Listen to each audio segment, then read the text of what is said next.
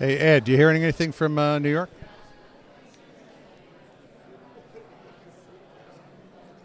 They said hello to me, but that's all. I'm not hearing program. Are they back in program? I'm not hearing any program. And I think they're back.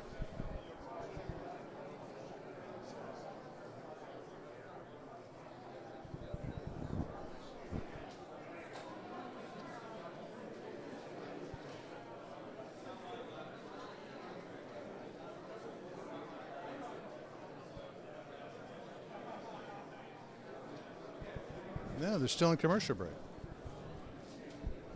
Well, wait a minute. They've been in commercial break for like 5 minutes?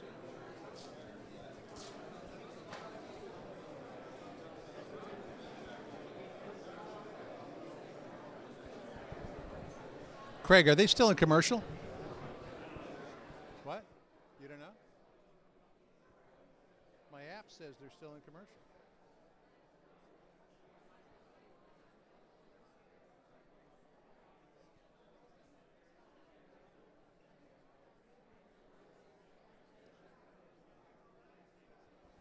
Hey, New York, it's Roberts. Can you hear me?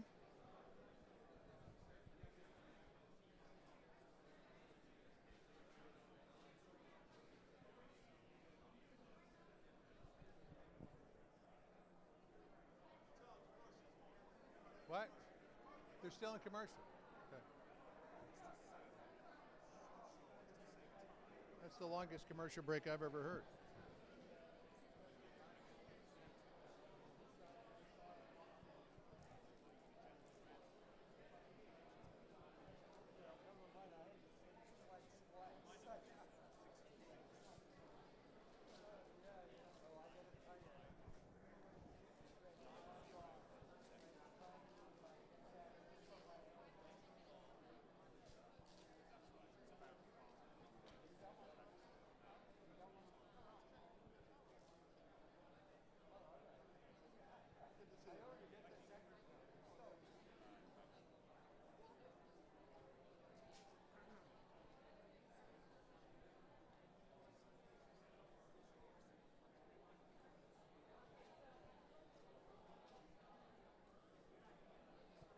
How long is this flipping commercial break?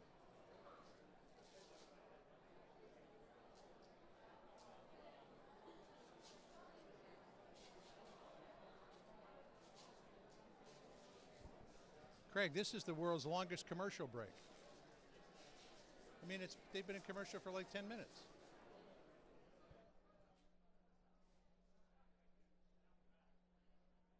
Okay, I'm not hearing program. Something, can you check with them? Because I am not hearing program.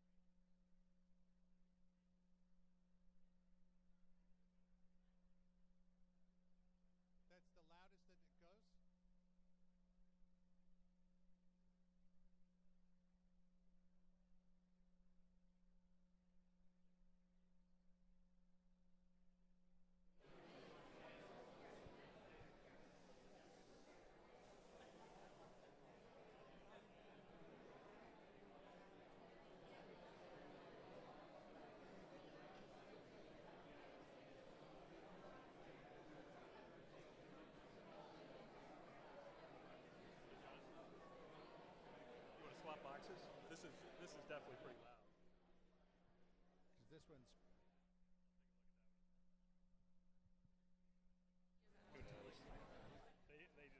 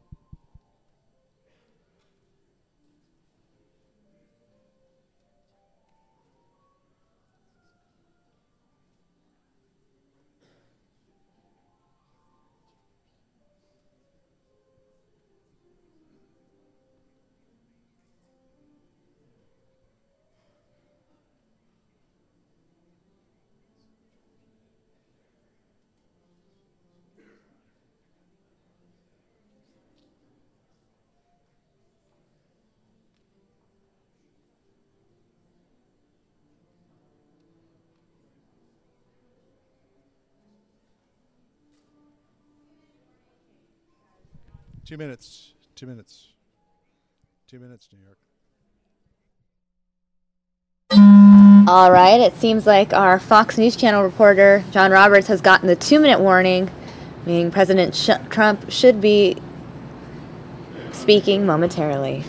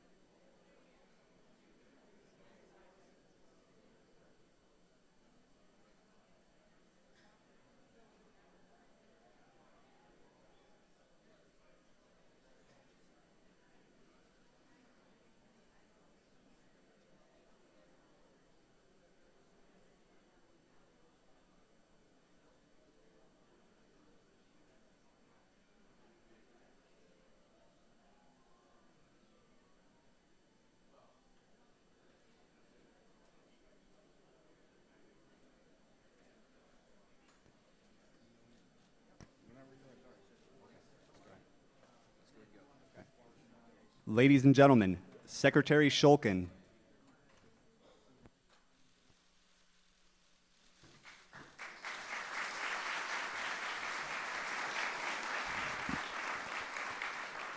Wow, it's a full house. That's great. On behalf of the President, I want to welcome everybody here today. I have the great privilege of introducing one of the nation's heroes.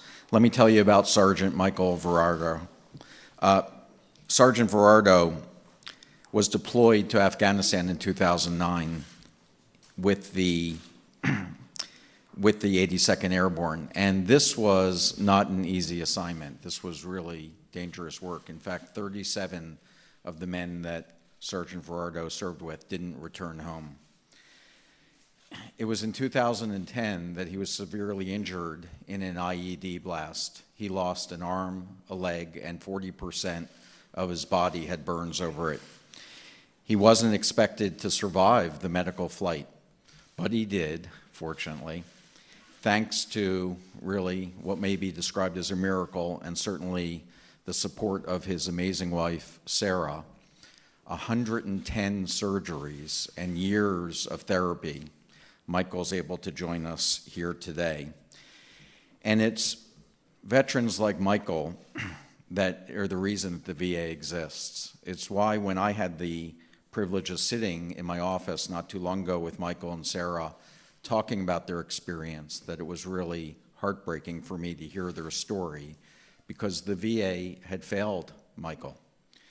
He had to jump through one bureaucratic hoop after another just to try to get the services that he deserved and he had earned.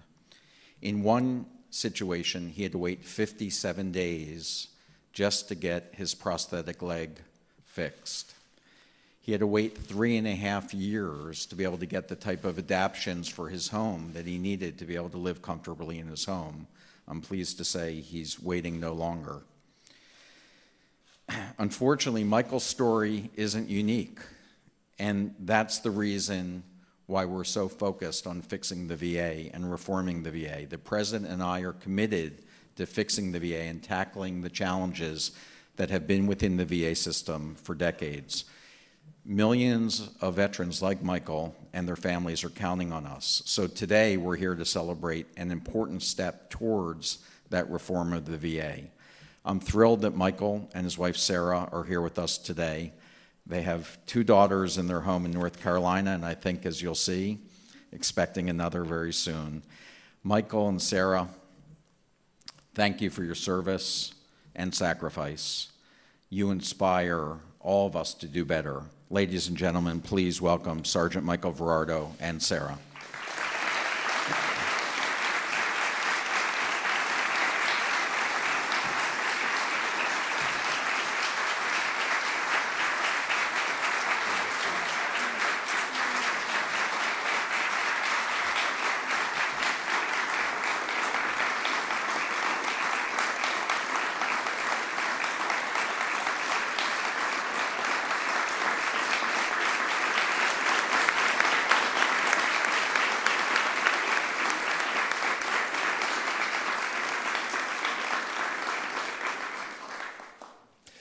I am truly honored and humbled to be speaking here today.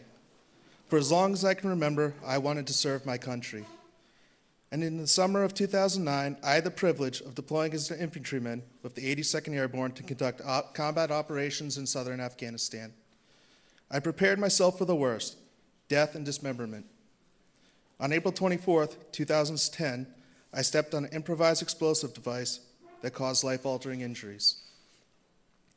My long road home has included over 100 surgeries and years of speech, visual, physical, and occupational therapies. I knew that such injuries were a risk of the enlistment that I made. What I was not prepared for was coming home to a broken VA system.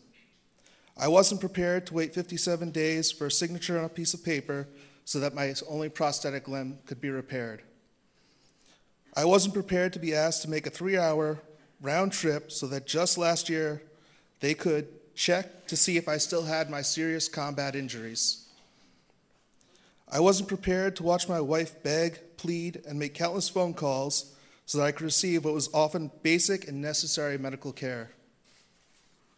But today is a new day, and this administration has fulfilled its promise that the veteran is empowered and the veteran is in charge of his or her own care. Under the previous administration, I waited over 3.5 years for required adaptive changes to be made so that I could safely reside in my own home. Under President Trump, with the assistance of Secretary Shulkin, these changes were made within weeks. Today, our President, Donald Trump, will sign this important bill into law that will ensure real accountability for our nation's veterans.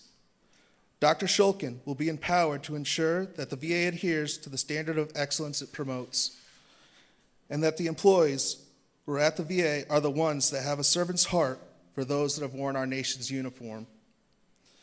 The most difficult part of my war injuries were coming home to such a broken system. Thank you, President Trump and Secretary Shulkin, for ensuring that we are not forgotten and that we will receive the care we need and deserve. Thank you.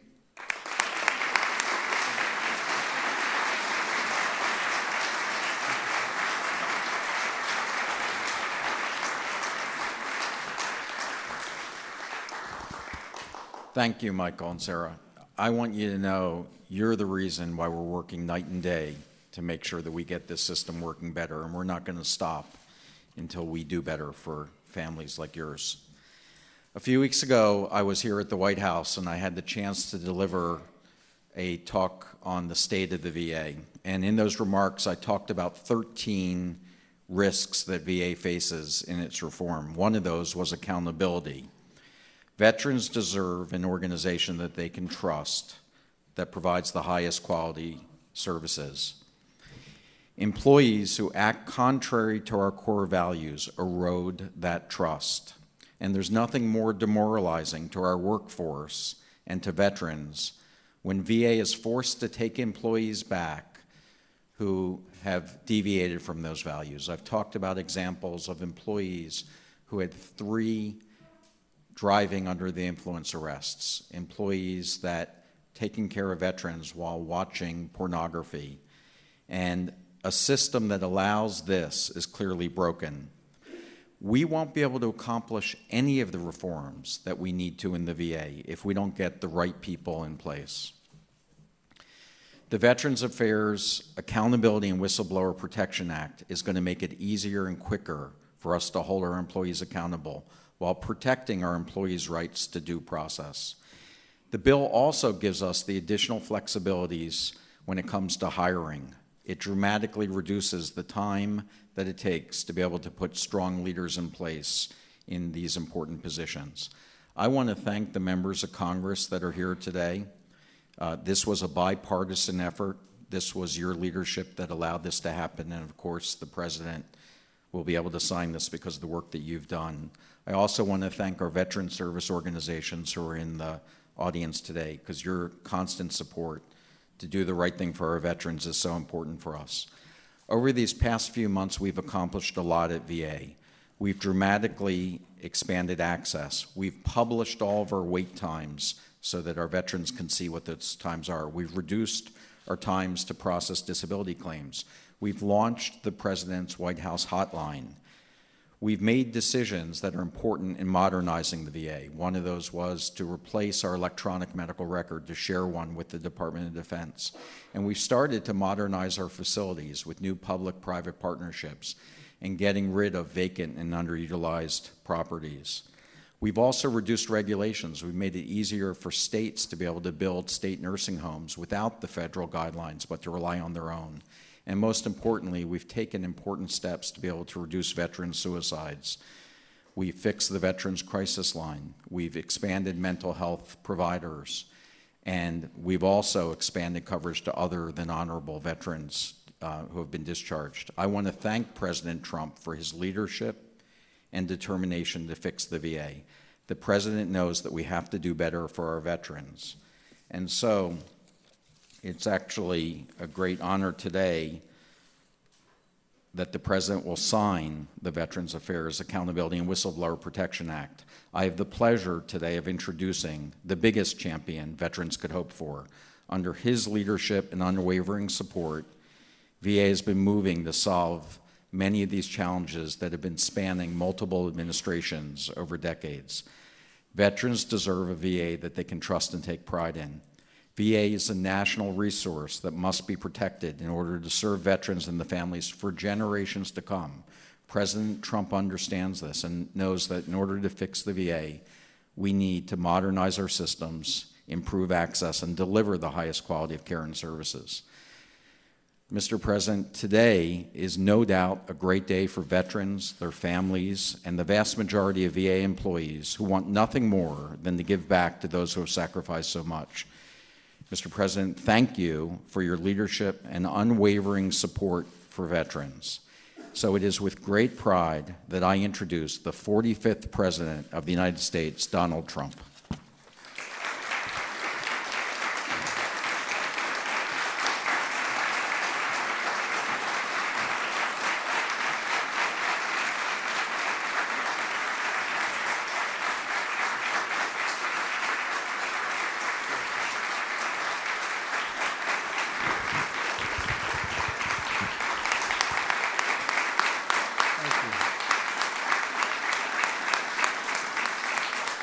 Thank you very much. Thank you. Thank you very much, everybody. That's really greatly appreciated. And thank you to Secretary Shulkin for that introduction and for your really tireless efforts, David, to protect those who have really been protecting all of us for so long. They're great, great people. And you know what I'm talking about, right? Congratulations. In just a short time, we've already achieved transformative change at the VA. And believe me, we're just getting started. We have so many people that have been so helpful right here in the room, and Tom and all my friends. It's been fantastic. The enthusiasm for the Veterans Administration and for making it right for our great veterans has been incredible. And I want to thank all of them. One of my greatest honors and joys during the presidential campaign was the time I spent going all across the country with our nation's really and truly incredible veterans. In their courage, their dignity, and their selfless sacrifice, they represent the very best of us. Our veterans have fulfilled their duty to this nation, and now we must fulfill our duty to them. So to every veteran who is here with us today, I just want to say two very simple words. Thank you. Thank you. Thank you.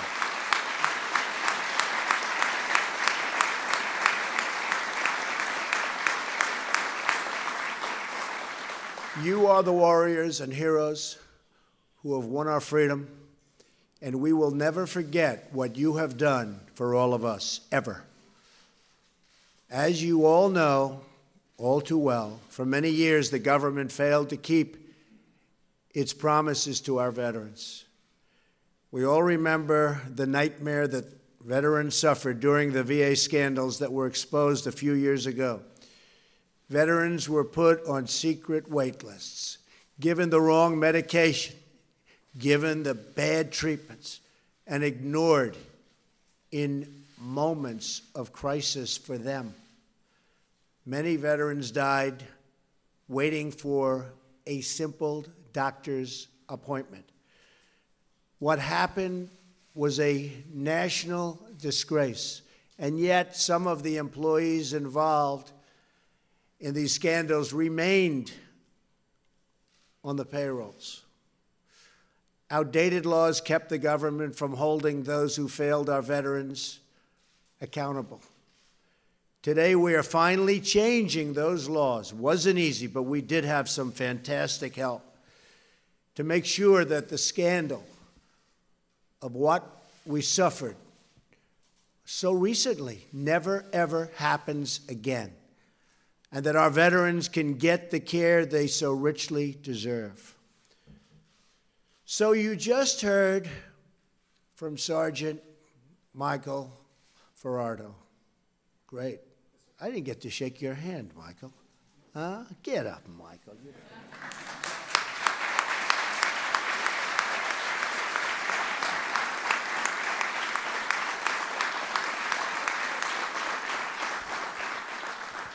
He gets up better than I do. Thank you, Michael. Michael lost 2 limbs in defending our country, and yet he had to wait 57 days to get his prosthetic leg repaired. It's a long time, Michael. And over 3.5 years for modifications to make his house more accessible. What happened to Michael is happening to many, but it's rarely happening under our leadership and David's leadership anymore. That I can tell you.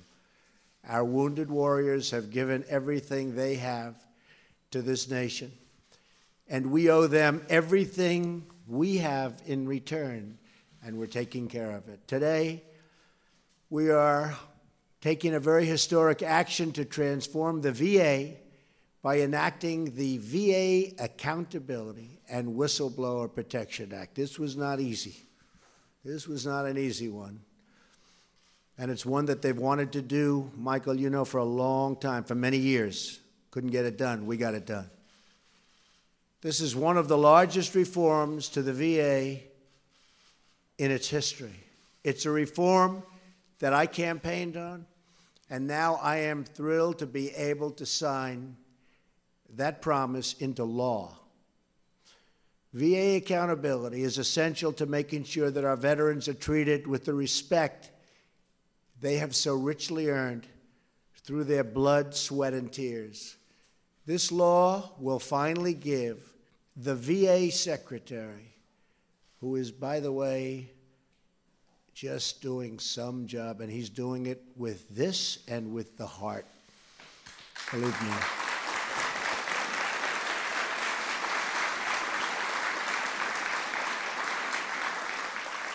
It gives the Secretary the authority to remove federal employees who fail and endanger our veterans, and to do so quickly and effectively. It's been a long time since you've heard those words. Those entrusted with the sacred duty of serving our veterans will be held accountable for the care they provide. It's a big statement. At the same time, this bill protects whistleblowers who do the right thing. We want to reward, cherish, and promote the many dedicated employees at the VA. This legislation also gives the VA Secretary the authority to appoint new medical directors at VA hospitals, something which was almost impossible to do in the past. And these are going to be talented, talented people. I applaud Chairman Phil Rowe and the members of Congress here with us today, which we have many, who fought so hard for this legislation. And I want them up here when I sign. And I just want to thank the members of Congress. They have been really dedicated to getting this done. It was not easy for them either. Thank you, thank you, thank you, everybody. Thank you, thank you, thank you. Our very sincere gratitude as well to the veteran service organizations who have joined us for this tremendous occasion and for everything they do for the veterans and for so long. They've been fighting for this and other things so long. And by the way, other things are happening. We've done a lot. This is a big one. We have a lot of good ones coming. I also want to express our appreciation for Secretary Shulkin, who is implementing the dramatic reform throughout the VA. It's got to be implemented. If it's not properly implemented, it will never mean the same thing, but I have no doubt it will be properly implemented. Right, David? Better be David.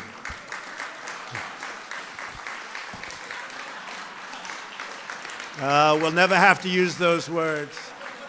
We'll never have to use those words on our David.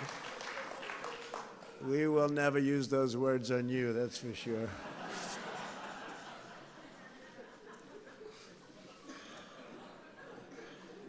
That one never fails, does it, Tom?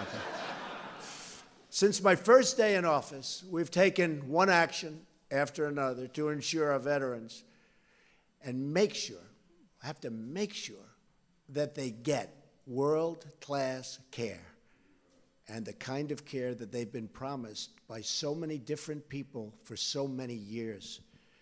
We've created a new Office of Accountability at the VA, which will empower and really has been empowered by this legislation. We've launched a new website that publishes wait times at every VA hospital.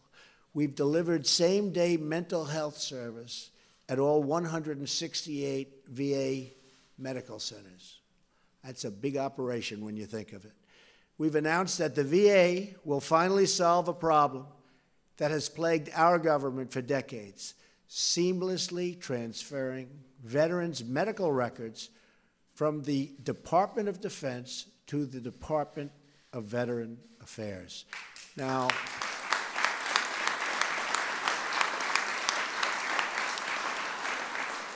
that doesn't sound like such a big deal.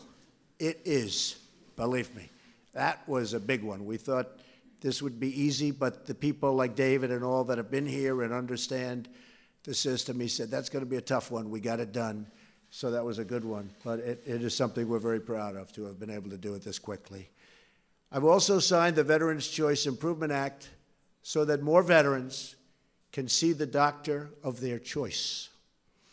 Already this year, using the Choice program, veterans have received nearly double the number of approvals to see the doctor of their choosing.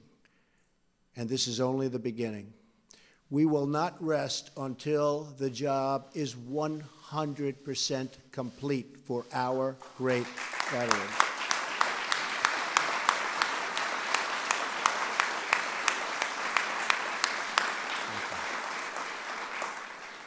We can all be inspired by the story of a retired Air Force veteran named Earl Morse, who served as a physician's assistant at the VA centers in Ohio and Indiana.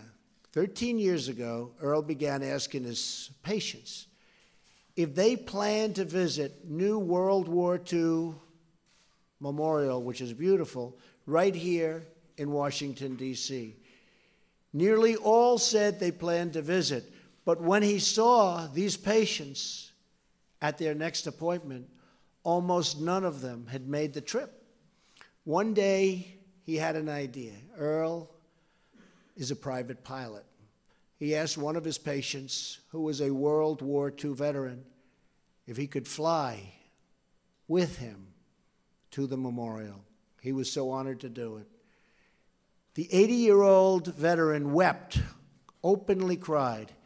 He never imagined he would see that beautiful monument to his service.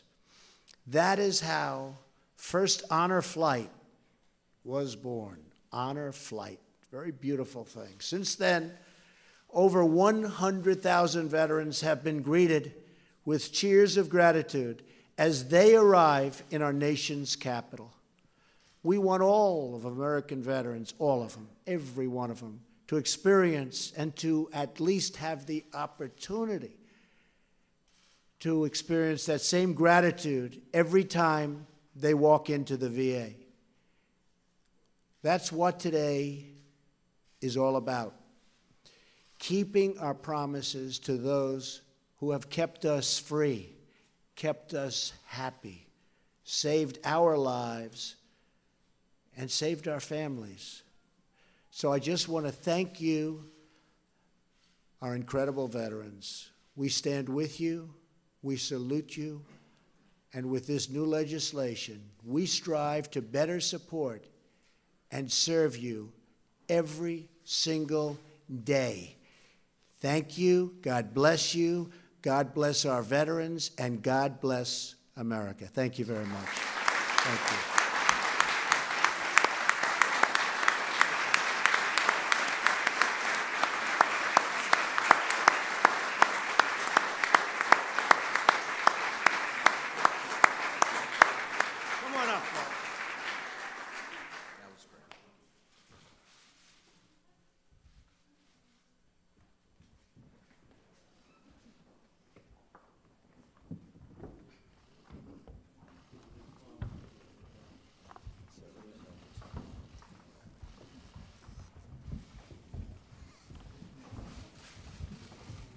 So this is something that we are all very proud to be signing. It's a tremendous honor for me. It's a tremendous honor for everybody on stage, and we're taking care of our veterans, and we're taking care of them properly. Thank you, David. Congratulations. Thank you again, Michael. Congratulations. Sarah. Thank you. Nice to see you.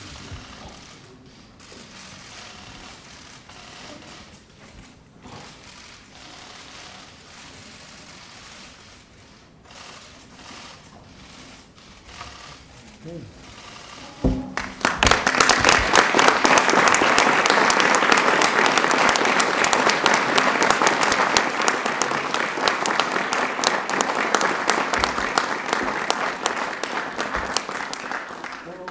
Tom and everybody, who should get this pen?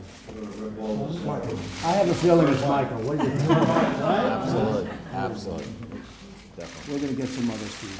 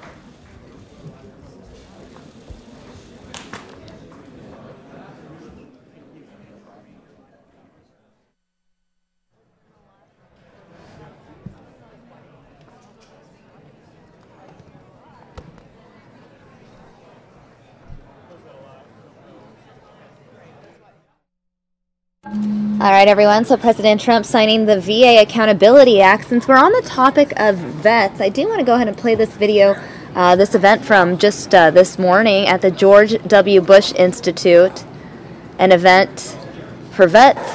We're going to watch it now.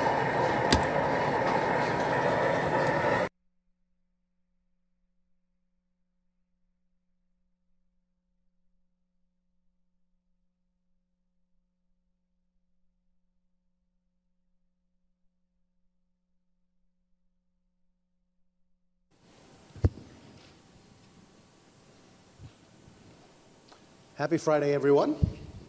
Welcome. Thanks for coming and joining us here at the U.S. Chamber of Commerce. As you heard, my name is Brian Bender. I'm the defense editor at Politico, and we're glad that you could join us here for Politico's first interview of the day here at the Bush Institute's Stand 2 National Veterans Convening. I will be moderating a one-on-one conversation with Secretary Shulkin to get some of the administration's views on veterans issues going forward. And later this afternoon, along with my colleague Kimberly Helfing, our senior education writer, we will also have a conversation with Congressman Tim Walz and Senator Boozman, both on the Veterans Affairs Committees, to get a congressional perspective.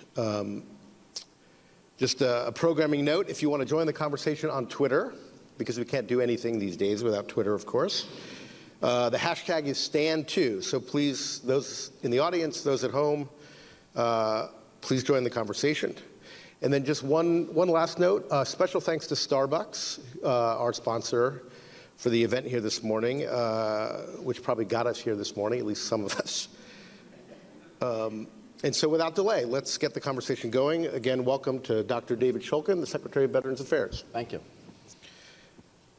Maybe we'll start out, Mr. Secretary, talking about an issue that a lot of people in the audience care about, and that is veterans' employment. For obvious reasons, the VA focuses a lot on providing health services to veterans. But could you tell us a little bit about your view, your objectives in using the VA and its convening power, its budget, to try and do a better job of connecting veterans to society, connecting them to meaningful jobs, as the president said? Should the VA be doing more in terms of programs, or should the VA be more of an integrator of what's already out there in the nonprofit world, et cetera? Well, you mentioned that a lot of VA's focus has been on healthcare, and we've been changing the way that we think about healthcare to focus not so much on disease, but on well-being. And when you think about the well-being of our veterans, you have to think about employment, because one of the things that we've learned is the most powerful predictor of outcome and success and well-being is meaningful fulfillment in life, and part of that is the ability to be able to give back and to work. And so a lot of our work recently has been in connecting veterans during this period of transition and finding meaningful ways for them to give back. As you know, we've prioritized veterans' homelessness, and we've made great progress. But if you don't connect people back with a way to sustainably maintain themselves, they fall back into homelessness. In many of our areas that we work in emotional health and the invisible wounds of war, as the president was talking about, it really is connecting people back in with work. So our vocational rehab programs are really important, and connecting with community organizations and being part of the community to get veterans connected with the right resources is really important. We're the U.S. Chamber of Commerce, and obviously a lot of those in the audience come from corporate America, some of those places that are doing a very good job already of hiring veterans. But can you talk a little bit about maybe some things the government can do to further incentivize companies, not just to hire veterans, but possibly tax credits, as some have suggested, for those who hire reservists who might get called up active duty, go off for some months, and basically companies now just have to kind of deal with that person not there. But are there things the government can do, that Congress can do, to incentivize corporate America to do more? Yeah. Well, I think the overall good news is, because of the work and so many of the people in this audience that are part of organizations, the secret is no longer a secret that veterans are really among the most preferred employees that corporations can hire. Veterans are terrific entrepreneurs. They're starting businesses and companies all over the place. Back after 2001, the unemployment rate among veterans was 10.7%, higher than the average population. Today, veteran employment is lower than the average population. It's 3.7%. And companies, frankly, are struggling to find enough veterans to hire. You know, through the Hiring Our Heroes program, 1,536 companies have committed to hiring over 1 million veterans.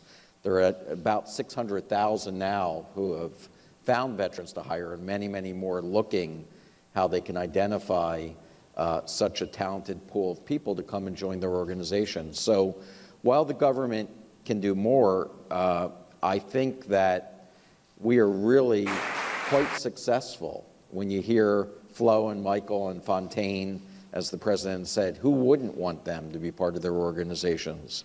And so I think that we found the successful recipe here. It really is to connect people, to do work like the Bush Institute's doing, to provide leadership skills, to be able to make those connections. Our younger veteran service groups are providing those types of skills. So I think we've really found something that's working already.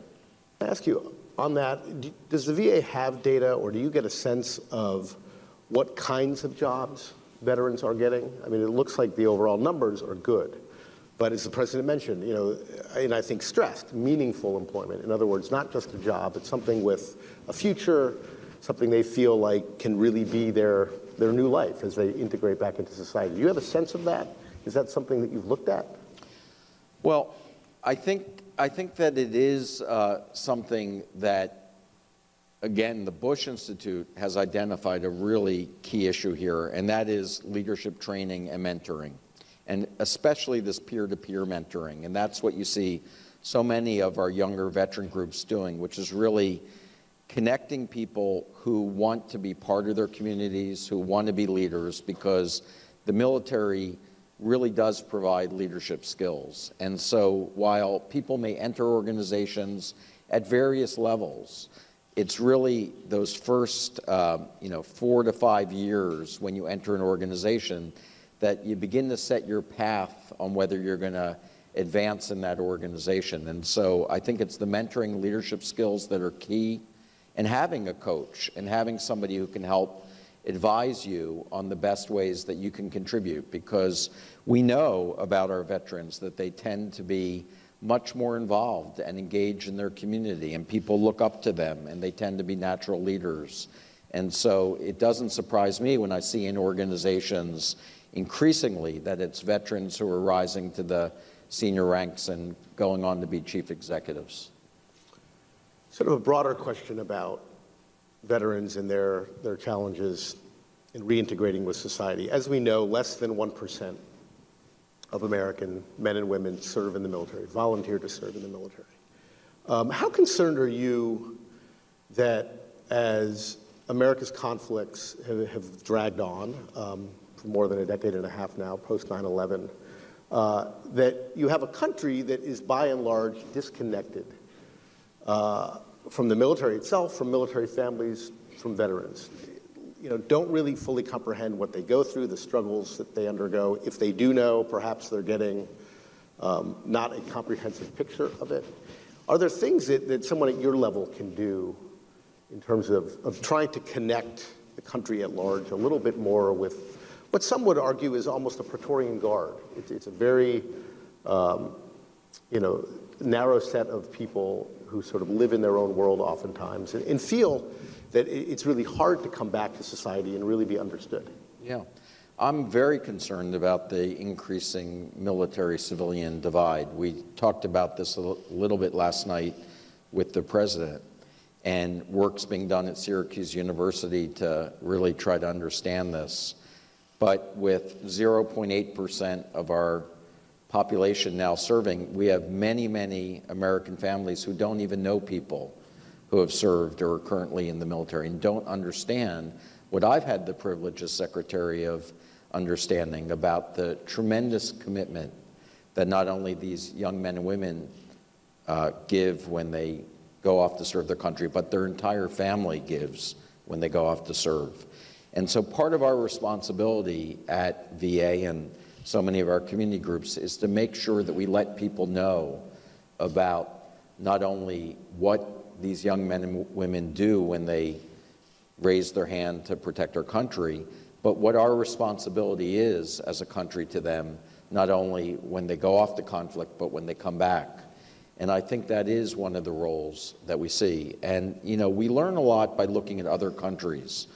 When you take a look at countries, and I'm thinking, in particular where everybody in the country serves, like a country like Israel, you do not see so many of the problems when people come back with emotional or invisible wounds of war, because everybody around them understands. So they have a built-in network where most families have somebody who serves, so that the community understands. And I think what happens here is people return, and except for fellow veterans, most people around them in work and in their life don't understand what they're going through. So I think that we have to do a much better job of getting people in the country to understand how they can support our veterans when they return. Maybe we can switch gears a little bit and talk about what you probably know best, which is health, which is a huge role that the VA plays.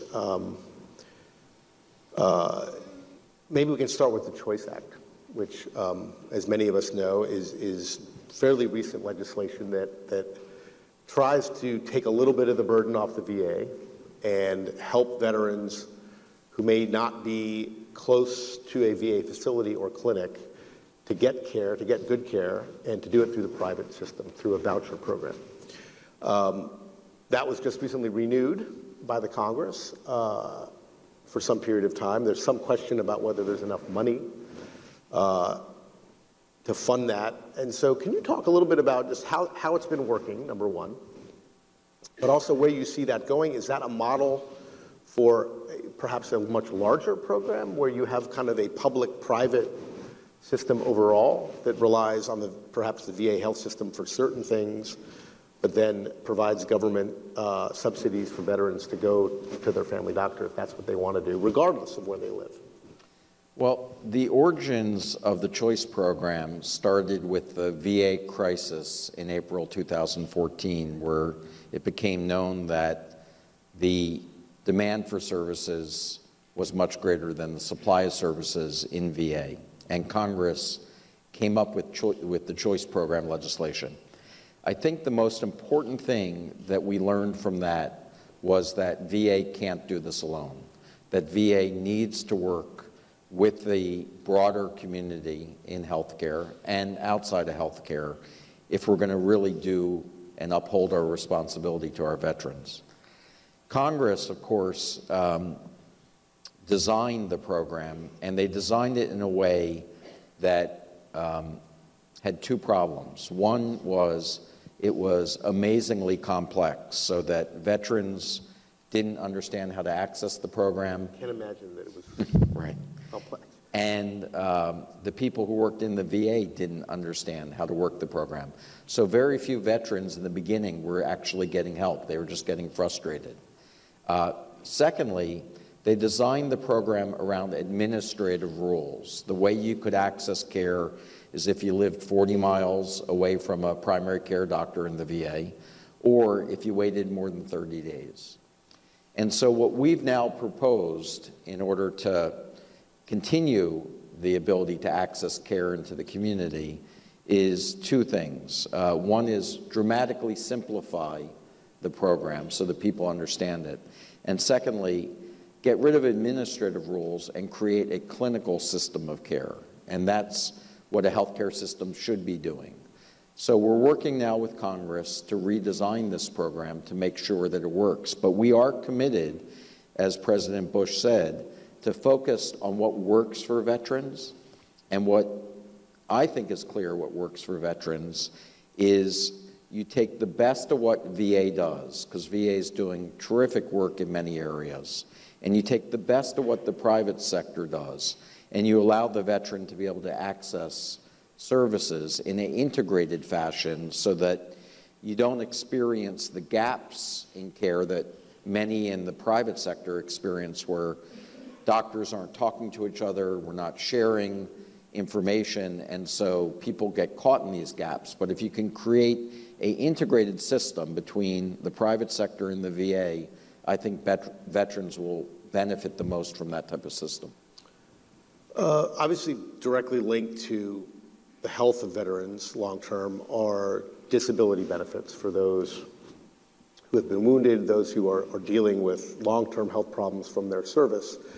But the disability system as it's structured, as I understand it, has not been changed very much at all for decades, really. So I'm wondering if that is an issue that you've started to look at as well. In other words, we live in an era where a veteran who might have, God forbid, lost a limb or had a lifelong injury like that could still be fully employed in a digital economy. Could still live a full life in a way perhaps that a generation or two ago a veteran could not. Does that beg the question of, well, is our disability system, the payment structure, the compensation structure, is it up to date enough? And should it include new things, wellness programs, for example, that try to help veterans longer term live a fuller life as opposed to just writing them a check? Yeah. One of the challenges that I faced coming into government from the private sector, not getting an education in Washington, is the challenge that it is to suggest new ideas that may potentially be viewed as a takeaway from current benefits. That's extremely hard to do in Washington. So I think you have to start with that everybody recognizes that we have a responsibility as a country to provide and to be able to supplement resources for veterans that were harmed or injured during their time of duty. And I don't think anybody's suggesting that we take away our commitment to that. But to suggest that there's not a better way to do things, I think is also wrong. And so I believe our current disability system that is designed from 50, 60, 70 years ago, I would suggest that it's not sustainable, and it may not be achieving the results of well-being for our veterans. Our system incentivizes disability when our system should be incentivizing health and well-being. And so I do believe that we do need to begin to start having a discussion and a dialogue, not so much about withdrawing our commitment, but how can we essentially enhance the outcomes of our system to help people. And this is going to be a very difficult discussion to have, because this is one that I worry that, if not done well, could become politicized. Imagine that. But, VA has really done a great job in keeping itself in a bipartisan dialogue. And I am committed to making sure that VA and veterans don't become part of the political discussion, but more part of how do we do what we do better? How do we accomplish our mission better? So I think that rethinking how we could approach disability is a key topic that's going to be very important in the future years.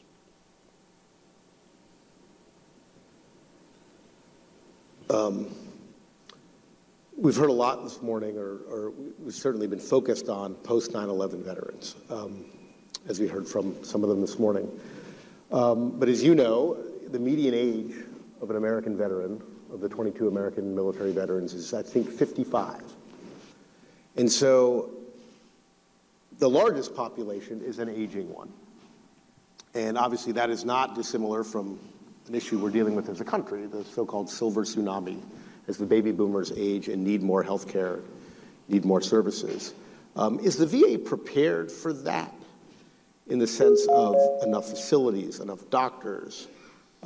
Because it seems like we're entering a period where for the next 20, 30 years, the Vietnam era veterans, Cold War era veterans are really going to be a strain on the system. And you don't hear a whole lot about that. Or it doesn't seem to me that there's a laser-like focus on that issue. Are we prepared? What are we doing? What do we need to be doing more of? Yeah. I think you're exactly right. First of all, the VA tends to see issues in American healthcare before the rest of the healthcare system sees it. And it's exactly what we are seeing now. The crisis in 2014, many people related directly to our returning younger veterans, but in actuality, most of our demand was our Vietnam veterans growing older and requiring more services. And so while the number of veterans is projected to actually decline in the next 20 to 30 years, pending a new major conflict, our demand for services actually is expected to go up. And so our focus is on how do we prepare to meet that demand. I think one could traditionally think of that as building more hospitals and capabilities in medicine and more long-term care facilities. But as you know, healthcare is changing and the models of care are changing. And so we're looking at how do we actually help people remain in their homes? How do we help them stay healthy and avoid the need for complex care that it takes place in hospitals and institutions? So we're increasingly trying to change our medical model and rely more upon technologies like telehealth and technologies that can help people maintain their normal environments in their home environments. And we're looking at how do we support structures like caregivers. And right now, legislatively, VA is able to provide caregivers to post-9/11 veterans, which is a terrific program that we have. But what we want to do is expand that so that we can provide caregiver support to those that are older, because if we can keep people healthy and safe at home, that's really the environment that they want to be in and we want them to be in. And it's also a cost-effective solution. So we're doing a number of things in our approach to the growing age of our veteran population. And I think that you're going to see new advances coming out as we begin to look at tools that will help our veterans stay healthy at home. One last question on veterans' health, and of course all of this is connected with employment and reintegrating into society in a meaningful way, finding a new life. A little bit of a controversial question, but as I know you're aware, the American Legion, one of the oldest, or certainly largest veterans organizations, not necessarily representative of the 9/11 generation, has been appealing to President Trump to reclassify, or at least consider reclassifying cannabis, marijuana, so that the federal government could study its potential therapeutic properties for PTS. and I'm going to start calling it PTS, not PTSD. And as I said, a controversial issue.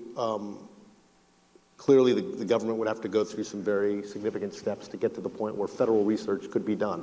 But you yourself said you think the VA needs to do what works. And we don't really know. Thank you.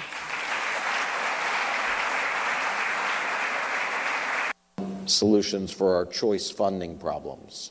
And the good news is that we're getting more veterans than ever getting care that they need out in the community and in the VA, but that has actually accelerated our spend rate in the choice program. So we're looking for some help there, and we're looking for legislation that will make the choice program work even better for veterans in the future, like we were talking about.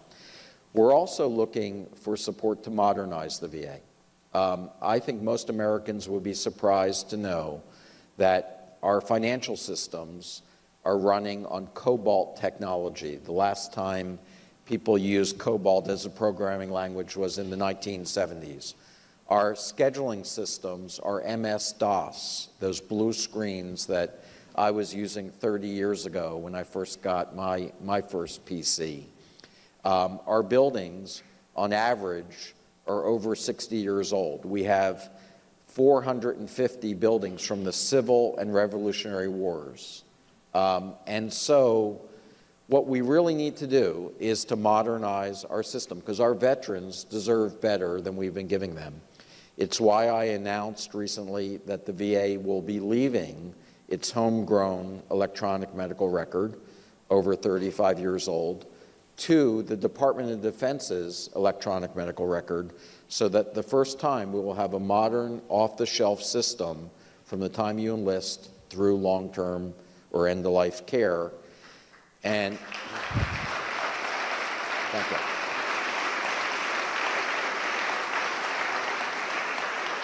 And we need Congress to step up and support those types of initiatives. These aren't cheap, but in the long run, this is when you send somebody off to war or to conflict, you have already committed to a lifetime of responsibility. And this is part of our country's responsibility, and not making these investments is simply not responsible. Last question before I think we're out of time. Is there a capital improvement plan in the works at the VA? In other words, what does this cost, and how do we as a country pay for it? The VA has, for years, not gotten the types of resources that it's needed. So we have a $50 billion capital deficit. And that simply can't be addressed overnight.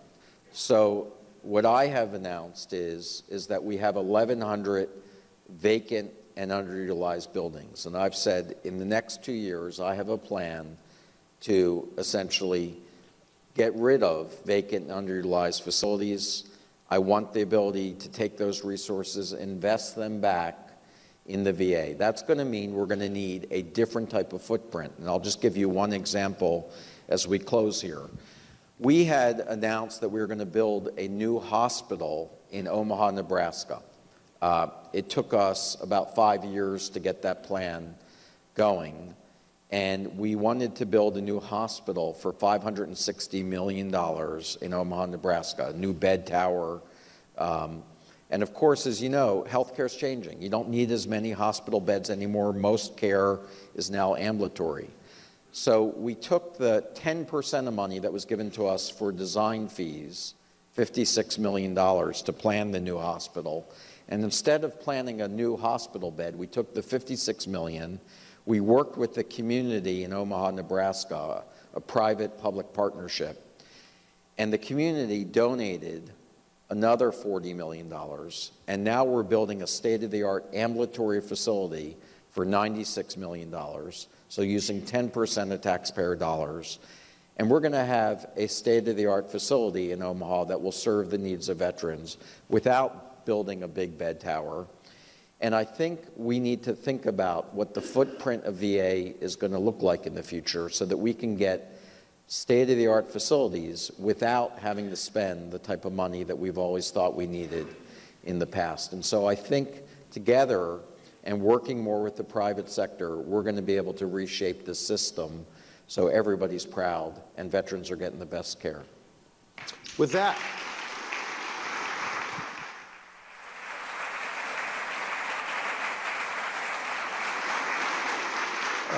again, special thanks to you, Mr. Secretary, for joining us. That wraps it up, and we all wish you good luck getting Congress to close 1,100 facilities around the country.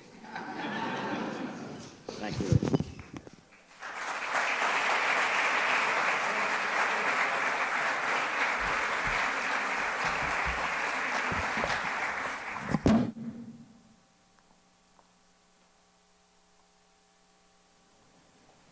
Ladies and gentlemen, please welcome Mrs. Laura Bush.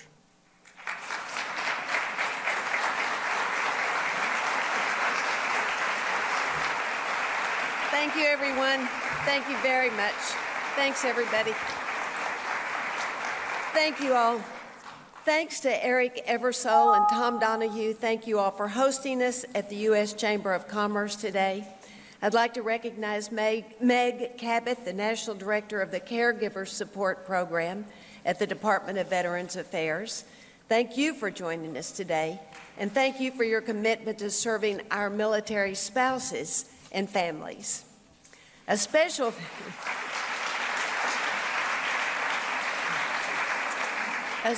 thanks to Walmart and to the Boeing Company. Thank you for your generous support of the veteran community, and thank you for sponsoring the Bush Institute's Stand 2. And to all the veterans and active military here today, thank you for your selfless service to our country. As many of the servicemen and women gathered here today know, you aren't the only members of your family who serve. Your spouses serve as well.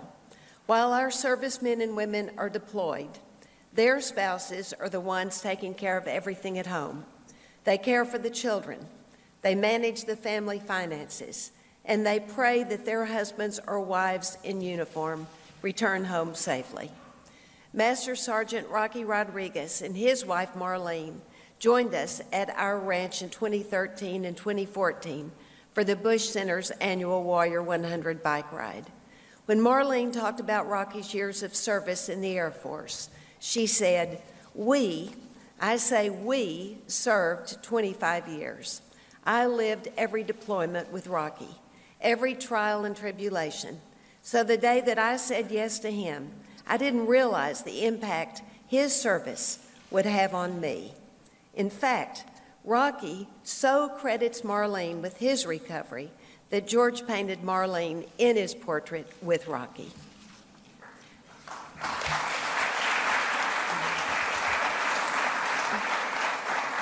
That's why it's so important to make sure that while our servicemen and women receive the support they need when they come home, that we care for their spouses and families too.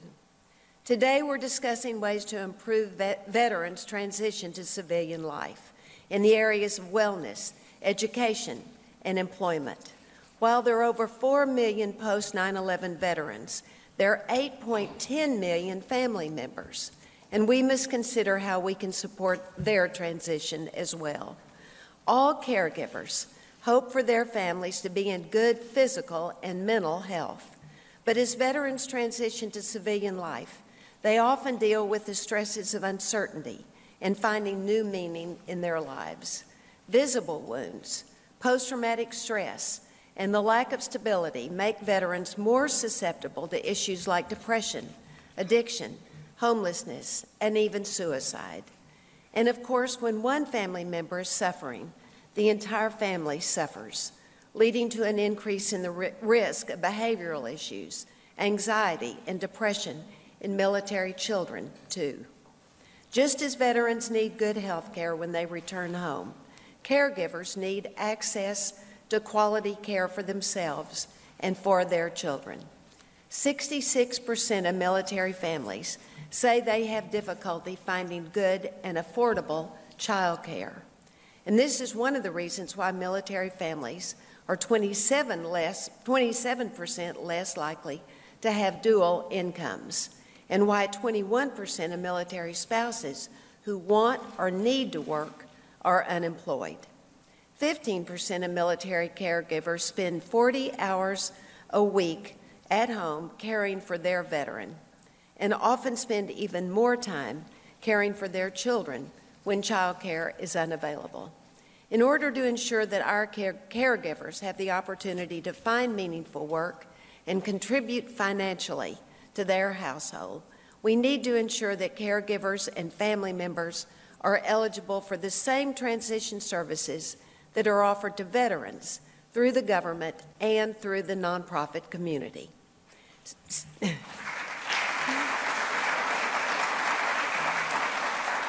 Stephen Schwab is here today representing the Elizabeth Dole Foundation.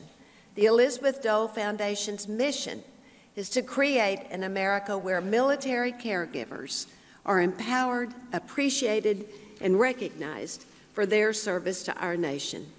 Through their Hidden Heroes caregiving community, caregivers around the country can access a digital forum where they can find emotional support for themselves and their families, and where they can learn from other caregivers, and where they can discover resources and programs that are available in their own communities.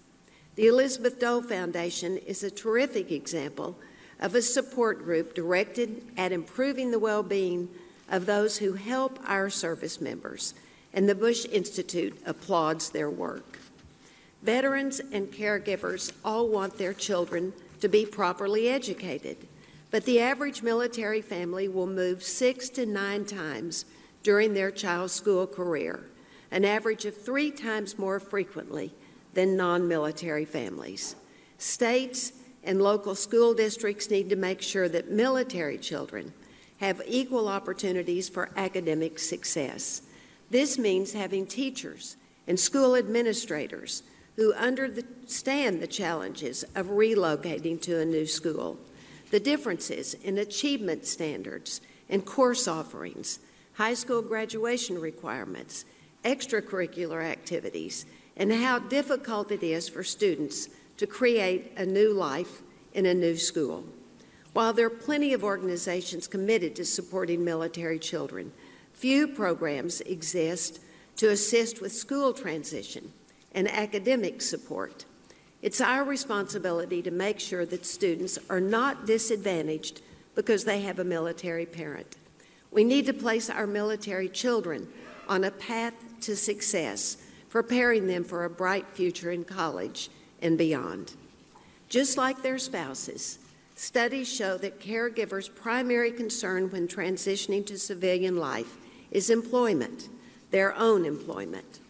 Military spouses often spend their marriage moving their family around the country and around the world. On average, military families move to a community every 2 to 3 years, making it hard to keep a job. This displacement causes periods of unemployment and a weak professional network. Most military families need 2 incomes, and too many are forced to live paycheck to paycheck.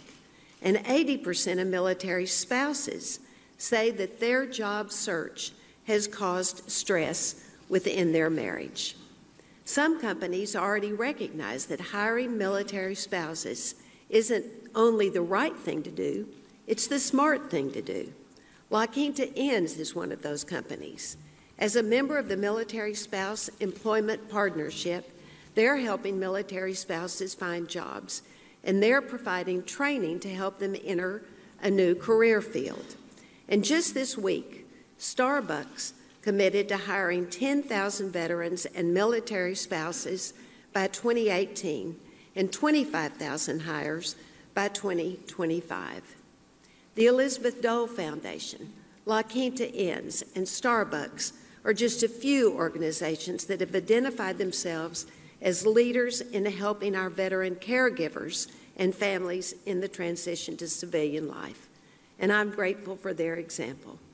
I want to thank the other 70-plus organizations recognized here today, government agencies, business, nonprofits, academia, and philanthropy. Thanks to you for your commitment to our veterans and their families.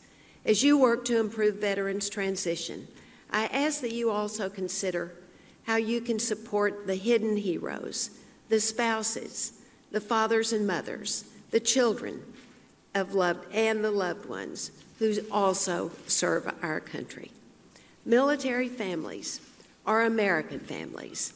They have the same priorities to create a nurturing home, to take care of their loved ones, to find a strong education for their children, and to be financially secure. And they do so with more difficulties and obstacles. I'm reminded of the old line that the dancer Ginger Rogers did. She did everything that the great Fred Astaire did, except that she did it backwards and in high heels. Our military is the strength of our nation, and our service members are the strength of our military, and our caregivers are the strength of our veterans and wounded warriors. Their devotion to our men and women in uniform and their commitment to their marriage, to their family, and to our country is an inspiration to us all. Thank you all, and God bless you.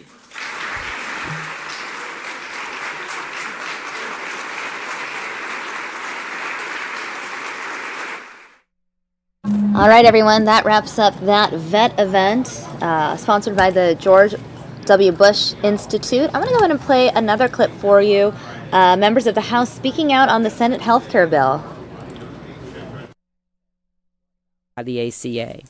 Tragically, Republicans are working overtime to undo that progress. Instead of making advances in health care and health outcomes, they want to send us back to the days when families went bankrupt trying to pay medical bills. Or worse, back to the days where people didn't see a doctor because it was too expensive and died from a preventable and/or treatable disease.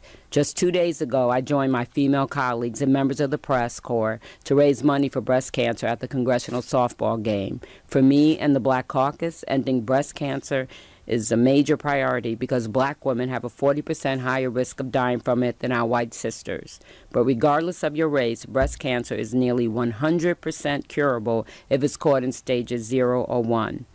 Yet, they are taking away people's health insurance and funding to Planned Parenthood. This means that more women, and even more black women, will needlessly die from breast cancer.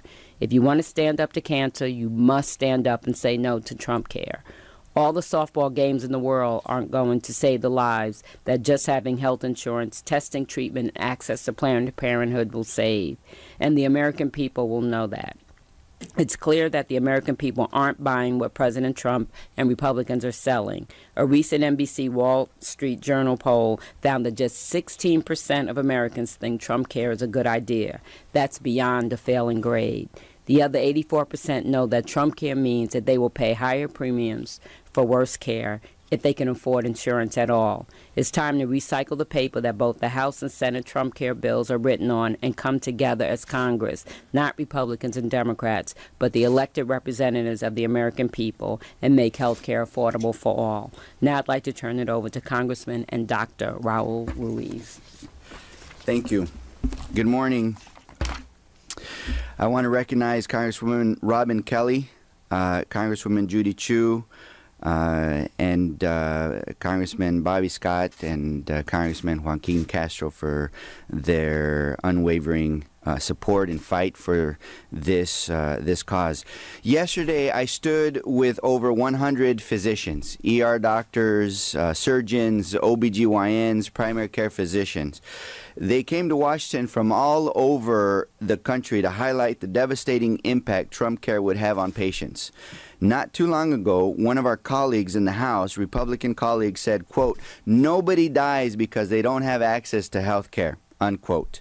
Physicians like me know firsthand that that statement is false, because physicians like me have seen people die because they didn't have access to health care.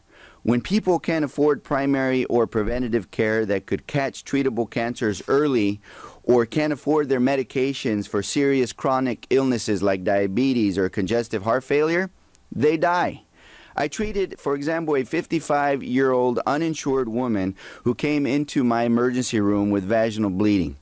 We stopped the bleeding and diagnosed her, unfortunately, with advanced cervical cancer. She didn't have health insurance and she didn't have access to care, so she had never had a regular pap smear that could have detected the cancer early. 6 months later, despite chemotherapy, her cancer was too advanced and she died. Make no mistake, Trump care means millions more will be uninsured without access to care, causing thousands to die. That's not a political statement. That's a medical fact. I know because I have seen it. Trump care isn't just quote unquote mean, it's cruel and deadly. Every patient I see in the emergency department asks me two questions. Doc, am I going to be okay? And Doc, how much is this going to cost me? The answer to the second question always comes back to one fundamental thing: healthcare coverage that saves lives. And that's what's at stake in this debate. The millions of people who are at risk of losing their health insurance and essential health coverage. As a doctor, I took an oath to do no harm. And I urge all representatives, all senators, everybody in the administration to take that same oath to do no harm. Instead of ripping health coverage from millions of Americans and doing real harm, let's work together to continue improving health care for everyone. Thank you. And at this point, I would like to turn the time to Congresswoman Judy Chu, Chair of the Congressional Asian and Pacific American Caucus. Thank you, Congressmember Raul Ruiz, and I thank Congressmember Robin Kelly for putting this together, and also Congressmembers Bobby Scott and Joaquin Castro for being here to join together and making a statement about the Senate Republican health bill. They finally revealed their plans to the American people yesterday, and it's no wonder they didn't want to hold any hearings, markups, or even open this bill up for debate or any comment, because it's just as mean as the House bill. The Senate's version of Trump care is yet another example of a massive tax cut for the wealthy, paid for by cutting health care for ordinary Americans. And while we await a CBO score, we know that by rolling back the Medicaid expansion, this bill will leave millions of people without health insurance. It's also less generous in terms of tax credits, so the people who have the most to lose will be the ones to see their costs skyrocket. Whether it's 10 million or 23 million, we cannot fix our healthcare system by forcing people to lose health coverage. As chair of the Congressional Asian Pacific American Caucus, I am disturbed by the ways in which Trump care will harm everybody, and Asian Pacific Islanders are amongst them. First of all, the ACA has done so much for Asian Pacific Islanders. The uninsured rate for AAPIs have been cut nearly in half since the passage of the law. And health centers that serve predominantly AAPI patients have been able to thrive. But this bill will cut Medicaid even further, and these centers will be hard hit.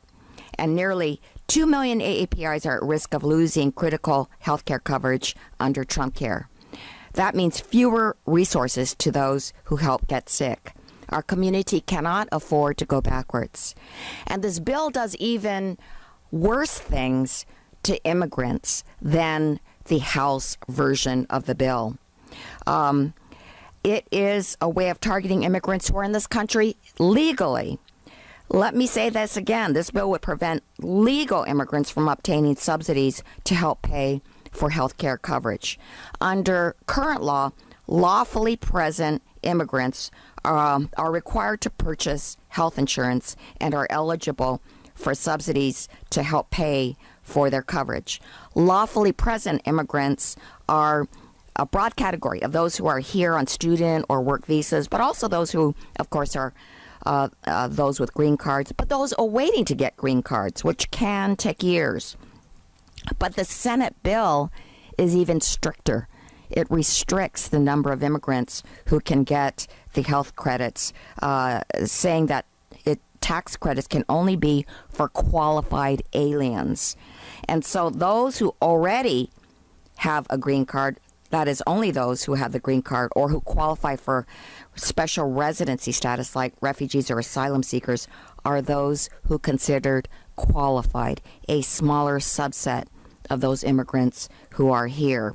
With this small change in language, the Senate bill excludes legal immigrants who work here and study here and are legally able to afford health care. So this bill goes after everyone. Immigrants, AAPIs, so many people of color, and it creates an age tax and lets insurance companies target older Americans 5 times more for the coverage than young people. And it allows states to roll back the essential health benefits that cover such essential things like hospitalization, prescription drugs, and maternity care, emergency services, or mental health services. So if you eliminate all of that, what is left? Terrible coverage, and in fact, worthless coverage. So I call on my Senate colleagues to oppose this destructive bill for the harmful impact it will have on all Americans. Thank you. And now I would like to introduce my colleague, who is the ranking member of the Education and Workforce Committee, and also the Civil Rights Chair of our KPAC task force, and that is Congressmember Bobby Scott. Thank you. And as ranking member of the Committee on Education and Workforce, I'm one of the members leading the Democratic caucus in terms of health care policy. I want to thank our colleagues for their comments and just add a couple of points. One, I think it's important to note the nature of the debate, and it's debating fraudulent technique that's being used to try to promote these new bills. The fraudulent technique is, first, we have a bill. If you don't like the status quo, therefore you have to support the bill, without any discussion on how the bill actually improves anything. And every time they get asked about what's in the bill, we have to do something. Well, if the something is worse than what you have, that's not a good idea. And so they have to be called on exactly who benefits. We know the costs will go up, we know the policies will be worse, and we know fewer people are going to be insured if either the House or the Senate bill pass. And so we should not let those who are promoting these bills get away with just saying, if there are problems with health care generally, therefore we have to do something and promote a bill, either one of the bills. There's a fundamental fact of arithmetic. If you have massive tax cuts, take money off the table, you will insure fewer people. You will have fewer support for those that can get insurance. And also, they have in the Senate plan no mandates. We know that if you allow people to wait until they get sick before they buy insurance, they will wait until they get sick before they buy insurance. Every time this is tried, the program collapses. In Washington State, it took them 3 years to the point when nobody could buy insurance. New York, when the Affordable Care Act came in and the individual market, the premiums went down more than 50%. And so we know that if you have no mandates, you really don't have a plan. And finally, where there are difficulties in finding insurance, according to the CBO report just a few weeks ago on the House plan, it said that the market was stable. If there are problems getting insurance, it is because the Republican administration has sabotaged the Affordable Care Act. That is, they have questioned the mandates, they have questioned the insurance payments, and with the uncertainty, insurance companies have decided in some areas to back out. When one company came out of Virginia, they pointed to the uncertainty in the enforcement of the law as the reason they were pulling out of Virginia. And so you can't sabotage the plan and then complain that insurance companies aren't going to be there. Robin. We'll take questions now, if you have any.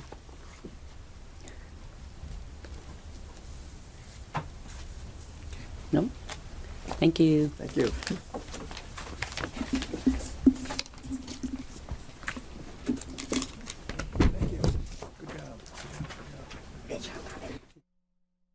All right, everyone, we're going to cut out of this and take you to live aerials from Minneapolis, Minnesota. We're hearing reports of an active shooter situation in Minneapolis. We don't have any additional information, but these are live pictures coming in from our sister station there in Minnesota. We're going to work to get you guys more details on this active shooter situation there.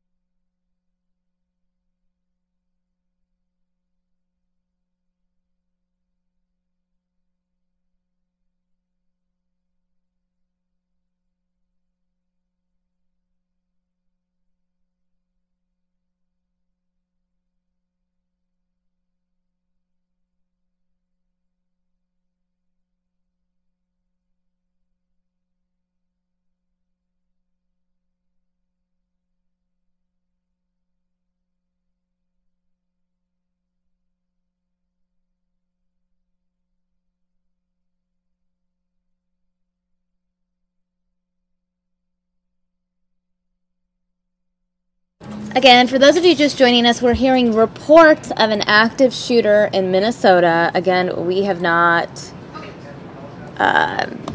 confirmed it at this point, but we were told that there was an active shooter in Minneapolis. We're working to get you guys more information here on News Now.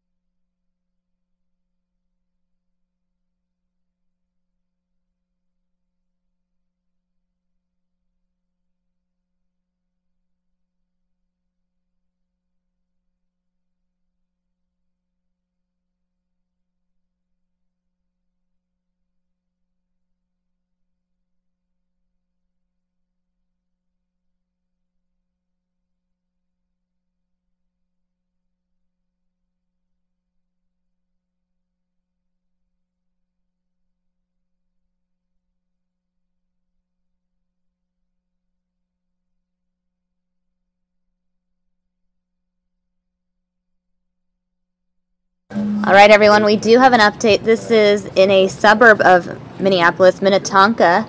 We also know that the shooting suspect is in custody. These are live aerials coming in from Minnesota.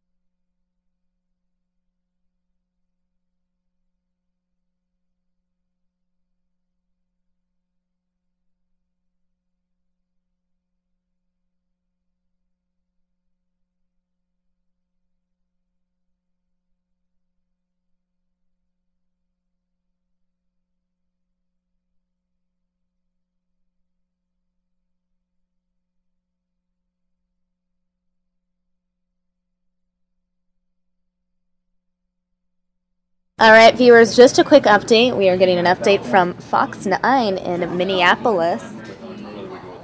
We are being told one, maybe two people shot and one person in custody. One, possibly two people shot and a suspect in custody. We'll continue to monitor this scene from the Minneapolis suburb of Minnetonka.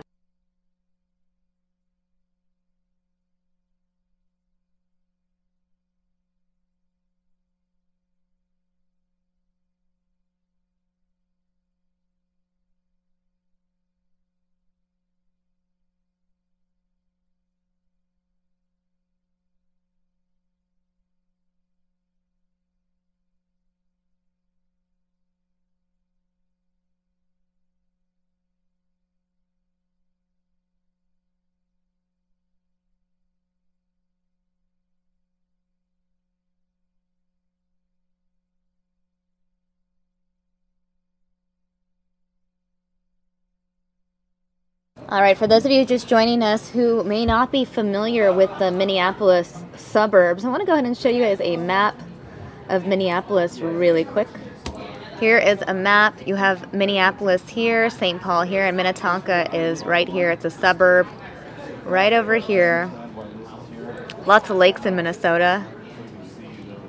Minnetonka, not too far from Chanhassen. That's where Prince lived, and that is where the artist Prince passed away. So Minnetonka is this area right here, and this is where that shooting took place. Again, we are learning that the shooting suspect is in custody, and one, possibly two people shot, according to our Fox station in Minnesota.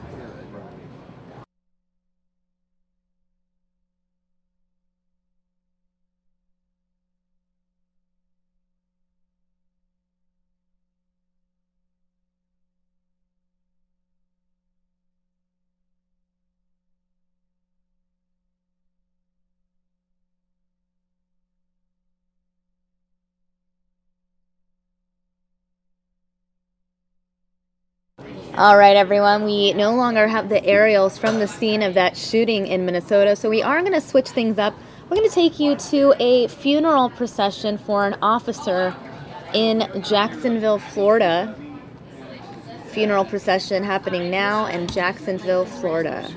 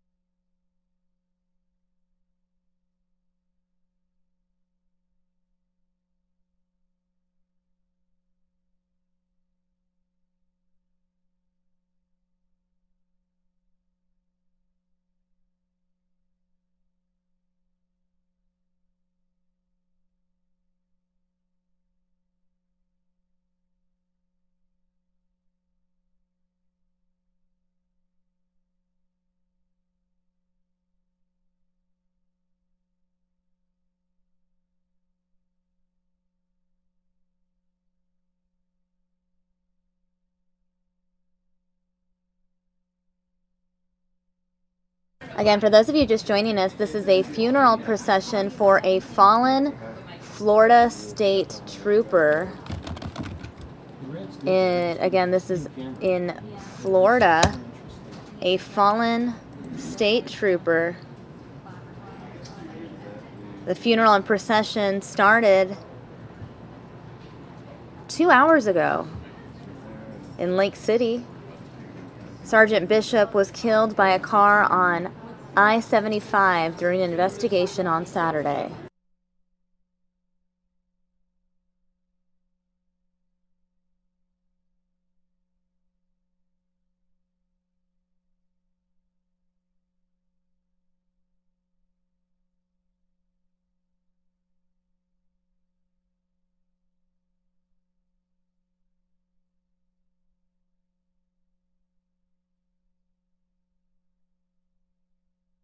Attorney General Pam Bondi described Sergeant William Bishop as a trooper's trooper. Again, this is a funeral procession for the fallen Florida state trooper. I'm going to go ahead and put a picture of the trooper in the corner of your screen.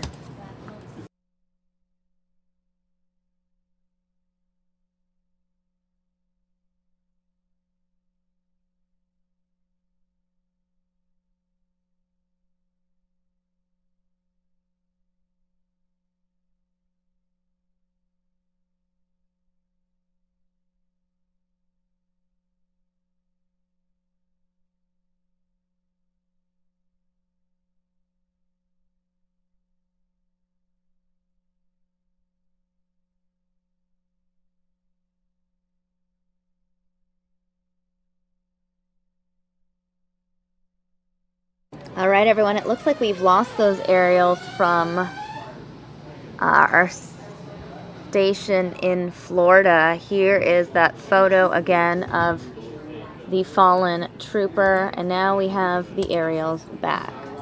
Again, we are looking at live pictures coming in of this funeral procession. An officer killed Saturday night in a crash on I-75.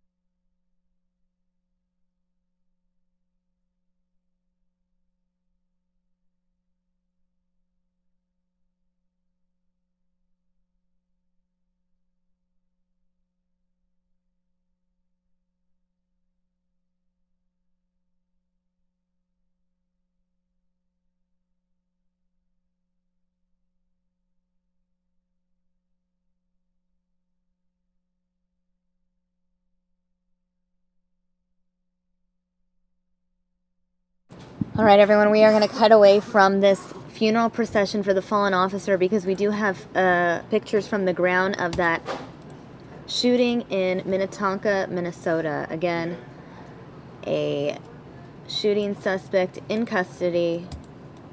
These are live pictures from the ground, except, no, wait, they just changed the feed to a Mike Pence event. Here are those pictures from the ground.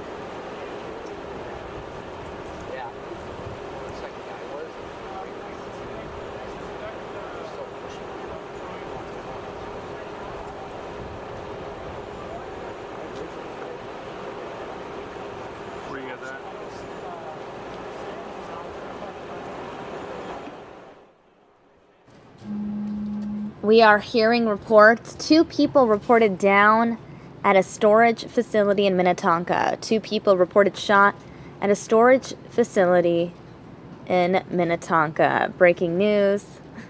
These are live images coming in from that public storage unit.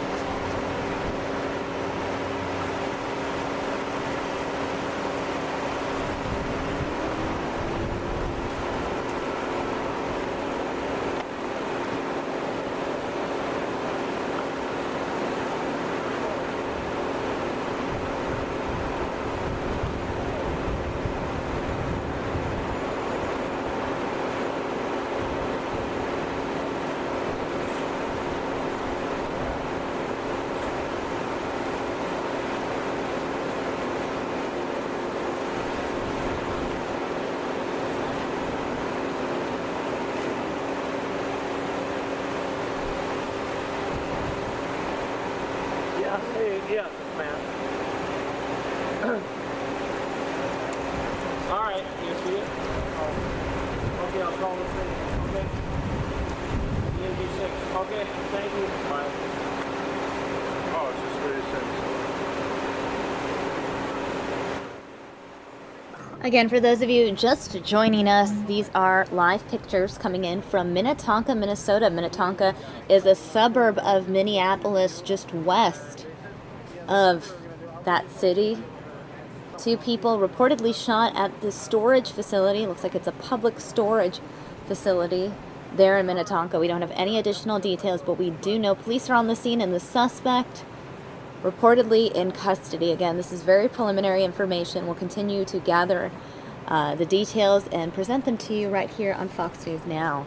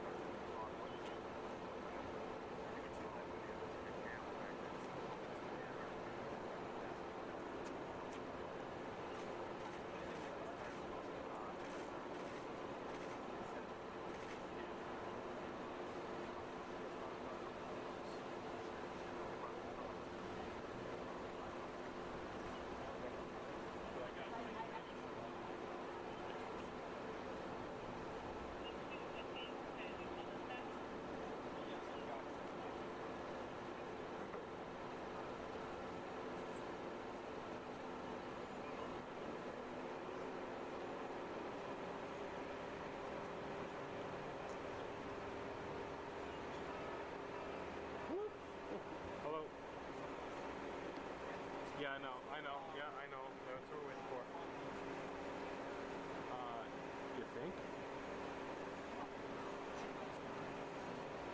Huh. Hey, did you, are we streaming this right now? Alright, bye.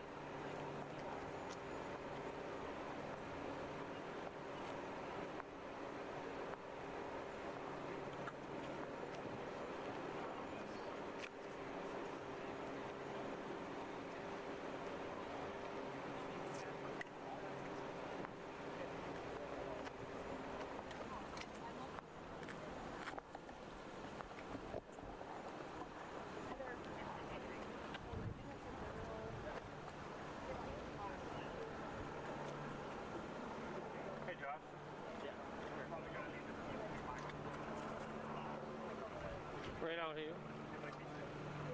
Oh.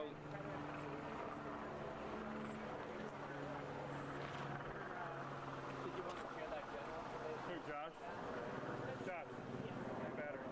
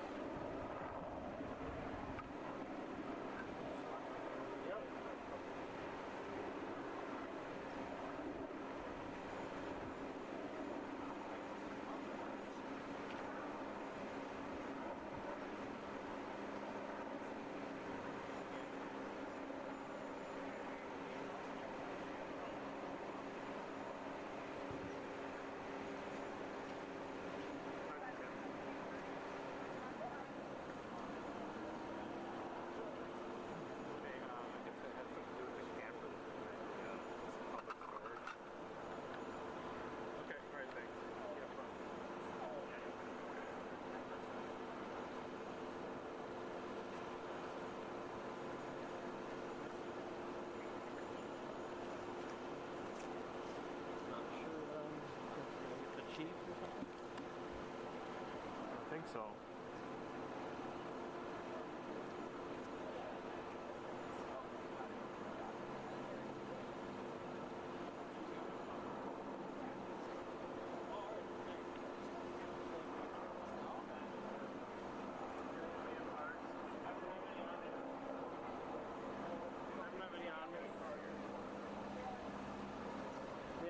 give us.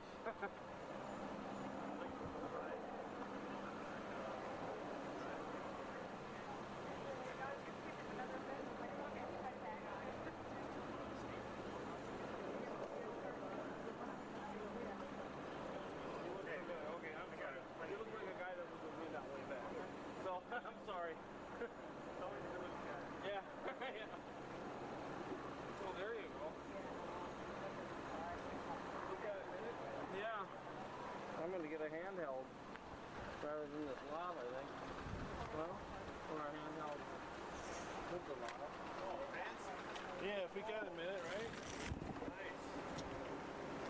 What a guy.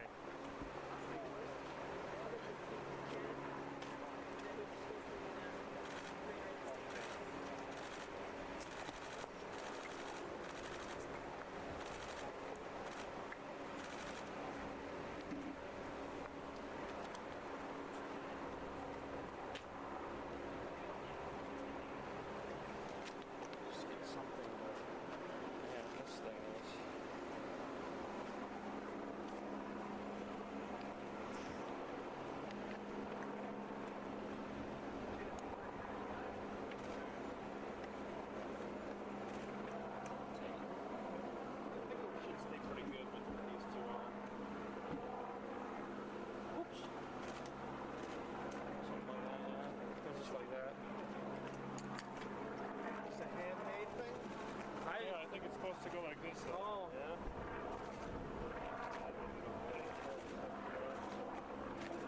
Maybe lower this one there.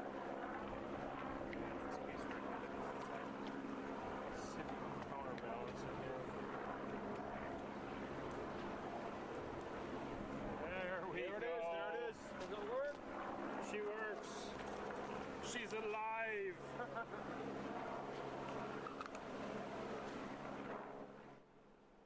So as you can see, a makeshift podium has been set up there. There are some photographers plugging in their microphones. That will be the place where officials will give us an update on this situation at a storage facility in Minnetonka, Minnesota. We should be hearing from authorities momentarily here live on News Now.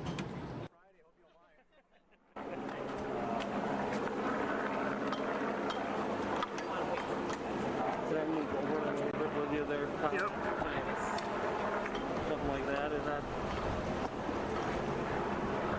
Works for me.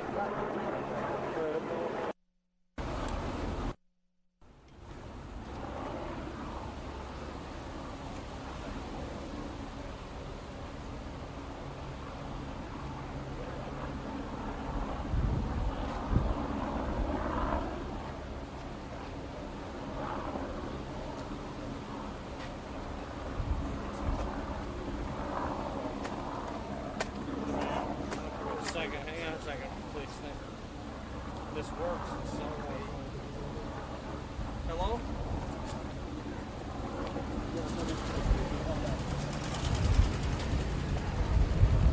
Hello? Hello? Who's this? Pressure's about ready to start.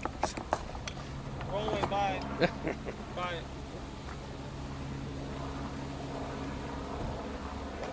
Are we ready? Let's see here. Just give us a mic check. How we doing? Does that work? Oh, you're a pro. Oh, no. You need to do this more often. No.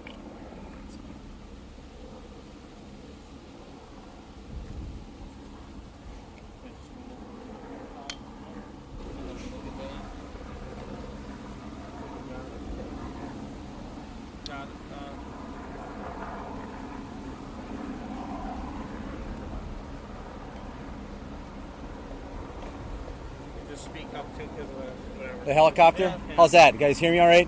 It looks like it is, yeah. All right. So my name is, you ready to go?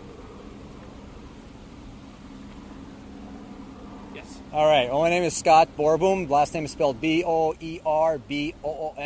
I'm the chief of police here in Minnetonka. And earlier today at about 11:10, our police officers received a call of a disturbance at this address here behind me.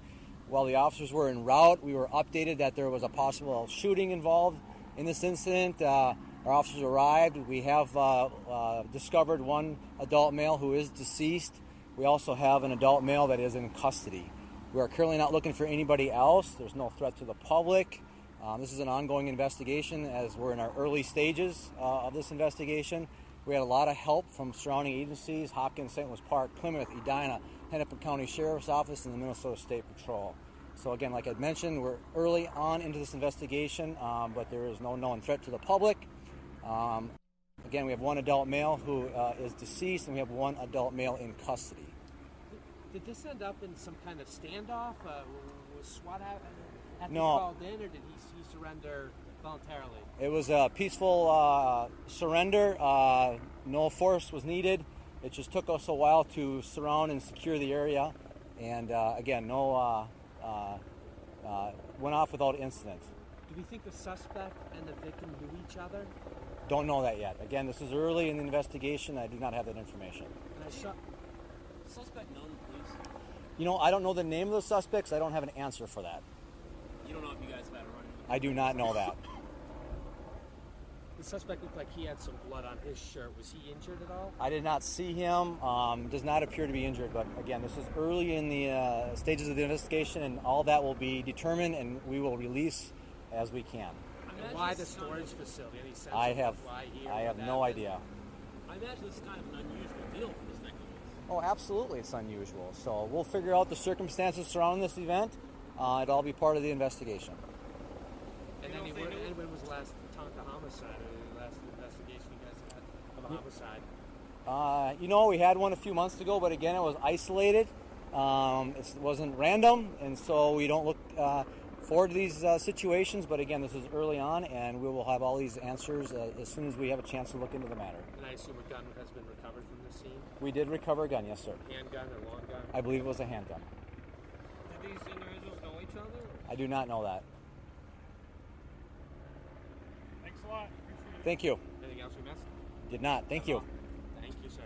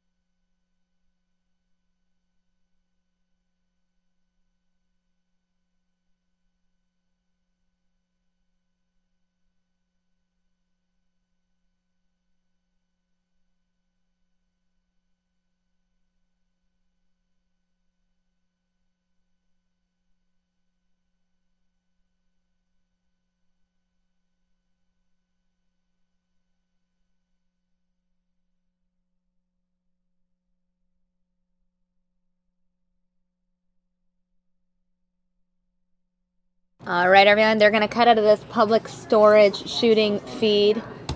They will be taking us next to the State Department, where Secretary of State Tillerson is speaking. Again, we will be getting that feed in just a moment, so we will be cutting away from this shooting and taking you to the State Department, where Secretary of State Tillerson currently is. And just a quick update, we're now getting an announcement, an update that the Tillerson event has wrapped up, so we will continue with this live coverage of this shooting in Minnesota.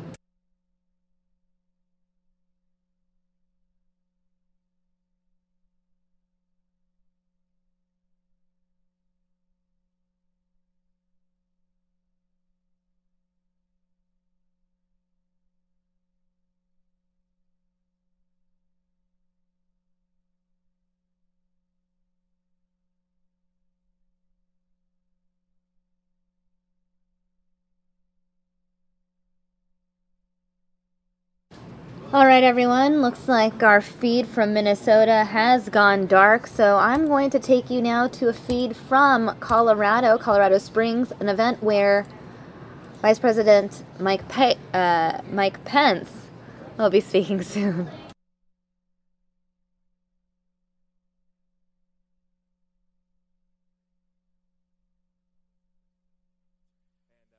We prayed, together, but even that night, I said, the prayer was immediate family only tonight. Pray fast, because they figure out those ways to just extend the prayer, the bedtime, and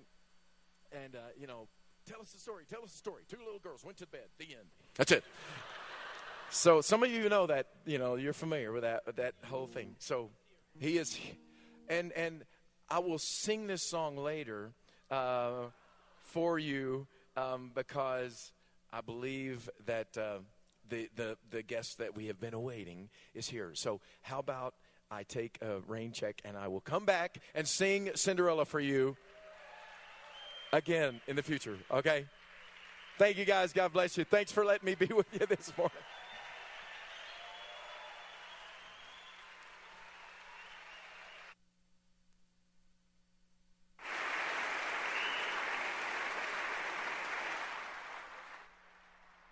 Again, for those of you just joining us, this is an event in Colorado where Vice President Mike Pence will be speaking soon. And Ken and I decided to give a donation of $10,000 to Show Hope to help you put kids in there as well. So, woohoo! I mean, you think about it, isn't that amazing? He was doing this for free. That's amazing. Thank you, Stephen, Mary Beth, thank you. So, all right, that moment has come. And it is a great privilege. The Vice President is a man of faith. He's one of us. And I've been asked by the media over and over again, why did you invite the Vice President? It's a simple answer. He's a man of faith. He believes in life. He believes in marriage. And I think when we talked several months ago, he said the reason I got involved in this arena of politics was to save the lives of children. That's my kind of man.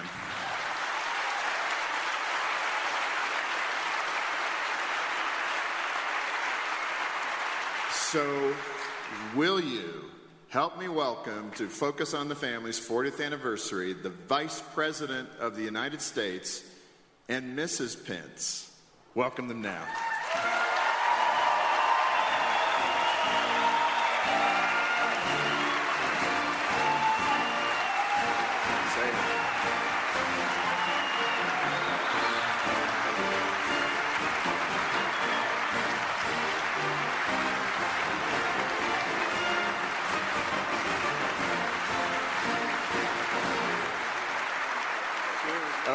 Okay, now you can tell we're pretty stiff and rigid here at Focus on the Family. Over the last 40 years, I think we've learned to loosen up a little. But I want to talk to your wife for a moment. Is that okay? With your permission, sir? You bet. So, Mrs. Pence, we want to hear about your family. Because I can't imagine the pressure that you guys are under. So how do you do the role of mom and the vice president's wife? Anybody want to know the answer to that question? So how's it work? Well, I think this crowd probably knows the answer to that question because as someone very wise once said, there's more to this life than living and dying. And there's, a bigger purpose, and this was a calling on our life. It was so clear to us this was a calling. But it's the prayers of people like you. It's places like Focus on the Family that helped us raise our children and train up our children. I mean, seriously, Mike's going to share some very specific stories with you today. But, it's Jesus Christ. It's our Lord and Savior who keeps us going. It's true. And we've learned so many nuggets from Focus on the Family, like dragons love tacos. Woo! That is good. I'm telling you, it's the most memorable so far. Mr. Vice President, we better get off the stage so you can talk to us. Thank you so much for being here. We deeply appreciate it.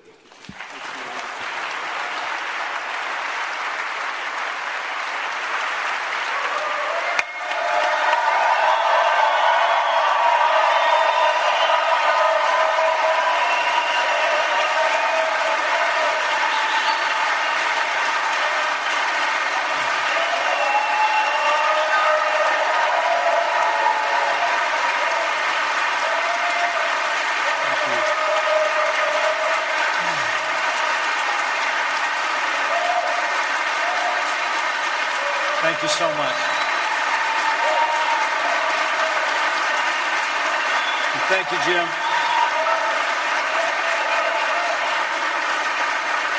Thank you, Jim, for the kind introduction, for the warm welcome of our family to focus on the family. And Jim, you're a strong voice for our timeless values and for families all across America and this country. Our president and our little family are grateful for you and the leadership you've provided. Thank you, Jim. You know, it really is an honor to be here today in this beautiful chapel with so many men and women of faith and such stalwart advocates for family, now for 4 decades across America. I'm grateful that we actually were here a little bit backstage to enjoy the music of one of the most inspiring Christian artists in the world, Stephen Curtis Chapman.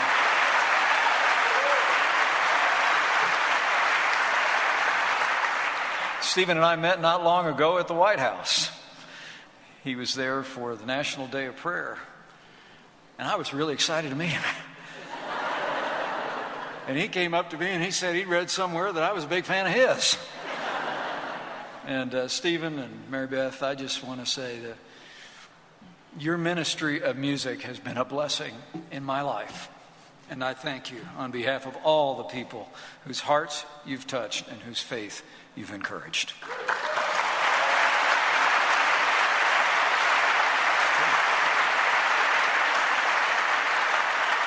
And it's a privilege to be here on this historic day.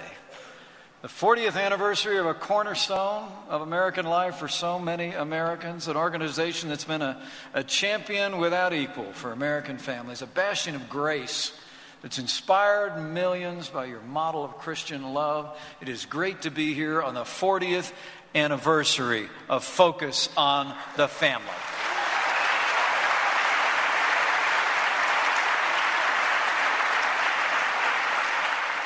We're grateful to be with all of you to celebrate your history in this ministry.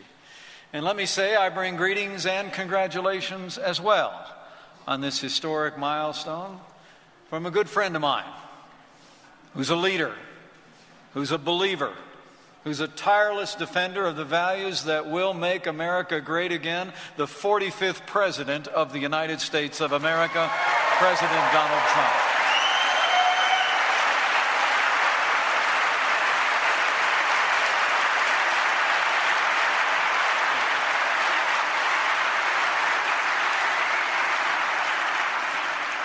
Now, I'm really here today on the President's behalf to congratulate Focus on the Family for 40 years of vision, 40 years of compassion.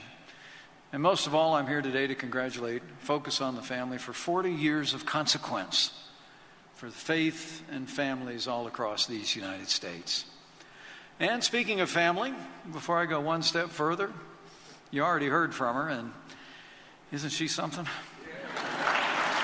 My wife of 32 years, the second lady of the United States of America, Karen Pence.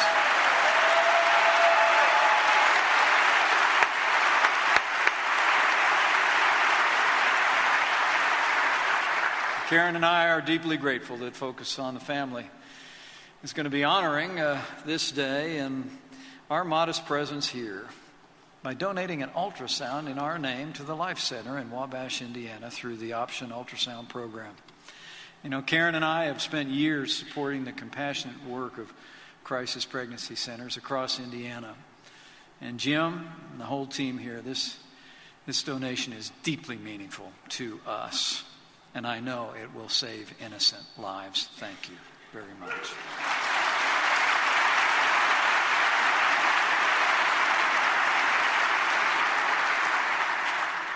You know, the Bible tells us if you owe debts, pay debts. If honor, then honor. If respect, then respect. And I rise today to pay a debt of gratitude on behalf of millions of Americans who have benefited personally and spiritually from the work of this ministry. And as I commend all of you, allow me to acknowledge the founder of this ministry, a man who became the author of an enormous body of work that has inspired millions, and he's been a friend and a mentor to me, Dr. James Dobson.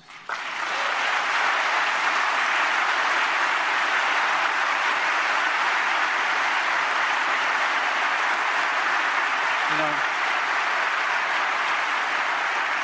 it's remarkable to think that 40 years ago, Dr. Dobson launched a weekly radio broadcast that aired on a few dozen stations scattered across the country, bringing words of wisdom and encouragement to all who tuned in. And now you think of his legacy. You know, I spent a little bit of time in talk radio myself back in the day. I started with a small smattering of radio stations across Indiana, and it stayed that way.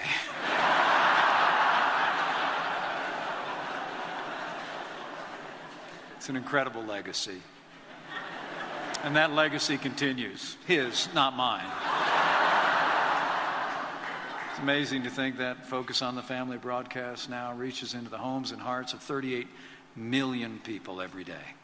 And the programs and publications run by Focus on the Family extend your reach even further around the world itself. Give yourselves a round of applause for the impact on everyday lives. In a very real sense, Focus on the Family has let your light shine before men and women across the world and across this country, touching countless lives and shaping generations. In a very real sense, you're the hands and feet and the voice in so many ways of the truths found in the Scriptures, reaching in with love and compassion, embracing the dignity of people of every background and every experience around the world. You've strengthened marriages, and I know in my heart this ministry has saved marriages. You've helped parents train up their children in the way they should go. You've brought the good news to those who never heard it. You've strengthened the faith and the foundation of families. And also, you've fearlessly engaged our culture and advocated in the public square for the timeless values that our society needs to hear now more than ever. And I have to tell you, it's especially meaningful for us to be here at Focus on the Family on this occasion, because this ministry and all of you have been a blessing to millions, including our little family. You know, during my years in Congress, when our 3 children were young, and now they're all in their 20s, one's married, one's headed to law school next year, and one's working in the film industry. But when they were real little, every time we took that 603-mile drive from Washington, D.C. back to Indiana, I can tell you, we spent an awful lot of time with Connie, Eugene, and Whit at Whit's End. We did. The adventures in Odyssey were our adventures. And I remember so often the kids saying, "Put in another tape." You know, and one of the most cherished memories of our children's youth is the Family Nights booklet that we got from Focus on the Family. Literally got that booklet. We heard about it on the radio or something and called in for it. It inspired us to spend every Friday night with our little ones, usually on the living room floor, a little bit of pizza in the waiting, and we would huddle around a fun story. We'd learn a biblical message. And that Focus on the Family Night booklet is on the shelf with lots of notes from those moments with the little ones. So as we stand here today, thanking you for what you've done for families across the country, when I look at my son, who's married and is a first lieutenant in the United States Marine Corps, when I look at our wonderful daughter, who's walking in faith and working with Christian filmmakers. And when I think of our youngest daughter who's headed off to law school next year, I just say thank you. Thank you, Focus on the Family, for helping us pour a foundation in our children's lives.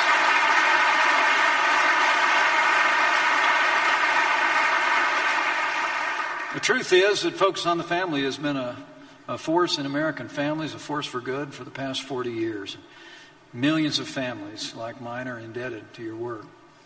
And let me assure you that there's one other family that's truly grateful for the work of this great ministry. And I promise you, Focus on the Family, you have an unwavering ally in President Donald Trump.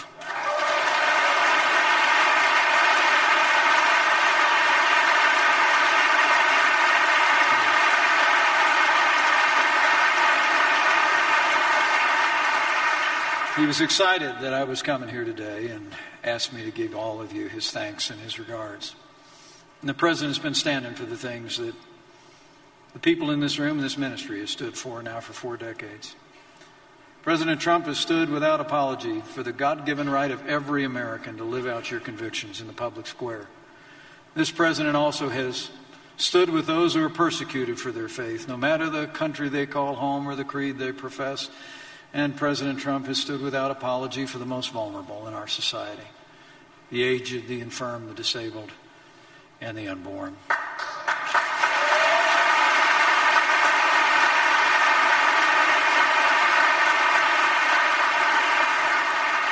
This President believes that no American should have to violate their conscience to fully participate in American life, and he has taken action to protect the expressions of faith by men and women across this nation.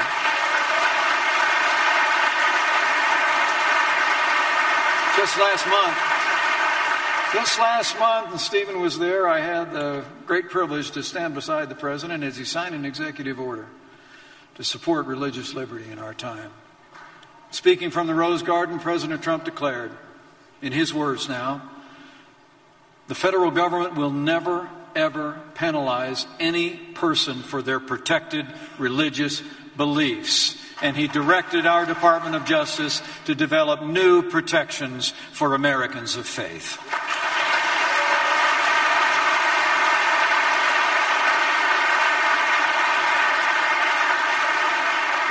And our President is bringing the First Amendment back to pulpits and places of worship around America, rolling back the Johnson Amendment, because the freedom of speech shouldn't stop at the front door of our churches and synagogues.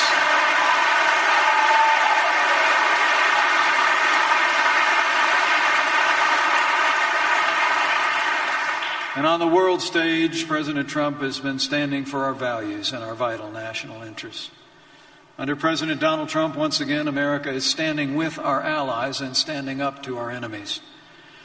And speaking of our allies, under President Donald Trump, if the world knows nothing else, the world will know this: America stands with Israel.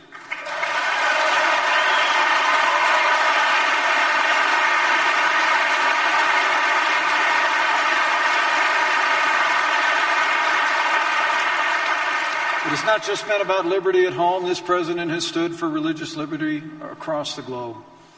Under President Donald Trump, America has taken measures to condemn persecution of any faith in any place at any time. And protecting and promoting religious freedom is a foreign policy priority of the Trump administration.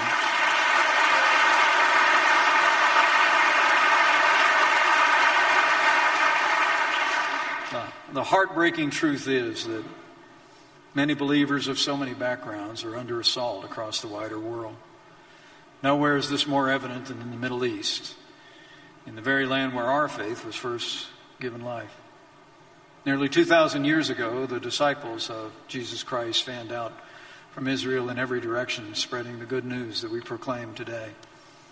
All across that ancient land, from the plains of Nineveh, where Abraham sojourned, on the banks of the Tigris and Euphrates and the Nile, fathers of our faith planted seeds of belief that blossomed and have borne fruit ever since.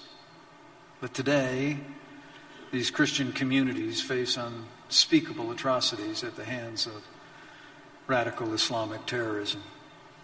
The terrorists seek to stamp out all religions that are not their own or not even a version of their own. And believers of many backgrounds have suffered grievously, especially at the hands of the barbarians known as ISIS. That brutal regime shows a savagery unseen in the Middle East since the Middle Ages. At the hands of ISIS, we've witnessed Muslims murdered indiscriminately across the Middle East, and ancient symbols of their culture and faith destroyed. This week alone, ISIS destroyed an 800-year-old great mosque at al-Nuri in Mosul. But the practitioners of terror harbor arguably a special hatred for the followers of Christ. And I believe ISIS is guilty of nothing short of genocide against people of the Christian faith. In Egypt, we've just recently seen Coptic Christians martyred on their way to a monastery, and bombs explode in churches amidst Palm Sunday celebrations. The day of hope transformed into a day of grief. In Iraq, we see ancient churches demolished, priests and monks beheaded, and the 2 millennia-old Christian tradition in Mosul virtually extinguished. And in Syria, we see Christian communities burned to the ground, women and children sold into human slavery. Christianity now faces an exodus in the land of its birth, unrivaled since the days of Moses. It's heartbreaking to think that the Christian population in Syria has plummeted from 1.25 million to only 500,000 in just the past 6 years. And in Iraq, the followers of Christ have fallen by 80% in the past decade and a half. Be assured of this. This administration is fully committed to bringing relief and comfort to believers in that ancient land, and President Trump has made it clear that America will stand with people of faith in that ancient land in their hour of need, and we will restore their peace and security.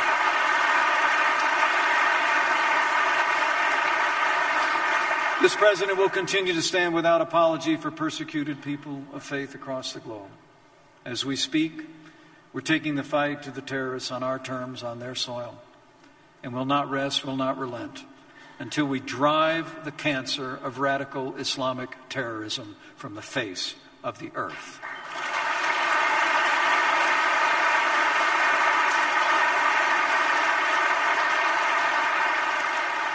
You know, it's the greatest privilege of my life to serve as vice president to a president who is so committed to protecting faith and freedom at home and abroad. But I have to tell you, I'm most proud to stand with a president who stands without apology for the sanctity of human life.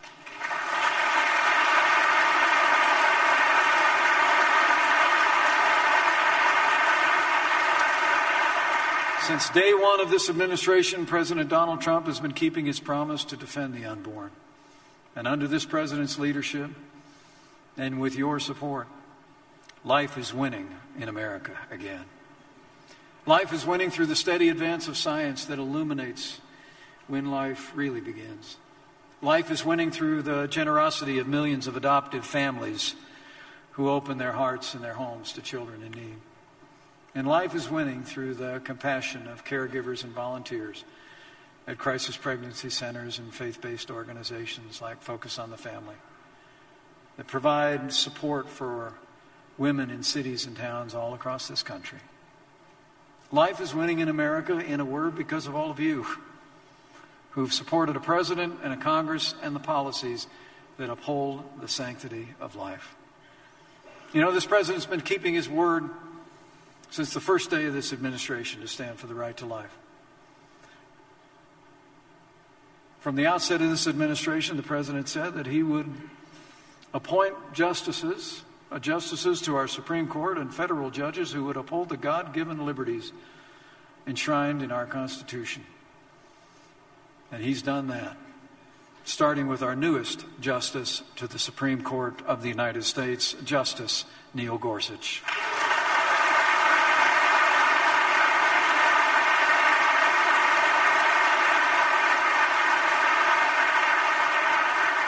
In January, the President actually made some history by personally asking me to be the first official at our level to ever have the privilege to speak at the annual March for Life in Washington, D.C.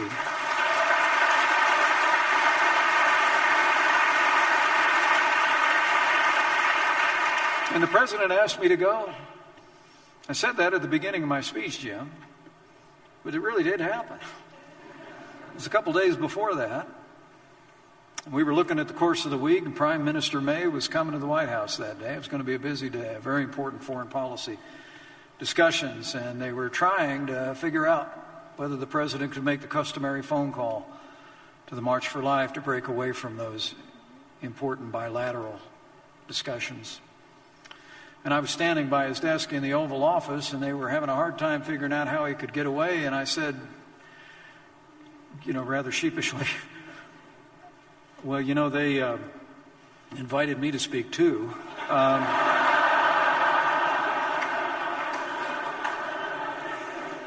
And the President looked up at me and he said, to speak at the march? And I said, yeah, I said, I've gone before and we've done that before. And he's just pointed at me and he said, you should go. And I went because President Donald Trump wanted me to go and to make a strong stand for the right to life.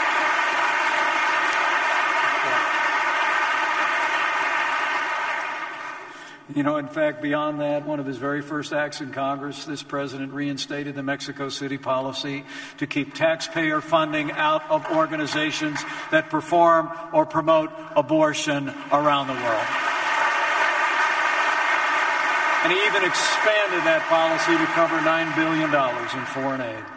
And this president has eliminated U.S. funding for the United Nations Population Fund because American taxpayers should never have to support abortion in China or anywhere else.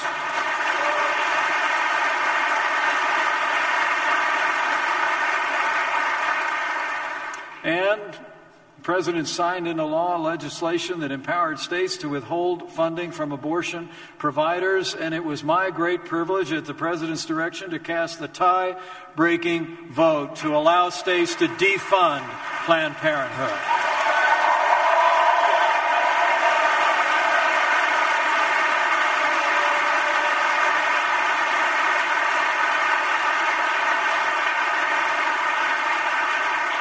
And later this summer, when we repeal and replace Obamacare, we're going to defund Planned Parenthood once and for all.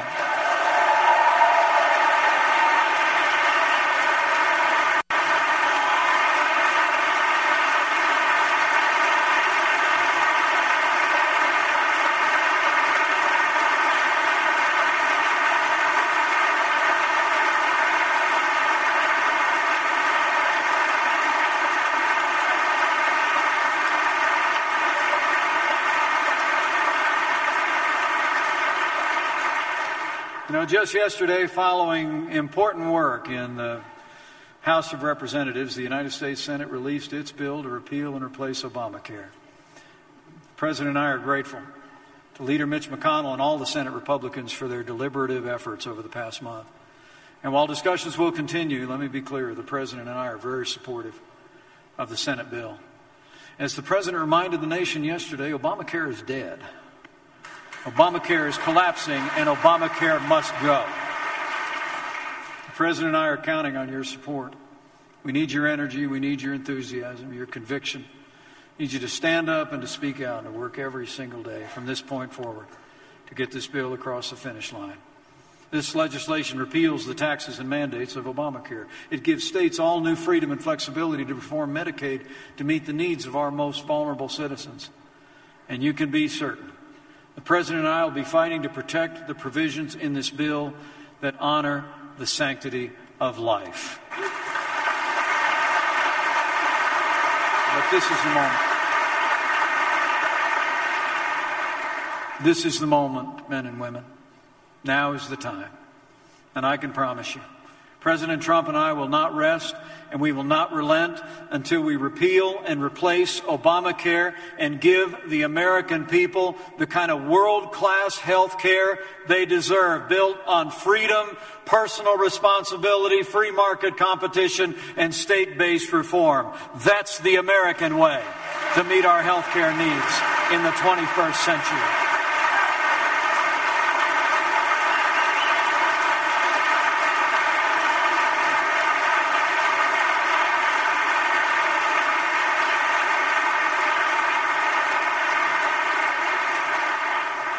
Men and women who focus on the family, I'm here today to say congratulations, but also to urge you to press on. You ought to consider 40 years just a good start. And I know you do. Yours is and always will be a mission and a ministry of great significance. I can testify to that, and millions of Americans can. For 40 years, you've been a light, a ray of hope and joy and love into homes across America and around the world. So keep going. Keep doing it. You're a testament to the power of unchanging truth to change lives. And in this time of widening challenges and too much division in America, the gentle voice of focus on the family, your values, your support for families are more important than ever before. And I believe they spring from the very heart of God. Flying out here today, I was reading my morning devotions, and I found myself in the book of 2 Kings.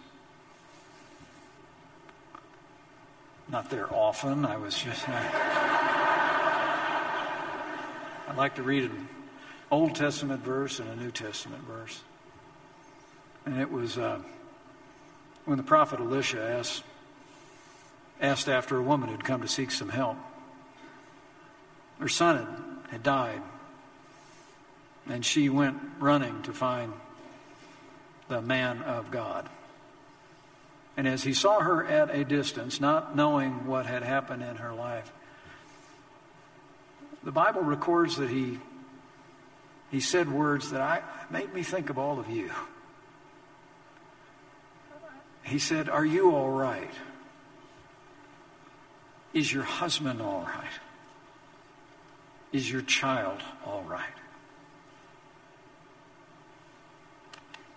That man of God was not just concerned about her.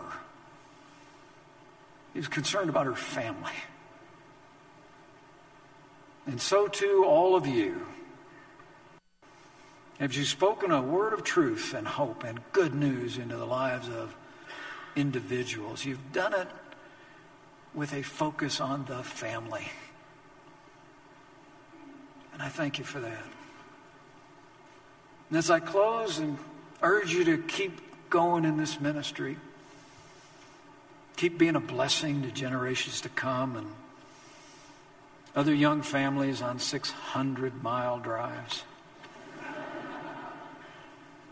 Let me ask you also to do what men and women who focus on the family have always done, I know, over the past 4 decades. And that is, as you bow the head and bend the knee in these challenging times, I urge you to pray for America. Now, I'm not talking in this moment about praying for a cause or a candidate or an agenda. I'd rather like what Abraham Lincoln said in his time. He was asked once if he thought that God was on the side of the Union Army. Our 16th president simply replied, "My concern is not whether God is on our side. My concern is whether we're on God's side." So let's just pray for America. Let's pray for this country that we're so blessed to call home, because America matters far beyond our shores. And when you pray, pray with confidence, because I truly do believe Those ancient words that Americans have repaired to time and again in much more challenging times than we face today are every bit as true now as they were millennia ago. That if his people, who are called by his name, will humble themselves and pray, he'll do like he's always done. He'll hear from heaven. And he'll heal this land, this one nation, under God, indivisible, with liberty and justice for all. So congratulations. Focus on the family, on 40 years of ministry. May God bless you. May God bless your families. And may God bless the United States of America.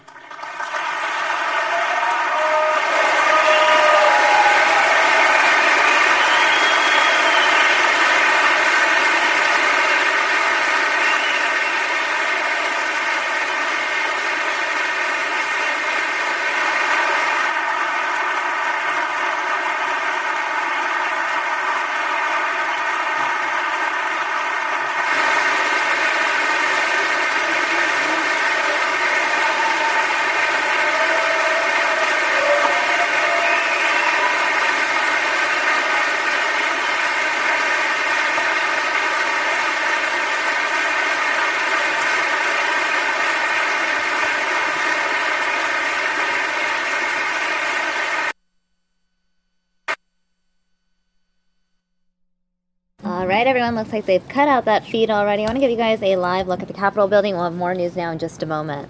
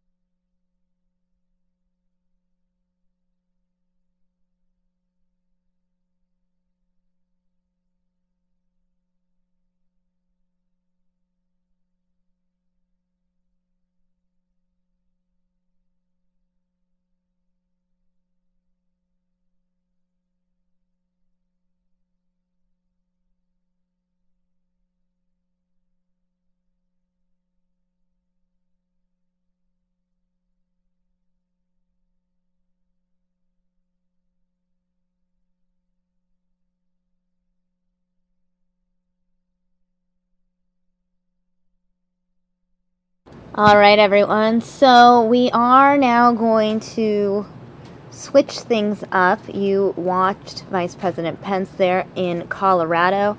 I want to go ahead and give you guys this press conference from this morning, an update on that stabbing in Flint, Michigan. The hospital holding an update to let you know the officer's condition.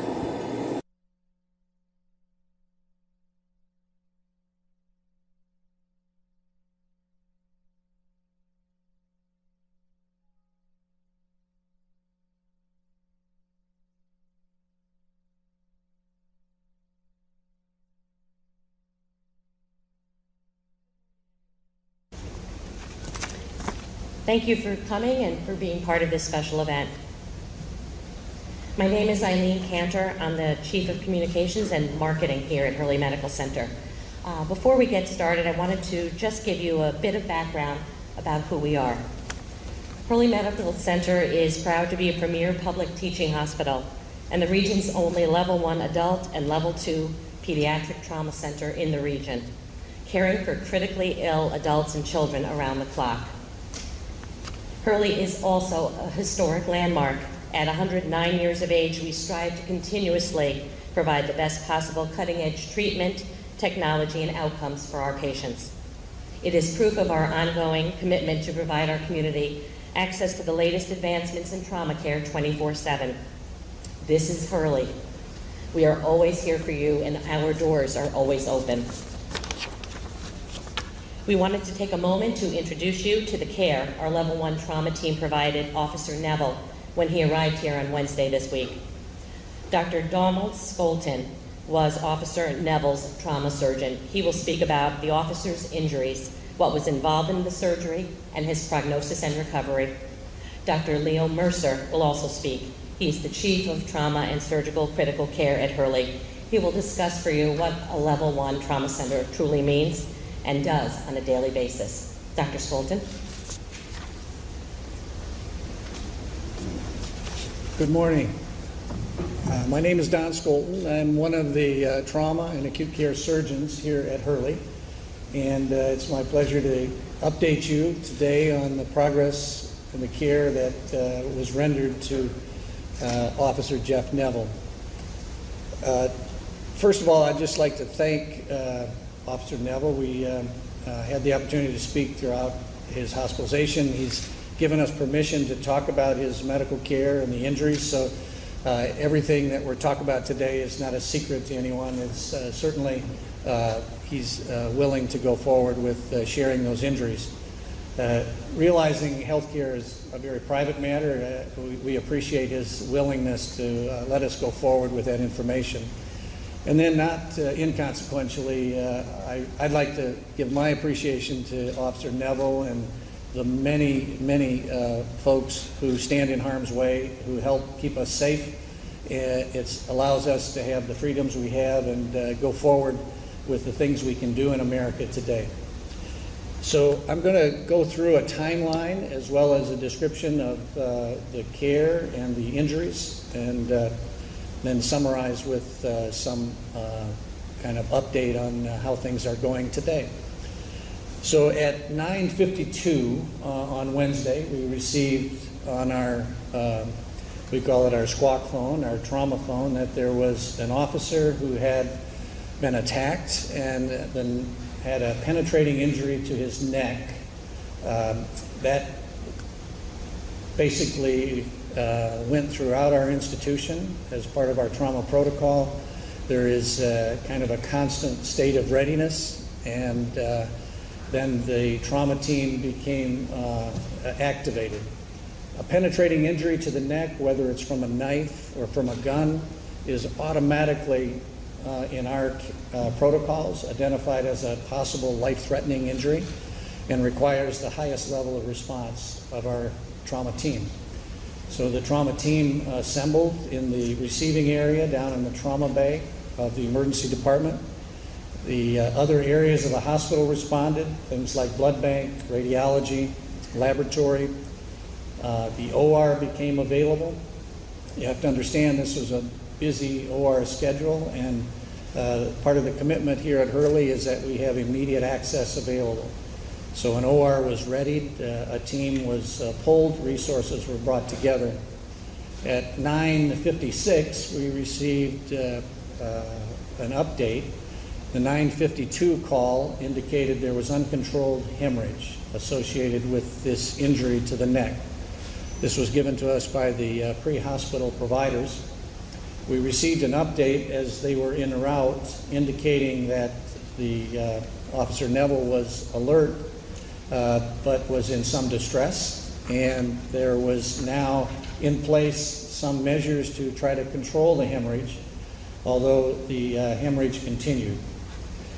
He arrived in our emergency department at 10:02, and at that time the entire team was assembled to do his initial assessment and evaluation. It was evident on the initial assessment that he had major life-threatening injuries associated with the attack that he had sustained. There was a large laceration of the right side of his neck. There were methods in place to attempt control of hemorrhage. We call that damage control, where we're trying to minimize the damage, minimize hemorrhage, and the effects that hemorrhage can have as a life-threatening event. Again, credit to Officer Neville. He was calm. He was cooperative.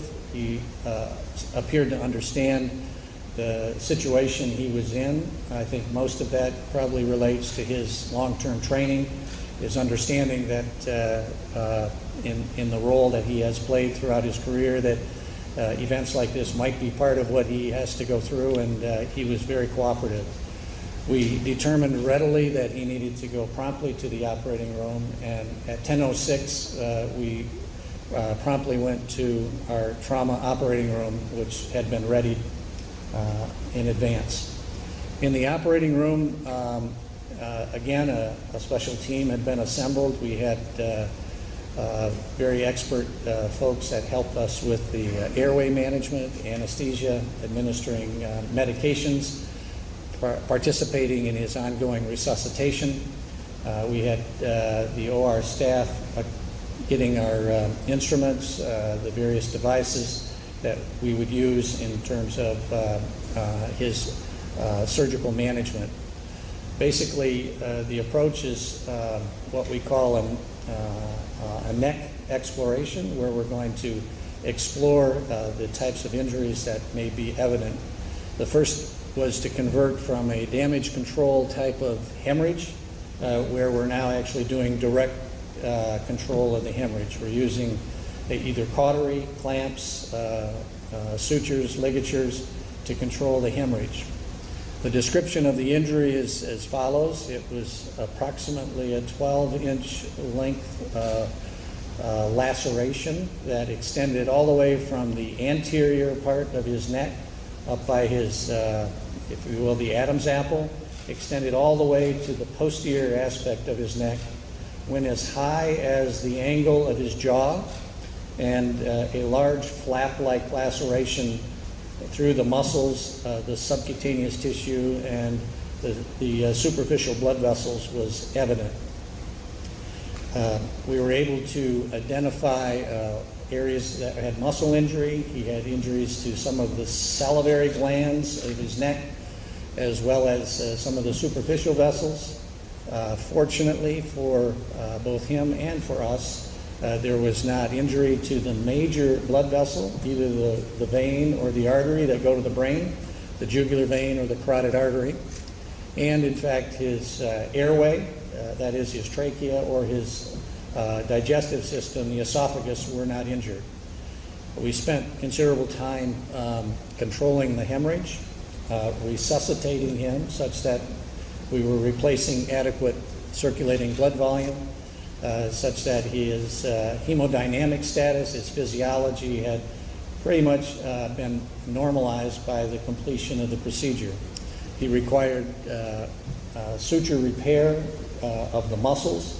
He required ligation of the vessels. Because of this large flap-like laceration, the body will need to heal that, and so we have to place drains. So he has a drain through the neck laceration, allowing the accumulation of any fluid to egress such that there can be adequate healing.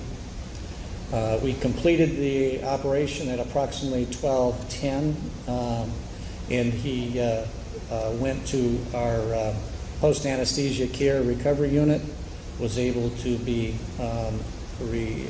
recovered from his anesthetic, extubated, and awakened. He spent the next approximately 36 hours in our neurotrauma intensive care unit, receiving close, careful observation for any recurrent or occult injury that might evolve over that period of time. Fortunately, from all involved, he's continued to make good progress. The wound is undergoing healing. There's significant swelling associated with this injury. There's some effect to his overall ability to, if you will, smile and use his chewing motion. So he's on a soft diet and tolerating that.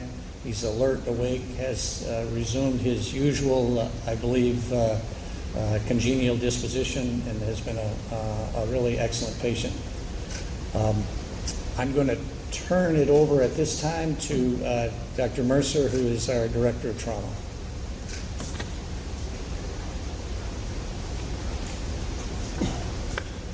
Thank you very much. It was indeed a privilege to take care of Officer Neville, and we're indeed grateful for his recovery. Don has given you kind of a timeline of what the events were that involved the trauma service at Hurley Medical Center. Let me go back and talk a little bit about what a level 1 trauma center is. Having been involved in trauma for a lot longer than I sometimes care to remember in the middle of the night, about 30 years, trauma centers are not all about the trauma service. Yes, it's an important part of what we do. However, trauma centers, in order to be designated, in order to be effective, are about how the organization comes together to make a commitment to care for those who are injured in the community and to set up the resources and provide all of those resources to care for that injured person.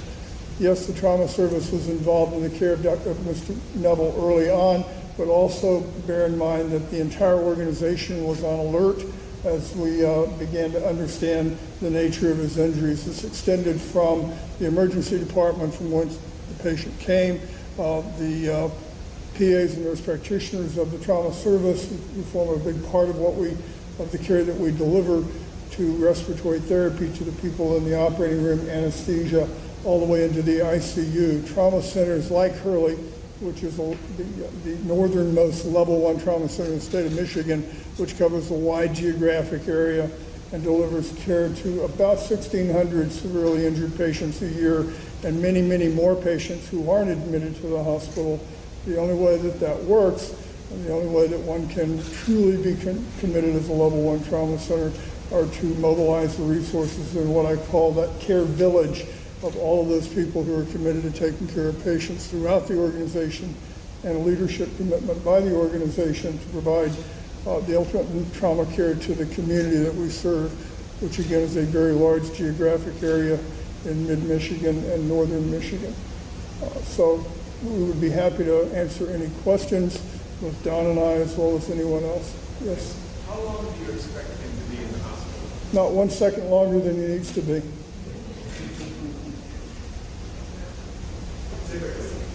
Typically, I expect him to be discharged within the next 24 to 48 hours.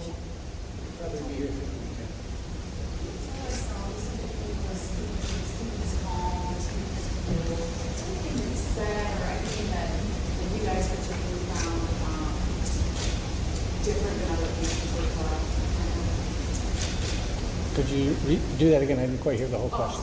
That's okay.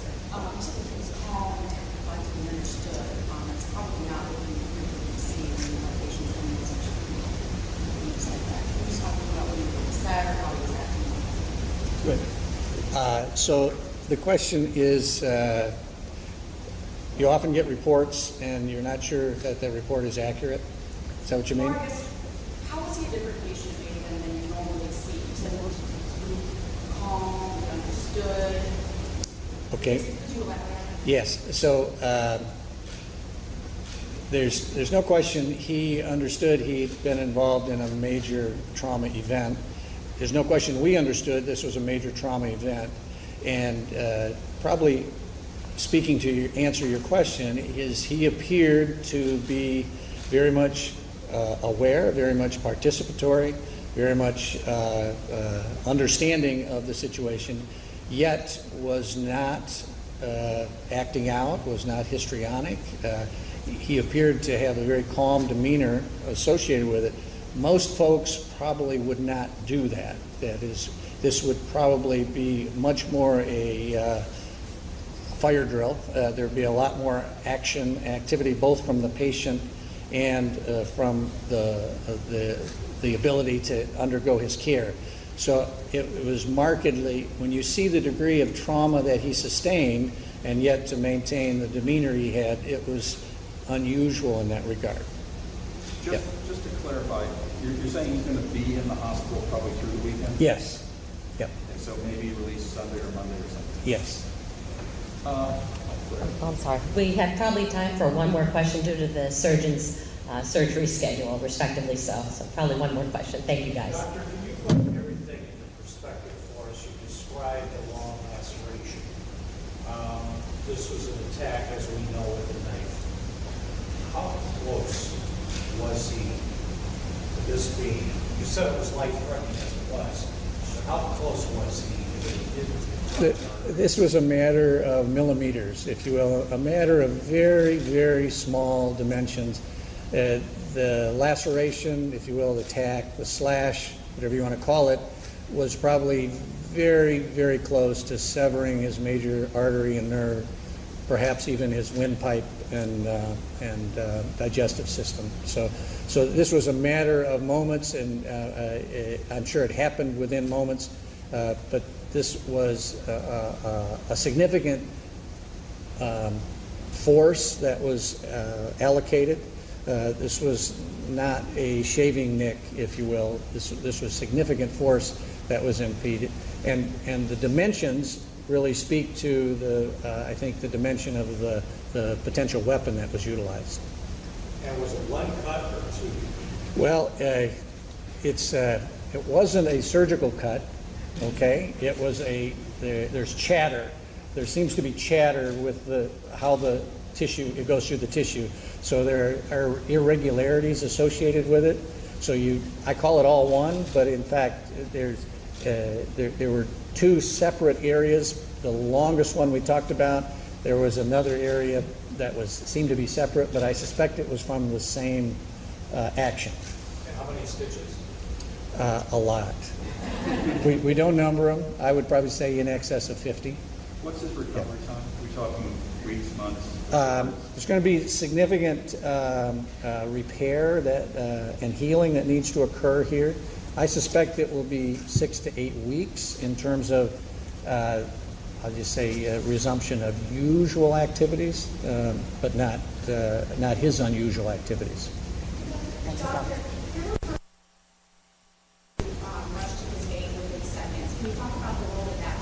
Sure, that's an excellent question, because the care for an injured patient such as this with uncontrollable hemorrhage is, we have learned through the American College of Surgeons and through our understanding that hemorrhage control by bystanders, first responders, is absolutely life-saving. So in fact, as we were getting the call and the information, there was already people that were administering what needed to happen, which is hemorrhage control with direct pressure. We're now looking at our community folks in these massive or potential multiple injuries to provide that initial hemorrhage control where there's direct pressure so that we can get to the point of definitive management of hemorrhage control. No question the initial responders, the first responders, and then the pre-hospital played a major role in that. Thank you, Doctor. Thank you. Thank you all. Thank you all for coming. We appreciate it. Have a good day. All right, so we had that press conference from Michigan that took place this morning. There was another press conference that we got in earlier today about a missing girl in Texas. We're going to play this for you now.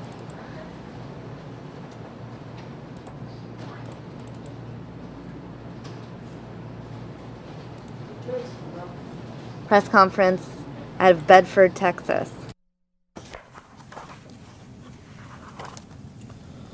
Good morning.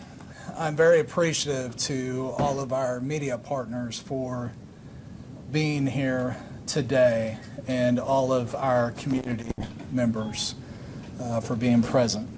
My name is Jeff Gibson. I am the Chief of Police for the Bedford Police Department. I have several speaking points that I would like to get through this morning. At the conclusion of my information, I will take questions. I just respectfully request that you allow me to get through all of my speaking points, and then I will cordially answer any questions that you may have. But I want to start with our number one priority. And our number one priority is I, along with this organization, wish to offer our condolences to a grieving family during this tragic situation. Our thoughts and prayers are with the family and the men and women of the Bedford Police Department as we too have experienced a great loss. This is a terrible loss to the family, a great loss to her friends and classmates, as well as to our community. We are working diligently and tirelessly on a resolution to this senseless loss. The family has made a request that I ask you as members of the media to respectfully respect their privacy as they continue to grieve and heal through this process. My intent today is to walk you through all the steps conducted by our organization that began from the initial call for service that occurred on Monday, June 19th at 8:15 p.m. Officers responded to a missing person in the 1700 block of Oak Creek Lane. Officers initiated a report at this time and entered Caitlin into our local and national database as a missing child. At this point, no information led us to believe that Caitlin had been abducted or kidnapped. Some of the comments shared by the stepfather was they felt like Caitlin may possibly be playing at a friend's house. Later, Monday night, Caitlin's mother contacted law enforcement with a name of a friend that Caitlin may be staying with. We did not have an address to this friend. Officers followed up through investigative leads and were able to locate the apartment. Officers made contact with this apartment and were unable to locate Caitlin. As we continued our investigation throughout the evening, we followed up on all new information, including information provided to us by the family.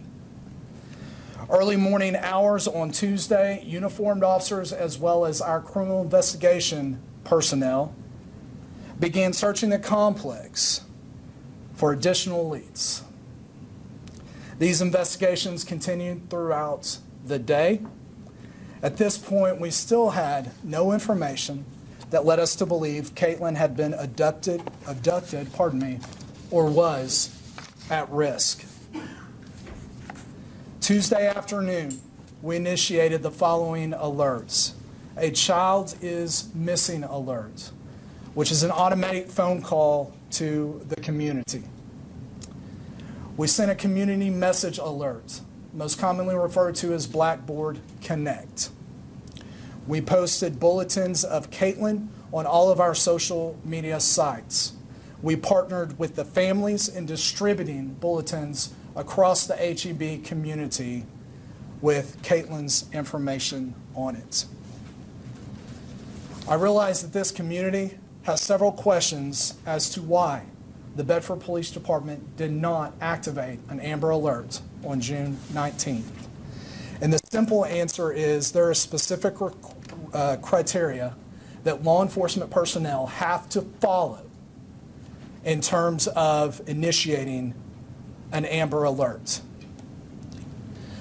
For the viewers, I'm going to give you two websites. We have a Texas-based Amber Alert and we have a federal-based Amber Alert, both of which are very similar in nature.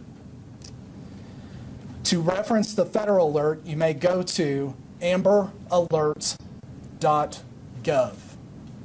To access the Texas Amber Alert, you may go to dps.texas, spelled out, .gov. If you scroll down to the bottom of the page in the left-hand corner, you will find a link to the Amber Alert criteria.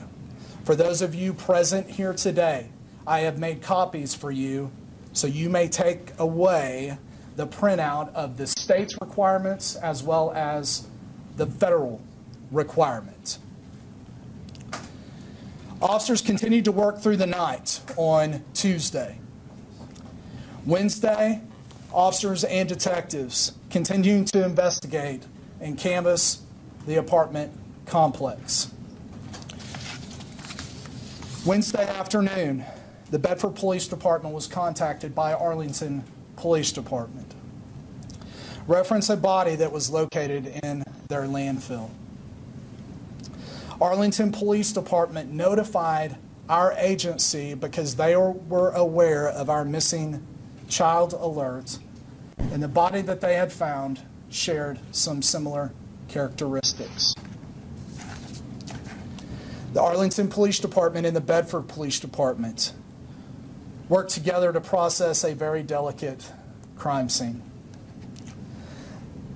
Tarrant County Medical Examiner's Office transported the victim to the medical examiner's office for an examination and positive identification. Officers continued to work through the nighttime hours on Wednesday. Thursday morning, officers and detectives continued working all possible leads, while other members of our Criminal Investigation Division attended the autopsy that took place at the medical examiner's office. Thursday afternoon, we received information from the medical examiner's office that the body had positively been identified as Caitlin. We then began working this as a death investigation. Meanwhile, officers and detectives to continue to work all available leads. And during this entire situation, Bedford Police Department continued to stay in constant contact with the family, providing them the support they needed and information sharing.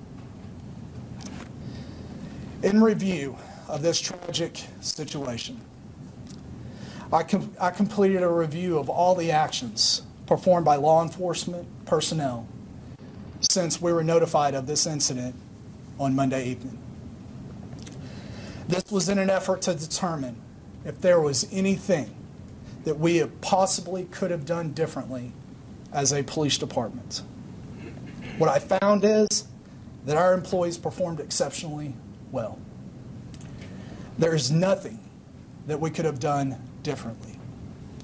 Our staff has worked tirelessly on this case, night and day, since the inception of being notified.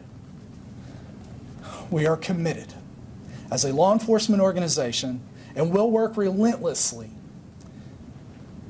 of a resolution to this tragic loss.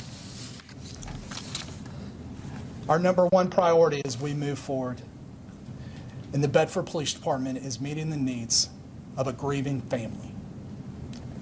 We will continue to stand beside them every step of the way until this situation has been resolved. We will continue to use all of our resources, internally and externally, to find the answers that this family and this community deserves. We have partnered with the Arlington Police Department. We have partnered with federal agencies. We have partnered with the HEB Independent School District. Every single one of our partners have been extremely responsive to all of our needs and have worked with us hand in hand in a very sensitive situation. I realize that many of you were frustrated and upset for not having a press conference yesterday and delaying it to today. My intent of having it today was to provide you absolutely all of the information that I had. I also wish to provide you a cause of death, but unfortunately I cannot. The medical examiner's office is still diligently working their investigation. And as soon as we have a cause of death, I will release that to you. I am here to answer questions from you. I just ask that we are now working a criminal investigative case. And to the integrity of that case, I cannot answer any questions that apply to the criminal investigation. I will take questions regarding the procedure of which we went through from Monday night up until the point that this changed into a criminal investigation. What would you Yes, ma'am. What would you say to families all across North Texas who see this case and think of their own children and wonder if there's someone still out there who did this to Caitlin that could be a threat to their kids? Right now, we have absolutely nothing that points to a risk to our community in terms of further danger. We are still, again, waiting for the cause of death, but all of our information that is coming in through our investigative teams do not indicate a further risk to our community. We have an unknown situation at this point. Can you expand on that at all? You didn't receive that make you believe that the Amber Alert earlier didn't apply to? Can you repeat your question? I'm sorry. Which information you didn't receive that made you think that the Amber Alert earlier didn't apply to you? So the question is, to be clear, the question is, what information was okay? We had no information that indicated that Caitlin was abducted or kidnapped. We had information that friends had saw her in the apartment complex. We had information from the family that led us to believe that she may possibly be at a friend's house. But we did not have any of the specific requirements that would allow us to initiate an Amber Alert.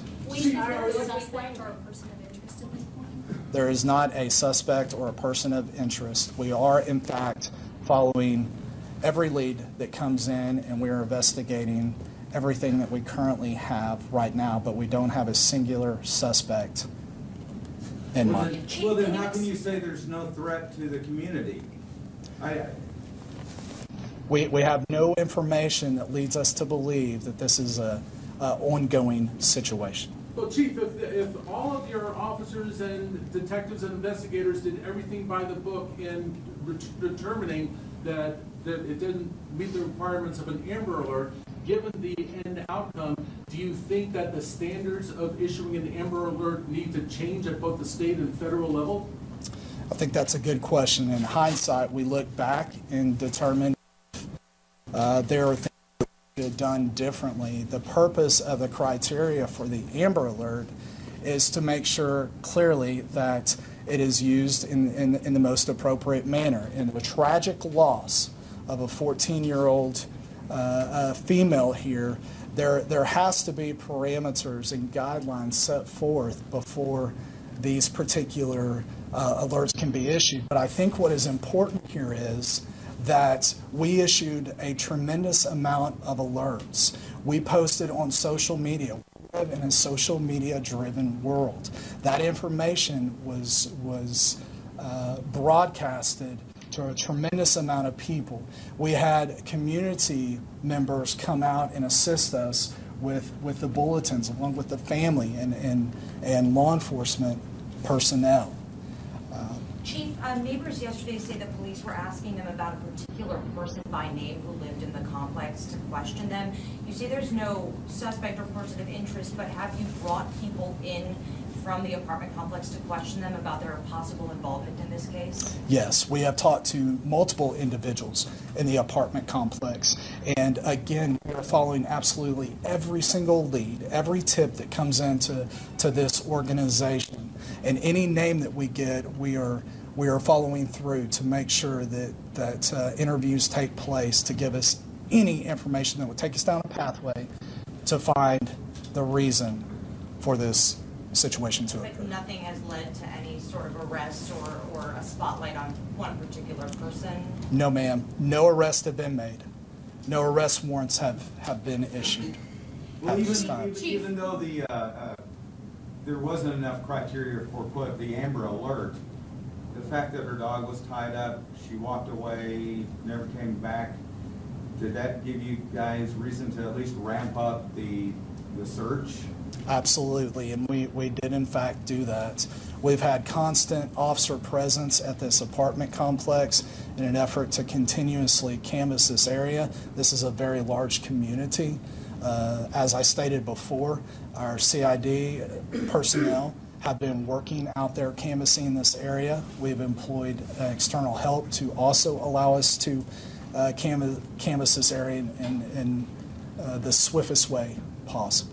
Chief, you mentioned this is a death investigation but not a homicide investigation, or what's the difference? Let me clarify that for you. That's a good question. A death investigation and a homicide are not treated any differently in our organization. So all the steps that we would follow in a homicide, we are doing in a death investigation. As we do not know the cause of death, we are treating it as the highest priority we have. MEA has not released how Caitlin has died. Do you know, were there any obvious signs of trauma, anything to lead you to believe that this might be a homicide investigation? The answer to your question, your first question, is we don't have any signs of trauma. That has been released to us right now.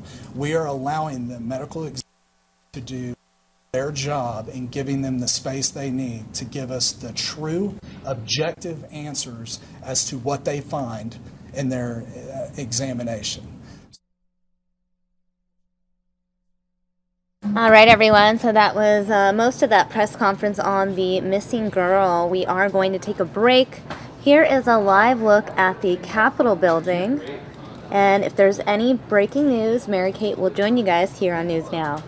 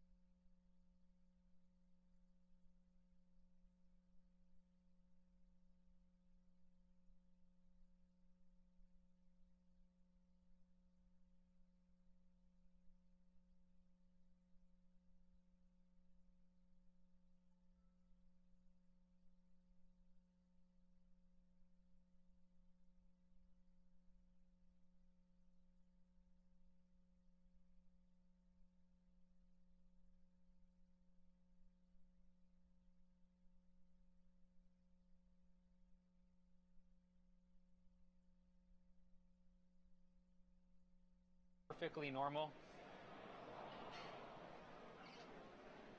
This is expected to lose the signal from stage 1. We will have signal acquisition as we come closer to the drone ship.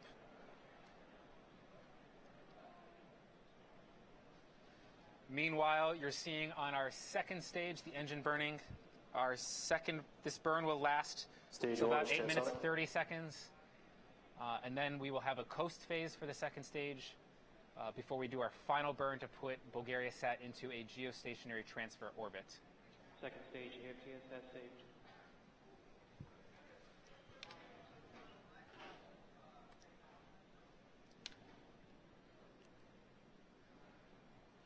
We're coming up in about 30 seconds on our landing burn from the first stage. About 45 more seconds for this stage 2 burn.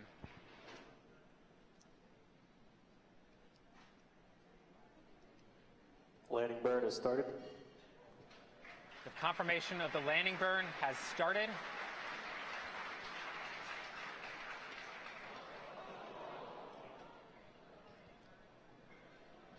Landing legs have deployed.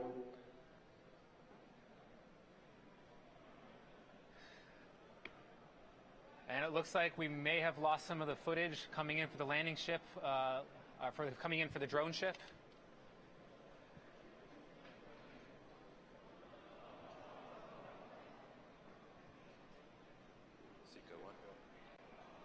We do expect to lose signal from the drone ship as we come in. If you've watched previous missions, that is not uncommon for us to lose coverage of the first stage coming back to the drone ships. The rocket vibrations coming into something like that can cause some issues. And it looks like we did have a good recovery of the first stage. Video feed did come back. That is touchdown for first stage on the drone ship. This was a 3-engine landing burn. Most challenging landing to date. Successfully touched back down on Of Course I Still Love You. Meanwhile, we have a good orbit for second stage. We are at a good parking orbit for second stage.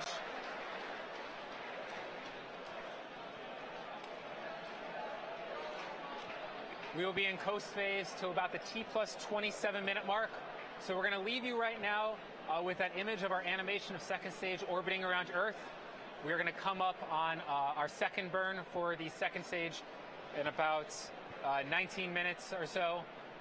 And we'll be back shortly to bring you final coverage of second stage engine relight as well as separation of Bulgaria Sat. We did have a successful landing of the first stage on the drone ship.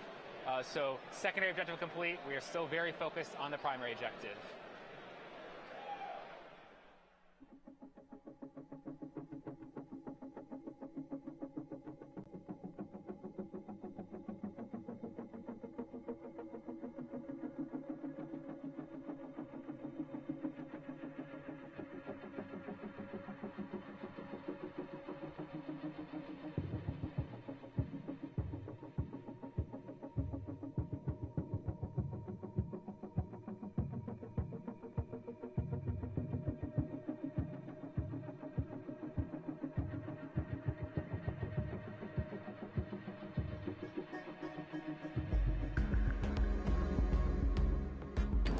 All right, you guys are watching live here on the Fox News Now stream. We'll take you back to this SpaceX event in just a little bit.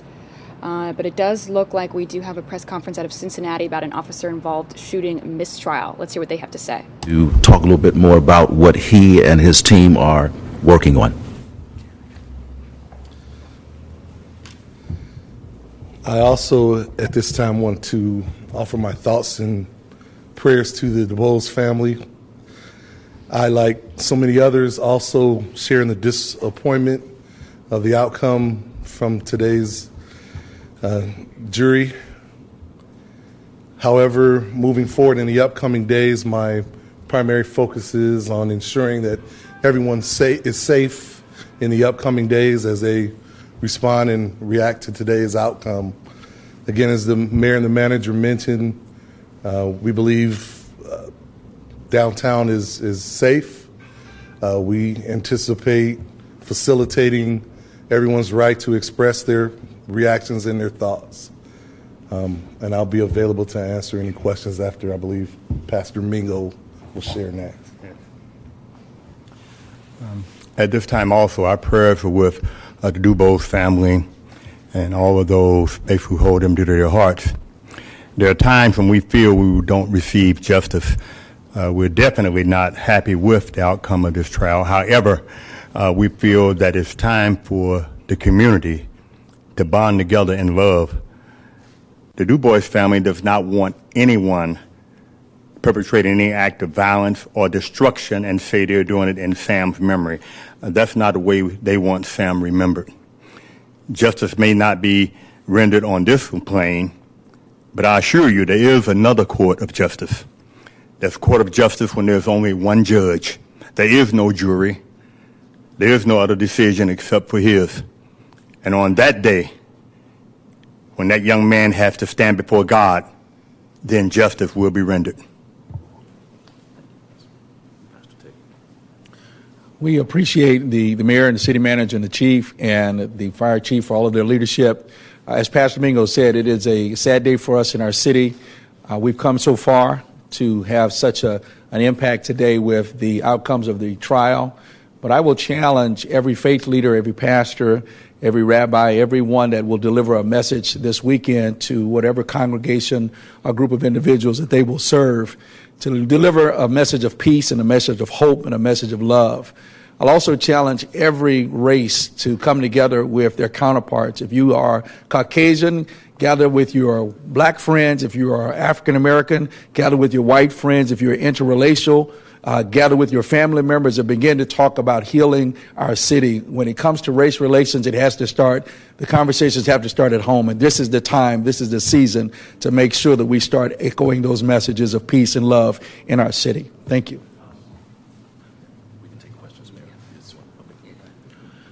At this time, we will take 2 or 3 questions if there are any. And Mr. Black, you expressed, of course, the concern towards the DuBois family, as well as talking about the need of those folks being able to have space to express their frustration, perhaps what they describe as justice denied. It's a balance between the two. Of course, downtown will remain open, as the mayor said. The business district will stay vibrant. The restaurants and so forth open. But folks will be gathering, obviously, and frustrated and angry. Absolutely, and as they should be. This is America, okay? This is democracy.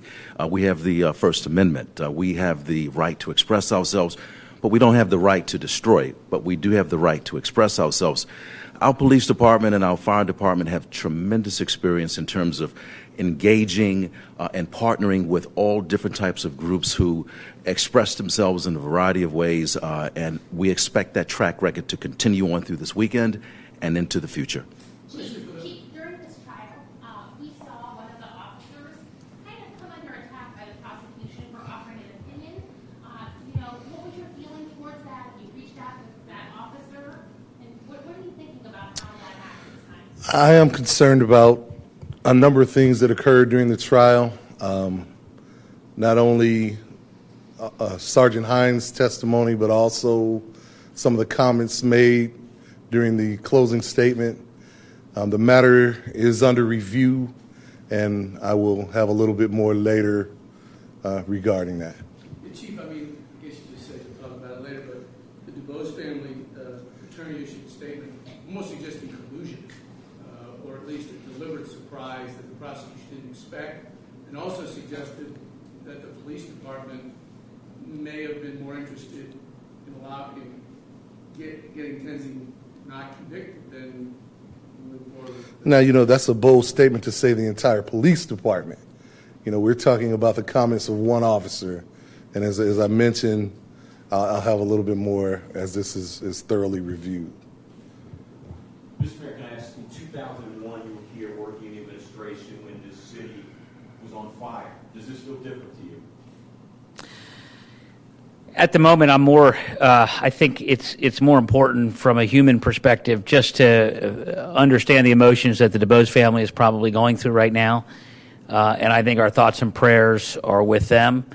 I don't want to make any predictions over what's going to happen today, tomorrow, the next day, other than to know that our police department will ensure that it's peaceful and safe, but also protect people's right to register their anger and their upset if they want to do so. And I do believe that we have a very different city today than we had 16 years ago. I've seen changes embraced by our police department in ways that haven't happened across the country. I pointed out the last time we went through this, and at the time of the incident itself, that this was not a Cincinnati police officer involved. And I think that's important to make sure that's clearly stated. Okay, that's all the questions we have for today, guys. Thanks. Thank you.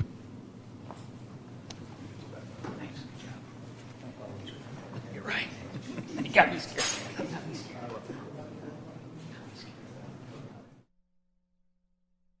All right, everybody, where you were watching live out of Cincinnati, Ohio, where a judge declared a mistrial again in the Cincinnati police shooting case. The judge declared a mistrial in the murder and manslaughter case against former University of Cincinnati police officer Ray Tensing over his fatal shooting of an African-American motorist, Sam DuBois. This is the second time the case has ended in a mistrial. The jury was deadlocked in the first trial, which ended last November. You just heard from the mayor there in Cincinnati talking about this second mistrial. So we'll be sure to keep you updated on that throughout the day here on the Fox News Now stream. Taking you back now to SpaceX, where they've been airing a launch and landing of a recycled Falcon 9. Let me make sure that I said that correctly. Yeah, a recycled Falcon 9 rocket. So let's take you back to the SpaceX event.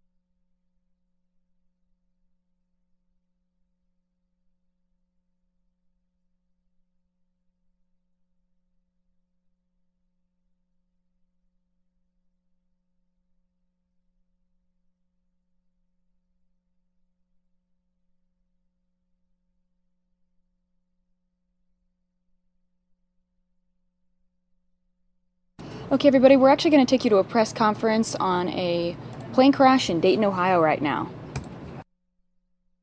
Almost 2 hours after the accident occurred.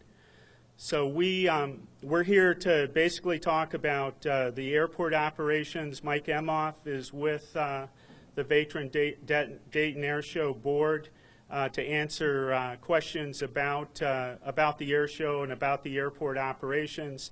Obviously, this accident involved a military aircraft. It involved one of the aircraft that is part of the U.S. Thunderbirds team.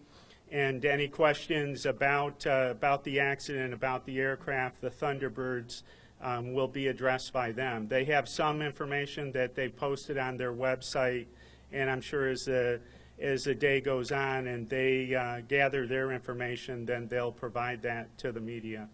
Mike? Yes, thank you. Michael Emhoff, I'm the chair of the United States Air and Trade Show. That is the governing body and the trustee area for the Veteran Dayton Air Show. It's my responsibility to talk about the show itself. After consulting with the airport staff, Terry, his staff, our management company, we intend to continue with the show. The show will go on tomorrow based on what we know right now. And we do not know any information relative to the Thunderbirds participation. They are going to have a press conference at 5 o'clock today. They are determining whether or not they fly. But for all the patrons who have tickets and all the people who are participating in the show at any level, our expectation is, based again on what we know right now, we're planning on having the show. We expect the weather to be good, and there's really not much else that we have. It's pretty straightforward. So at this point, if there are any questions, we'll try to answer any questions, and if we can't, we'll let you know that we just don't have the information. What are the injuries and conditions of the two people who were pulled? That we don't know. And so that's all managed by the Thunderbirds, and that'll be part of their press release at 5. Can we at least ask if weather was a factor?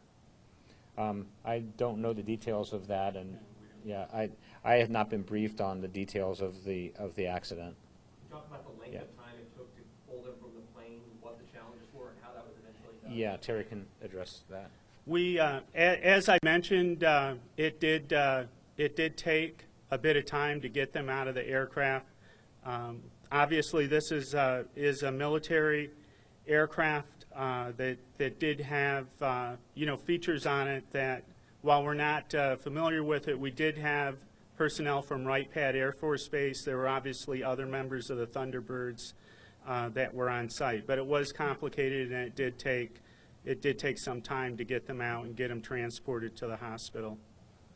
What did it take to free them?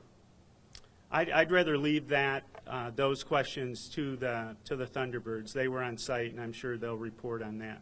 Terry, do you know if the Thunderbirds are going to perform tomorrow? Right now, that'll be left up to the Thunderbirds. We don't know that. How will this impact the schedule for the rest of the weekend? Our plan with the air show and with the management team is, if it's possible, then we'll run the rest of the air show, irregardless of whether or not the Thunderbirds perform. So we have, I think we had 4 hours of flying, so we still have 3 hours approximately of flying that could be done on Saturday and Sunday. Right now, it would be our intention to work with the air show and try to have those acts perform. And I don't know, Mike, if you want to add anything. No, that's accurate. Since we don't know what the Thunderbirds are doing, we may have the ability to look at what we have schedule more time for those we may have cut short. But again, it's possible they're going to fly, so I think it's too early really to answer that question. Everything is going to go on the same time schedule as it was before. The Thunderbirds typically have been, and are this year, the last flying act anyway. So the flying part would end earlier, but it would start on time. What if they don't fly? Do people get refunded if that's who they were coming to see? So we don't know if they're going to fly or not, and we typically hold that back on that until later. I expect the show's going to be a great show because we do have some amazing performers. You all know the lineup.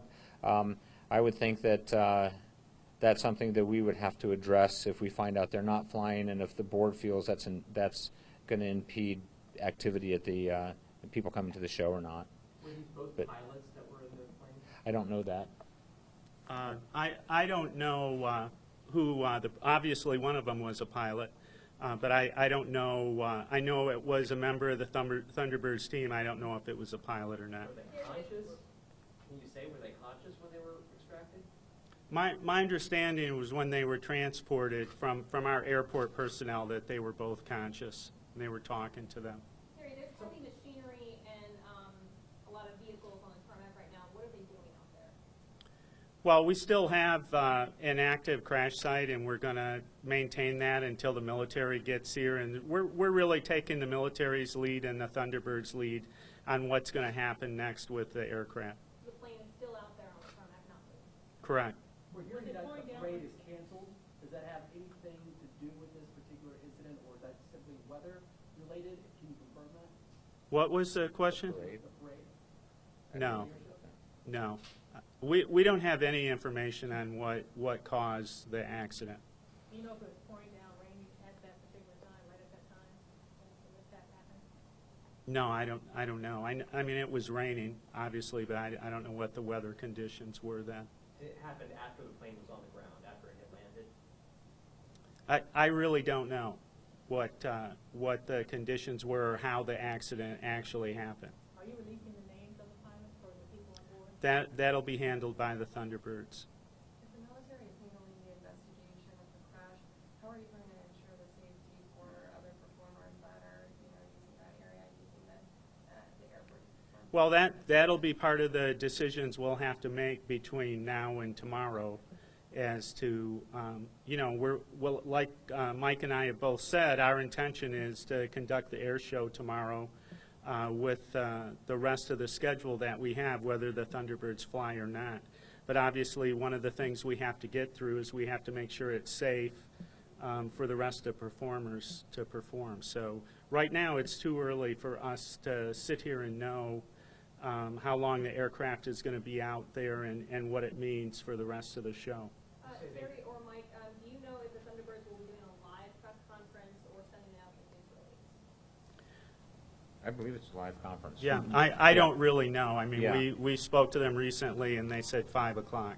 And they said conference, so I would imagine that that's live. I would expect that. Excuse me, I can answer that. Terry. It'll be the commander of the Thunderbirds, and he will be here at 5 o'clock the next statement. The commander of the Thunderbirds. Yes. And right now, you said you don't know exactly how the plane had the accident, if it was already on the ground or the actual landing of it. You don't know exactly how it ended up. Right. You said they were conscious and talking. Is it safe to presume that they're expected to be okay and survive? I can't really comment on their condition. I don't have their condition. Yeah, they've been taken to the hospital. We know that, but I don't know any more detail than that. Can you talk a little bit more about the response from the airport's fire department? How many people were deployed, what kind of equipment was used? Well, the airport fire department, when we have performance aircraft out, we actually had aircraft fire trucks positioned when this accident happened. So the response was very quick from the airport fire department. There were at least 2 trucks there immediately, along with other personnel, and then we had a very large response from the city of Dayton and neighboring departments. And as I mentioned, Wright Pat Air Force Base sent their fire personnel to the scene too. Can you talk a little bit about just kind of what went through your mind, your heart, and everything you heard about mishap here, especially in light of the fact that we've had some recent fatal crashes here as well? Well, I think we have a lot of responsibility because we are operating a commercial airport. We do have commercial flights that are operating. So of course, the first thing we're concerned about is the personnel the people that are involved in the accident, life and safety, and then the operation of the airport. We were able to very quickly open the airport, and we were able to continue to operate the airport for commercial traffic. Yeah, from my perspective, look, we're all people.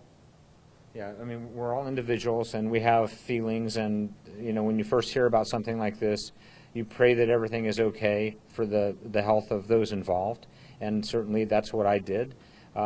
Then once you understand that that's under control and it's out of my control, for example, then you start working on what I can do, what's next. My job as the chair of the air show is to ensure that we produce a safe, quality show for our community. And so that shifts to that from my thinking, and that's where I'm at. So Terry's on the airport side, I'm on the air show side, and we kind of split there, and we have two different thoughts, but we have to work together. I can't do my job as the air show chair if we don't have the facility to do it. And we can't answer for things we don't know, and so some of the things are still up in the air, like whether or not the Thunderbirds are going to perform. Mike, who makes the decision on whether or not it's safe out there for them to perform, like today? Yeah. I don't know who decided today was good to go, but I would imagine that was all on the Thunderbird side. That was not an air show related incident, as far as I understand. But in terms of the airport, Terry's responsible for making sure that the airport is in the right condition and that all protocols are managed, and I'm sure they do that, and I'm sure they did that in this case. Did you say the airport continued to operate or had to shut down at any point? When the accident first occurred, I mean, that accident was called in from the control tower to the airport fire department. At that moment, we're closed.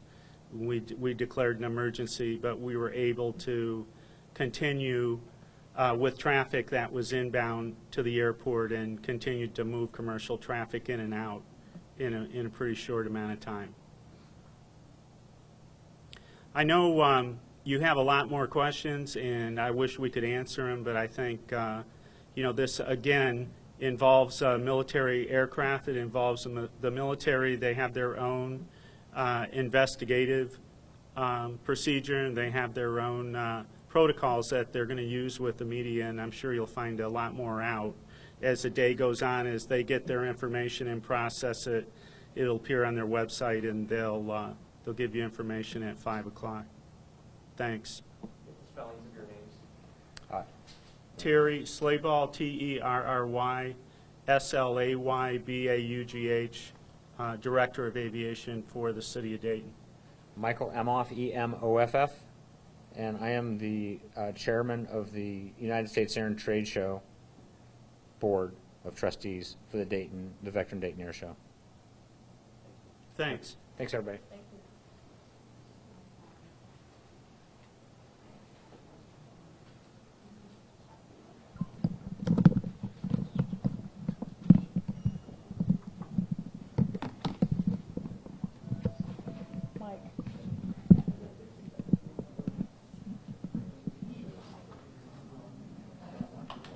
Okay, everybody, that was an update on that plane crash at the Dayton, Ohio Air Show. But let's take you now to Vice President Mike Pence, who's speaking to troops at the Schriever Air Force Base. We only have the audio right now, so let's hear what he has to say.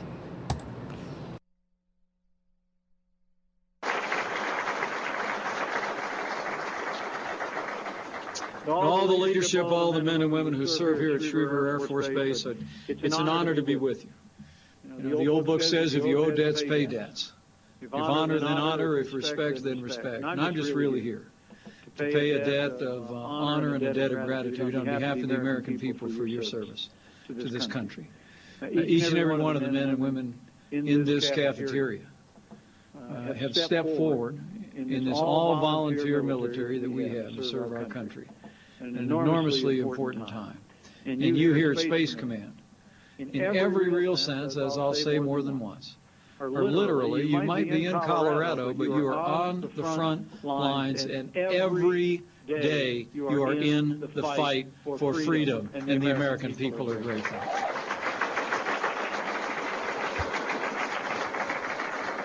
Told the President this morning I was headed your way, and he's just said to me, just tell him I'm proud of him. And I'll tell you what, the President speaks for all the American people. I can attest to it. Pride the American people place in all the men and women of our armed forces is incalculable.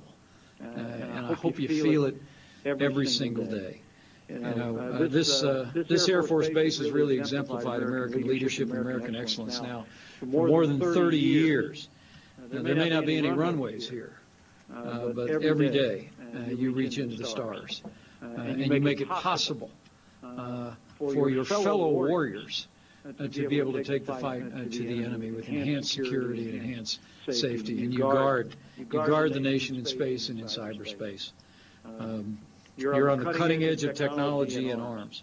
And you complete the Air Force's mission. You know, the Air Force's mission, if I get this right, Heather, is to fly, fight, and win in air, space, and cyberspace. And you're the last two of that in every sense of the word. And we commend you for it.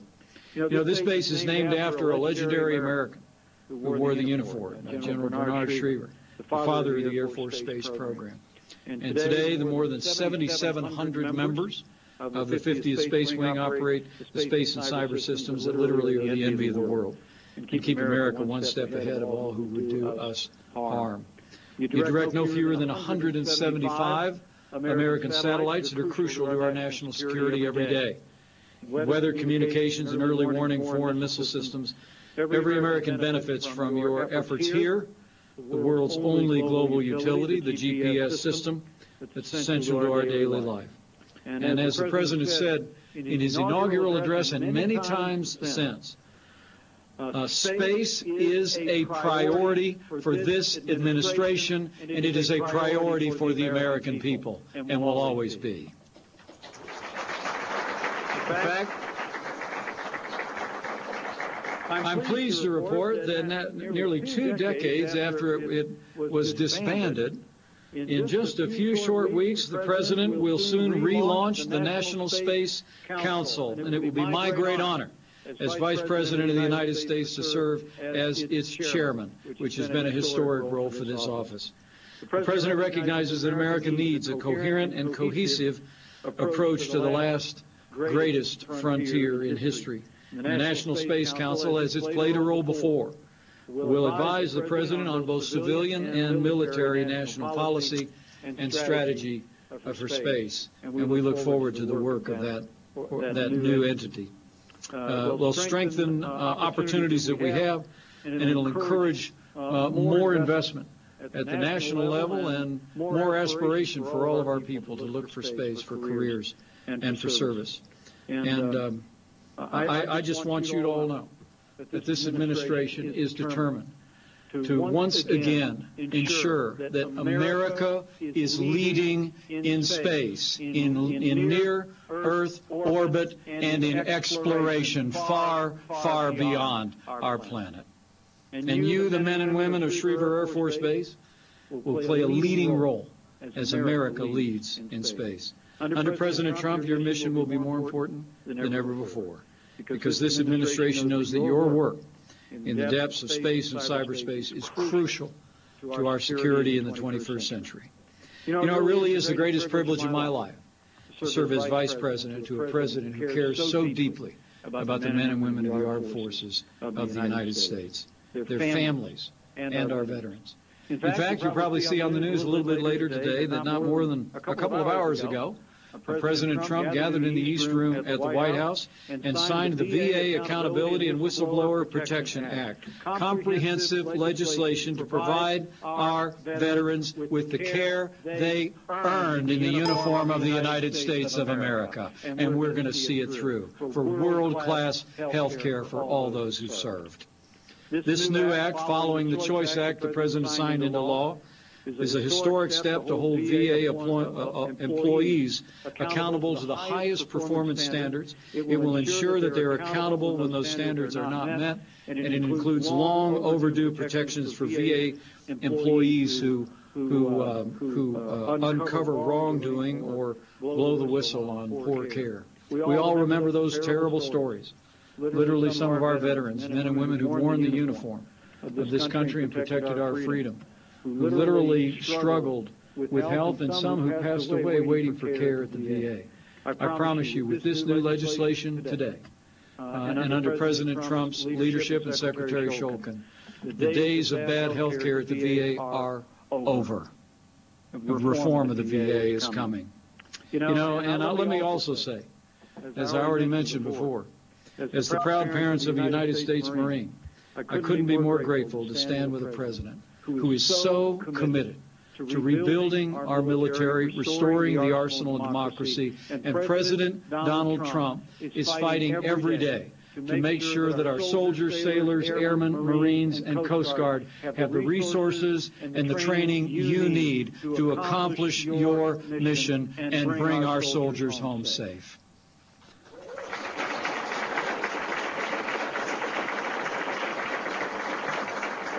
Last month, the President signed a $21 billion increase in funding for the armed forces of the United States. It was the largest investment in our military readiness in nearly a decade.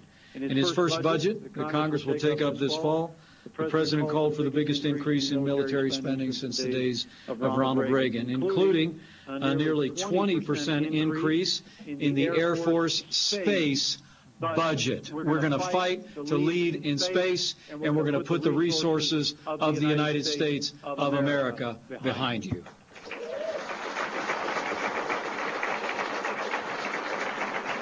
In short, the President of the United States is going to make the strongest fighting force in history stronger still.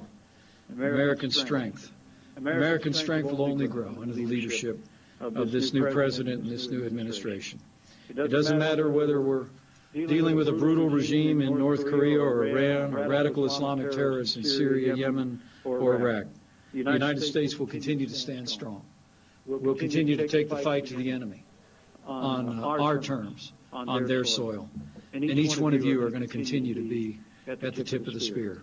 And I understand that. And so does the President. It's one of the reasons why I wanted to be here today. It's one of the reasons why I'm told the Secretary of Air Force has already been here once before in her very short tenure. Because you warriors in the room are playing an essential role every hour, every day, in the fight against radical Islamic terrorism and the fight for freedom around the world. And we recognize it. As we speak, your brothers and sisters in arms are stationed across the wider world on the frontiers of freedom, in the mountains of South Korea, fields and forests of Eastern Europe, the deserts and valleys of Iraq and Afghanistan. And it's an enormous comfort to them and a great source of confidence that you're here, that your vigilance and your professionalism is here, ensuring that they have the real-time information to accomplish their missions. You know, those who wear the uniform of the United States, all of you in this room, and all of those around our country and around the world are really the bulwark of American freedom. Every day you here at Schriever Air Force Base play your part to defend our freedom, protect the American people. And I want you to know that we're grateful each and every day. You know, it's always humbling for me to stand before men and women who are wearing the uniform of the United States. Because my life did not take me on that path. I didn't wear the uniform. I'm actually the son of a soldier. My father saw combat in the Korean War. And as I mentioned, I'm the proud father of a United States Marine. But maybe it's altogether fitting that someone like me stands before men and women like you just to say thanks. Make sure that you know how grateful the American people are each and every day for the service that you provide here and the sacrifice that you and your families make to keep our country safe. So let me tell you that I can assure you you have the support of your Commander-in-Chief and of his number 2 and of our entire administration. You have the support of the Congress of the United States and the support of the American people that they represent. And let me also assure you one other way, you also have the prayers of the American people.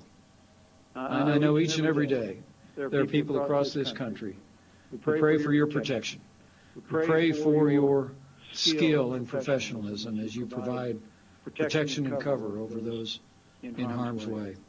And they'll continue to carry you in faith and in prayers as you serve our country. So I came today to say thank you. Thank you for your service. Thank you for your service that creates our freedom at home and our security around the world. And as I look out around this room, I have faith. I have faith that in the days ahead we will keep America safe. And we'll make it possible for America to prosper. And to borrow a phrase, we'll make America great again. Thank you for your service. God bless you, and God bless the United States of America.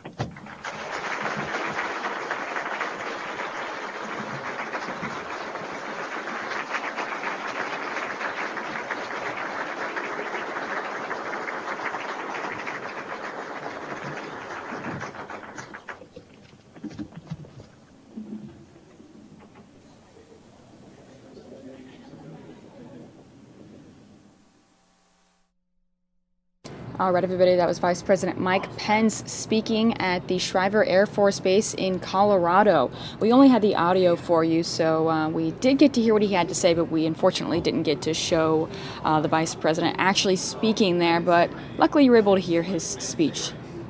Taking you to the next top story here in the show, you're getting a live look of the White House right now.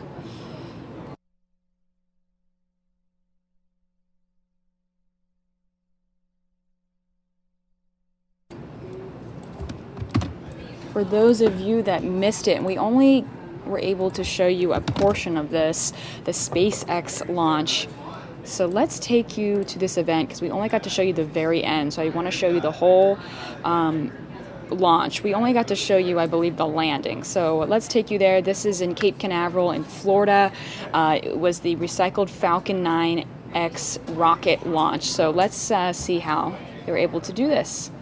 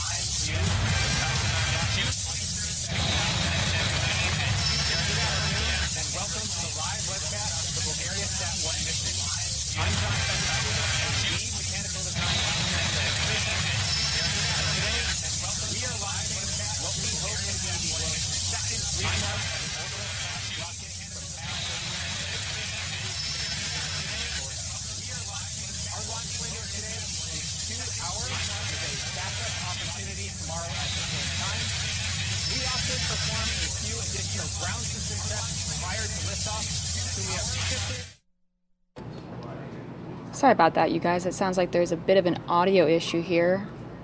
Appreciate your patience as I'm working this issue out.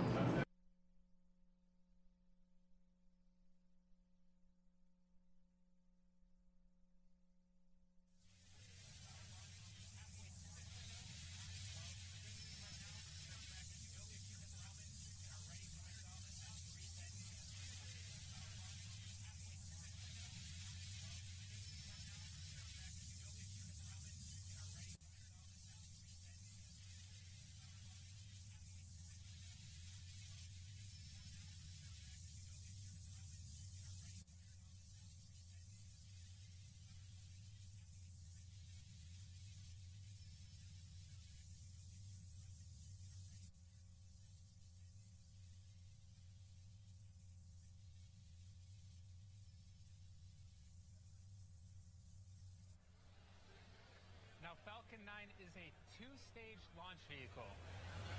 What you see in the center of the screen, that is the Pad 39A with the launch tower behind Falcon 9. If you look at Falcon 9 itself, right in the center of your image, it is a two-stage vehicle with the first stage on the bottom, joined by a composite interstage with a second stage on top. Both first and second stage are made of aluminum. When you consider the overall height of Falcon 9, from the base of the engines to the tip of the rocket, it's about 230 feet tall. When you consider the overall height of Falcon 9, from the base of the engines to the tip of the rocket, of that overall height, roughly 60% is what the first stage is comprised of.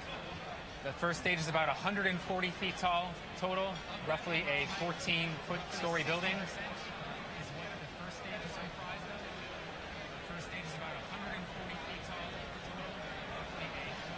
Now, the first stage you're seeing on your screen is the one that we flew for the Iridium 1 mission, which launched from Vandenberg Air Force Base in January of this year.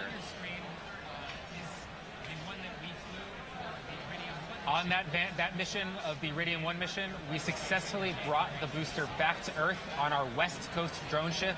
Just read the instructions. This is the very same booster you are seeing on your screen right now, and it is primed to loft the Bulgaria Sat-1 satellite to geostationary transfer orbit. Today we are again going to be attempting to recover our first stage via our East Coast drone ship, Of Course I Still Love You, currently stationed off the coast of Florida in the Atlantic Ocean. That's what you're seeing on your screen right now. That is a live view via satellite of our East Coast drone ship out in the Atlantic Ocean. That's what you're seeing on your screen right now. That is a live view via satellite of our East Coast drone ship out in the Atlantic Ocean. Now, the vast majority of rockets don't even attempt to come back in one piece, much less fly again. It is an incredibly difficult challenge, and we're excited to yet again bring that coverage to you today. Our landing today involves some of the highest heating and structural loads on the first stage that we have seen to date, and it includes a 3-engine landing burn. While this is still a secondary objective, this landing is going to prove to be extra challenging for us. But if we are successful, this will be the first rocket to land on both our east and west coast drone ships.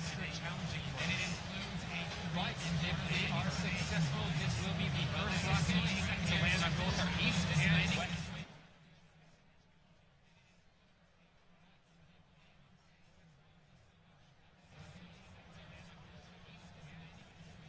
It's about T plus 10 minutes and 45 seconds. The good news right now is all systems are nominal. No issues to report right now.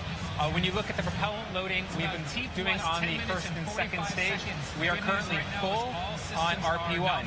RP1 is refined kerosene. That is our fuel for today's mission. We also load on liquid oxygen on the first and second stages. We are continuing to load both stages. Our first stage is nearly full on liquid oxygen, and our second stage is about 3/4 full on liquid oxygen. We will continue loading liquid oxygen onto the vehicles up until the T-3 minute mark. That's where we will finish topping off liquid oxygen on our first stage.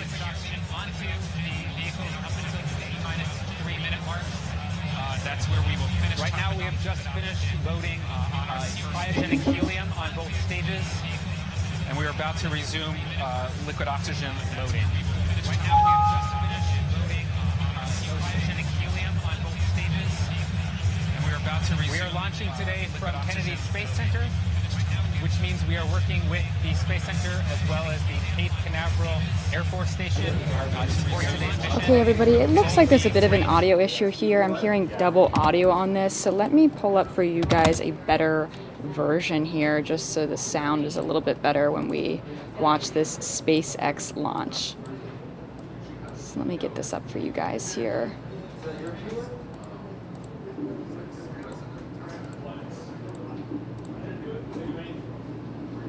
Give me 1 second just to make sure that it's at the right part that we left off.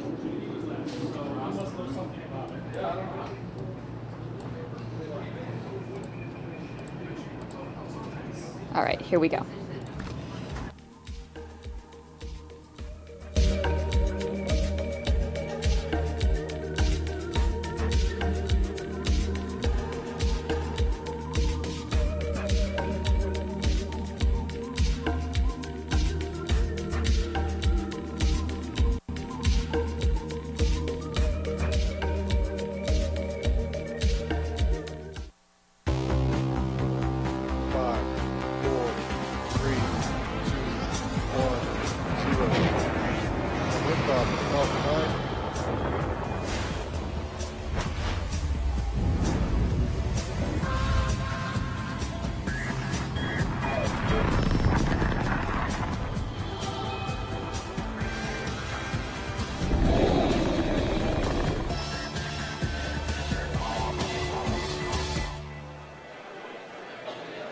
It's June 23rd, 2017 at 2:54 p.m. Eastern Daylight Time.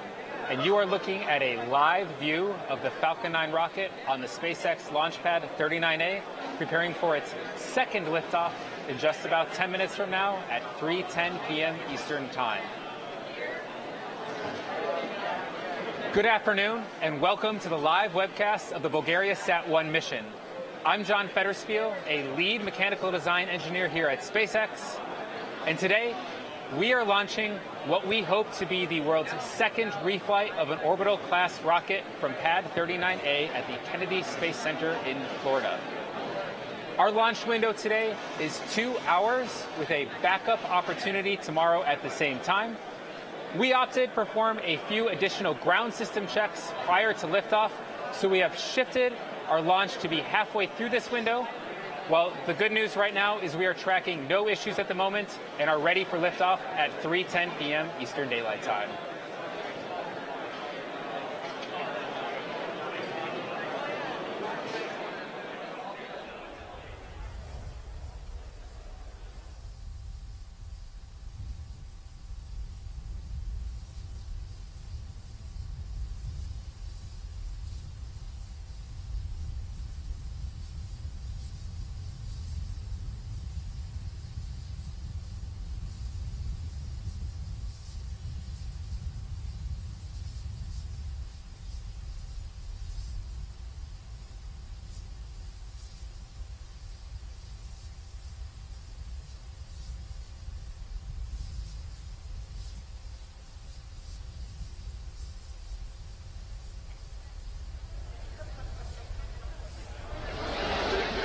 Now, Falcon 9 is a two-stage launch vehicle.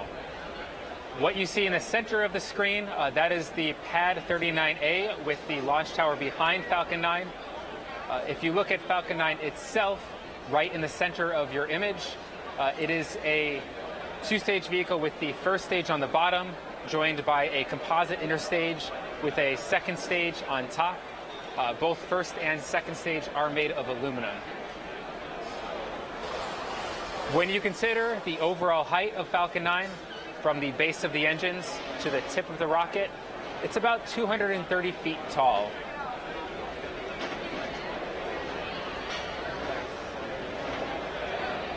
Of that overall height, roughly 60% is what the first stage is comprised of. The first stage is about 140 feet tall total, roughly a 14-foot-story building.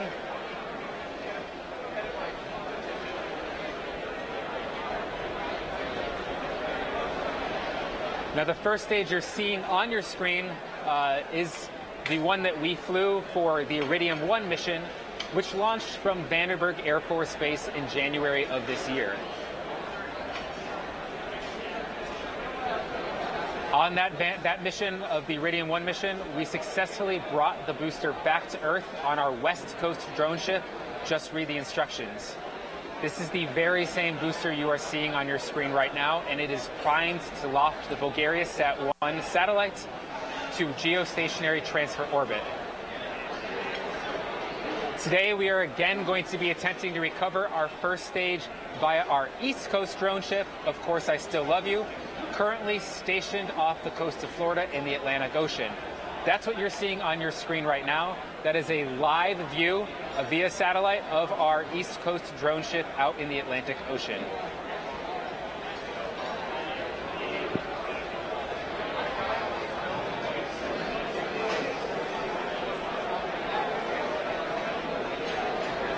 Now, the vast majority of rockets don't even attempt to come back in one piece, much less fly again. It is an incredibly difficult challenge, and we're excited to yet again bring that coverage to you today. Our landing today involves some of the highest heating and structural loads on the first stage that we have seen to date, and it includes a 3-engine landing burn. While this is still a secondary objective, this landing is going to prove to be extra challenging for us. But if we are successful, this will be the first rocket to land on both our East and West Coast drone ships.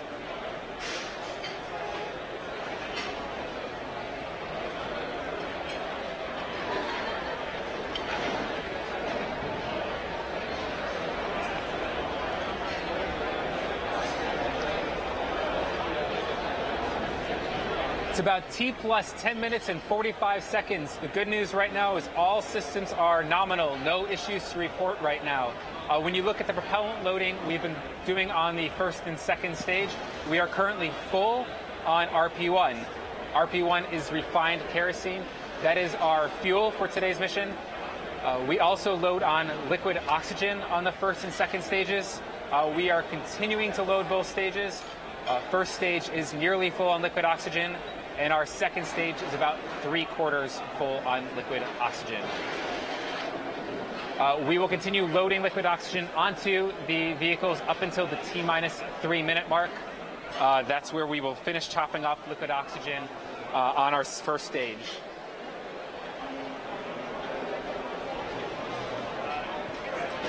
Right now we have just finished loading cryogenic helium on both stages, and we are about to resume liquid oxygen loading.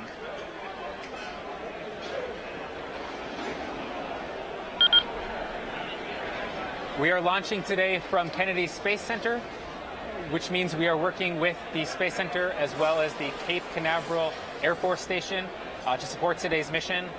Both the range as well as the Space Center have given us a green light for today's mission. They have cleared the nearby area around the pad as well as the launch corridor, and they are tracking no issues. You can see it is beautiful, clear skies at Kennedy Space Center. Weather will not be a constraint for today's mission. Weather is go for today's launch.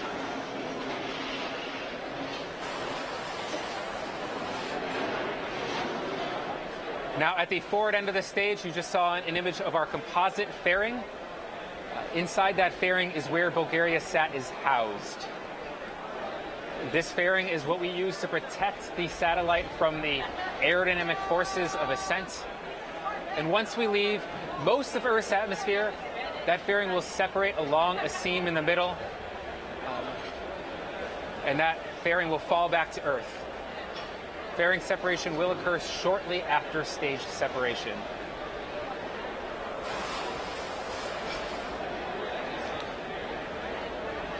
Our mission today is taking Bulgaria Sat-1 to a geostationary transfer orbit.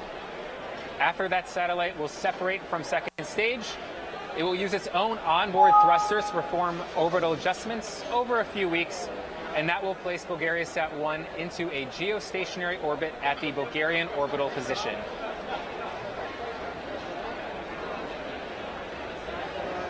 Geostationary orbit is about 35,786 kilometers away from Earth. It is sized such that the orbit period matches the Earth's rotation. That's what you're seeing on your screen right now. Essentially, the satellite is going to appear as a fixed star in the sky from a specific region of Earth, and that satellite will provide constant coverage over that region.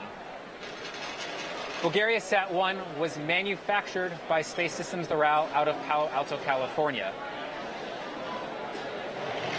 We have a quick video today to show you exactly what it took to get the satellite ready for today's launch and onto the pad for today's mission.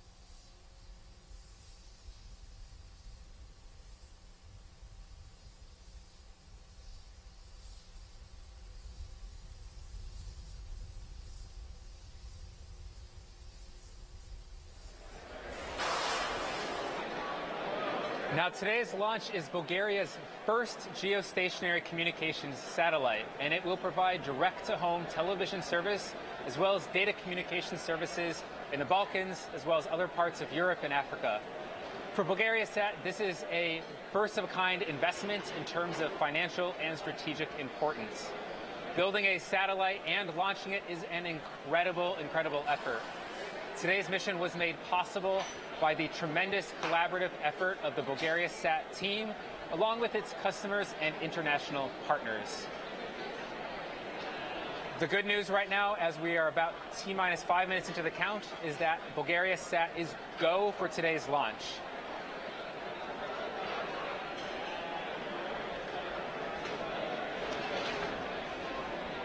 BulgariaSat transition to internal power began the process at about T-minus 35 minutes. It is fully on internal power right now.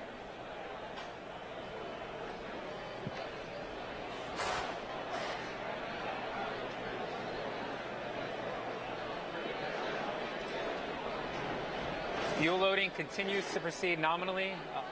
On both stages, we are just topping up liquid oxygen in this final minute of liquid oxygen load.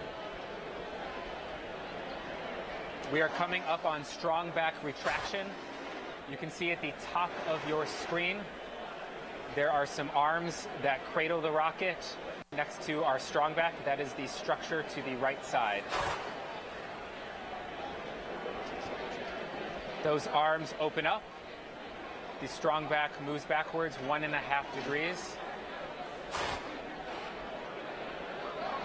And then at this point in time, once we reach the T0, the strong back will fall away as the rocket lifts off.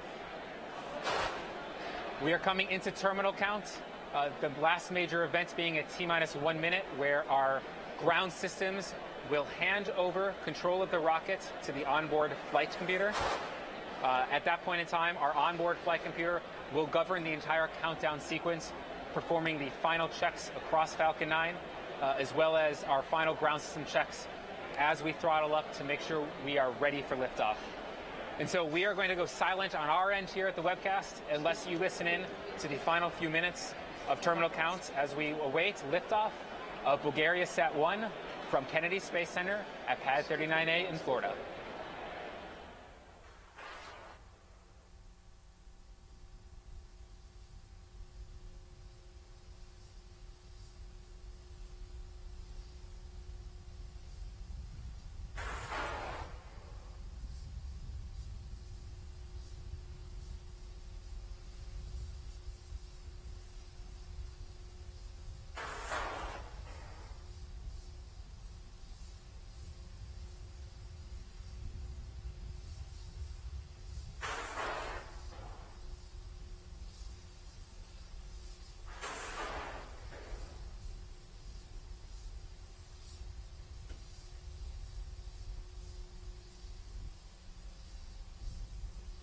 Stage 2 locks closed out.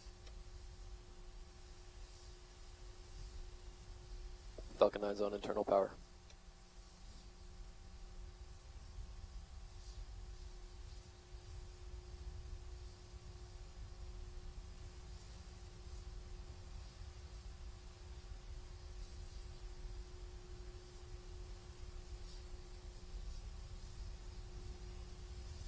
Vehicles in self-align.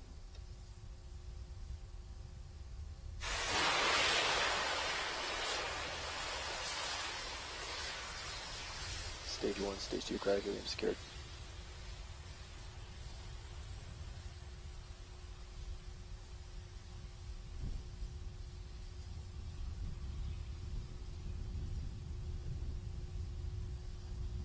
FTS on countdown 1, announce AFTS is ready for launch. AFTS is ready for launch.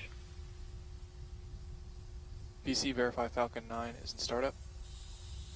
Falcon 9's in startup. Stage 1, Stage 2, pressing for flight. LD verify go for launch. LD go for launch.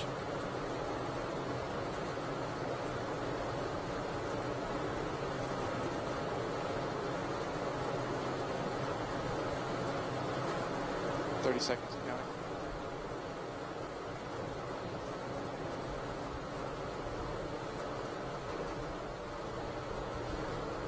20. Falcon 9 is configured for flight.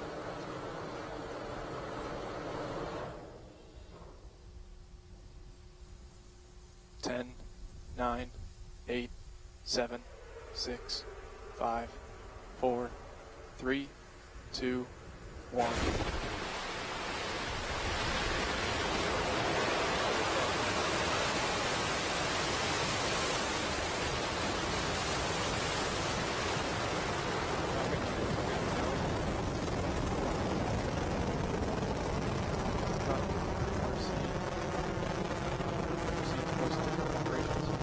RC copies. GC, moved post-launch nav operations. GC copies. Secure the bay.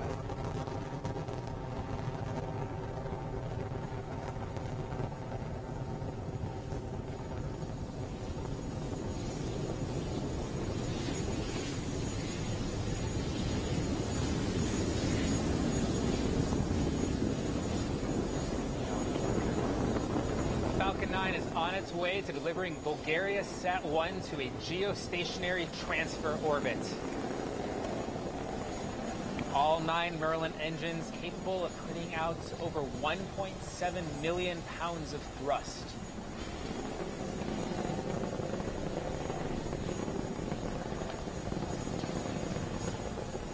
We are coming up on max Q at 1 minute and 18 seconds roughly. We'll be passing through max Q, that is maximum aerodynamic pressure.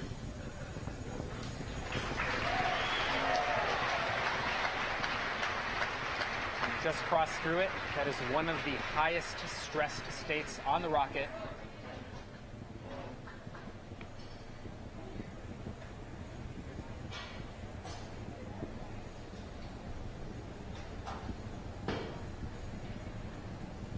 So we're over 20 kilometers above the surface of Earth.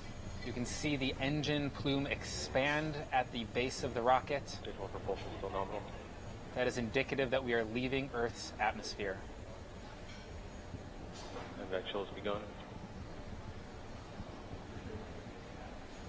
You just heard the call out that the Merlin vacuum engine on second stage has begun chilling in. This means that we are getting ready for 3 major events. Main engine cutoff, MECO 1, stage separation, and second engine start. We'll talk about all 3 of them after they occur.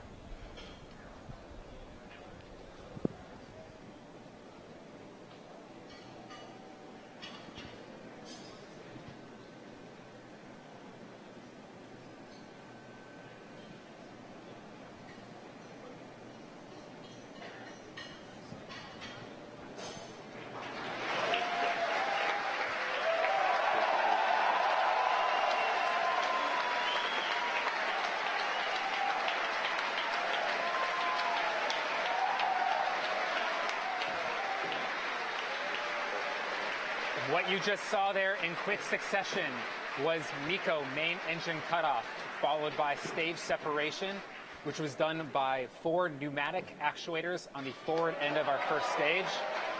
And then on the right side of your screen, you are seeing the glowing red nozzle of our second stage engine.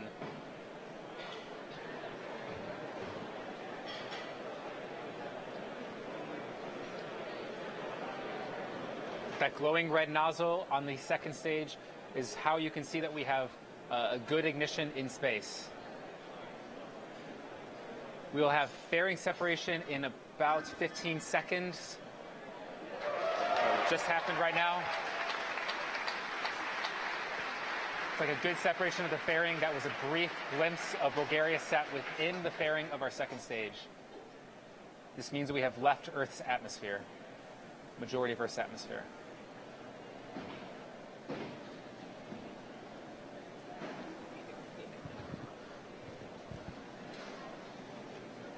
On the left side of your screen, you are seeing an image from the top of our first stage. You see 2 grid fins in the sides of that image. We use those grid fins to guide the stage through the atmosphere to the drone ship.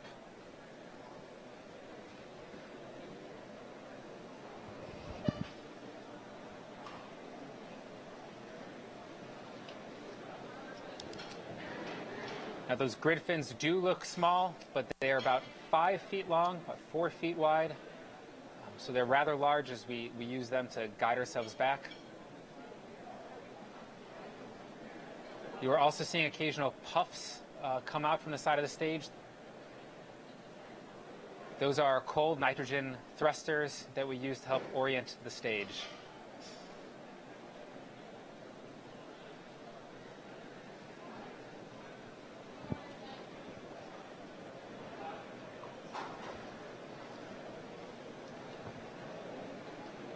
Now coming up in about a minute, we have our entry burn of the first stage. This is a 3-engine entry burn.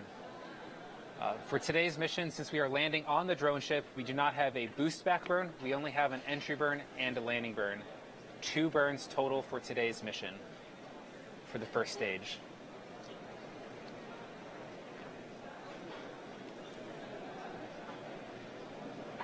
As I mentioned previously, our entry coming in for first stage is one of the highest heating and structural loads. So this is a very challenging first stage maneuver to land on our drone ship. Of course, I still love you.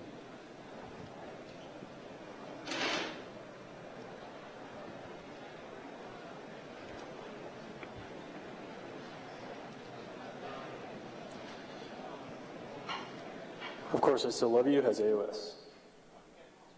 You just heard confirmation that our drone ship has acquisition of signal, AOS, of the first stage as it's coming back.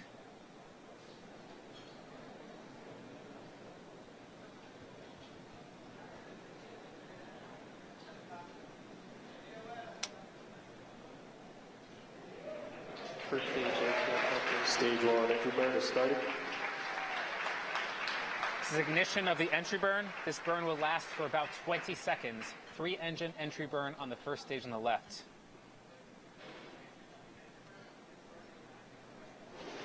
Stage 1 entry burn shutdown. We have a good shutdown, confirmation of a good shutdown of the first stage entry burn. Now, it is normal for us to see some of the soot appear on the camera screen. We may also occasionally lose coverage of the first stage entry as we come in through the horizon. That is all perfectly normal. This is expected to lose the signal from stage 1. We will have signal acquisition as we come closer to the drone ship.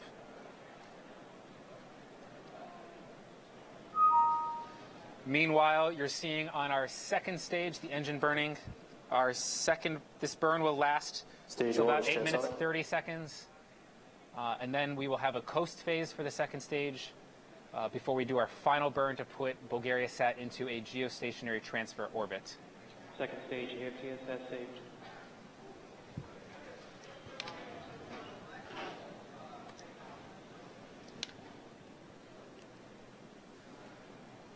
We're coming up in about 30 seconds on our landing burn from the first stage.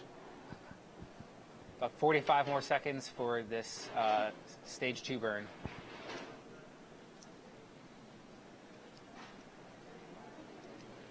Landing burn has started. The confirmation of the landing burn has started.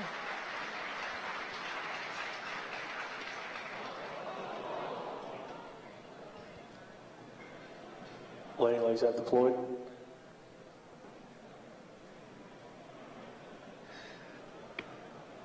And it looks like we may have lost some of the footage coming in for the landing ship, coming in for the drone ship.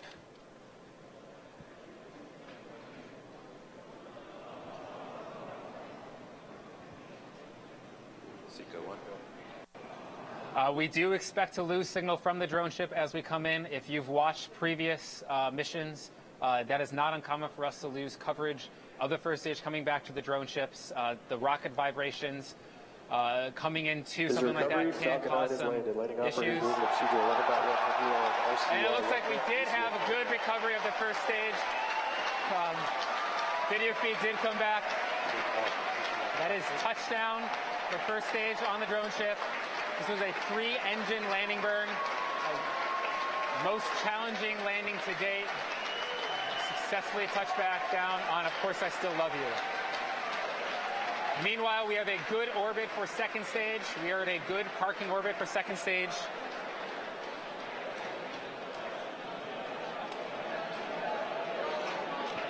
We will be in coast phase till about the T plus 27 minute mark.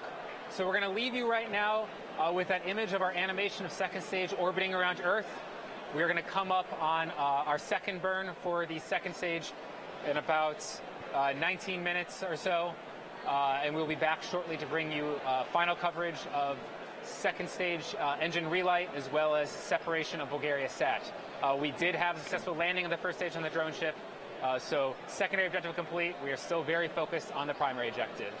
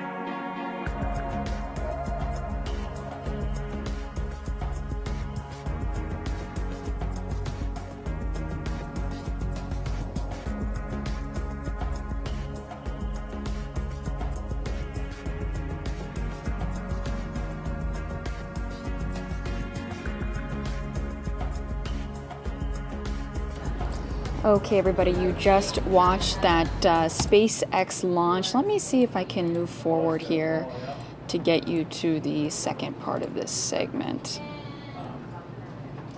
All right, it looks like we've got it. Because again, this happened earlier today in Cape Canaveral where they launched a recycled Falcon X rocket. So it's pretty cool stuff. If you guys are just now coming into the show and you missed it, just head to the video section on our YouTube page, Fox 10 Phoenix, and you can find the video there clipped in full.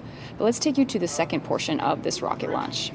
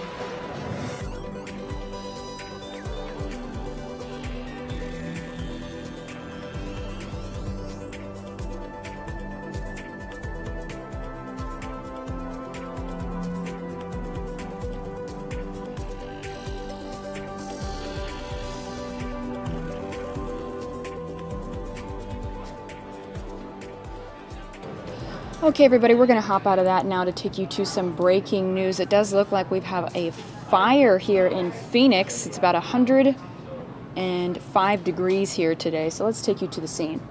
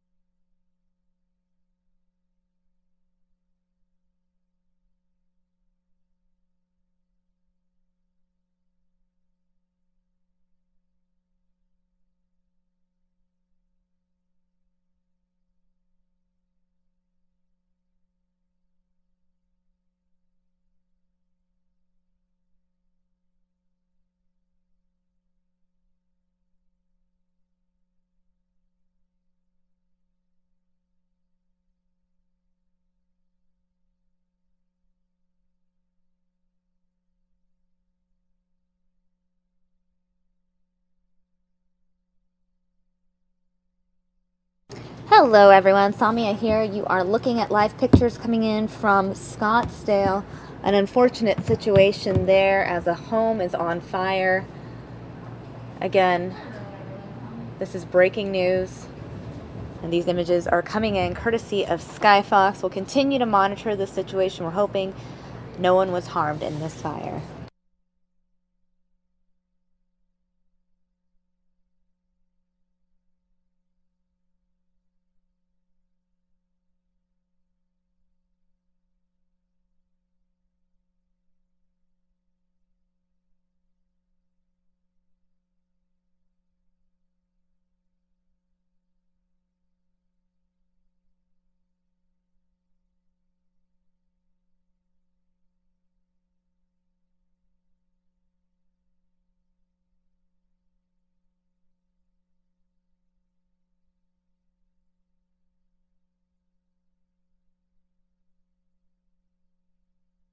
Again, this is a house fire, Hayden Road and Indian Bend there in Scottsdale.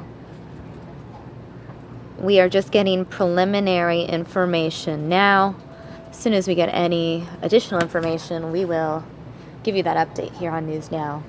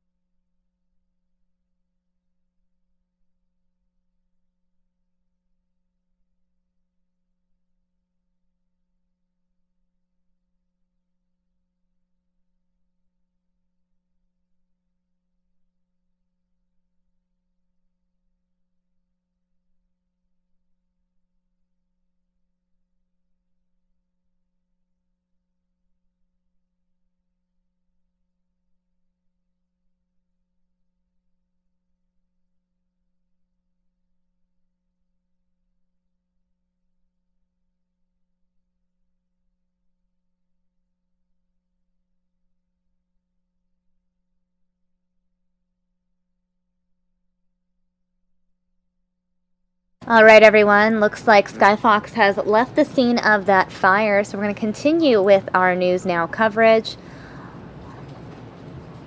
We are going to take you to the House Ways and Means Committee, where they had a hearing on Trump's trade policy, President Trump's trade policy. Let's go ahead and watch this now.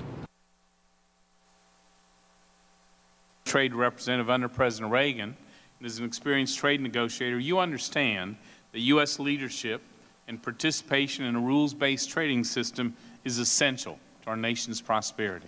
America has led the world in global commerce for the better part of the last 100 years. Through our network of strong and forceful trade agreements, we've expanded economic freedom so that our businesses, our workers, and our consumers can thrive. Through strict enforcement of the rules we created and our leadership in the World Trade Organization, we've held our competitors accountable.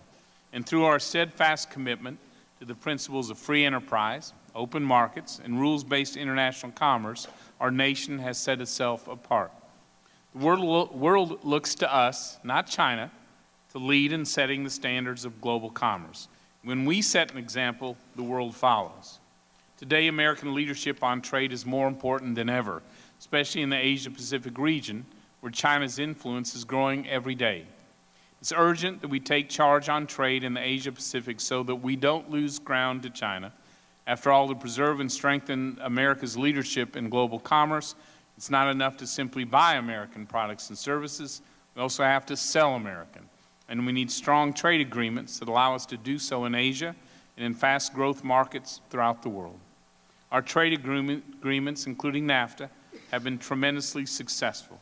They've created American jobs, lowered prices for consumers, and helped our businesses compete and win in all three crucial segments of our economy: agriculture, services, and yes, manufacturing.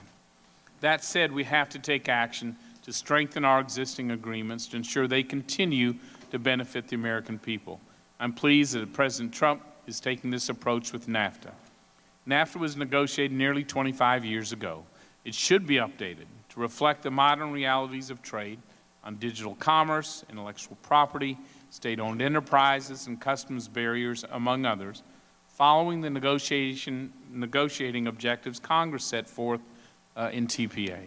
And as you've committed to us during earlier consultations, Mr. Ambassador, this modernization must be accomplished in a manner that retains current benefits in a seamless way that doesn't disrupt the current agreement, ongoing trade, or the millions of American jobs at stake.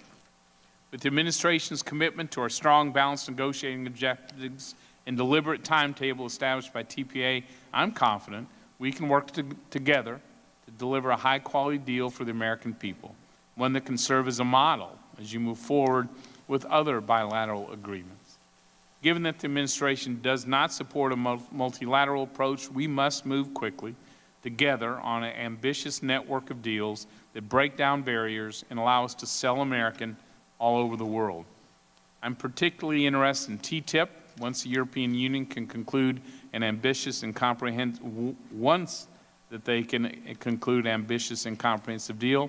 Also, I'm interested in trade agreements with Japan and the United Kingdom when it can come to the table, as well as the trade and services agreement and the environmental goods agreement. And we plan to renew GSP and move quickly on our miscellaneous tariff bill to help U.S. exporters. I'm encouraged to see the President's dedication to strict enforcement of trade rules. The President has already taken important steps by putting into action many new enforcement tools passed by Congress last year. If countries fail to uphold their trade obligations, these powerful tools and our participation in the WTO allow us to challenge them and, if necessary, push back strongly on behalf of our businesses and our workers. And when it comes to America's trade deficit, we welcome the President's efforts to examine the issue. There are, as you know, many factors behind our trade deficit. Some may be related to trade, but many are not. For example, the dollar status of the world's reserve currency is a significant factor. Examining the trade balance as black or white conceals what's really going on. Many exports from, say, Mexico reflect tremendous U.S. value added through research, development, design, intellectual property, services support, and manufacturing. To the extent the trade deficit is caused by unfair trading practices, we must rip down those barriers. And through our powerful enforcement tools, we can. Another solution is to push for strong trade agreements that open up new markets worldwide for American products and services. Through trade agreements that are strictly enforced, we've reduced and even eliminated trade deficits in manufacturing, agriculture, and services. In many cases, we've even turned deficits into surpluses. While a first instinct may be to restrict imports, history shows that the most successful approach is not protectionism, it's breaking open new markets to American-made goods and services. We have some of the best businesses, workers, and products in the world. If we can reach these customers on a level playing field, America will usually come out on top. That's the recommendation I offer as the administration considers whether to restrict steel and aluminum imports. I agree, we must address market distortions created by China. Section 232 authority must be used with careful consideration of consequences to our economy and trade rules that we wrote and fully expect our trading partners to abide by. Done improperly, we cut off supply that our companies need to stay competitive. Done hastily, we raise costs and prove to our partners that we aren't reliable. Done indiscriminately, we harm countries that trade fairly and send a protectionist signal to those looking for an excuse to do the same. It will encourage others to restrict our exports, even in unrelated sectors, which only hurts the growth of jobs and paychecks here at home. I want to work with the administration to identify a remedy that's balanced, effective, and protects our national security and economic interests.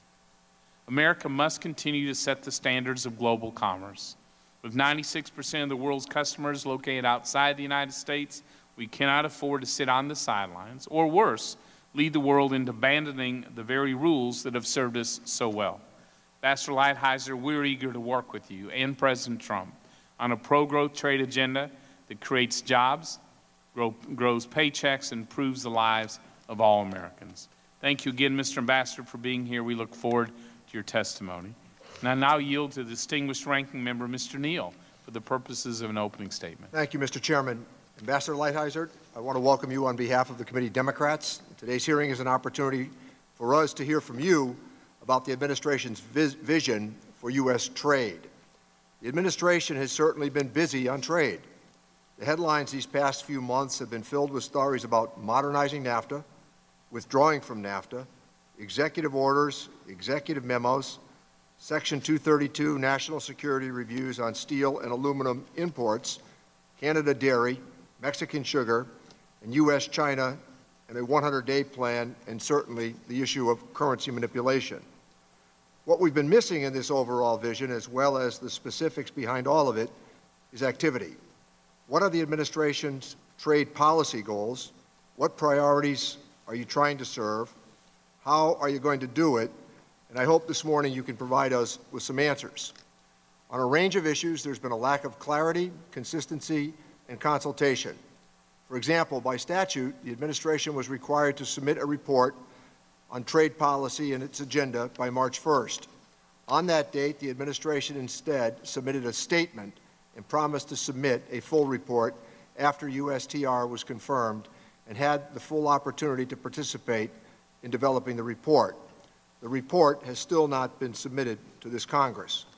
So I hope you will clarify the administration's position on a full range of trade issues today, from specific objectives of a NAFTA rewrite to the administration's position on negotiating TTIP and an environmental goods agreement, to how the administration will address currency manipulation, to the administration's current thinking in steel and aluminum national security investigations as well. As you know, House Democrats have the most open mind when it comes to revisiting and taking new directions in U.S. trade policy. We look forward to working with you to prioritize the needs of American workers and their families through trade policy, and we await your testimony. Thank you, Mr. Ambassador. Thank you, and without objection, other members' opening statements will be made a part of the record. Today's sole witness is Ambassador Robert E. Lighthizer, United States Trade Representative. The committee has received your written statement. It will be made part of the formal hearing record. You have 5 minutes to deliver your oral remarks. Ambassador Lighthizer, again, welcome, and you may begin when you're ready. Thank you, Mr. Chairman. Chairman Brady, Ambassador, can you check that microphone just to make sure we've got it on? There you go.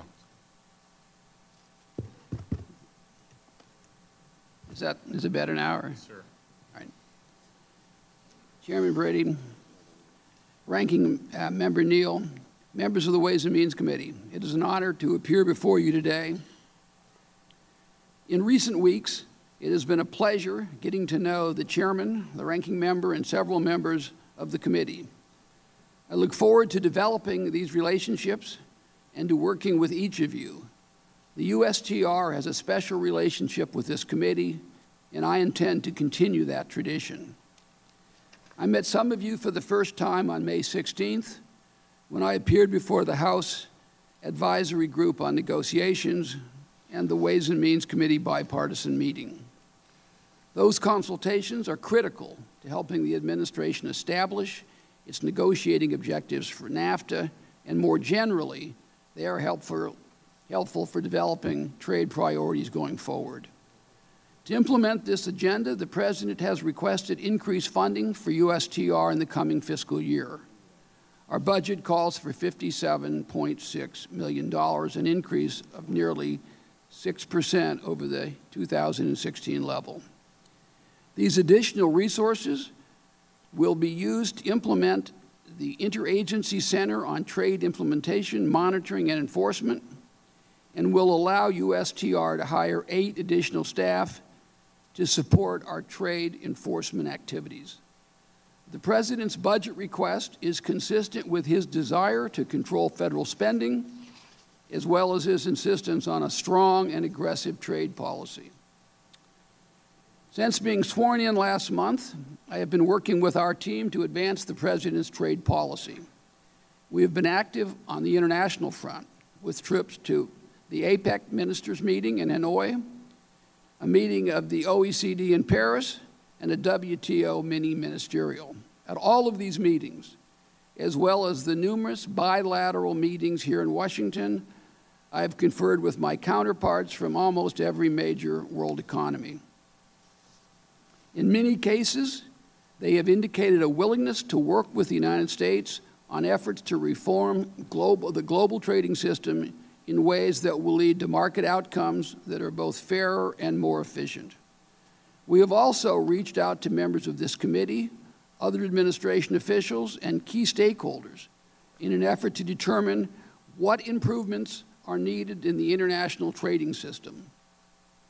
We are already making progress in 4 vital areas. 1, the President's plan to renegotiate NAFTA. 2, advancing a strong enforcement agenda. 3, opening markets for U.S. exports. And 4, lowering the nation's trade deficit. Let me briefly discuss each of these topics. First, on May 18th, I notified Congress that the President will conduct negotiations with Canada and Mexico in an effort to renegotiate and modernize NAFTA. As you know, the congressional notification is followed by a 90-day period of consultations with the public in Congress. This means that the NAFTA negotiating rounds can begin as soon as August 16th, and we intend to move very quickly. In the meantime, USTR is talking to members, stakeholders, your staffs, and the public to help us develop policy outcomes for the negotiations.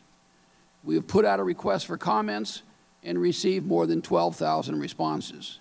We have scheduled hearings for June 27, 28, and 29. During the 90-day period, we will continue working closely with Congress to develop and refine our negotiating objectives. In the interest of a transparent process and as required by TPA, we will be publishing a detailed summary of negotiating objectives on July 17th. Second, we have an aggressive enforcement agenda. We are both defending our rights and holding other countries accountable for their trade violations. For too long, the United States, one of the freest and most open markets in the world, has been the chief target of litigation at the WTO. This makes no sense.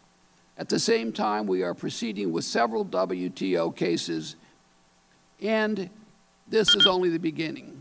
We will aggressively pursue countries that violate trade deals with the United States We have a number of potential cases under review as I speak. Third, we intend to improve market access for U.S. producers. Let me be very clear on this point. We at USTR want to help every American business that makes a product or provides a service increase exports to the world. Sometimes this requires an enforcement action. Other times negotiations are sufficient. The administration is currently engaged with conversations with all of our major trading partners about how to lower barriers that harm U.S. companies, workers, farmers, and ranchers. Finally, we hope that these and other efforts by the Trump administration will help to lower the nation's chronic trade deficit. I understand that many observers believe that we should not concern ourselves with the trade deficit, that this figure is merely a number that reflects macroeconomic factors not related to trade policy. But the President's view, and mine, is that the trade deficits in the hundreds of billions of dollars that persist for years and years and years, regardless of changes in the broader economy, are indicative of structural problems in global trade. Thank you, Mr. Ambassador. That 5 minutes always goes fast. We will, thanks for your testimony. We'll now proceed to the question and answer session. Let me lead off. I want to ask two very basic questions about freedom and leadership. My view is that free trade is economic freedom. It's the freedom to buy and sell and compete around the world with as little government interference as possible. It's the freedom that if you and I build a better product, we should have the freedom to sell it throughout the world. And if someone else builds a better product, we should have the freedom to buy it for our family and for our business. It's really one of the greatest economic rights of every American. So given the choice between more economic freedom and less, we should always choose more. So the question is, will the Trump administration work to expand Americans' economic freedom to trade or ultimately restrict it?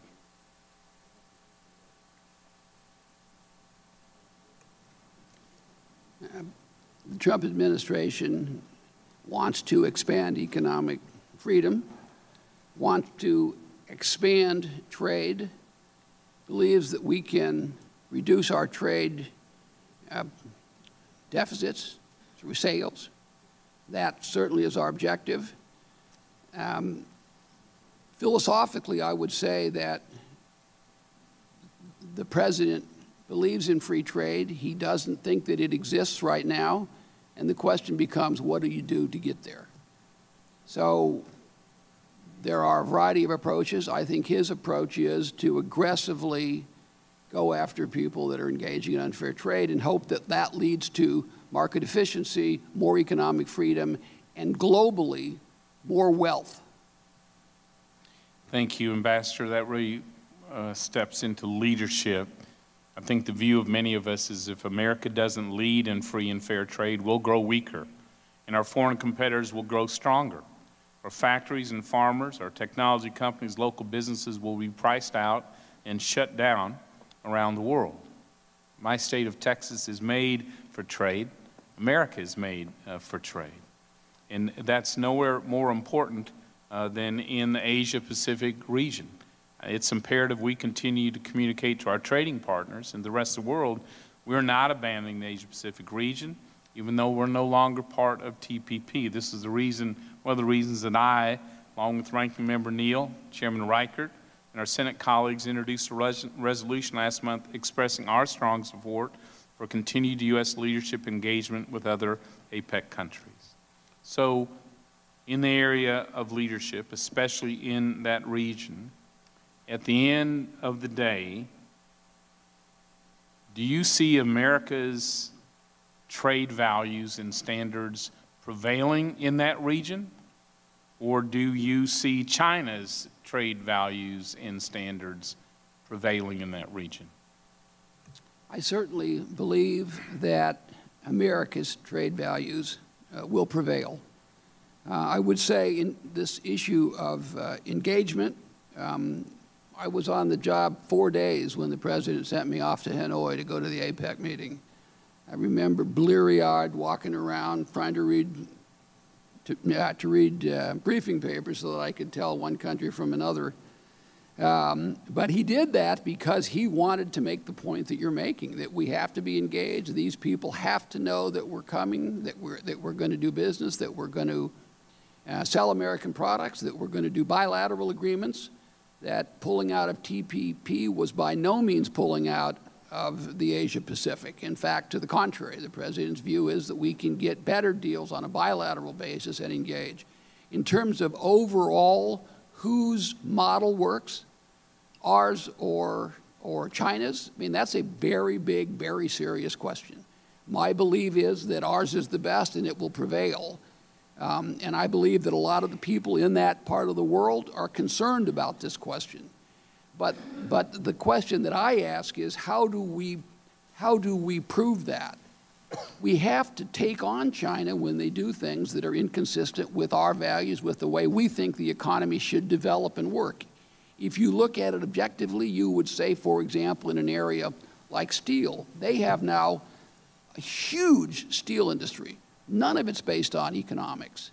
And somebody in a country in Asia looking at that might think their system is succeeding and ours is failing. They have 1.1 at least billion tons of steel capacity, and we can't produce 100 million tons. So what we look at, A, I think we're going to prevail. B, I think we have to prevail, not just for our own good, but for the good of the world. The question that I always have, and that I believe the President has, is what do we do to assure that? And that, to me, is taking on China whenever they do something that is inconsistent with not only our model, but their obligations.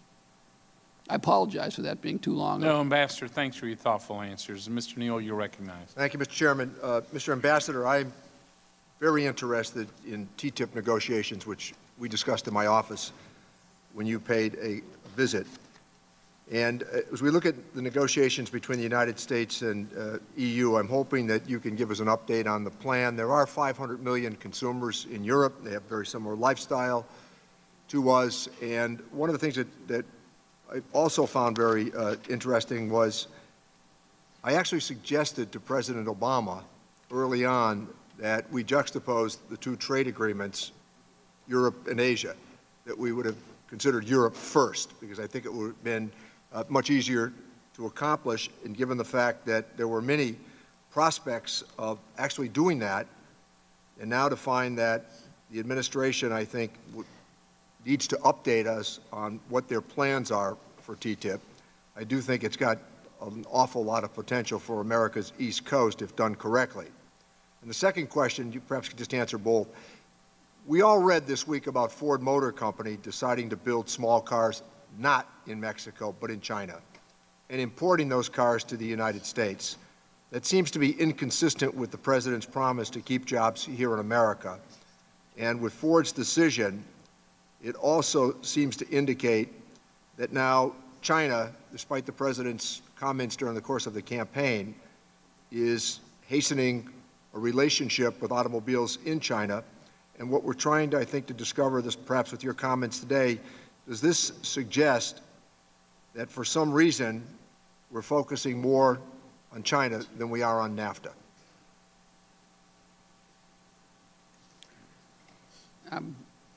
Mr. Neal, first of all, on TTIP, we certainly agree that that's an important negotiation. For a variety of reasons, it stalled when it did, and this was not a very good year to get it started because of internal European reasons. They had a series of elections which made it difficult to make compromises and to really make an agreement.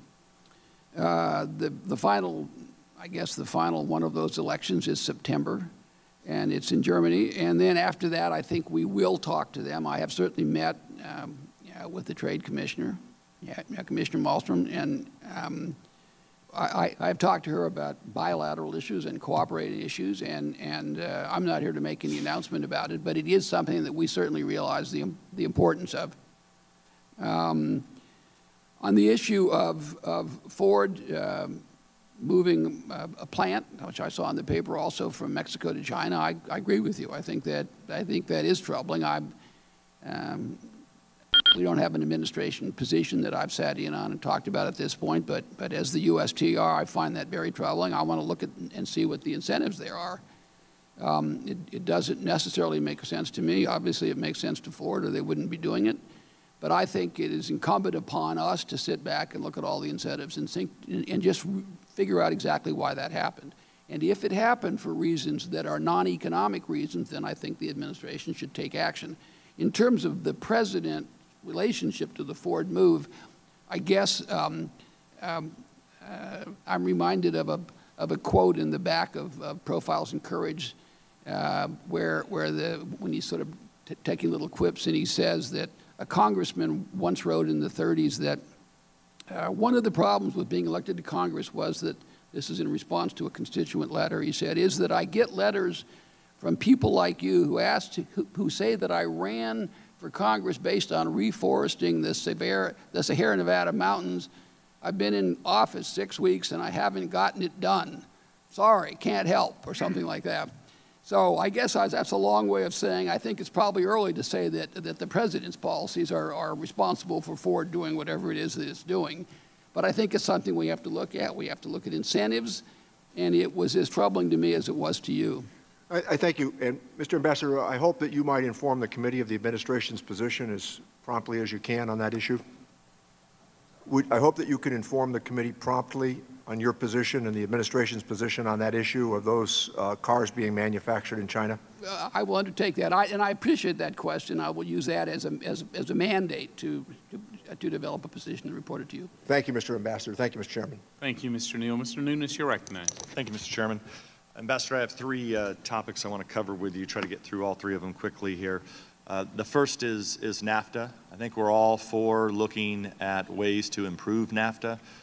However, as you know, with all negotiated trade, with every action becomes a reaction. And so there could be a reaction from our allies and our partners, trading partners. Agriculture specifically, as you know, the United States produces more food than we can consume, and I am worried about any type of retribution that either Mexico or Canada could take on our U.S. farmers. And so I know you're aware of this, but I wanted to just get your thoughts on ensuring that we protect agriculture in these upcoming negotiations on NAFTA. Congressman, that's very important. I've testified on this before. We realize there have been winners and there have been losers in the NAFTA process as it's developed over these 23 years, 25 years since the negotiations themselves began. Agriculture has been a winner. I would say, even with that, I would drop a footnote down and say that although we do have a $4.7 billion deficit even in agriculture, but it's not for the kind of products that you were thinking about. And it is very important that we do no harm. So our very high priority will be making sure that we do not disrupt our sales in agricultural products to either Canada or Mexico, but presumably you're mostly thinking about Mexico. And that is a problem. It's a legitimate worry. It's something we're worried about and very concerned about. Yeah, there's no question that Canada could do a lot more to open up their trading practices for our agricultural products. If I could, I'd like to move to India. I think you and I share, and the administration share the goal of enhancing our partnership with India, the world's largest democracy. They've made a lot of growth over the years, but they've continued to have trading practices that make it hard for us to actually get to the table with each other.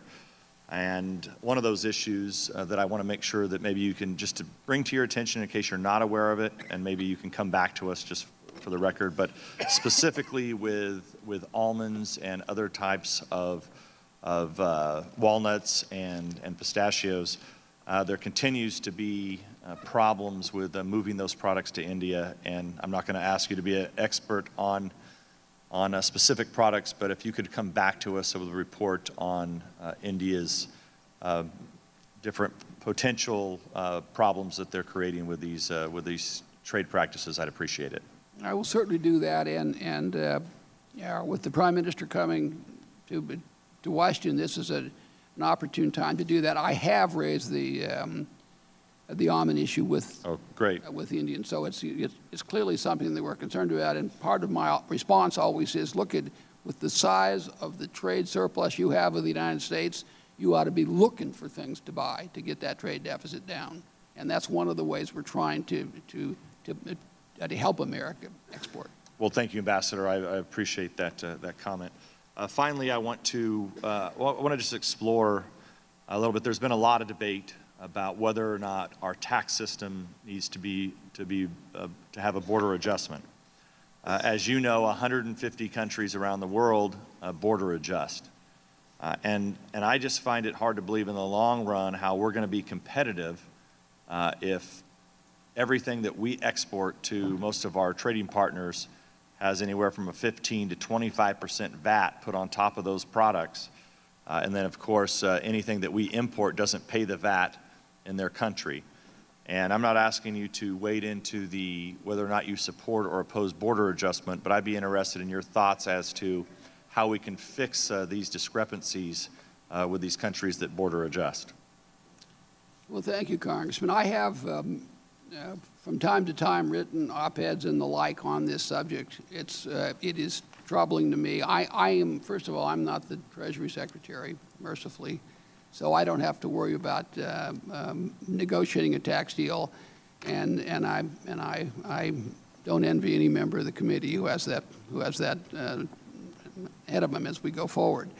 But I do agree that value-added tax create an unfair advantage, and there's been a clear migration throughout the world from income taxes to value-added taxes precisely for that reason.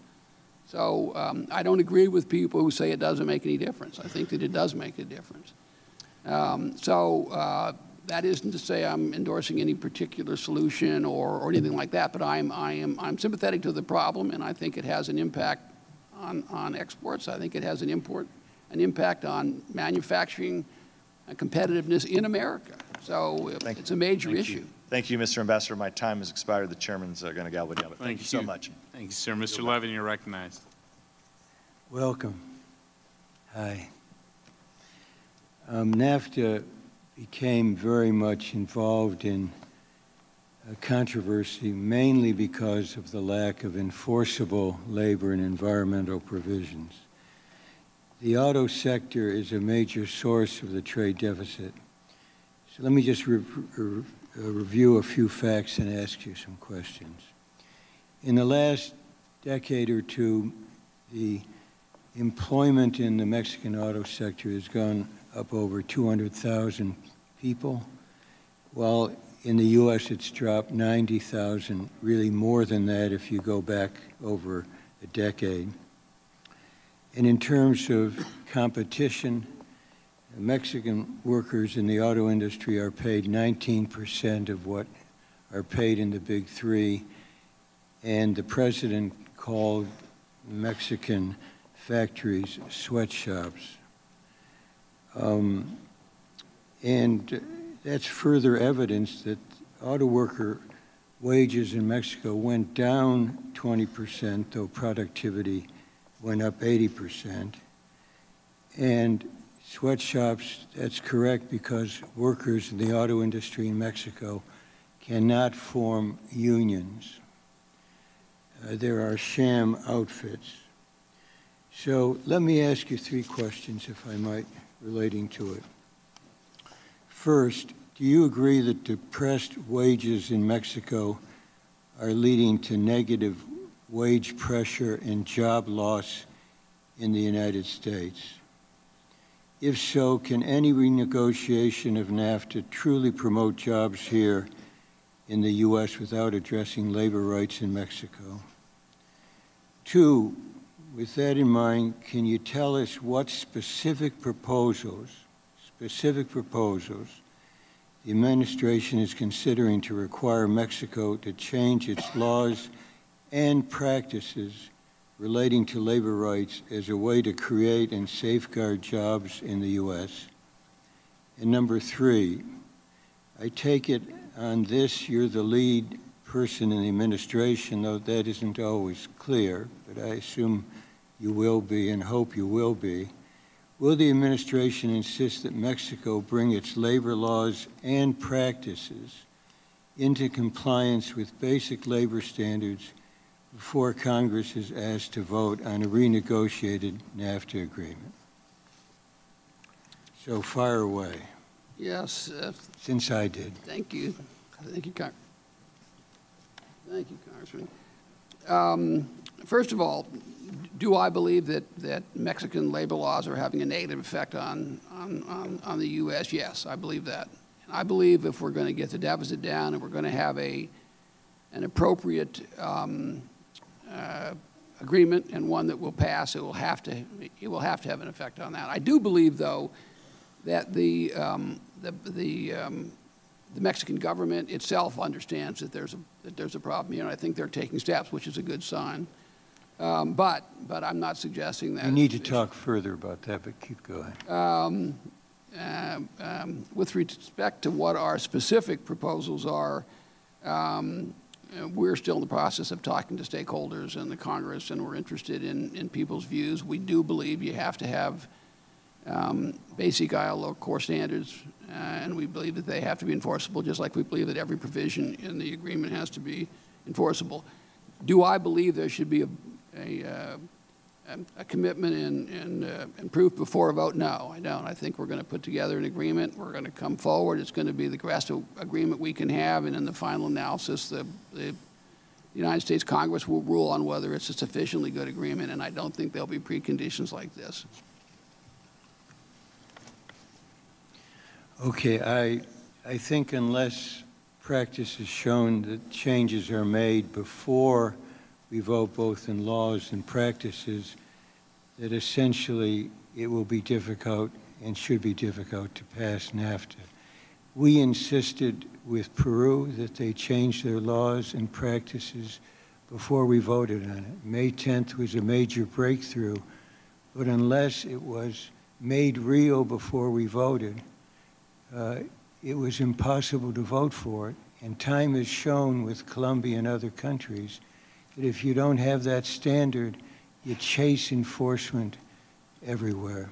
So we're going to be very emphatic about that. Thank you, Mr. Thank you, Mr. Levin. Mr. Tiber, you're recognized. Thank you, Ambassador, for being here. I know that you know that the volume, the complexity, the challenges of trade have only grown over the years.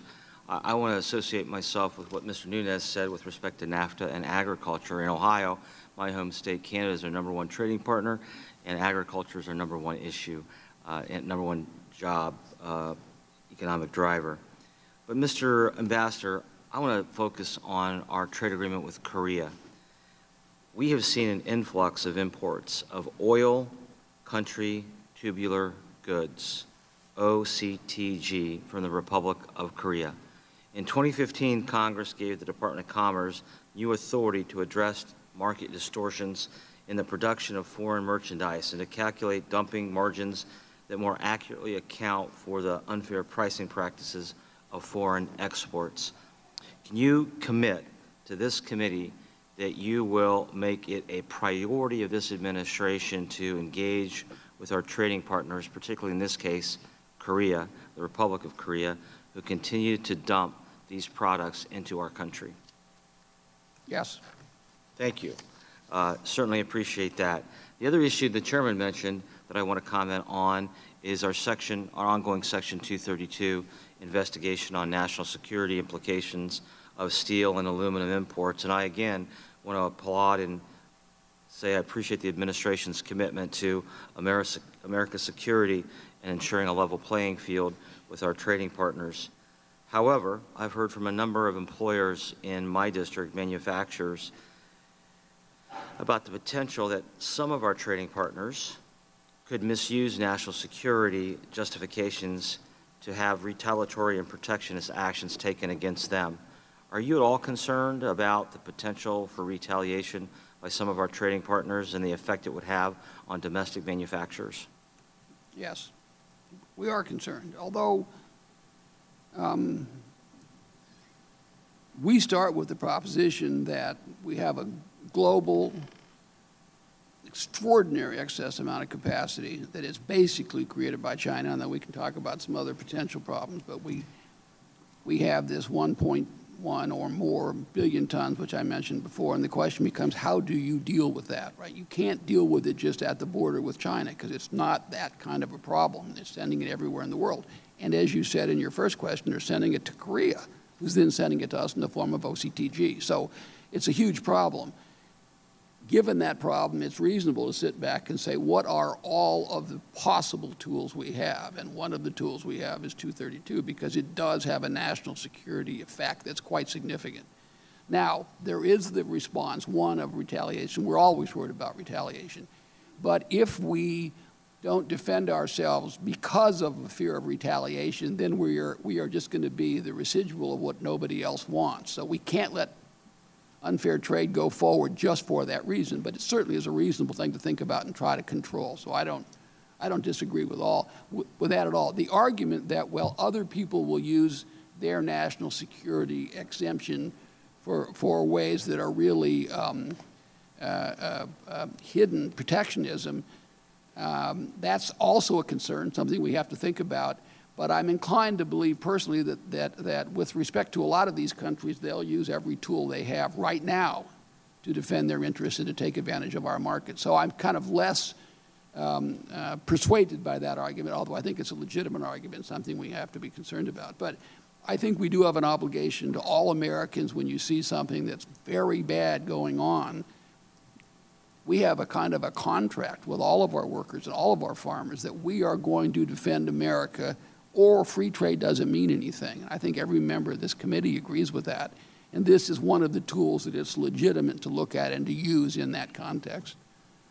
I certainly appreciate it. I certainly appreciate your work, your expertise on this issue. I just would hope that you and your team would clearly review the chairman's opening statement, because I think it reflects on this side of the aisle some concern about the balance in this area. Thank you so much. Thank you, Congressman. Thank you, Mr. Teberry. Mr. Doggett, you're recognized. Thank you, Mr. Chairman. Thank you, Ambassador. You have been a personal longtime critic of WTO dispute panels overreaching and effectively declaring new obligations and undermining our democratic processes.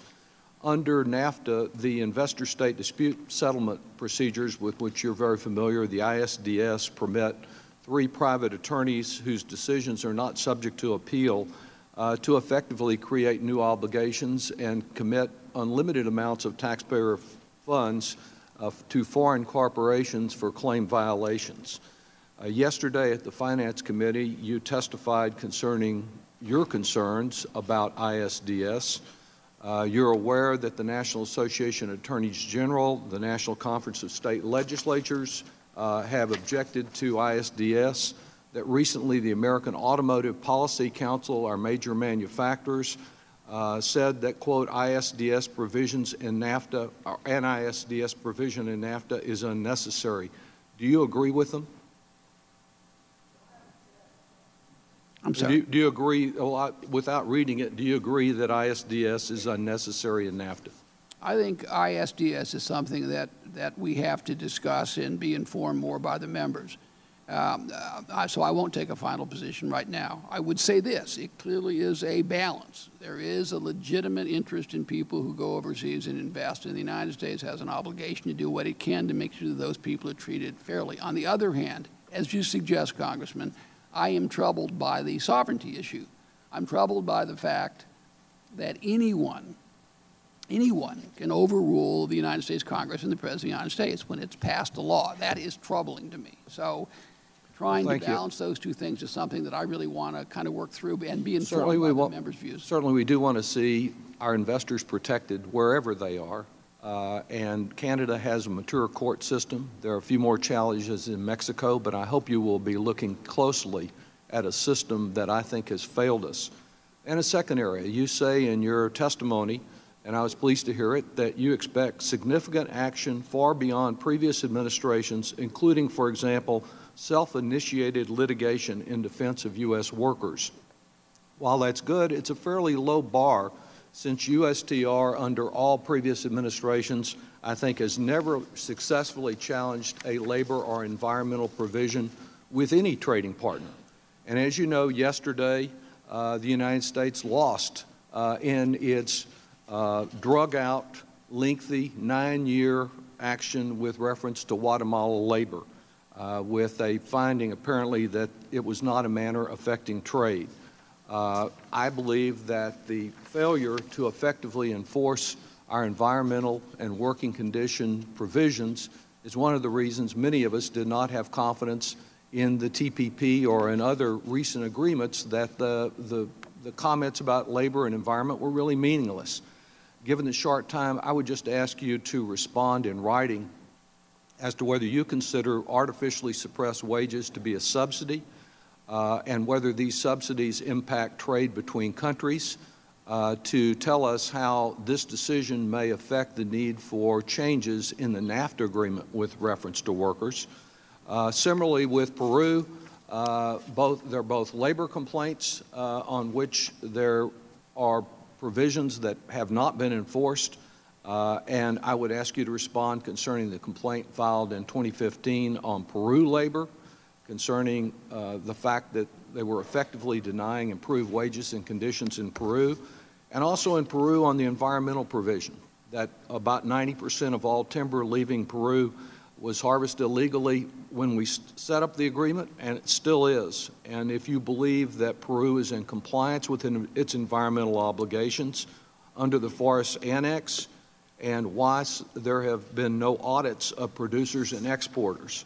And I'll submit others concerning all the pending enforcement actions on which we see really no effective enforcement. Finally, you've got 500 advisors on trade agreements, corporate advisors.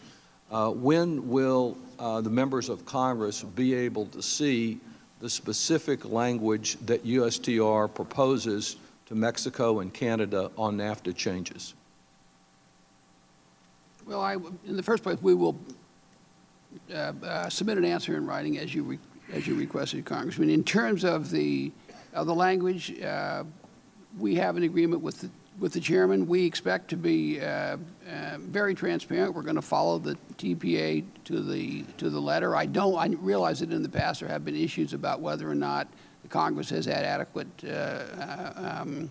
access to text, and I think I'm in agreement with the chairman. We have a plan. I expect to follow that plan and make that text available, and I expect the chairman to instantly tell me when I haven't followed the plan, which, if it happens, will only be by accident. Could you disclose what the plan is? Thank you. We are in discussions with our ranking member on this important issue. We agree with you, Mr. Doggett, about the access to text. So thank you, Ambassador. I'll let you run a little long there. Mr. Reichert, Chairman of the Trade Subcommittee, you're recognized.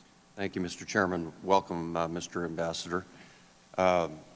Every member on this panel will tell you that trade is critical to their home state, and I'm here to tell you that's true of Washington State. Apple growers export 1/3 of their crop each year. State Services exports over $26 billion a year, and the jobs in Washington supported by exports, over 90% depend on manufacturers selling their world-class products across the globe. But Washington's workers, farmers, and businesses cannot be left behind as other countries race to establish strong bilateral and regional agreements that carve us out. So while we work to update NAFTA, we must begin to put other negotiations in the pipeline. So I'm an old career law enforcement retired. I get the enforcement piece, but there's always community outreach. In my view, TPP countries have been now left hanging, and frankly, I was disappointed but encouraged that the President wants to go bilateral agreements. I'm on board with that and ready to go. As you know, we've had a chance to visit. But I think there has to be an aggressive, energetic outreach to these countries. And in my question is, beyond Canada and Mexico, which countries, regions, and/or sectors are priorities for the Trump administration? What's the next step after NAFTA? Well, thank you, Congressman. We are still in the process of developing those priorities and that list.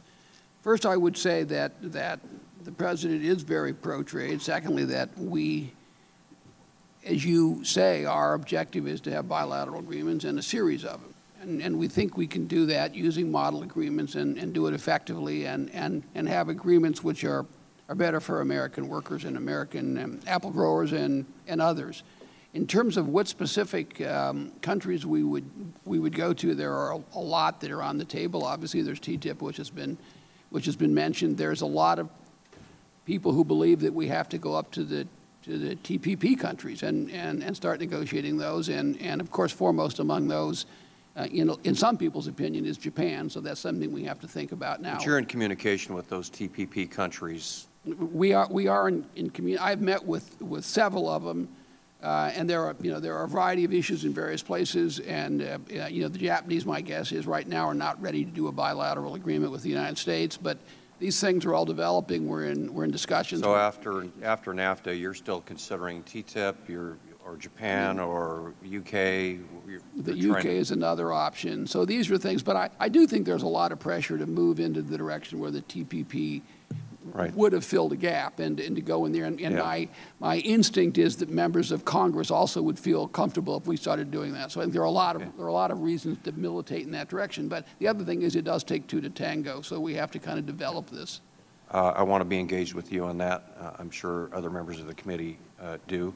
How do you see the bilateral agreements coming together to create the high standards throughout the world? That's been touched on by a couple of members. And, just my personal experience with one country, Mr. Tiberi mentioned South Korea. In my discussions with assemblymen and women in South Korea and asking them the question, after the Korean agreement was finalized, what was their opinion as far as the impact it had on China? And their first response was China should start to pay attention because high standards now are in the region and will be developing. Of course, back then TPP was the thing that people were looking to. So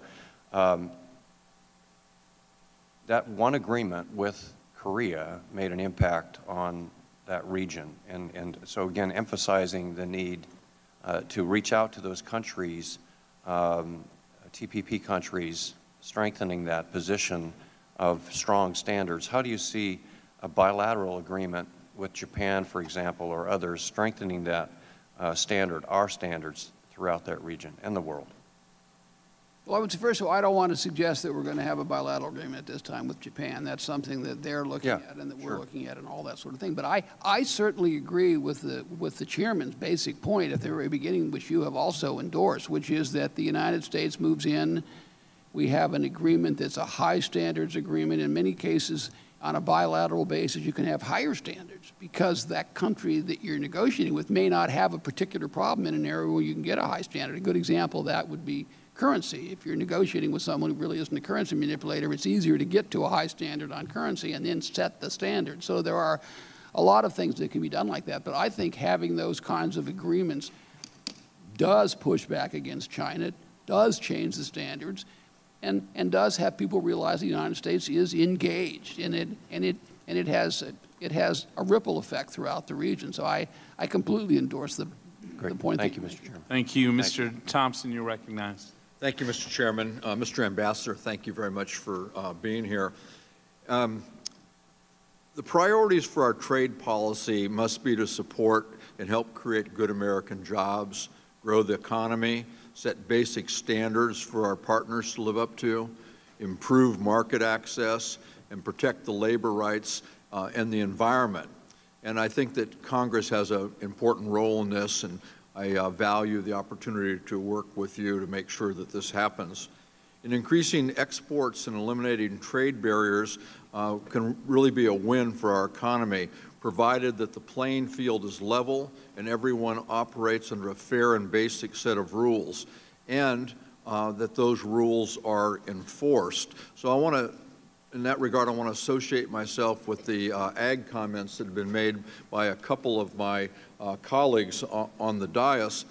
And I also want to associate myself with something that Mr. Doggett said when he asked if you thought that wages, suppressed wages in other countries, are a subsidy to manufacturers in those other countries. And I would ask similarly, do poor environmental rules equal a subsidy to producers in other countries? Let me say, first of all, that I think low labor standards are an unfair advantage to someone with whom we're dealing. Whether it's technically a subsidy under the countervailing duty laws is not something that I'm addressing right now here in this case. So I don't want there to be any misunderstanding. The same thing is true with respect to the environment. But I think it is, I look at it the other way. I think it is wrong in the Ricardian way we think about these things to have some things be a legitimate competitive advantage. And to me, environmental pollution shouldn't be, it's not a legitimate competitive advantage in the way we analyze trade, because at a level we're all really free traders. We all have the same objective. The question is, how do we get there? So I look at it the other way around. I think it is not a legitimate competitive advantage to have very low environmental standards. So that's why I'm troubled by it. And I think the same thing is also true with respect to labor standards. Well, I certainly know in my business, if I didn't have to pay attention to regulations and rules, and particularly with environmental standards, I could make a lot more money than I do. And that would put me at a competitive advantage over someone who had to do that. The U.S. wine exporters continue to face highly burdensome trade barriers in Canada. British Columbia has a very discriminatory grocery store program that prohibits American wine from being sold on the same shelves as domestic wine, giving the BC producers an enormous competitive advantage.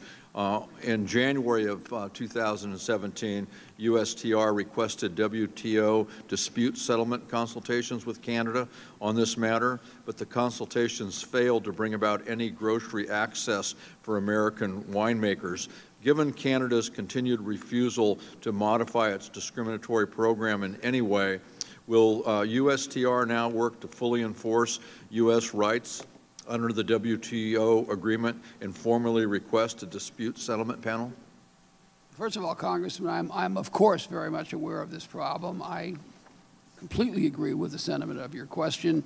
Whether we go to the panel stage is something that's under review right now. You can take from my general attitude that I'm very pro-enforcement. The only caveat I would add is this something that you're better off dealing with in a NAFTA negotiation? So I think we have to think about that. The stakeholders have to think about it. The members have to think about it. And I have to be informed by all of you. But it's a very serious problem. It's the kind of problem that ought to be brought to a panel, in my opinion, if it can't otherwise be resolved. The only thing I would say is we have to think about whether this belongs in the NAFTA context, in which case it would make more sense to negotiate it and do it in a less kind of hostile way. But it's a major problem, and it's an extraordinary problem for those people who are affected, those producers, and there's no justification for it. So in modernizing NAFTA, is this something, the elimination of this discriminatory practice, we could see as a possibility? It certainly is something that we're going to raise and deal with one way or the other. It was said that if TTP fails, that would give China an upper hand. How much time do you think we have to address that before they do, in fact, have an upper hand? Do I have... I'm minus 7 seconds. You are, Mr. Baxter. I'm afraid we'll have to come back to you on that question. I'm sorry, sir. No, thank you. Mr. Buchanan, you're recognized. Thank you, Mr. Chairman. I want to thank the ambassador. I know all of us look forward to working with you going forward. Just a couple of points from Florida. We have 14 ports. 1 in 5 jobs in Florida are tied to trade, so trade is a big opportunity for us. But I believe, I'm a free trader, but I think trade needs to be a win-win. I am concerned, especially with some of the bigger countries with large trade imbalances. I think it's something we need to look at. I'm sure you will. But I think on some of our trade agreements over the years, we've been played. That's just my opinion, and that's something we can talk about further going forward. I wanted to drill down a little bit on Florida issue in terms of NAFTA. We are the second largest state in terms of fruits and vegetables grown. We have pretty much the same growing season as Mexico. It's a $12 billion industry, but a lot of people feel because of some of the techniques, the anti-dumping and other things that are going into Florida, it's cost us about $1 to $3 billion in terms of Florida's opportunities down there and a lot of jobs. And I just wanted to get your thoughts, if that's on your radar, something you're looking at. Mexico's next to us, a good neighbor, but we want to make sure it's fair. Well, I would say that I completely agree with you. I'm familiar with the issue. I'm not as familiar, obviously, as you are. I've talked to the governor about it, who's raised this issue a lot. When I say we have a trade deficit in agriculture with Mexico, what we're talking about is the problem that you raised, because with respect to everything else, we have a surplus. So I think it is something that we have to work on. I'd be happy to work with you on it. It's something that we ought to be talking about in the NAFTA context. And then there are issues of whether or not there's unfair trade involved here. There's a lot of things we have to consider. But I realize it's an acute problem, and it's become more and more acute. And it's really something that I want to engage on. Well, I'd appreciate the opportunity to work with you going forward. I want to talk, Mr. Neal had brought this up about TTIP. It sure seems to me that, and I've had the opportunity to travel in Europe, met with a lot of American businesses in Europe. It makes a lot of sense. We have a lot of the same shared values. When you look at labor rates, a lot of it's fairly competitive, comparable sized markets in terms of the EU. And I know that the last administration, because I've met with several of folks in your office back a couple of years ago, there's been a lot of work product and a lot of effort that's been done. I know there's a lot of individual issues with various countries, but what's your sense of where that's at today? Or is that something we can resurrect? Or do you just see that we're going to move forward on a bilateral agreement with every single country individually, which would take a long time to get anything done? But I wanted to get your comments on it. Well, first of all, it's something that the President has spoken on. He spoke with, he mentioned it during his meeting with Chancellor Merkel some months ago. It's something we're looking at. We're reviewing all of these agreements. So I don't want to prejudge it, but it is clearly something that I understand there's a lot of momentum behind. There are a lot of reasons to do it. On the other hand, it wasn't accomplished. So there are obviously problems, or it would have been done and we wouldn't be talking about it at this point. It's in the group of things that we are going to review, agreements that we are in the process right now of reviewing and decide where to allocate our resources. There are a lot of arguments against it, but as I say, if it was so close to being done, it would be done, and we wouldn't have to worry about it. Right now, it can't be done because of the political. Let me just throw this out. I've watched being in Congress for 10 years. I've watched trying to get agreements done. It seems like forever.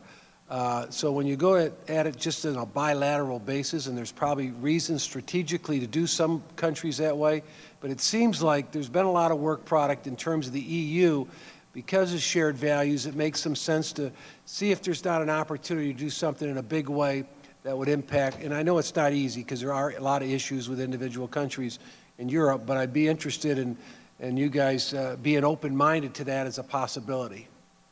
Thank you, sir. And we are. It's under review, and I could make an argument if I had to that it's a bilateral agreement. So, okay. Well, thank you, and I yield back. Thank you, Mr. Buchanan. Mr. Lewis, you're recognized. Thank you very much, Mr. Chairman. Thank you for holding this hearing today. Mr. Ambassador, thank you for being here. I would like for you to give me some idea when it comes to trade policy. What is your position on the issues of human rights, labor rights, protecting the environment? It is my belief that a trade policy should be a reflection of our own values. I'd just like to hear you out. Well, I think that's a very important point. I think it's not really fundamentally different than the point that the chairman made. I mean, we have a system, and we're proud of that system, and the system has created an enormous amount of good for not just Americans, but for people around the world. In terms of and we have an obligation to push that forward. To be honest, personally, I view myself as worrying about the dollars and cents part of it. I'm not worried of the foreign policy part of it or the... So are you suggesting, Mr. Ambassador, that we make money, we get the dollar at any cost? No, I think. But you said you're concerned about the dollar. No, I don't think that's right. First place, I don't believe that at all. In the second place, I view my focus has to be on trade and economics. That's really what I'm paid to do. That isn't to say that the other things aren't even more important, but my focus is. But where we overlap, Congressman, is I think that labor and the environment are economic issues, and I approach them as economic issues. That's how I think of them. I think the United States, and many of the members have said this, the United States, every businessman, every farmer, every worker has a right to get a fair shake both in their own market, and we have to remember that. This is not just about exports. We have a right to have a fair, we have a contract with these people where we will pursue a certain economic policy, which we all think is the right policy, which makes everybody richer. But the part of that contract is that we will give them all a fair break. And that means fair competition in their own market and overseas. And part of that fair competition, in my judgment, are things like labor rights overseas and the environment. Now, that isn't to say that I think you want to ratchet up or do any of those things. I'm just saying there are certain minimum standards that are part of our system. And to fall below that is an economic advantage, which I don't think is a fair advantage. So I don't disagree with your premise. I'm just saying I'm worried about the economic side of it. I'm worried about workers and farmers making more money at the end of the day. And the other things are important, but they're not my focus. But you're not prepared to commit to me, to this one member, that our trade policy should be a reflection of our values as a country. We can't say one thing at home and do something else abroad. I think it should be a reflection of our values. Well, thank you very much. I yield back. Thank you. Thank you, Mr. Lewis. Mr. Roscom, you're recognized. Thank you, Mr. Chairman. Ambassador, thank you very much for your time today. Just to shift gears a little bit, one of the big priorities is our relationship with Israel historically, and back in the last Congress, we overwhelmingly passed into TPA. One of the stated trade objectives of the United States is to push back against the BDS movement, the anti-Israel boycott, divestment, and sanctions movement. And this is into a larger context. The former ambassador from Israel to the United States, Michael Oren, wrote an op-ed in which he, a few years ago, he made this point. He said the first wave of anti-Israeli activity was military, and we know how that turned out. The second wave was the terror movement against Israel. But the third wave is, in some ways, more insidious in that it is trying to take away Israel's legitimacy and therefore just simply remove it from the world stage. So one of the tools that you have as the trade ambassador is the capacity to push back against that, particularly as it relates to European governmental actors. Can you just give us a sense of where that stands and how the administration is adopting that, that TPA objective? Well, right now we're not in negotiations with Europe, but we understand that's an objective, and indeed I would say it's a threshold. It's more than an objective. I think that I shouldn't speak for the administration on matters of foreign policy, but on this one I think it is so clear. The administration is very strongly agrees with that sentiment.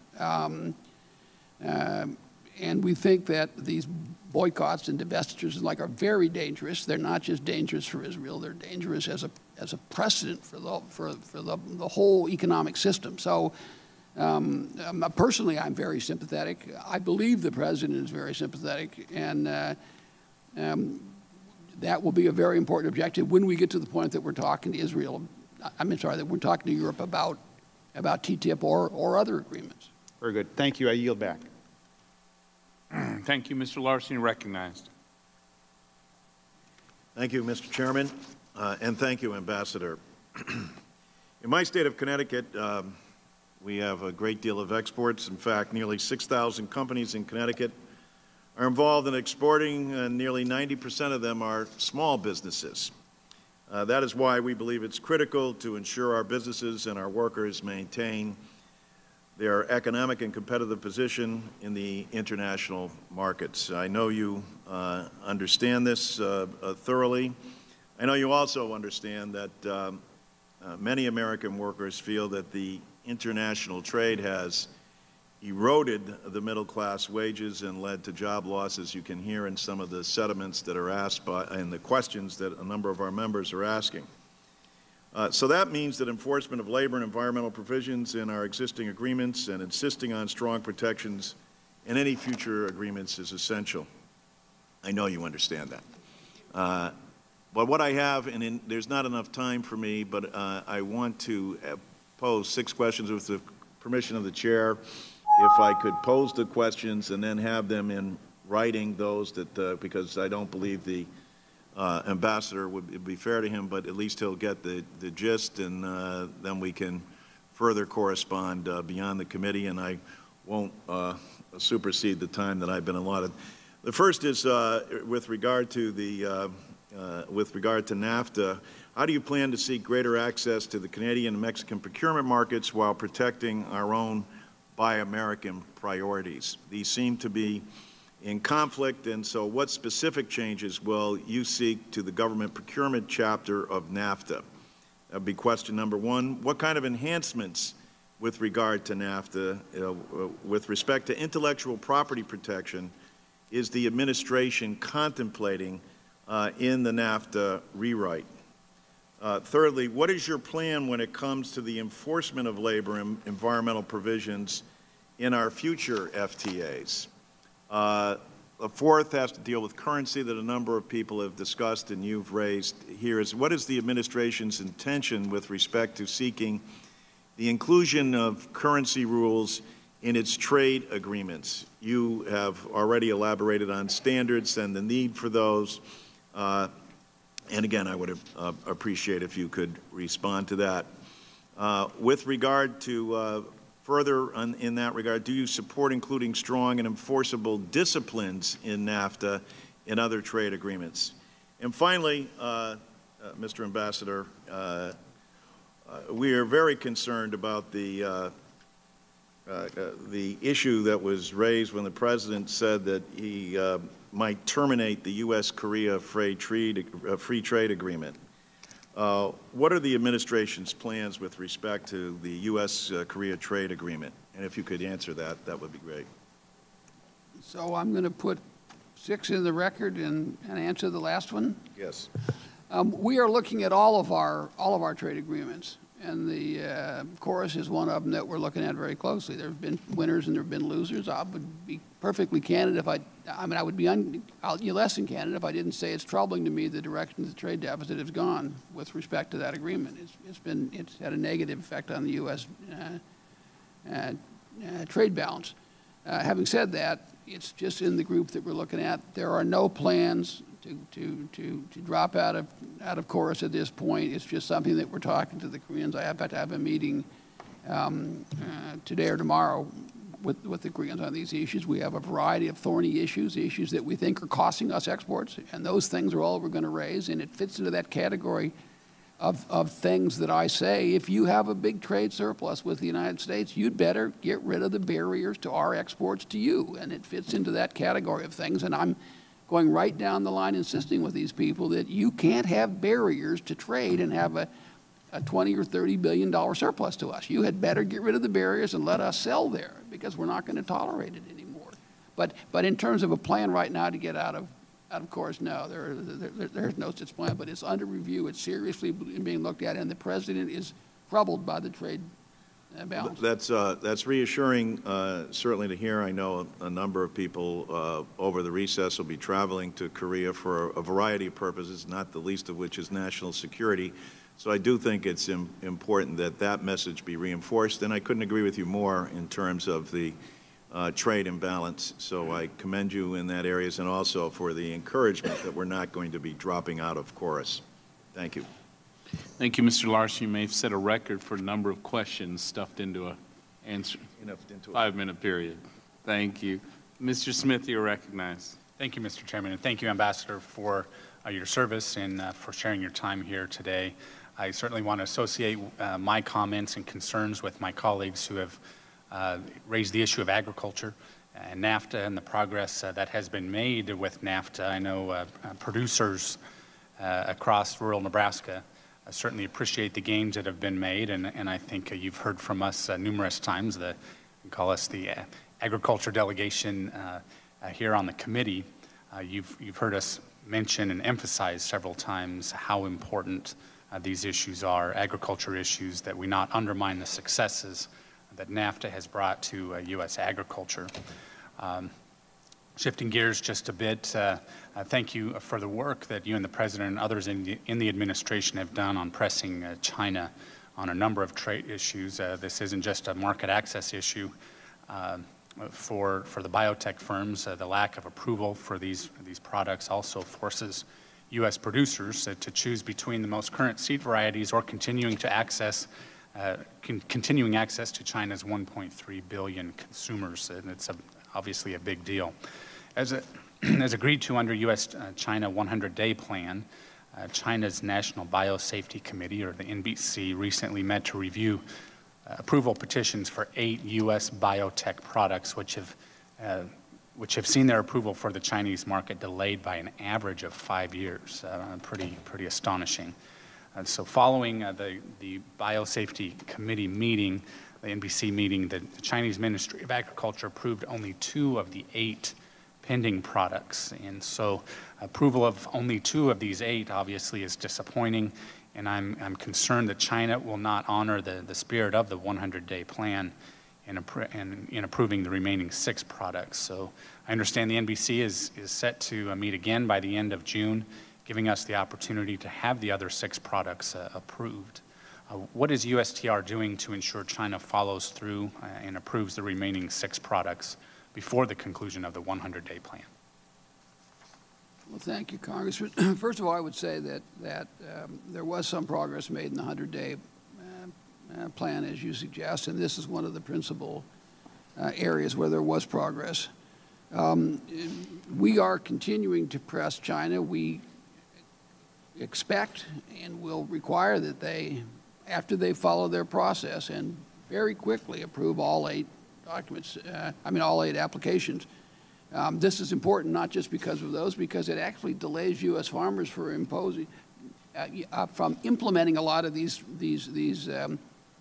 high-tech techniques in domestic market as well as internationally. So I can assure you that Secretary Ross is very focused on this, is making it very clear that this has to be done. We've been in contact with the Chinese as recently as the last couple days on this, and my feeling is that before long we're going to have all 8 of them agreed to. That's what we expect, and that's what we think was agreed to, and the Secretary, as I say, is who actually had that negotiation at that time, is very focused on it.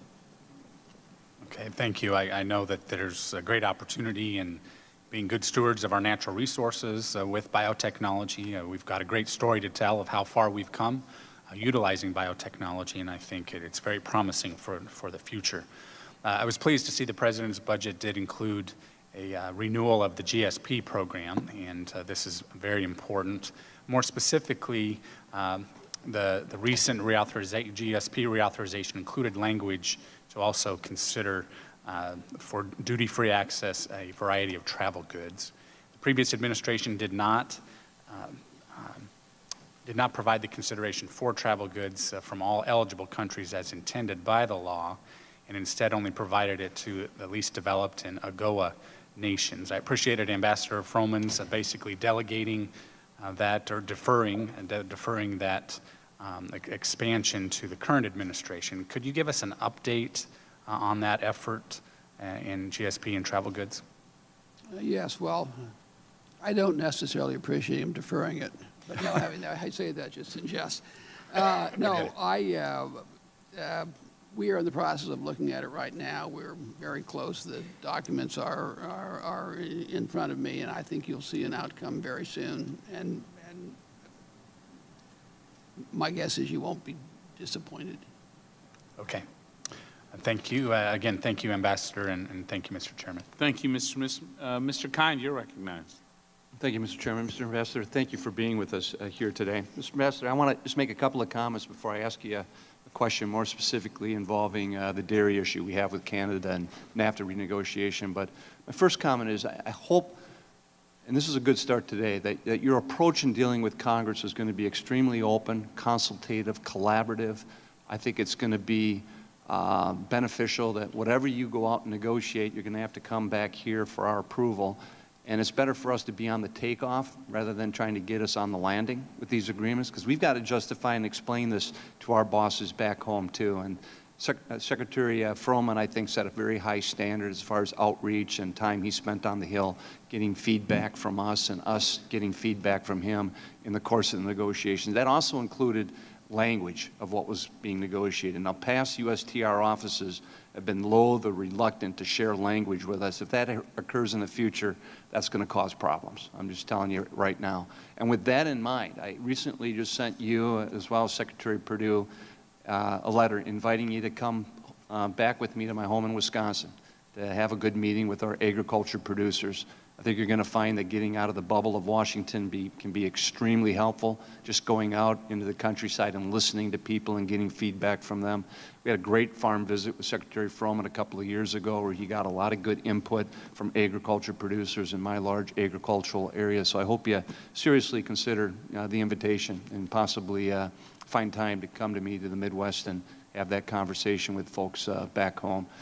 And in regards to NAFTA, I may be in the minority on this side of the dais or even within my own party, but I happen to believe that our withdrawal from the Trans-Pacific Partnership Trade Agreement will go down as one of the great strategic mistakes that we made in the 21st century, unless you and this administration figures out a way to get us back into the game, into the fastest growing economic market in the globe, the Pacific Rim area. Because right now, a tremendous vacuum has been created.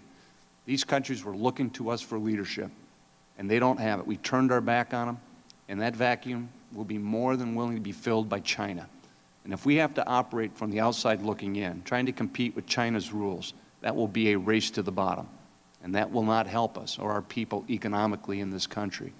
And with TPP in mind, I hope, and we've talked to Secretary Ross about this, that it seems to me just logically a good place to start with NAFTA renegotiation is to look to what Mexico and Canada has already agreed to under TPP, the elevation of standards that were included in the agreement, the reduction of tariff and non-tariff barriers that they had agreed to. And if you have ideas on how to improve upon that, let's go. Let's do it. But if I see slippage in those standards from what they had already agreed to under TPP, that's going to be a problem from my perspective too. We can't be going backwards now on something that was already agreed to with Canada and Mexico.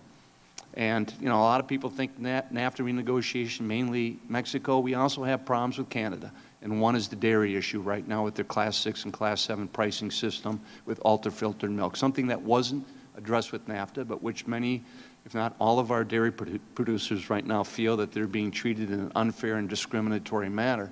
So I'm hoping that you have a plan for moving forward and trying to resolve this so that we level the playing field. And it's a two-way street when it comes to the exchange of products, but especially the issue we're having with Canada right now with dairy. And I'd be interested to hear if you've been thinking about this at all, or if you have some type of plan to move forward on, and hopefully look forward to some additional meetings where we could talk a little bit more in detail about what we feel needs to be done dealing with Canada and in renegotiation. Great, thank you, Congressman. First of all, I do believe that this is a partnership, and we don't want to bring an agreement back here that doesn't pass. That doesn't make an implementing bill doesn't pass, so that makes no sense. So we want to be involved. I completely agree. Senator Dole used to always say the same thing: if you want me on the plane when it lands, put me on it when it takes off. And I always thought that was good advice.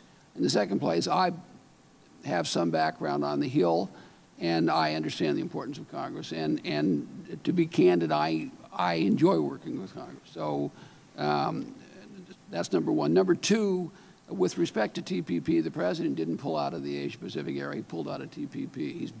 He wants to be engaged, and I think we're going to do a better job. It's not going to happen in a week or two, but And there's also questions I always had when I talked to people about, do you think TPP was going to pass anyway? There are questions as to whether or not that was ever, whether that train was ever going to, whether that, I guess with your analogy, whether that plane was ever going to leave the airport. Having said that, the final thing I would say on, because I'm so clock conscious here, is that on the issue of Canadian dairy, yes, we're very much involved in that. We care very much. And you say, do we have a plan? I've got like this thick of options. So it's something we are focused on for a whole variety of reasons. Great. I'd love to stay in touch with you on that as we move forward. Thank you, Mr. Chairman. Thank you, Mr. Kind. Ms. Jenkins, you're recognized. Thank you, Mr. Chairman. Ambassador, thank you for being here to talk trade with us this morning. National security should unquestionably be a priority of any government, but I worry that using national security as a basis for trade restrictions in NAFTA or elsewhere could backfire if other countries do the same to us. In particular, food security for many countries is a vital component of national security.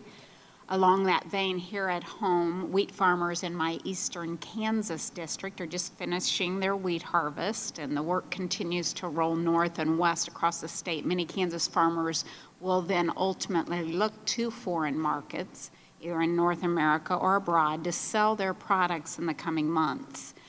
What argument would you make to a country that tries to restrict its imports of U.S. wheat or other products for food security reasons? Well, in the first place, it's, as I said before, it's a legitimate argument should you use national security in the case of steel. I believe it's a legitimate argument. I, however, think that it's a legitimate use of the statute if the president decides to go in that direction. Steel, aluminum, these are national security issues, in my opinion. Now, there's always the argument, are you worried about somebody else using it? Yes, I'm worried about somebody else using it, but they have to have a legitimate reason also. They can't just willy-nilly use it, or we would challenge them. And my guess is that any country that thought they had a legitimate reason to use national security would, in fact, use it, whether we use it or not. I mean, that's my own personal belief. I don't see how someone could preclude Kansas wheat based on a national security of food, a food need basis. That doesn't strike me as a legitimate argument. If it certainly happened, we would have to decide what makes sense in our judgment. And I can assure you that the president will look at this very, very hard, and the reaction will be the same as we're going to have with respect to any time we take an action on trade at all. There's always the possibility of somebody retaliating against us. It even happens when you do something in anti-dumping or countervailing duty or all the normal things. There's always a possibility of retaliation, and the question you have is, what are you going to do in response? And that's something that we're thinking about. But if we get unfair retaliation against us, I would affect the president to act very strongly. I would expect him to take the position that we won't tolerate that. Okay, great, thanks. About 50% of all U.S. grown wheat is exported, making trade incredibly important to a wheat state like Kansas. Mexico, for example, is the largest export market for U.S. wheat last year, made possible by the benefits of NAFTA. In fact, according to the National Association of Wheat Growers and the U.S. Wheat Associates, Mexico imported 3.1 million metric tons of wheat in the 2016-2017 marketing year. In the views of many of my constituents, NAFTA has been overwhelmingly successful. I do agree, however, there's room for updating in this agreement, which is more than 20 years old, to include strong and enforceable SPS rules based on sound science, like those that were negotiated under the TPP. Kansas farmers and ranchers are also looking beyond NAFTA to future trade deals for additional markets. What are your views on how NAFTA renegotiation can serve as a blueprint for securing those future trade deals, which would mean the inclusion of strong SPS provisions that will help the Kansas producers gain new market access? Well, SPS is something that needs updating, and it's an important objective. Generally, there are advantages in putting in model agreements and negotiation between Mexico, the United States, and Canada because we have a long history. We don't have a lot of the some of the outlier economic activity that you might have if you were negotiating with somebody else. For example, we don't have massive state-owned enterprises in either place. So I think that NAFTA is, as you suggest, it's a great opportunity to put in place between the three countries very high-level provisions with respect to a variety of things. SPS is one of them, but there are also others. People have suggested currency. It was a kind of a classic example of what you're talking about, where there really aren't currency problems between the United States, Mexico, and Canada. But that makes it a good opportunity for everyone to sit down and say, okay, let's put together a model agreement here that ought to apply to everyone. So I look upon NAFTA as a real opportunity to create a model. And I believe that with respect to some of these things, the Canadians and the Mexicans look upon it the same way. And then take those provisions with the additional legitimacy of being in the NAFTA and be able to use those in future negotiations. Thank you, Mr. Ambassador. We look forward to working with you. With that, Mr. Chairman, I yield back. Thanks, Ms. Jenkins. Mr. Pascrell, you're recognized. Morning, Mr. Chairman. Morning. Mr. Ambassador, congratulations on your confirmation. Good luck. You're going to need it. We've heard a lot of talk about what should be changed. I have to say that in various meetings with the U.S. Trade Representative and Department of Commerce, White House officials, I and many of my colleagues find ourselves confused by the inconsistency from this administration when it comes to trade.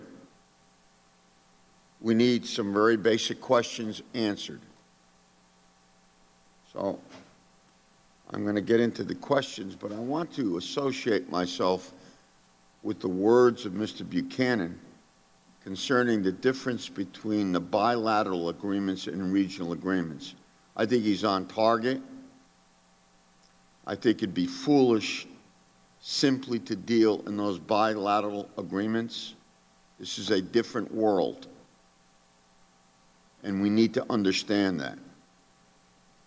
And I'd like to associate myself also with Mr. Larson's comments on the relationship between our trade agreements and stagnant wages in the United States and the ability to create new jobs. There's a lot of data coming out on this. Trade affects things in our own country, and we need to take a look at the labor market to understand it fully. Now, the President called NAFTA a disaster, and all I'm hearing so far is tweaking the edges. If it's a disaster, then I'm looking at least 22 speeches that he made during the campaign when he riled up people about the trade agreements. Now, I voted against many of those trade agreements, so one would think we're on the same side. We are not. We are not. And the administration has noticed to Congress of an intent to renegotiate NAFTA. Your office failed to provide us with specific negotiating objectives or detailed descriptions of what you would like to see changed. Many American manufacturing companies have moved to Mexico, for instance, because of the much lower labor costs across the border.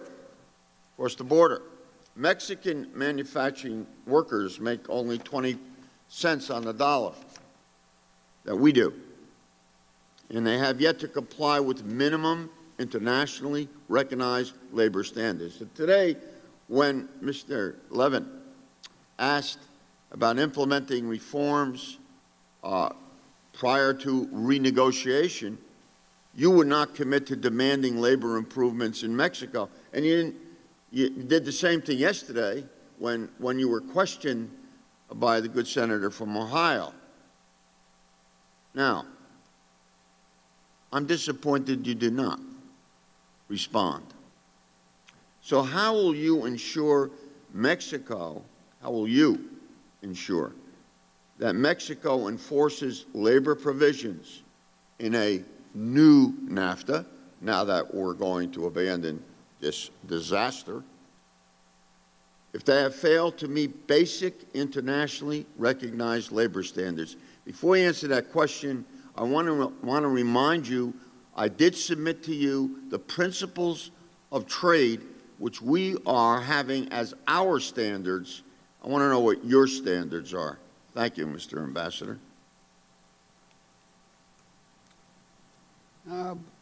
We expect to negotiate an agreement that has enforceable labor standards. And we expect them to be consistent with the agreement that the committee had with the Bush administration on May 10th, 2007. We expect them to be enforceable. And I look forward to working with the members of the committee to make sure that happens. In spite of the disagreements that you articulated, I think that with respect to labor standards, my guess is we're not that far apart. All time has expired. Thank you, Mr. Pascrell. Mr. Chairman, I will submit the other questions to the Ambassador with your approval. Without objection. Thank you. Thank you. So we'll now move to 2-to-1 questioning to balance out the rest of the hearing. Mr. Paulson, you're recognized. Mr. Ambassador, the movement of data around the world is essential for businesses of all types here in the 21st century, from automobiles to airplanes to agriculture and different apps. Access to data around the globe is paramount importance for businesses of all sizes in order to compete in a global economy. So data flows today have they've grown by 45 times since 2005, and they're expected to grow by another 9 times by 2020.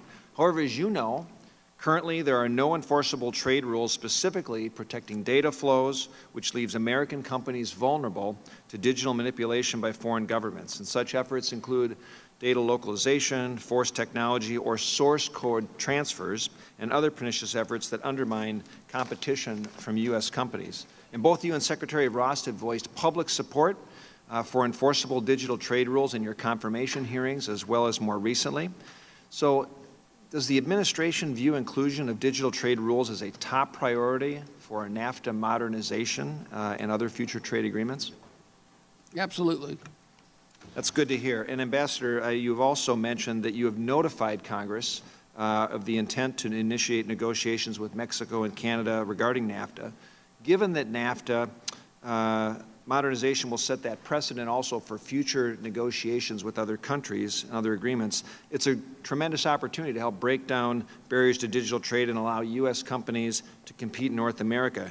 Can you share with us or the committee any information about Mexico and Canada's views on digital trade heading into those negotiations? I have not had discussions with Mexico or Canada with respect to this issue. We expect to have a digital chapter, as you suggest. We expect it to be a very high-level agreement. I will have discussions with them, but I have to be careful because we're not allowed to begin negotiations until we go through the TPA process, which we take as a very important commitment. Having said that, I guess I would be very surprised if both of them didn't agree fundamentally that we need this. Neither one of them are in the group of countries that are, as you suggest, trying to create new industries by using tactics like forced transfer of technology, like data localization rules. So I'm optimistic that we'll be able to put together a good chapter, but I certainly take it from our point of view that it would be very difficult to pass a NAFTA implementing bill that doesn't have a very high standard digital chapter. Good. That's good to hear. Let me just shift gears real quick. You know, the United States and then my home state of Minnesota is a leader in medical device innovation and growing exports in that area that create a lot of really good jobs here at home and then help improve healthcare outcomes around the world. And other countries now are increasingly taking very extreme and misguided measures to control healthcare costs. As an example, in India, we're seeing severe price controls that disproportionately affect American medical device manufacturers, putting them at a competitive disadvantage. India has also rejected requests by U.S. medical device manufacturers to withdraw affected products from the market, and then has announced its intention to impose price controls on additional categories of medical devices. And then another example would be in Italy, where only U.S. publicly traded companies are required to account for expected revenue losses related to a yet-to-be-implemented and highly controversial payback law that would require companies to pay back to the government any medical device spending in excess of an arbitrary predetermined level of spending. And these are policies that hurt American companies and deters these companies from introducing new innovative technologies in these markets, which ultimately means patients are going to have less access to these products. So can you just share a little bit, how will the administration work with India or other foreign governments to ensure that our companies are not being driven out of the market by arbitrary price caps or spending measures that make it impossible for innovative companies to compete? Well, thank you, Congressman. I have met with a group of medical device executives, and I've heard the horror stories, and that really is what it is. This is an issue that we are raising with India, and we're going to use the Prime Minister's visit as a launching pad to make sure that this gets proper attention. So everything you say we completely agree with. All we can do at this point is raise with them, show the unfairness of them, and this to me fits into the category also of things that if you have a big trade surplus with the United States, you should not be doing things like this to the United States. They should be trying to encourage imports from the U.S. And their problem is even bigger, because this is another example. The medical device area is another example where China is now going to move in, has it on their Made in China 2025 list of industries that they want to become world-class in. So this is an industry that I think we really do have to focus on, and we met with them, and we expect to put together an action plan. Thank you, Ambassador. Thank you, Mr. Paulson. Mr. Martin, you're recognized. Thank you, Mr. Chairman. Thank you, Ambassador, for being here today. I've got a couple of questions and issues I want to bring to you about the negotiations of NAFTA and how they may affect my district in Texas. My district is the DFW Airport. DFW Airport is the center of my congressional district. The airport has an astonishing value that it adds to our economy of $37 billion a year. The Metroplex area that encompasses my congressional district is generating nearly $500 billion in the GDP, and the DFW Airport is the driving force behind much of that growth. Most people in Texas say that the airport really is the economic generator for the whole state.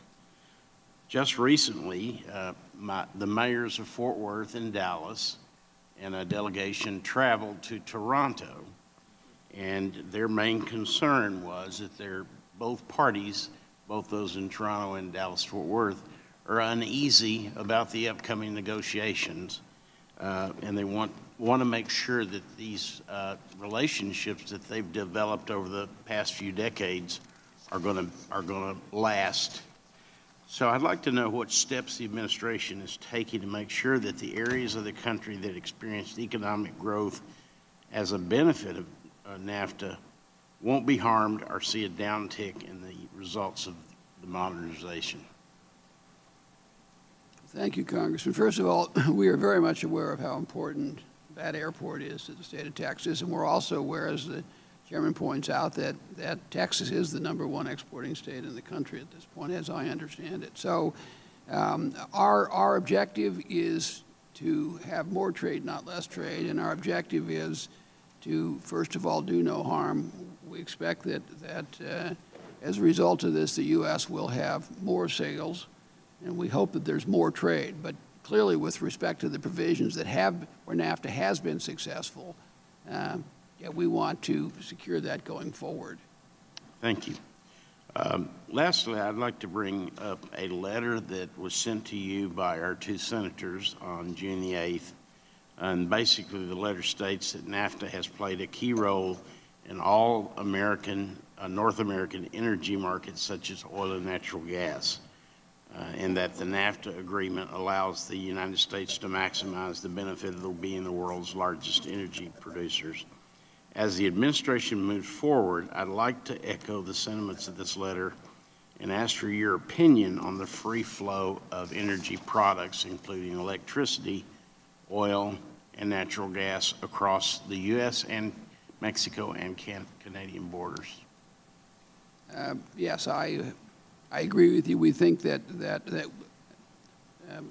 Senator Cornyn was, of course, on the Finance Committee where I testified yesterday, and you're right. This did come up. We support the free flow of energy across the borders. We think it's one of the advantages we have as a North American market. And you don't think that any of the NAFTA negotiations that we contemplate will have any effect on that free flow? I'm not privy, obviously, to what the other people want to do. Right. We think it's been a success. We hope it fits in the category of do no harm, and we hope that everyone agrees with that, although there are complications in this area, as you know. Thank you, Mr. Ambassador. Thank you, Mr. Chairman. Thank you, Mr. Marston. Following the practice of the Gibbons rule, Ms. Sewell, you're recognized. Yes, ma'am. Oh, Ms. Delbeni, you're recognized. Thank you, Mr. Chair. Thank you, Mr. Ambassador, for being here with us today. First, we talked a little bit about digital trade, and digital trade is critically important. We have 3 million Americans who are employed in the internet sector, and it's helped the United States achieve a trade surplus, $159 billion trade surplus. So this is a very, very important issue.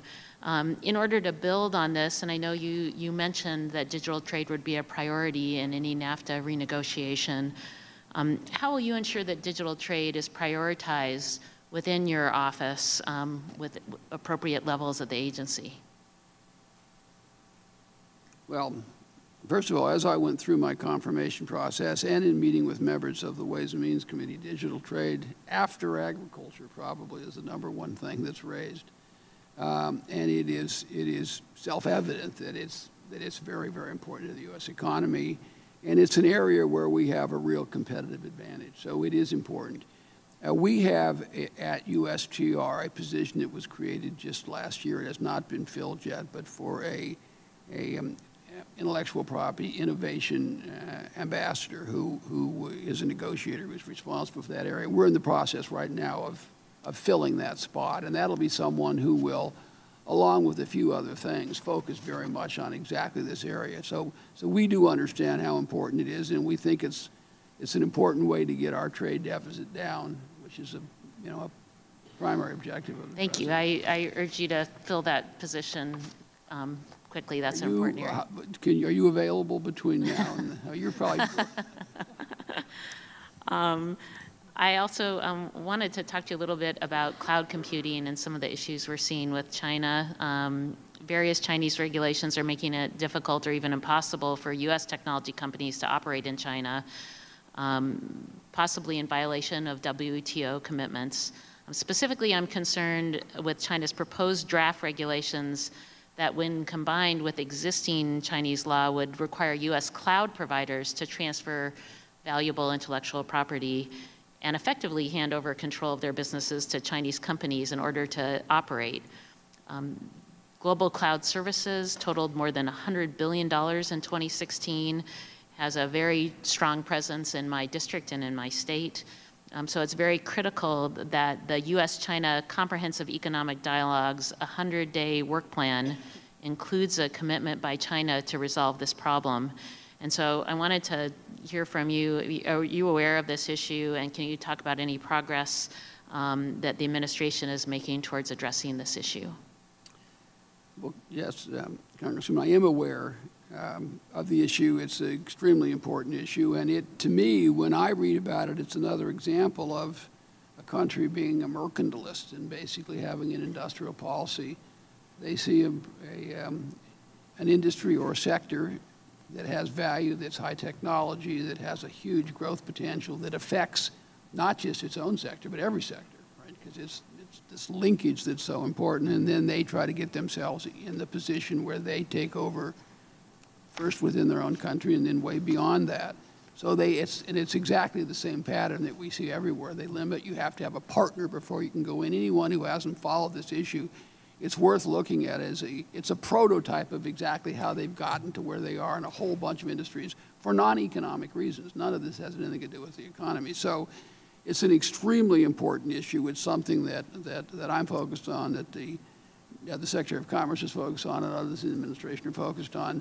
And we are raising our complaints with the Chinese, and we're looking at all of our options. So we're aware of the issue. We realize how important it is, and we are engaged on it. All right, everyone. So you were watching this House Ways and Means Committee hearing on the U.S. trade policy agenda over the last few hours. I am going to be wrapping up my shift, so I'll go ahead and give you guys a live look at the White House, President Trump's house. We'll have more news now in just a few minutes. Stay tuned.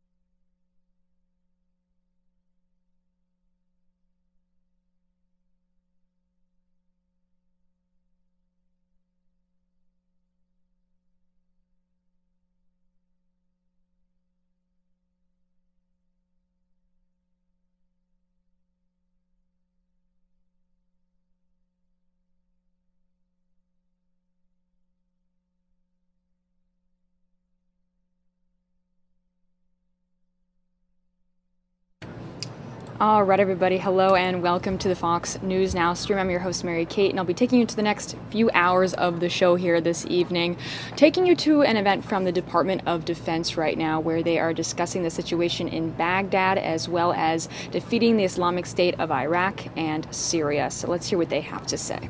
Here we go.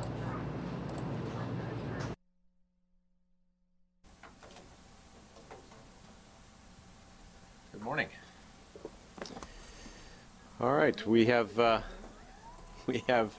Colonel Ryan Dillon joining us live today from Baghdad for our weekly Operation Inherent Resolve update. Thank you for everybody for your flexibility, and Ryan for your flexibility in doing this today. But we didn't want to go with a week without missing you, so happy Friday to you.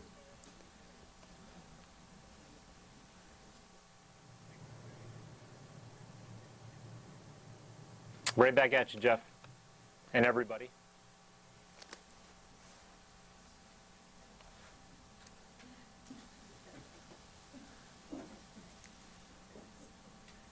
Ryan, the floor is yours.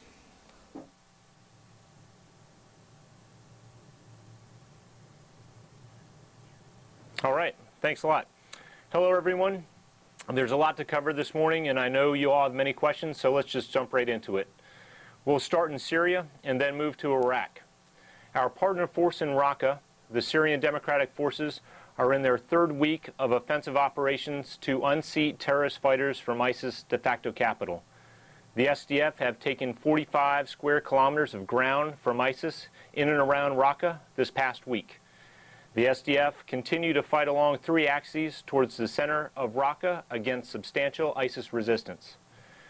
Moving from the east, the SDF have reached the ancient Al Rifa wall.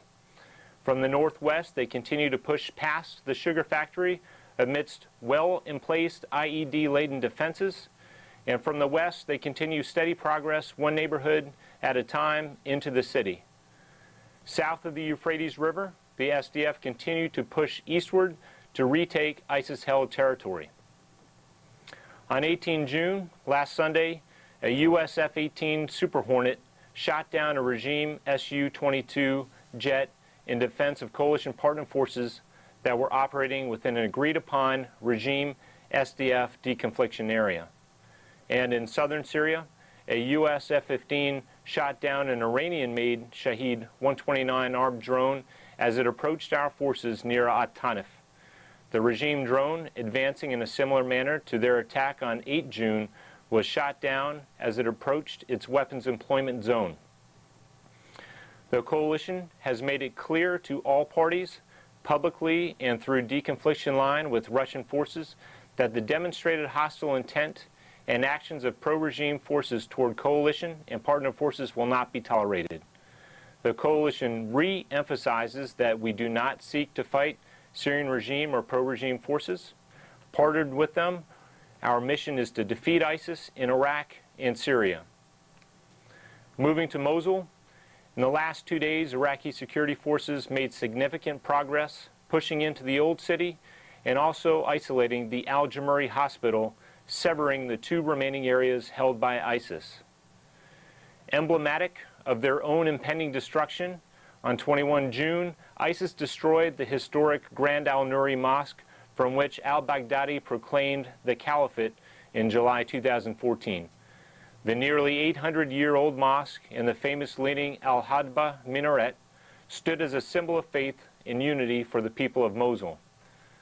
ISIS used this mosque to publicly justify its criminal campaign of genocide, mass rape, slavery, and murder. On Wednesday night, as Iraqi counterterrorism service members moved within 50 meters of the mosque, ISIS detonated it with explosives. Their destruction of the mosque is another despicable act, another crime that is consistent with the hundreds of other ancient and historic artifacts ISIS has destroyed in their wake. The time is near when Iraq will celebrate their long-fought victory over ISIS in Mosul. There's no question about that. And there's no question to the significant effort that will be required to stabilize West Mosul. However, if there was any doubt in Iraqi resolve and their ability to quickly rebound from adversity, all you need is to go to East Mosul. Wednesday this week, I accompanied our Deputy Commander, British Army Major General Rupert Jones, to East Mosul. While there, we met with the Chief of Police for the Nineveh Province, Brigadier General Watik. He is responsible for security throughout Mosul and its surrounding areas. General Watik briefed us from his headquarters, highlighting the fusion of Iraqi police, army, and popular and tribal mobilization forces, how they have collectively captured almost 400 ISIS fighters in the last 3 months in both East and West Mosul and in IDP camps. He also emphasized that civilians have been an increased source of information leading to arrests and stopping attacks before they happen. My father used to say, "Don't tell me, show me." Well, after General Watik's briefing, we went to the Prophet Yunus Market, not far from Mosul University, and got to see firsthand what life is like in East Mosul now. Driving to the market, multiple crews of 20 to 30 workers were shoveling rubble into wheelbarrows, sweeping the streets, and fixing signs and sidewalks. Once we arrived to the market, it was teeming with activity, busy with hundreds of people selling and buying everything you could think of: nuts, fruits, clothes, candy, fish, and gold. And it was brought to my attention that because of Ramadan, most people were in their homes at the time that we were there. And a shop owner told me, this is nothing. There are at least double this amount of people after breaking fast at sundown. And while I saw this with my own eyes, there are some significant figures that further illustrate the progress. 191,000 Moslawis are back in their homes. 350,000 children are back in school. 320 out of 400 schools have reopened. And 4 of 9 water treatment plants are providing water to nearly 1 million people, with more than 3.5 million liters trucked in daily. The Greater Coalition will do all we can in working with Iraqi authorities to make sure that these trends continue, while mindful of the extraordinary difficult nature of this battle and what lies ahead. West Mosul stabilization efforts unquestionably will be more difficult. The level of destruction has proved to be more extreme, but the Iraqi resolve, determination, and support from the global coalition and international community will all help to bring West Mosul back. In closing out, before I take questions, I would like to recognize that this afternoon at Peterson Air Force Base, Colorado, my predecessor, someone you all know very well, Colonel John Dorian, is set to retire after 25 years of service to our country. He's a professional, a leader, and a mentor, but most importantly, he's just a good dude. So in appropriate JD fashion, I will now be delighted to take your questions. Start with Bob Burns from the Associated Press. Thanks, Colonel. A couple questions related to Russia. Do you have any reason to believe the Russians are incorrect in asserting that they have killed al-Baghdadi? Do you have any comment on their cruise missile strike today in Syria? And also, can you give us any update on the activity on the deconfliction line today?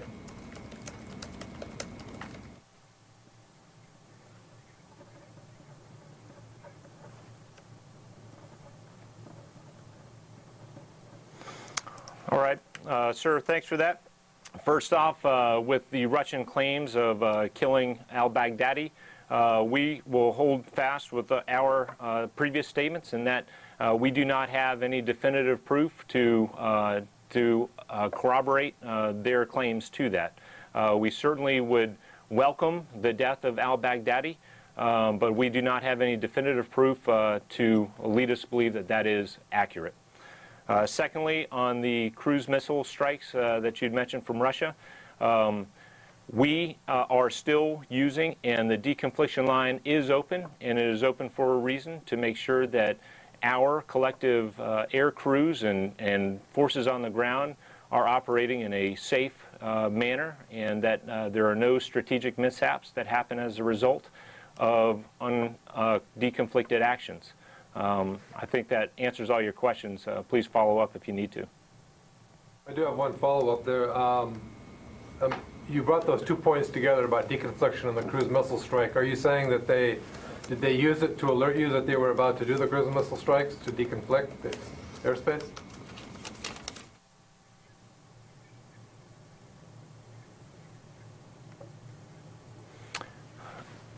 We won't discuss every single detail that is talked about on the deconfliction line. I will say that the deconfliction line is in use, and it is in use to make sure that we deconflict our actions and make sure that our crews, air crews, and ground forces are safe. Next to Lori Milroy from Kurdistan 24. Thank you, Colonel. There have been reports that Turkey is reinforcing its military presence in northern Syria in preparation for an attack on the Kurdish canton of Afrin. Do you have any further information on that, and do you have any comment?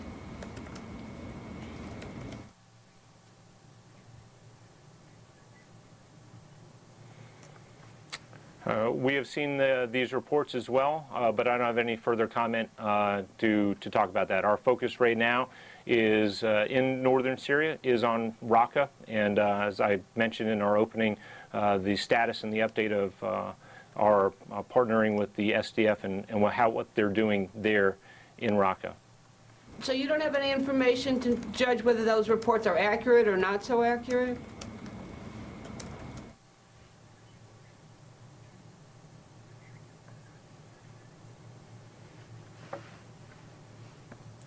We'll just say that we have seen some movement, but I don't have any further comment on that right now. Thank you. Okay, next to Barbara Starr. I'm sorry, Nancy Youssef. You were next in line. Nancy Youssef from BuzzFeed. I had a question about the operations in Raqqa. There have been allegations on the ground from local groups that the SDF has harmed or killed civilians in and around Raqqa. I'm curious if you've had seen similar reports and had ways to look at them, and is there a means to investigate allegations of civilian casualties by the U.S.-backed SDF?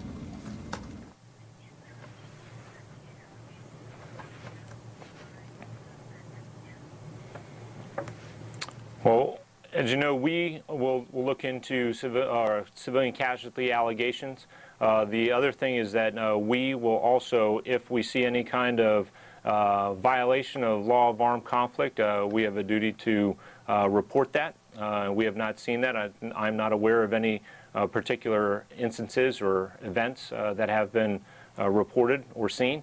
But as far as the Syrian Democratic Forces, I do not know if they are investigating or looking into allegations. I certainly know that we are, and we have our process, and we present our civilian casualty report on a monthly basis. Sorry, to clarify, you look into civilian casualties by U.S. strikes. You don't look into them for SDF?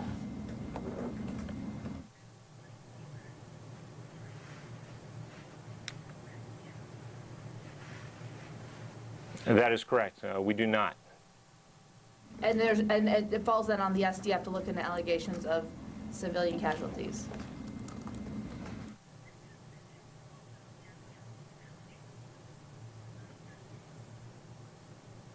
I missed a little bit of that question there, Nancy. What was that again, please? It falls on the SDF to then look into allegations of civilian casualties by their forces. Is that right?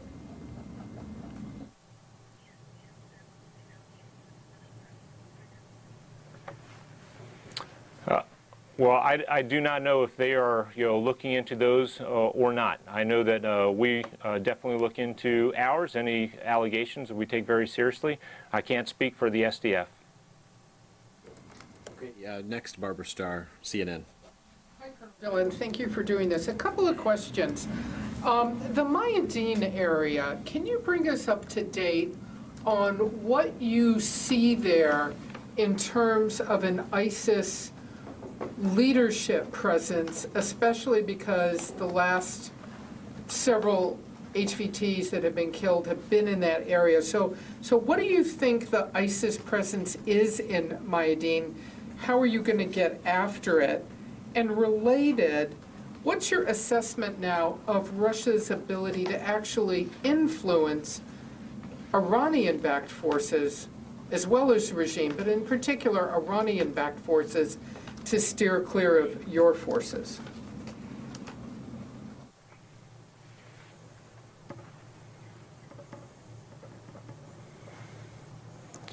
Okay, so to the first question about myadine, I mean, we are very much looking at ISIS resources, fighters, leaders, not just in Raqqa. That is clearly where our focus is. But if you look into our daily strike releases, you will see that we continue to strike ISIS targets wherever we find them.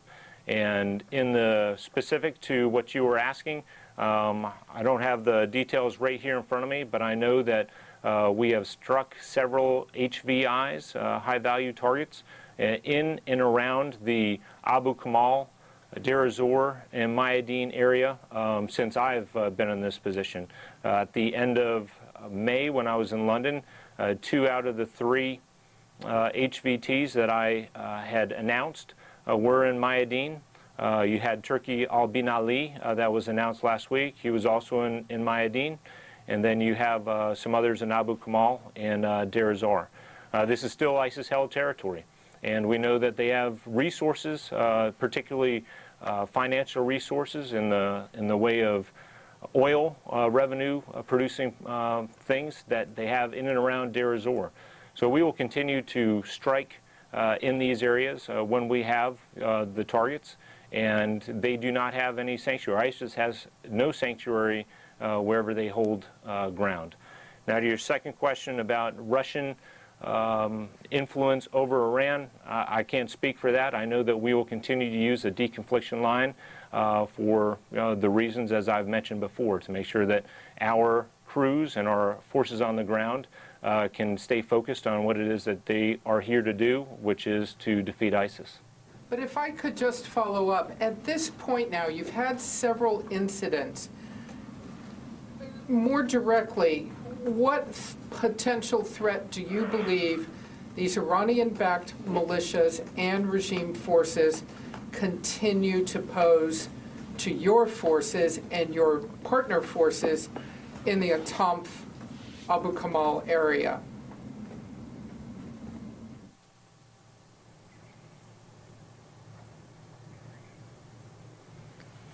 Well, if the Syrian regime, and it looks like they are making a concerted effort to move into ISIS-held areas. And if they show that they can do that, that is not a bad sign. We are here to fight ISIS as a coalition, but if others want to fight ISIS and defeat them, then we absolutely have no problem with that. And as they move eastward towards Abu Kamal and to Deir ez-Zor, as long as we can deconflict and make sure that we can focus on what it is we're there to do without having any kind of strategic mishaps with the regime or with pro-regime forces or with Russians, then we're perfectly happy with that. Okay, next to Jack Detch, Christian Science Monitor. Thanks for doing this, Colonel. I'm curious sort of with the shoot down of the Su-22 and sort of all the activity we've had in and around the deconfliction zone, does that call for a need for an expanded AUMF, given that General Dunford said the 2001 AUMF covered that activity?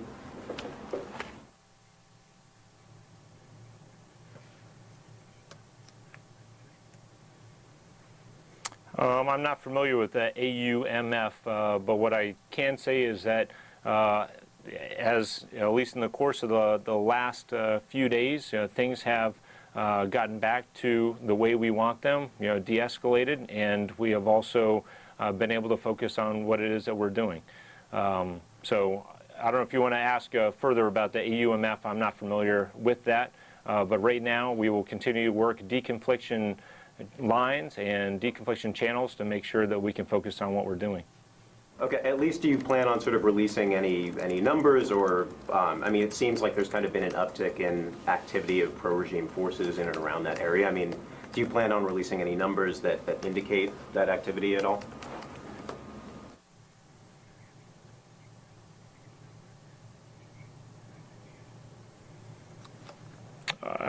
I think what we have, as far as the strikes that have happened on regime forces and pro-regime forces, we have come forth on that. As far as numbers of the Syrian units and the regime units that are continuing to move east that is not something that we will provide and give detailed information on. If you're talking about number of T-72 tanks or technical vehicles or number of soldiers, that is not something I expect that we are going to provide to the public. Joe Tabbitt, Alberta. Thank you, Colonel Dillon. If I could go back to Baghdadi, if you don't have any information that he was killed, could you confirm that he's still alive?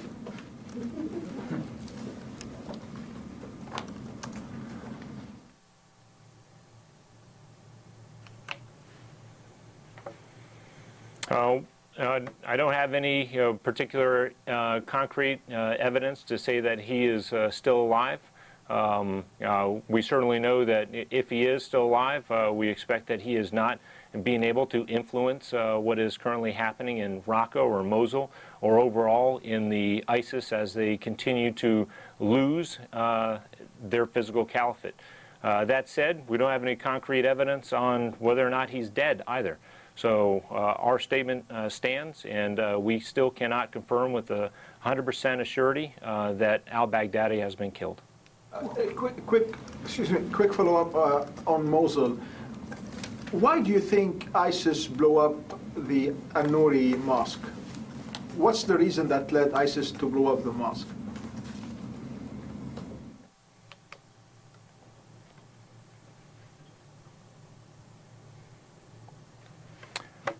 I can't tell you why they would have blown up the mosque, but I will say that it is consistent with the things that they've done in the past.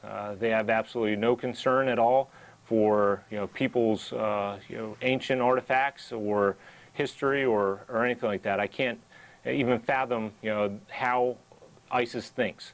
It is deranged, and their actions are theirs alone, so this doesn't surprise me that they would do something like this, especially during Ramadan, which goes completely even further against Islam. So I can't tell you what they are thinking. I don't know if anybody can. Okay, next to Nafisa Saeed from Bloomberg. Hi, thanks. I wanted to get an idea of when we talk about continued coalition airstrikes, who's actually carrying out the missions? Is it still mostly the U.S., or what other countries that are part of the coalition are still actually actively carrying out those strikes as well?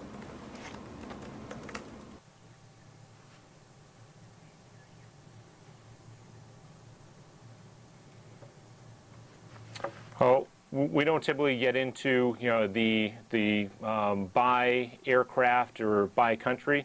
But we do have multiple countries that are supporting the coalition, not just in the air but on the ground.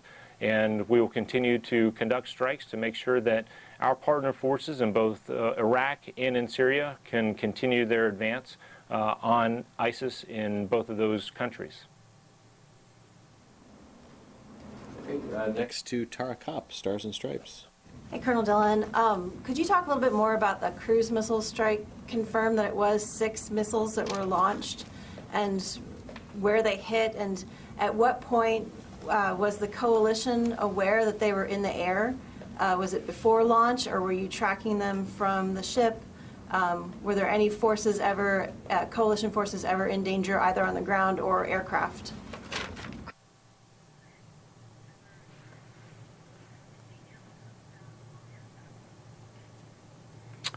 Tara, I'm not going to talk on behalf of the Russians. I think that's something that is a question for them about their strikes.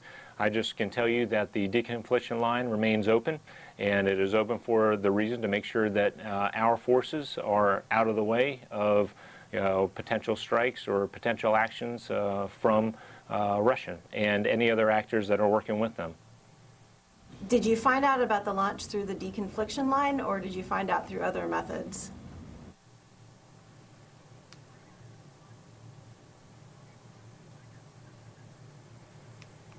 Again, I'm just going to say that the deconfliction line is open and it is working, and we can make sure that our forces are can continue to focus on their missions on the ground and in the air. Once the coalition was aware that there were 6 missiles headed into Syria, what, I guess, efforts were made to ensure that forces on the ground or aircraft were out of harm's way?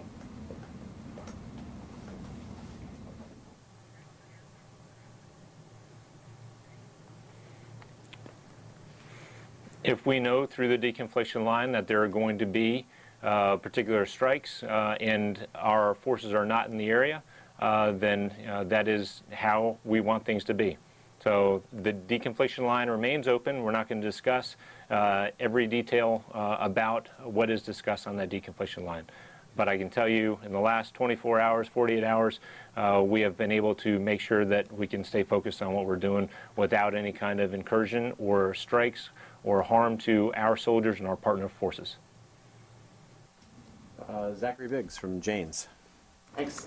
Colonel, so after the F-18 shut down the Syrian regime aircraft, the Russians made the threat about coalition aircraft west of the Euphrates.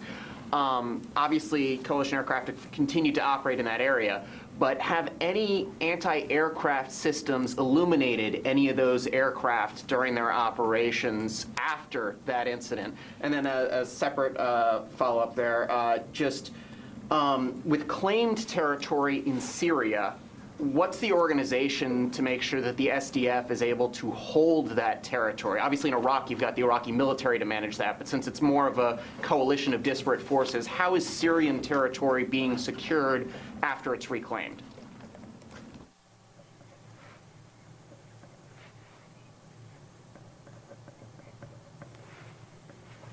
Okay, so to your first question in reference to whether or not our aircraft, after the statements made, were painted or illuminated, I think is what the way you brought that up.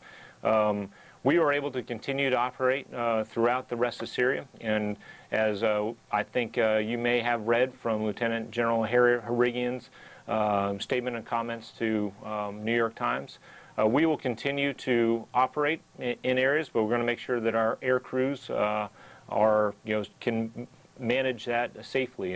And if it takes specific aircraft with specific capabilities to fly in particular areas, then that is what he will do as a commander. That is what our air crews will continue to do. We're not going to get into the details on whether or not certain aircraft were painted. We will take very specific and calculated measures to make sure that our air crews can continue to fly safely.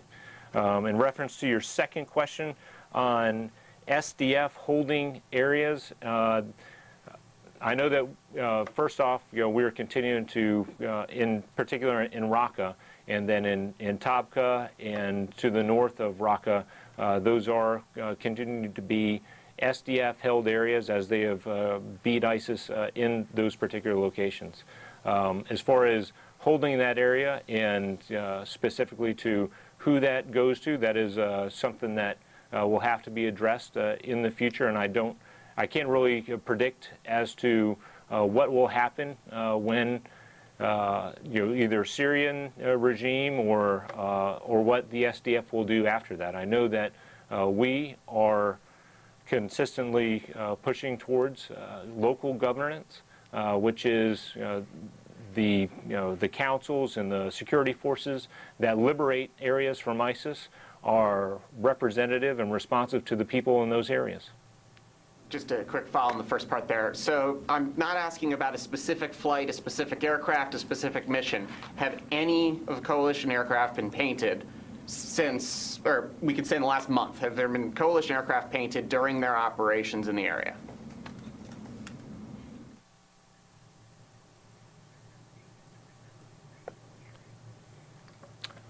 I do not know that answer, and that is something that I would either point you in the direction of the CAOC, or I can find that out for you, but I don't have an answer to that. Okay, T.M. Gibbons-Neff, Washington Post. Hey, Colonel Dillon, thanks for doing this. First question, the second Iranian drone that the U.S. shot down a week or so ago, I believe in the release it said it was approaching an established combat outpost, which I assume is the outpost at Zeke. Obviously, there's a training base at Tomp. What is the purpose of that established combat outpost, and what's the reasoning behind it? I know Tomp is a key border crossing. What's the strategic significance of Zeke? And do you plan on building any other outposts closer to Abu Kamal? And I have a follow-up question on civilian casualties.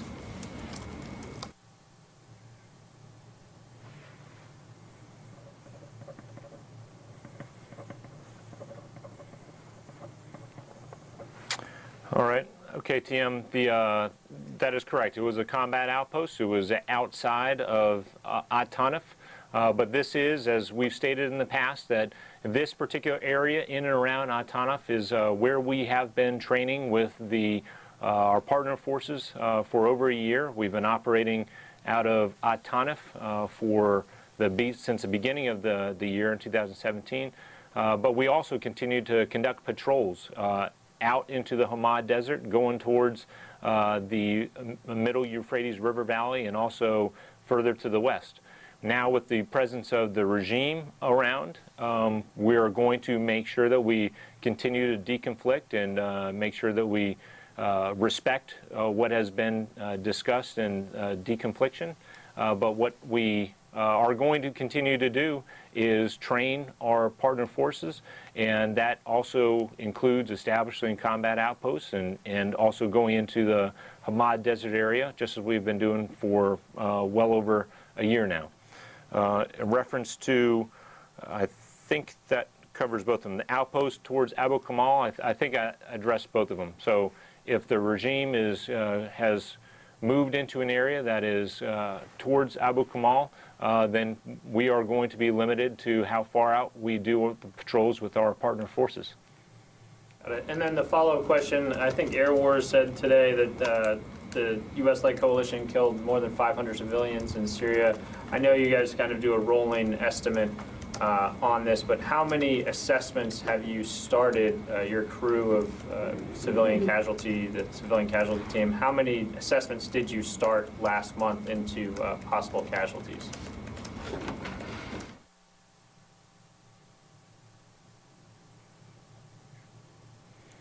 So right now, I am tracking, currently we have 38 open allegations, but that could have gone up. And the allegations that we have received in May will come out in a couple weeks.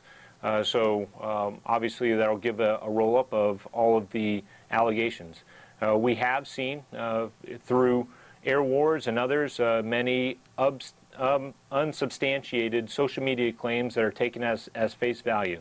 And as far as I know, the coalition are the only ones who actually take evidence and put it together with strike logs and information to give credible assessments after the fact. We will continue to do that. We will continue to take allegations, and we take them very seriously.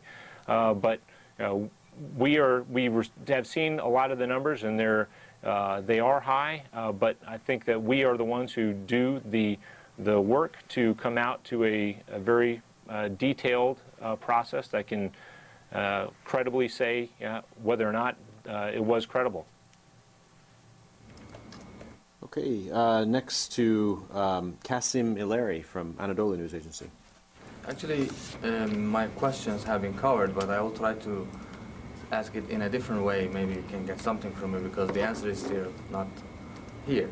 So there are reports that are saying that Russians have just informed Turks and Israelis about the cruise missile strikes and did not inform the U.S. Would you deny those reports? Would you say that the Russians have not informed the U.S. and the coalition that they will strike ISIS targets in Syria with cruise missiles?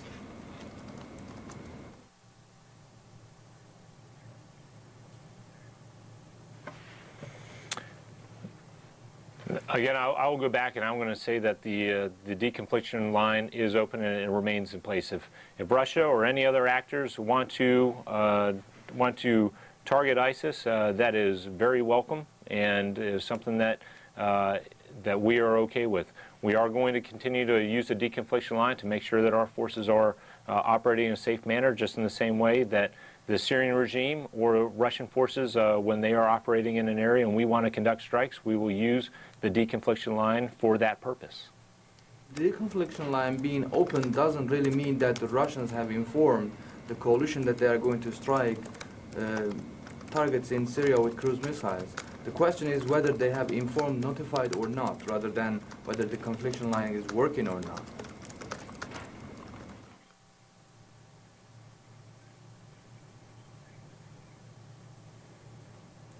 Well, the deconfliction line serves that purpose. If they have missiles that are, entering into the airspace, and we have aircraft or ground forces that are operating in particular areas where those strikes are to happen or to occur, then that is why the deconfliction line exists. And the deconfliction line is open and it is in use.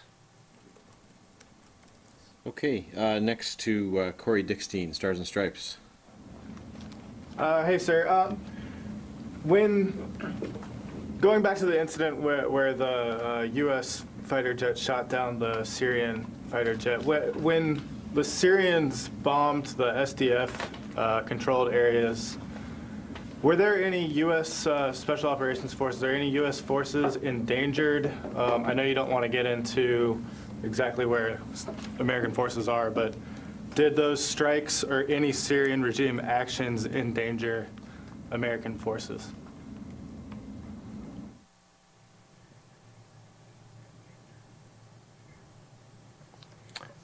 No American forces were injured or killed as a result of this. Obviously, otherwise it would have been reported. But no, American forces or coalition forces were not in that immediate area when those strikes happened. And then just a second one. You said that there is a deconfliction zone where the SDF are operating, I guess. Can you kind of explain that? Do you have an agreement, some kind of agreement with the regime then to leave the SDF alone?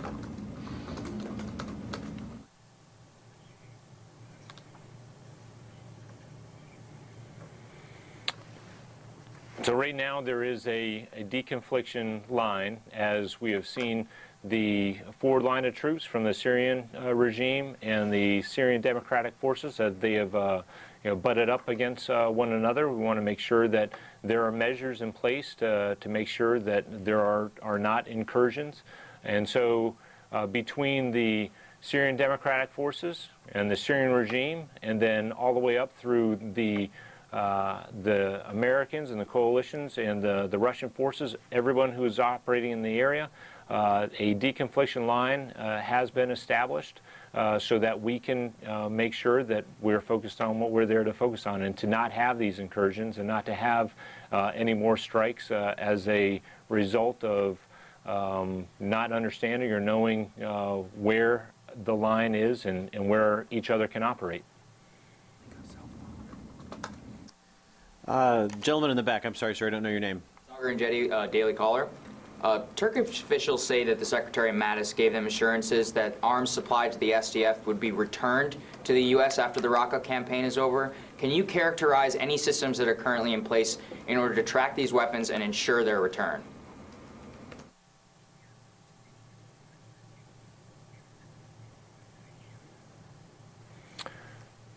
Well, first off, there was a private letter that went to Secretary Mattis to his counterpart in Turkey, and that is between them.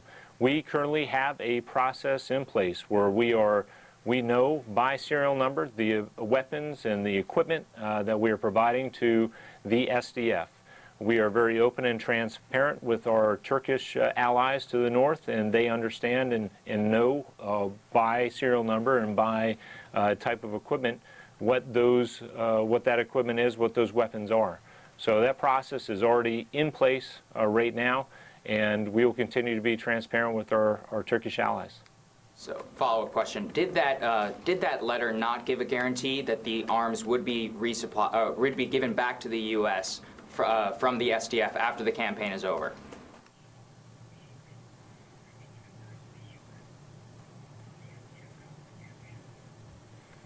Yeah, again, that is a private letter that went from Secretary Mattis to his counterpart in Turkey, and I'm not going to speak. I'm not going to talk to it because it's a private letter. It's a conversation between those two. But I will say we have a process in place, and we will continue to use it. Ryan Brown, CNN. Colonel, thank you for doing this. I just had a couple follow-ups on some of your earlier exchanges. One with TM, I think you said that if the regime put outposts kind of near Abu Kamal, that would kind of hinder or deter the coalition and its local forces' ability to kind of move north into the Euphrates River Valley.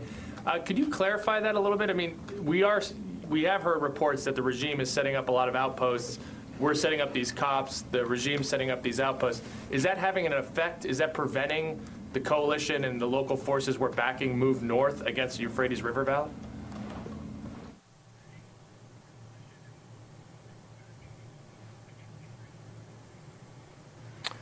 So what I was saying about that is that out of the Al-Tanf area, we have used that to train our partner forces and to continue to fight ISIS, if they are in and around that area. Now that the regime has moved in and they have made some significant, progress as it looks towards moving to Abu Kamal and perhaps Deir ez-Zor. If they want to fight ISIS in Abu Kamal and they have the capacity to do so, then that would be welcome. We as a coalition are not in the land grab business. We're in the killing ISIS business, and that is what we want to do. And if the Syrian regime wants to do that, and they are going to again put forth a concerted effort and show that they are doing just that in Abu Kamal or Deir ez-Zor or elsewhere, that means that we don't have to do that in those locations. So I guess that what I'm saying is, in the At-Tanf area, we will continue to train our partner forces. We will continue to do patrols in and around Al-Tanf in the Hamad Desert. But if our access to Abu Kamal is shut off because the regime is there, that's okay. And just one follow-up. You mentioned that the regime is making a concerted effort to fight ISIS, it looks like now. But we've talked about, that push near Topka where they moved tanks and artillery against the SDF. We've seen these drone flights, the bombing run with the Su-22. I mean, clearly they've also made some efforts against U.S.-backed forces, coalition-backed forces. Is there a broader strategic intent? Do you ascertain on the part of the regime to kind of challenge forces that the coalition is backing, or do you think these are just individual localized events?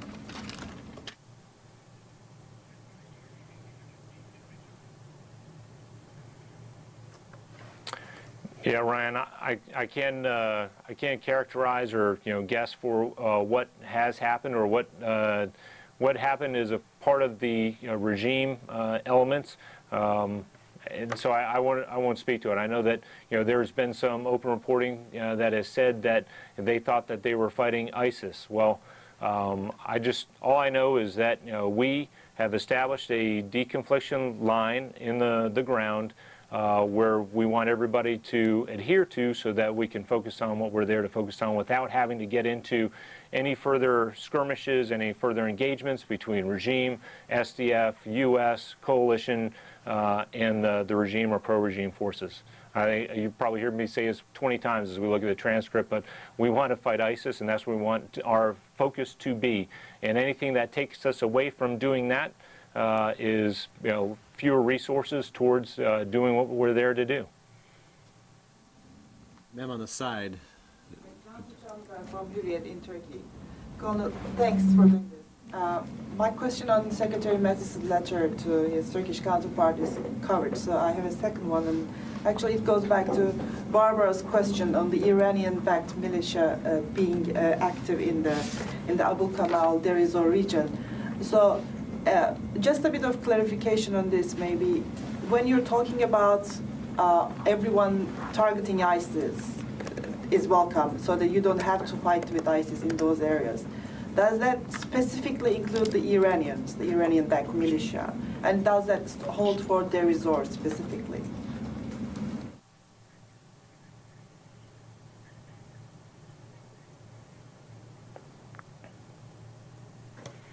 You came in, awfully broken up, but I think you're asking about Iranian militia fighting ISIS as well.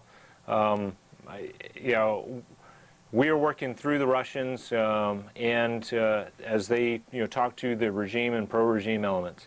And again, if they are showing a concerted effort towards looking to defeat ISIS and can show that they are doing that and they are actually defeating ISIS, then, like I said, that is not a bad thing. That is what we're there to do, but if others are there to do it as well, then we're okay with that. Laurent is up next, but I'm going to save you, Laurent, to the end, where you're going to get the last question today. So we'll take a couple of follow-ups in advance of that. Barbara, the new one, or new business? Okay, Carla. Hi, Colonel. You had just told Ryan that if access is shut off to Abu Kamal because the regime is there, that's okay. Has that already happened?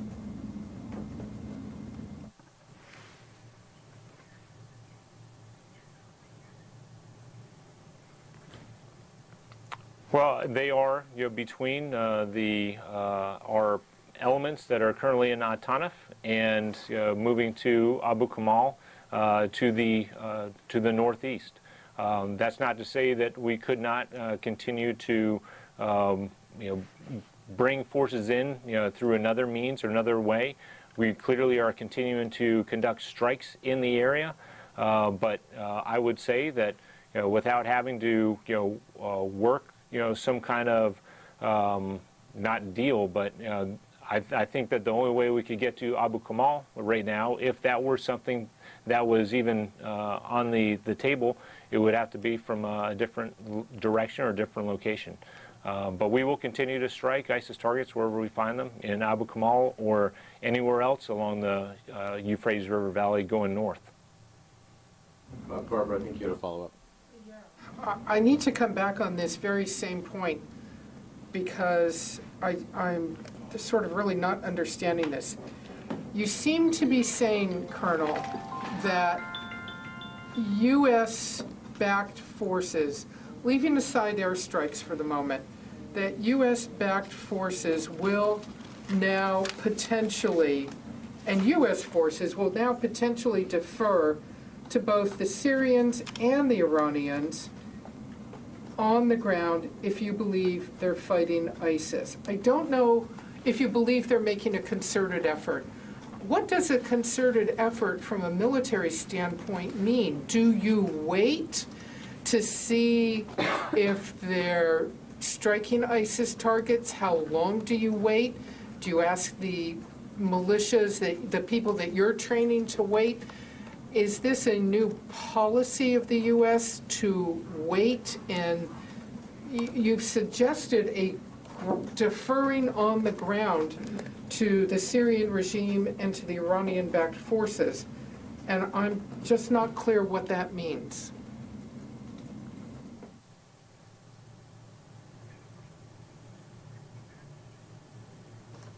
All right, I don't know if there's a specific question in there, but I guess what I would say is that, not guess what I say, what I will say is that clearly our focus right now is on the fight in Raqqa, and we're supporting our Syrian Democratic forces there. So we're going to see that through. And once we call the liberation, or once Raqqa has been liberated, then we have to see then where else is there to go, where else is there ISIS-held territory. And right now we know that ISIS-held territory is along the middle Euphrates River Valley. But is that going to still be true at the end of the fight in Raqqa? We're going to have to see that. We're 3 weeks into Raqqa right now, and we've made significant progress. But we know that there's still a difficult fight ahead. So we will have to evaluate and see where ISIS still holds territory after the fight of Raqqa. Clearly right now that's along the middle Euphrates River Valley, and as you asked in your first question, we will continue to strike resources and leaders throughout that middle Euphrates River Valley in Mayadeen, Abu Kamal, Al-Qaim. So again, we're going to have to see where things go after Raqqa, and we'll see what where the regime is at that point, and if they are in fact making an effort to defeat ISIS in those ISIS-held territories. You were talking much more near term, I thought, that you see regime forces moving, you know the Iranian-backed militias are moving, and that the coalition, the U.S.-led coalition, is now going to defer if you see them making progress against ISIS. So, is it U.S. military policy now to defer to the regime and to the Iranian-backed militias?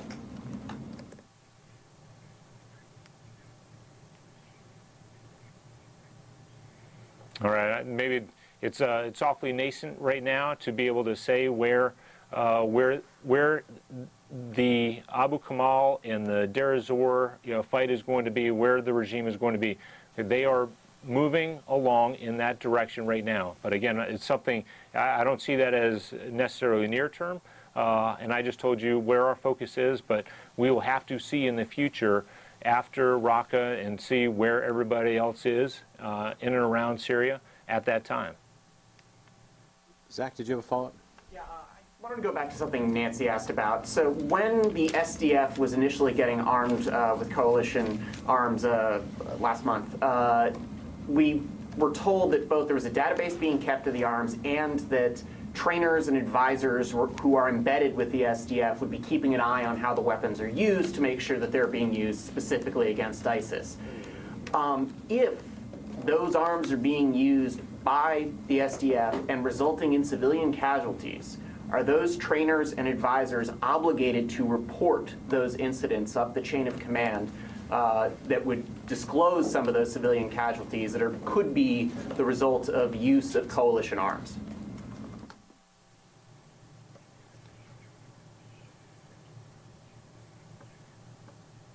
I'm not going to speculate, if type questions. So, we haven't seen that to date right now.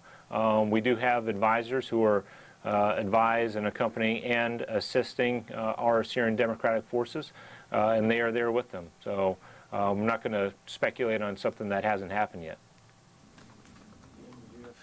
Yeah, sir, I just had a follow-up on just Raqqa in general. I haven't really heard much about it as far as the defensive belt, and basically what are the SDF casualties looking like? I don't know if you can give a specific number, if they're heavy or moderate. Thanks.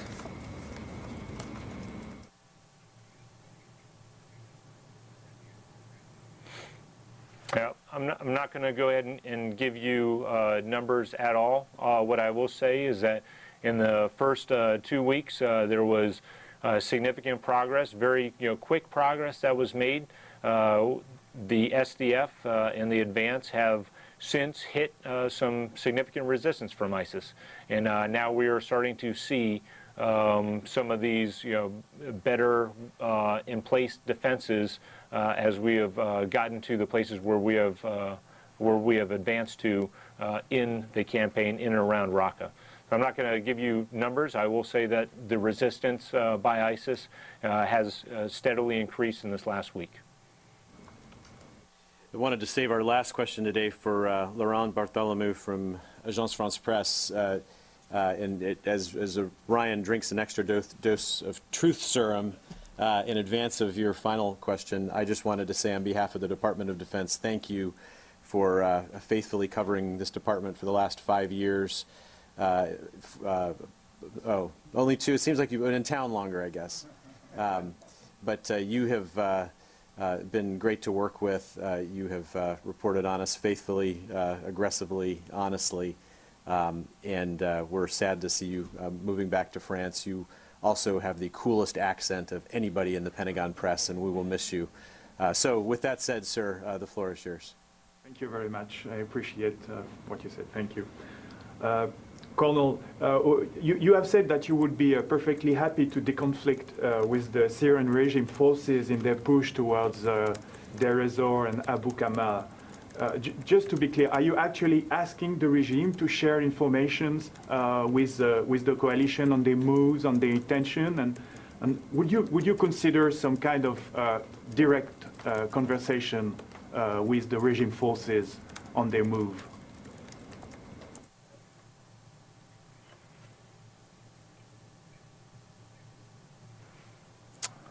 Thanks, Laurent. So, no, we are not talking with the regime, but clearly we are able to see their advance and where they are on the battlefield. And when I said, perfectly happy, I think I meant perfectly happy with the defeat of ISIS, regardless of who it is who is able to do that. So if I said perfectly happy with the regime, moving, I want to just clarify that we're perfectly happy with ISIS being defeated, regardless of who that is. That said, we can see their movements and how far along they are moving, and we're not coordinating with them or deconflicting with them. That deconfliction remains solely with the Russian forces. And just a quick follow-up. Would you say that it could be the regime that finally leads the last battle against ISIS in Syria, in the Euphrates River Valley?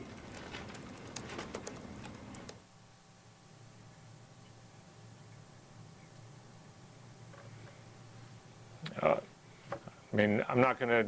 I will say it is. Is it likely or probable? I don't know, but that could be the case. So we're going to have to see where everybody is and how the collective efforts of defeating ISIS in our own particular ways, where everything is going to pan out at the very end. But the one thing that is constant and consistent throughout both Iraq and Syria is that ISIS is losing, and their losses are irreversible. And we know that that time will happen when there's no longer a physical caliphate, and that is what our mission is here, is to defeat ISIS in Iraq and Syria, and we want to accomplish that. All right. Thank you, Ryan, very much for your time today. And for everybody, have a good weekend. Thank you, Laurent, and Godspeed to you. All right, everybody, that was a briefing coming from the Pentagon on the situation in Iraq and Syria. We appreciate you watching with us live here on the Fox News Now stream. I'm your host, Mary Kate, and I will be taking you into the next few hours of the show this evening. So thank you for joining me. Happy Friday, everybody. Thanks for watching. Pulling up the next top story for you here. Let me get this up for you guys.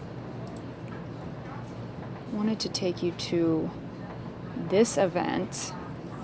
Just keeping you updated on all world news today. This is coming from the United Nations, where the UN chief is going to travel to Washington next week. So she'll be discussing her meeting with the president. Let's hear what they have to say at the UN. Here we go. Hi, good afternoon and welcome to the noon briefing. A short while ago, the Secretary General and President Yoweri Museveni closed the Uganda Solidarity Summit on Refugees in Kampala. Pledges of more than $350 million were made towards Uganda's efforts to support more than 1.2 million refugees hosted, for the most part, in local communities. In remarks to the press, the Secretary General congratulated the Ugandan government for the conference. What has been pledged is a good start, he said, but we cannot stop. In the opening session, the Secretary General praised Uganda's government and people for the way they had opened the country's borders and their homes to refugees.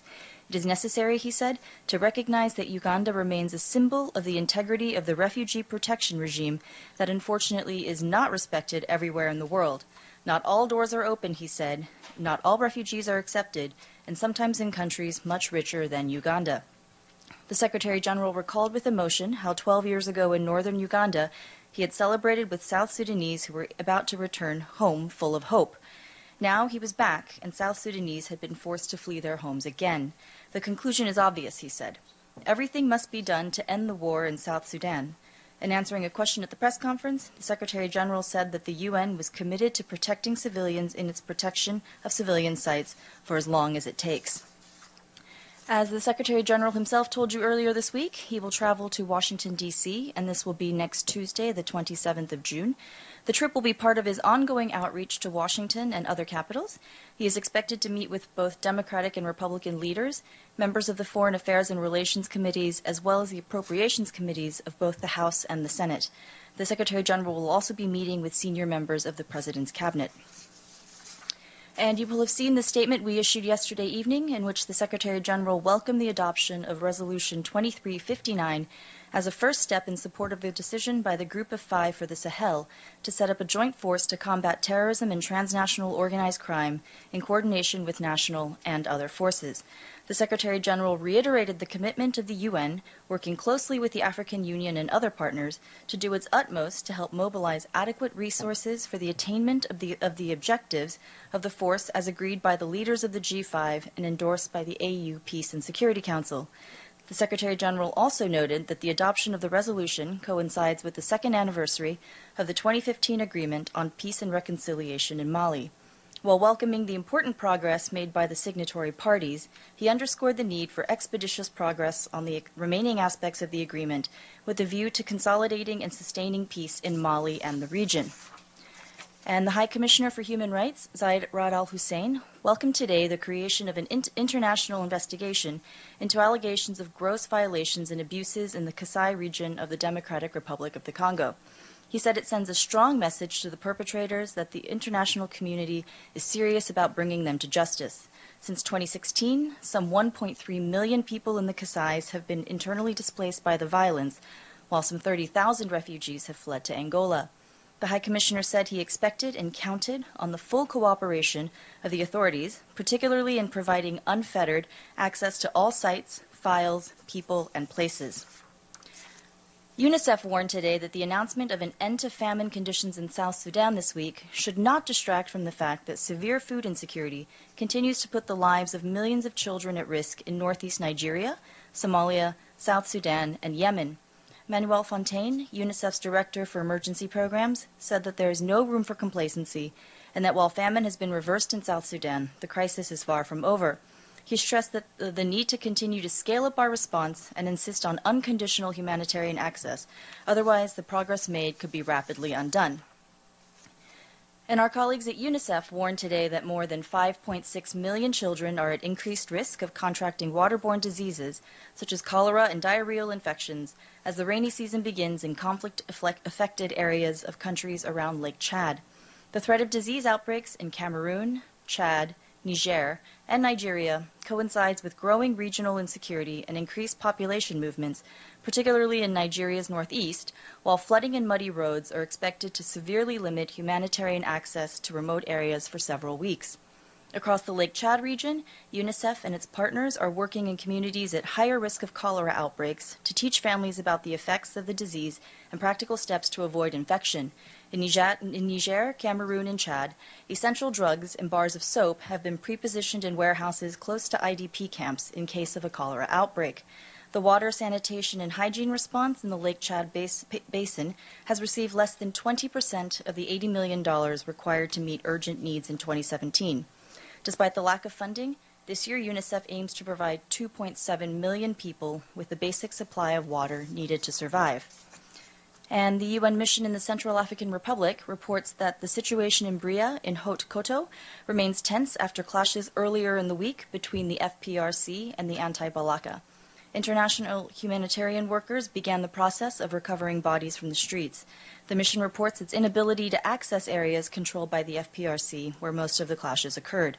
Meanwhile, the mission has transferred 29 civilians, mainly women and children, who fled Tuesday's fighting to an internally displaced persons site in Bria. The UN mission has also reinforced its presence in the town by temporarily redeploying 70 police officers from a Bangui-based formed police unit. Elsewhere, in Bambari, UN police yesterday arrested 6 members of the UPC and handed them over to the local gendarmerie as part of the mission's efforts to protect civilians and end the presence of armed groups in the town.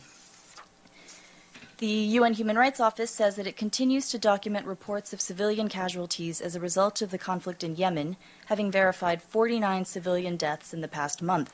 The office reiterated that indiscriminate or disproportionate attacks or attacks targeting civilian objects such as markets are prohibited under international humanitarian law. It also reminded all parties to the conflict of their obligation to ensure full respect for international human rights law and international humanitarian law, and said that all incidents resulting in civilian casualties must be thoroughly investigated to ensure accountability when breaches of international law have been found to have taken place. Since March 2015, the office has recorded a total of 13,504 civilian casualties, including 4,971 killed and 8,533 injured. And you can read more about this on the Human Rights Office's website. And on Iraq, our humanitarian colleagues tell us that with the offensive on the old city of Mosul ongoing, civilians continue to flee the area, though at a slower rate than in previous weeks. The slowdown is thought to be the result of people choosing to remain in the relatively protected environment rather than attempting the hazardous exit from the old city. Daesh fighters are also known to be actively preventing civilians from leaving. Conditions inside Daesh-held parts of Mosul are increasingly desperate. A sack of wheat is now selling for $675. Gasoline is reportedly selling for more than $6 per liter, and malnutrition rates among children arriving from West Mosul are rising. As of yesterday, and since the Mosul operation began last October, more than 880,000 people have been displaced from Mosul. Of these, more than 686,000 remain displaced, while nearly 200,000 people have reportedly returned home. And on Syria, the Office for the Coordination of Humanitarian Affairs says that between yesterday evening and the early hours of today, a UN Red Cross Syrian Arab Red Crescent interagency humanitarian convoy delivered food and other items for nearly 110,000 people in the Ar-Rastan area of rural homes.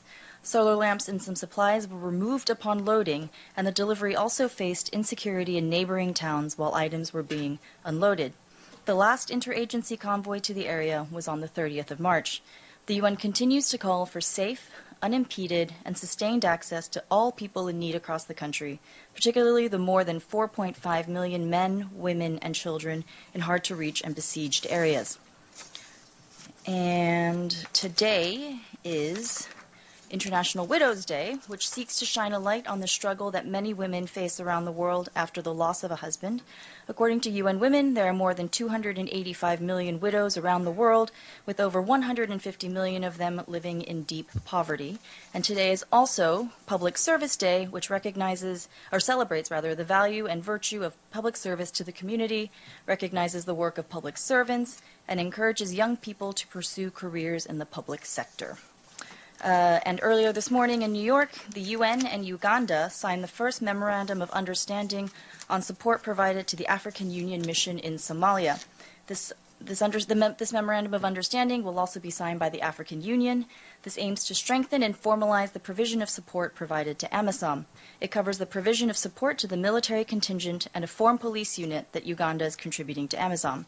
Speaking at the signing ceremony, the Undersecretary General for Field Support, Atul Kare, thanked the government of Uganda for its contribution to AMISOM and expressed his deep appreciation for the sacrifices made by all troop and police contributors in Somalia. Mr. Kare noted that today's agreement will strengthen the AU-UN partnership framework that the Secretary General signed in New York in April. This was the first of the 6 memorandums of understanding that will be signed by the UN and the AU with troop and police contributors, namely Burundi, Djibouti, Ethiopia, Kenya, and Nigeria. And lastly, I promise, our colleagues from OCHA today released a study which advocates that internally displaced people should not have to wait until a conflict is fully resolved or all impacts of a disaster are over before they can begin rebuilding their lives. The study says that governments bear the primary responsibility for addressing internal displacement and should, with the international community, regard protracted internal displacement as primarily a development and political challenge, which may also require a continued humanitarian response. And you can read more about this on OCHA's website. And I promise I am done with my part. Michelle. Thank you, Eri. Just to follow up on the announcement of the SG's trip to Washington. Obviously, it comes amid discussions down there on the US budget and funding for the UN. What's the message that he's going to be taking to the lawmakers in DC?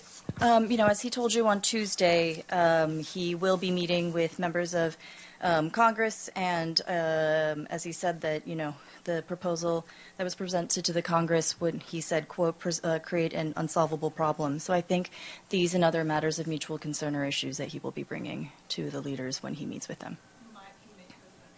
As he told you, in this trip, he's meeting members of Congress, and so he has no other plans. But if that changes, we will let you know for sure. Yes. Thank you. Earlier today, Colombian President Santos said in Paris that the UN has received 100% of the arms stock by the FARC guerrillas. So I wonder if there's any comment on that. Can you confirm if in fact it has happened? Do you plan to do any announcement later today? What can you tell us on that? Right now, at present, I don't know. We don't have any confirmation right now, but if we have anything, we'll get back to you on that. Thank you. Not right now. Not right now. Yeah. Rosalind. A point of clarification and then my question. Is the Secretary General's trip to Washington just one day? Because there's some reports suggesting that it's a 3-day trip to Washington. For now, we don't have an end date, but as soon as we know, we will let you know. Okay, and then my main question. Overnight it was leaked, the list of demands from Saudi Arabia and its allies on Qatar. In one sense, it's a question of curbing Qatar's sovereignty, cutting off diplomatic ties with certain countries, ending military relationships with other countries. And then there's the question of press freedom, specifically calling for the shutting down of the Al Jazeera media network, not just the Arabic channel. What is the Secretary General's view of this list of demands, especially given that there's a 10-day deadline? And if there's a specific comment about the efforts to shut down not just Al Jazeera, but a number of other media outlets based in Qatar. Thank you. We continue to follow the situation with deep concern, where we are aware of reports of a list of demands on Qatar, but we are not able to comment in detail on or confirm such a list. We hope that the countries involved resolve the situation through dialogue. We are ready to assist if requested by the parties, and any resolution or basis for discussion should be consistent with international law, including human rights and international humanitarian law, as well as the UN Charter, as all countries concerned are UN member states. And a quick follow-up. The fact that there is a 10-day deadline, does that raise particular concern? Does that sound like some sort of ultimatum that perhaps one nation state should not be making to another? You know, as the Secretary General told you earlier this week, you know, he really hopes that this is a situation that is resolved through dialogue and through diplomatic channels. So on our end, you know, you've heard our concerns, and we'll see what happens. Yes, in the blue dress. Yesterday, the Israeli ambassador to the UN sent a letter to the Secretary General that Hezbollah is violating the UN-backed ceasefire by building up observation posts under the guise of an environmental group. Is the UN looking into this? Is UNIFIL looking into this? We've checked with our UNIFIL colleagues, and they say that they have, as if we seen the media reports alleging violation of Resolution 1701 in the context of the activities of the NGO that you mentioned near the Blue Line. Our UNIFIL colleagues say that this NGO has been active in the area for the last 2 years, and UNIFIL, in cooperation with the Lebanese Armed Forces, closely monitors all activities close to the Blue Line. And in accordance with its mandate, UNIFIL cannot and does not enter private property unless there is credible evidence of a violation of Resolution 1701 or an imminent threat of physical violence emanating from that specific location. Over the last 2 years, UNIFIL has observed tree planting activities undertaken by the NGO, as is their stated objective. UNIFIL has not observed any unauthorized armed persons at the location or found any basis to report a violation of the resolution. UNIFIL constantly urges the parties to exercise caution in undertaking any activity in the vicinity, and UNIFIL remains in regular contact with the Lebanese Armed Forces Command in relation to this and other activities close to the Blue Line to ensure that there are no violations of Resolution 1701 and to avoid any misunderstandings or tensions that could endanger the cessation of hostilities. And for its part, UNIFIL remains vigilant and continues to closely monitor the Blue Line. So just to be clear, they say they haven't seen any violations? No. No violations. Okay, thank you. Stefano. Thank you very much. Again, on the situation in Libya with refugees. The new appointments of Ghassan Salameh on the United Nations Support Mission in Libya. We know that, of course, there is a lot of hope that this will push the political crisis there. But also talking to the Italians about the concern that there is with the situation with refugees, migrants, and the way they feel that the agreements that they're doing with the government the governor recognized by the UN, on how to keep those migrants there. They think that is legitimate. At the same time, they wish, they hope, they use these words, that the UN will do more on the social aspect of their mission. Means not only political advance, but also to help Libya to be able to take care of those in need. So my question is, Salome, does I have special instruction from the Secretary General on making sure the UN will do more in providing for the refugees and migrants that are stuck in this moment in Libya and in very, very terrible conditions? So I'm sure Mr. Salome has heard the concerns that you've raised. The issue of refugees and migrants is obviously of huge concern, both to the UN and, of course, I'm sure to Libya. Let's give him a few days to settle into his job. The concerns that you raised have been heard loud and clear, and so let's give him a few days to settle in and see his, when he begins his work officially, and how he makes contacts with the Libyan government and other parties. Yes. Secretary General tweeted a few days ago, the problem isn't refugees. The problem really is are the wars that create refugees. Will he be raising those issues when he meets with Trump administration officials and members of Congress, etc., in terms of dealing with the wars that really create refugees? And in fact, I'm mentioning this because when we talk about Libya, the Libyan situation is a unique situation where we had a stable North African Muslim country, secular Muslim country, and then the NATO nations went in there, created this confusion, and now we have refugees pouring out of Libya. Will the Secretary General be raising those types of issues with Trump administration officials in terms of mitigating these refugee problems? As you know, the situation involving refugees and migrants is one that is close to the Secretary General's heart. He talked about this in depth on Tuesday. As I said earlier, he will be raising issues of some of the main issues on the UN's agenda, and I wouldn't doubt that the situation of refugees and migrants would be high on that list. As he told you, and as he said many times before, like you said, the situation involving refugees is largely a political one. While it's important to and critical really that we raise money and to find humanitarian solutions for some of the most immediate pressing problems, ultimately that's not the solution. It's finding a political solution. He just said that in Uganda yesterday when he was talking about the close to 1 million South Sudanese refugees who have been there for a long time. He said, at this point it's up to the leaders of South Sudan. They need to work on behalf of their people. Yes. Me? Yes. Thank you. I have a few questions, and I will start with something that has nothing to do with politics. I went to DC2 building today to go to the credit union, and I was denied entry. And they said the rules of using the pass has changed. So as a resident correspondent, that means my ID does not allow me to enter DC1 or DC2.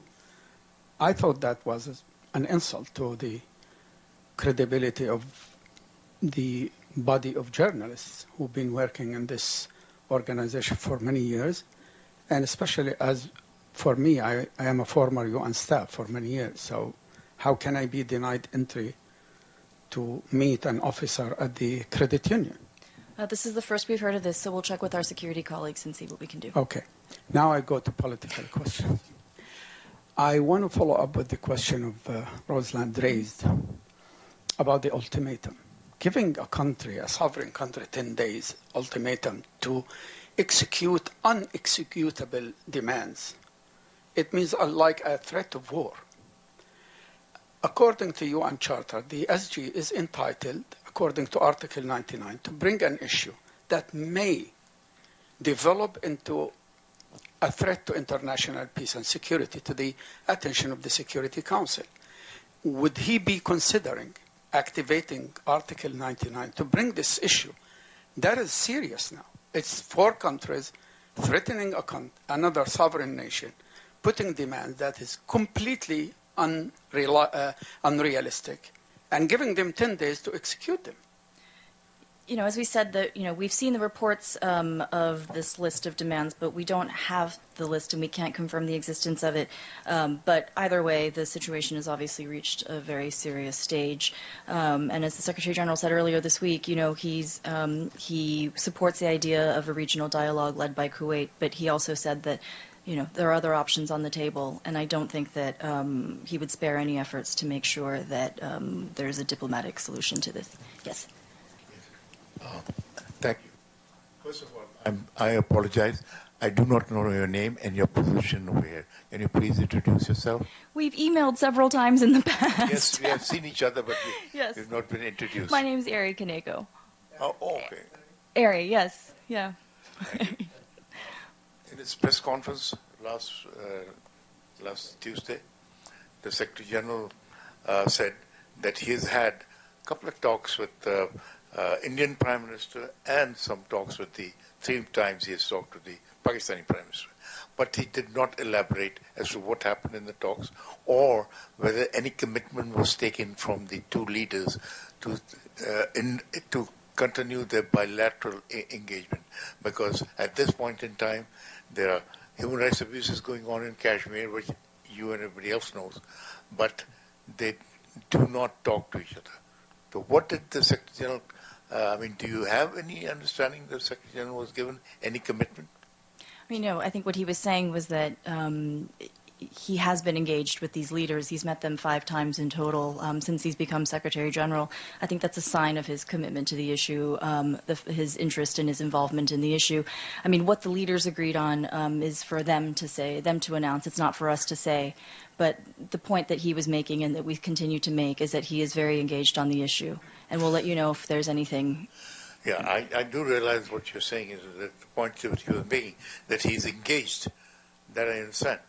But did you get any feedback from the Secretary General himself that either the Indian or the Pakistani Prime Minister has given him any commitment to what he called continue to engage in dialogue, or they will continue to? Again, any commitment from the leaders is a question for them. It's not something for us to announce. No, but Secretary General was not given any assurances? That's for them to announce. That's not for us to announce. Yes. On the 20th of this month, Israeli Prime Minister Netanyahu said, while he inaugurating a new settlement, a new one, not expanding an existing one, he said, "It is an honor to build the illegal outpost in defiance of international law." That's what he said. After decades, I have the honor to be the first Prime Minister to build a settlement in Judea and Samaria. So he takes pride in defying international law. Is there any comment on that? Our position on settlements is clear. We've long said that they're a contravention of international law, and we stand by that. Is there anything else? Okay. Thanks. Have a good weekend. Oh, and we're closed on Monday, so we'll see you back here on Tuesday. All right, everybody, that was an update from the United Nations. Thanks for joining me tonight live here on the Fox News Now stream. We're streaming live out of Phoenix, Arizona, but we're really covering news from all over the U.S. And across the world. Of course, we were just showing you a briefing from the United Nations. So I do want to take you to the next top story here in the show, trying to keep you guys updated on everything going on today. I do want to take you to this event from NASA. We showed you the SpaceX launch from earlier today. If you guys missed that, head to the video section on our YouTube page. We streamed the whole launch. It was pretty exciting, and a lot of you were watching earlier. But right now, let's take you to a NASA event where a space station crew member discusses life in space. Let's hear what he has to say.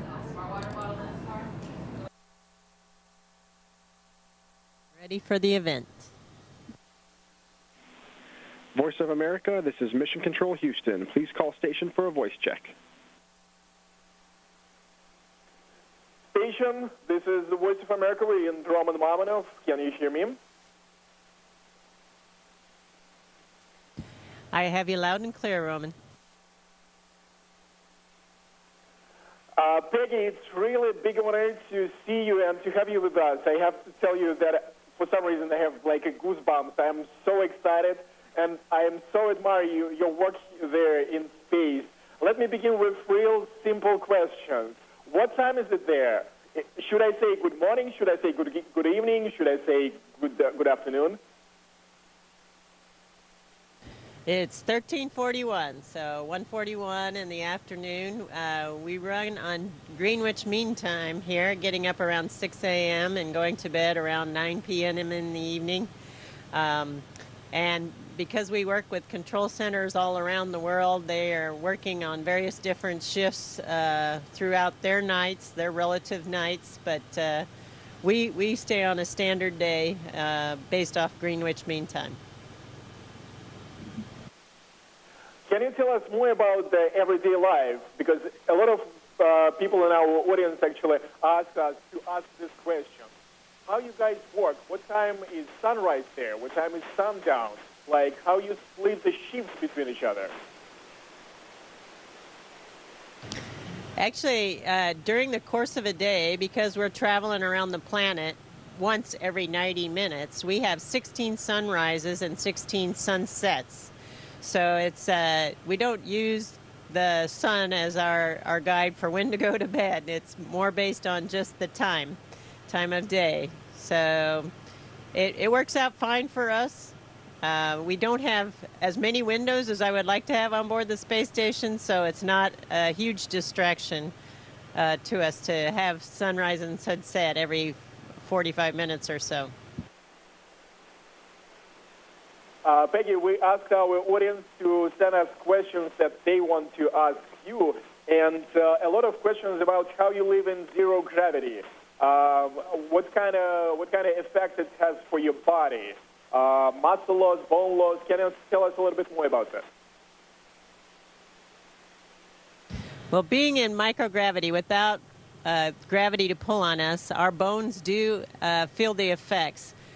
They don't respond normally, and so we have pretty significant bone demineralization. It's actually probably about 10 times more than an osteoporotic woman would lose in a month on Earth, is what we would lose over the course of a year. So it's very important for us to study and understand those effects. We also have fluid shifts that change maybe some potential effects on our vision and our eyes. So there's lots of changes going on in our body, and we are doing many different kinds of research studies to better understand those changes in space. Can you tell us if you miss actually gravity, do you miss the chance to walk with barefoot on the green grass or put the barefoot on the water in the sea? Well, if the question is, do I miss gravity? Mostly I can say no, I don't miss gravity. I think moving around up here is very easy. It's nice once you get adapted to it. You feel comfortable in any orientation. And so being in the lack of gravity is actually very comfortable once you adapt. It's only when you lose a tool and instead of just looking on the floor for it, you have to look everywhere for it. That's when you miss maybe gravity. But to say whether or not I miss walking on a beach or swimming in a lake, that's a different question. Yes, I do miss those things a little bit at times. Can you tell us a little bit more about International Space Station and which part of International Space Station you're right now? Because we usually see just two kind of pictures, outside of Space Station and that picture that you're right now. So which part this is and where you guys sleep or have dinner, for example? Actually, this is the U.S. laboratory. It's my favorite module because it's got the most scientific hardware in it that I enjoy using the most. But we have, behind this panel, we have this big combustion chamber where we do studies on flames. Right next to that, we have a microgravity sciences glove box where we can stick our arms inside a closed environment and work on different studies. We have another biophysics. It's basically an enclosed microscope looking at, for instance, biological processes that take a long time, like protein crystallization. We've got a 3D printer that makes objects for us. We've got incubators and refrigerators and freezers to store all our samples that we're collecting as part of the different scientific investigations.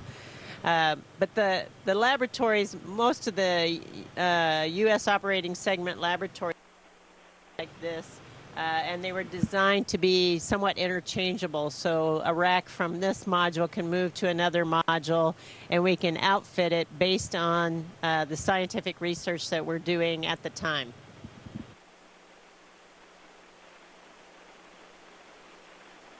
Peggy, our viewer Ivan actually asked us, let's speak more about how your body feels in zero gravity.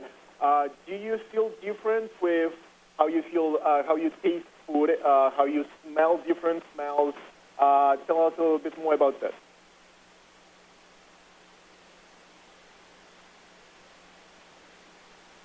And I'm not quite sure I got that. Do I feel differently being in space? From a physiological perspective, it's not so much. Food?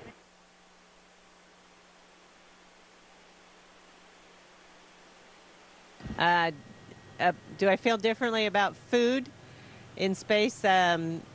Here, the food is somewhat limited in selection, so there is some sense of lack of variety after some period of time, but the food that we do have is actually quite good. Can you tell us a little bit more about what kind of experiments you're working on right now?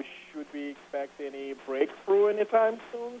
And can you give us an example of research that was made on the International Space Station and changed our everyday lives? Well, it's interesting that you asked that question because research on the ground takes many, many years, and that's actually the benefit of having this laboratory here is that we can conduct experiments over many different years. For instance, on my first expedition, we were doing a plant growth study, and the interesting thing that's been used and benefited people on Earth is not necessarily the results of the plant growth experiment exactly, but the filtration systems that they used in the hardware that the plants were growing in.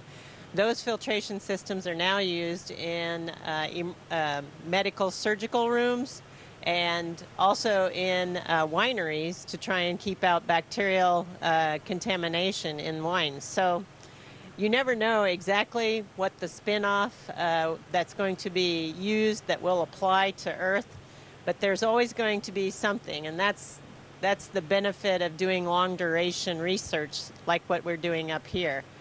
I think there are so many. For instance, on our expedition, we have approximately 280 different investigations going on, and it's some of them are controlled completely by the ground. Some of them we interact with heavily. Some of them are on ourselves personally. So it's a huge variety of different types of investigations, and I think there's a lot of potential application to the ground. Although, just like research on the ground, we can't always predict what that breakthrough will be.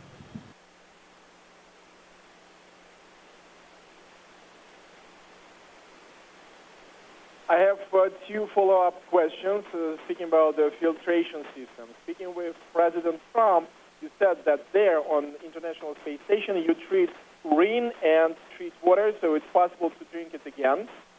Is it just an experiment, or is it just a part of the regular life? And I remember the scene from film with Matt Damon about Mars. He used poop to grow potato. Is it how people will live in the future in on a different planet, you think? Well, if you think about how much water you need every day, and you think about a trip to Mars, for instance, and say we're going to go to Mars and stay for a year and then come back, we need 3 years' worth of supply of water. And that's a lot of mass of water. And that's for every individual that's flying. And you might want some contingency water just in case. And so having that mass, being able to recycle water is going to be a huge savings in our capability to outfit vehicles for the future transport to Mars and living on Mars or any other planet that we might end up choosing or any other spacecraft that we might want to be on. So what we're doing here is trying to close our life support system such that we can recycle absolutely everything that we can. Right now, in terms of water, we're around 85% able to recycle all our water. We still, in order to go to Mars or to be very efficient when we go to Mars, we need to be at 100% or very, very close to that goal. And here on the space station, we're working on that goal. We're practicing it every day. Since 2009, we've had the urine processing and water processing system up here and have been actually processing urine and actually drinking it. So it's, I think, an engineering experiment every day here on board the station. We're learning things that are going to help us in those future exploration missions, but also going to help us on the ground. For instance, in areas where you might have a lack of water or need to reclaim water, we could develop urine processing or water processing systems that might aid people on the ground as well. So the research won't be just for space benefits, but also has some potential for Earth benefits as well. So I'm very happy that we're doing all this research here. You know, we take all our power is from the sun, and we use that power to break apart the water to make our oxygen that we breathe. The byproducts of hydrogen actually get recombined with the carbon dioxide that we clean out of the air and made back into water. It's a really cool process of recycling that we're doing here.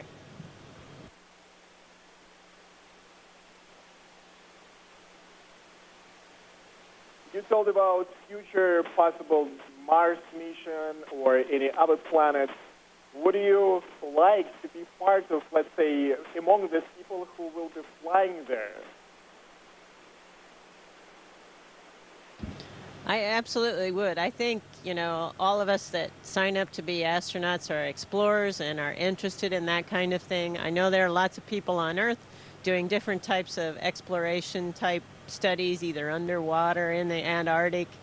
So I think that it's, you know, part of who we are as people to explore, and I would love to be a part of it.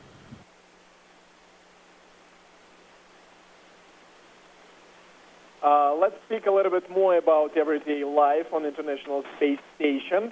Our audience asks us, do you have time to follow the news from Earth, political, economic, culture, or even showbiz?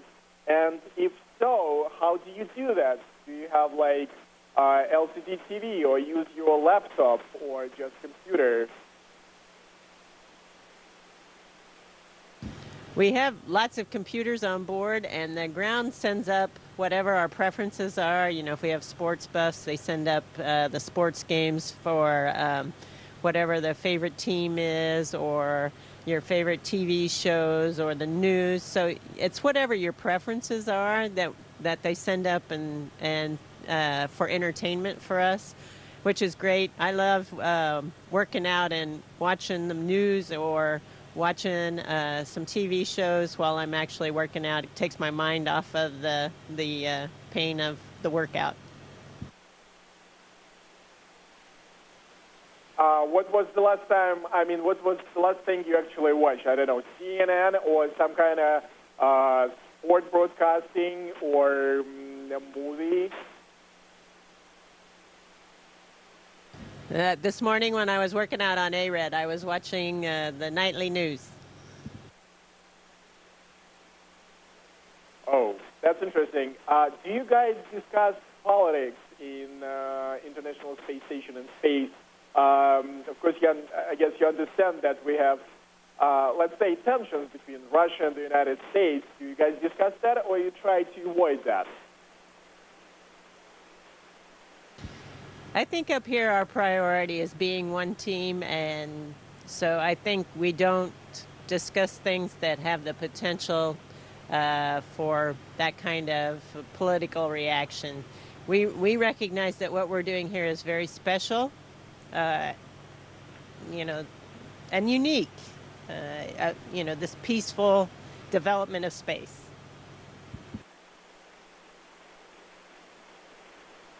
I have a very specific question from our audience. A lot of people believe in UFO.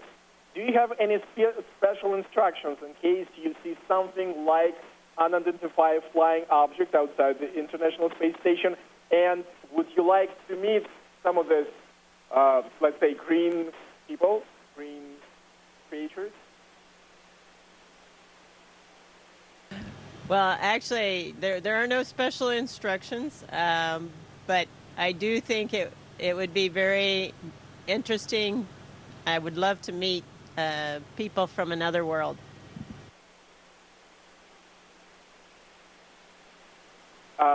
Peggy, obviously, you guys there have internet and space, and you guys are very active on social media, on Facebook, Instagram, and YouTube.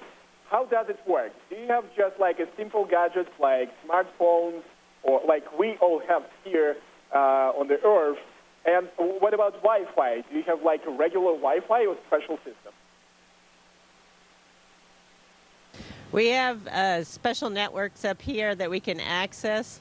We can access the internet, but it's extremely slow. When we have a particular type of satellite coverage, we can access the internet, but it's extremely slow. In general, we tend to provide our inputs to be posted by somebody on the ground. So we give the inputs, send them down to somebody, because our email gets synchronized every time we have a KU, a type of antenna coverage that can get that information down to the ground. So that seems to be the most efficient at this point in time, since our internet is more like dial-up speeds. Peggy, I have a personal question. You have so many records. You were twice commander of the space station, commander of the mission expedition. You break so many records. Do you feel like you break the glass ceiling for women in space? You know, the records to me, I think, just represent where we are in the space program, and being able to represent NASA as a part of that, I think, is very special for me. And I'm thrilled to have had these opportunities, and I am sure that if we are successful in our programs, that my records will be broken, and that's fine. That's what it's about. Every day we should be setting new records, looking toward the next step, and expanding our capabilities and our knowledge. Пегги Уитсон, борт-инженер 52-й экспедиции на МКС. Госпожа Уитсон, я не могу выразить свою благодарность за то, что вы нашли время, и благодарность Хьюстону и НАСА за то, что мы смогли организовать этот эфир. Спасибо, что были с нами. Это был специальный проект настоящего времени МКС Live. Увидимся. Огромное спасибо. Station, this is Houston ACR. That concludes the event. Thank you all participants. With Voice of America, we are now resuming operational audio communications. All right, you guys, that was an interview with NASA. They do those every month or so to kind of explain what life is like in space. It's pretty cool stuff. We were showing you a lot of space news today. Actually, we streamed for you the SpaceX launch earlier today. That's Elon Musk's company. Pretty cool stuff. Everyone was mad, though, because it seemed to glitch right at the landing, and everyone was saying, fake news, fake launch. We can't confirm or deny if it really happened, you guys. We just streamed this stuff. No, I'm just kidding. It really happened. We showed it to you live here on Fox News Now, and I can show it to you again, but you can also head to the video section on our YouTube page, search for Fox 10 Phoenix, and find the launch and landing there in full, you guys. Now, taking you to the next top story here in the show. I want to pull this up for you. The Prime Minister was speaking earlier today, so let's hear what she had to say. Here we go. At Grenfell Tower. I would like to start by apologising to the Leader of the Opposition for the short notice he has had of this statement. I received an important update in the hour before making this statement, which I felt was essential to bring to the attention of the House this morning. Mr. Speaker, what happened in the early hours of last Wednesday morning was one of the most unimaginable tragedies our country has seen in many years. As of this morning, 79 people have been confirmed dead or listed as missing, presumed dead, and with work still ongoing to recover the bodies, sadly the death toll may rise further. We already know that many children are among the dead, and that in some cases whole families perished. And those who survived have lost loved ones, friends, neighbours, and in many cases everything they own.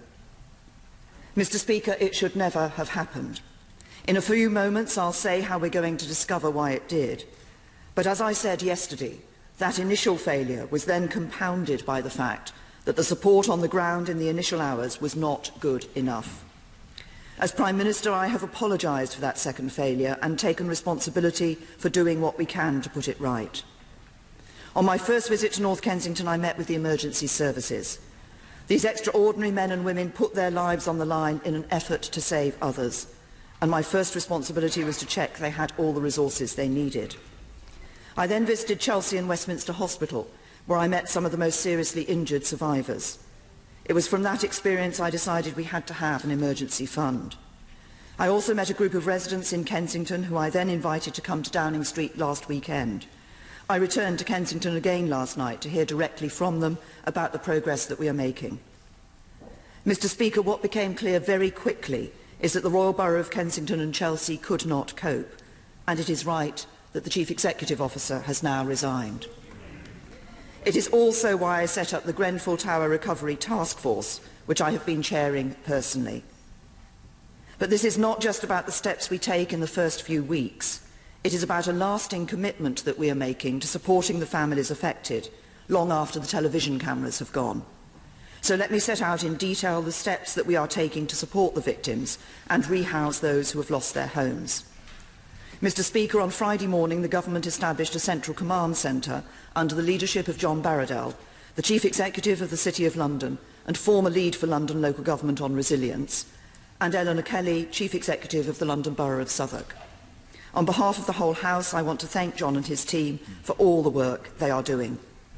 I also want to pay tribute to the fantastic response from London boroughs, including a number of Chief Executives who are currently working at the command centre, as well as the Mayor of London and leading figures from a number of councils from outside London.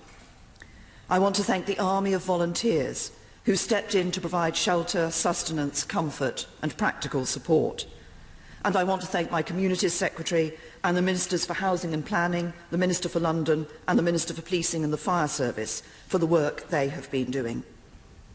Mr. Speaker, there are currently around 600 people working on the site and in the immediate area who are working to provide support to the victims. The Westway Sports Centre has been transformed into an emergency community hub, staffed by 40 officials from 6 government departments. They are making sure people have essential documents like driving licences and passports that are fundamental to carrying on with their lives. They've also been joined by experts from organisations such as Transport for London, Citizens Advice and the Red Cross, NHS mental health staff, nurses, care managers and a GP. Anyone affected by the blaze can walk in and access the support they need, and so far there have been almost 700 visits to the centre. The centre's on-the-ground work is supplemented by the Victim Support Unit, whose emergency helpline provides a single point of contact for victims who need to deal with multiple government services in the wake of the disaster. Each family whose home was destroyed is receiving a £5,000 down payment from the emergency fund so they can buy food, clothes and other essentials. And outreach workers are seeking to make sure everyone gets the money they're entitled to. We are also paying all additional adults over 16 in these households £500 in cash.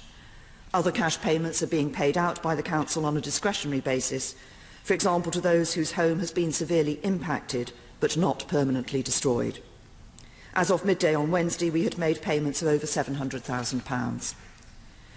It is absolutely essential, Mr. Speaker, that people understand they can keep the money they receive.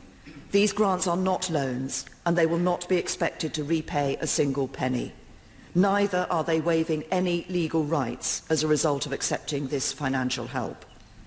The payments will be disregarded for means-tested welfare payments, so no one in receipt of benefits will see their benefits cut if they accept emergency support. And I would like to reassure people that we will not use this tragic incident as a reason to carry out immigration checks on those involved or on those providing vital information to identify victims or those assisting with the criminal investigation. We will make sure that all victims, irrespective of their immigration status, will be able to access the services they need, including healthcare and accommodation. In terms of local schools, Kensington Aldridge Academy, the school right next door to the tower, remains closed. However, all its pupils have already been accommodated at other schools in the area. The Department for Education is working with Ofqual to ensure that children who are sitting their GCSEs receive an appropriate exam dispensation. And specialist counselling has been offered to local school children and also to teachers affected by the fire. Turning to rehousing, Mr. Speaker, 151 homes were destroyed in the fire, most in the tower itself, but also several in the immediate vicinity. All those who have lost their homes have been offered emergency hotel accommodation, and all will be offered rehousing within 3 weeks. Already 164 suitable properties have been identified, and they are being checked and made ready for people to move into. In the longer term, everyone whose home was destroyed will be guaranteed a new home on the same terms as the one they lost. 68 of those will be in a brand new low-rise block that has just been built by Berkeley Homes. The developer has generously offered to turn over the entire block at cost price. Contractors are on site now, working 24/7 to speed up fit-out so that the first families can move in this summer. Within the wider Cordon area, many more homes were damaged by smoke or water, or have lost gas, heating and hot water. Emergency hotel accommodation is available for anyone who does not want to remain in a damaged property, and over 100 hotel rooms have already been provided. We're also putting in place practical support to help accelerate necessary repairs, and yesterday drew on expertise from the Army to assist with this. Some survivors have said that they want to leave the local area, and we will of course support that and help them find a home elsewhere. But I want to be absolutely clear. Nobody is being forced to move somewhere they don't want to go. And if any honourable member thinks they know of anyone being treated in this way, they should contact my office in Downing Street with the details. Mr. Speaker, as the scale of the tragedy became clear, we quickly decided there had to be an independent public inquiry. As I said to the House yesterday, it will be chaired by a judge to get to the truth about what happened and who was responsible, and to provide justice for the victims and their families who suffered so terribly. All those with an interest, including survivors and victims' families, will be consulted about the terms of reference, and we will pay for legal representation for those affected.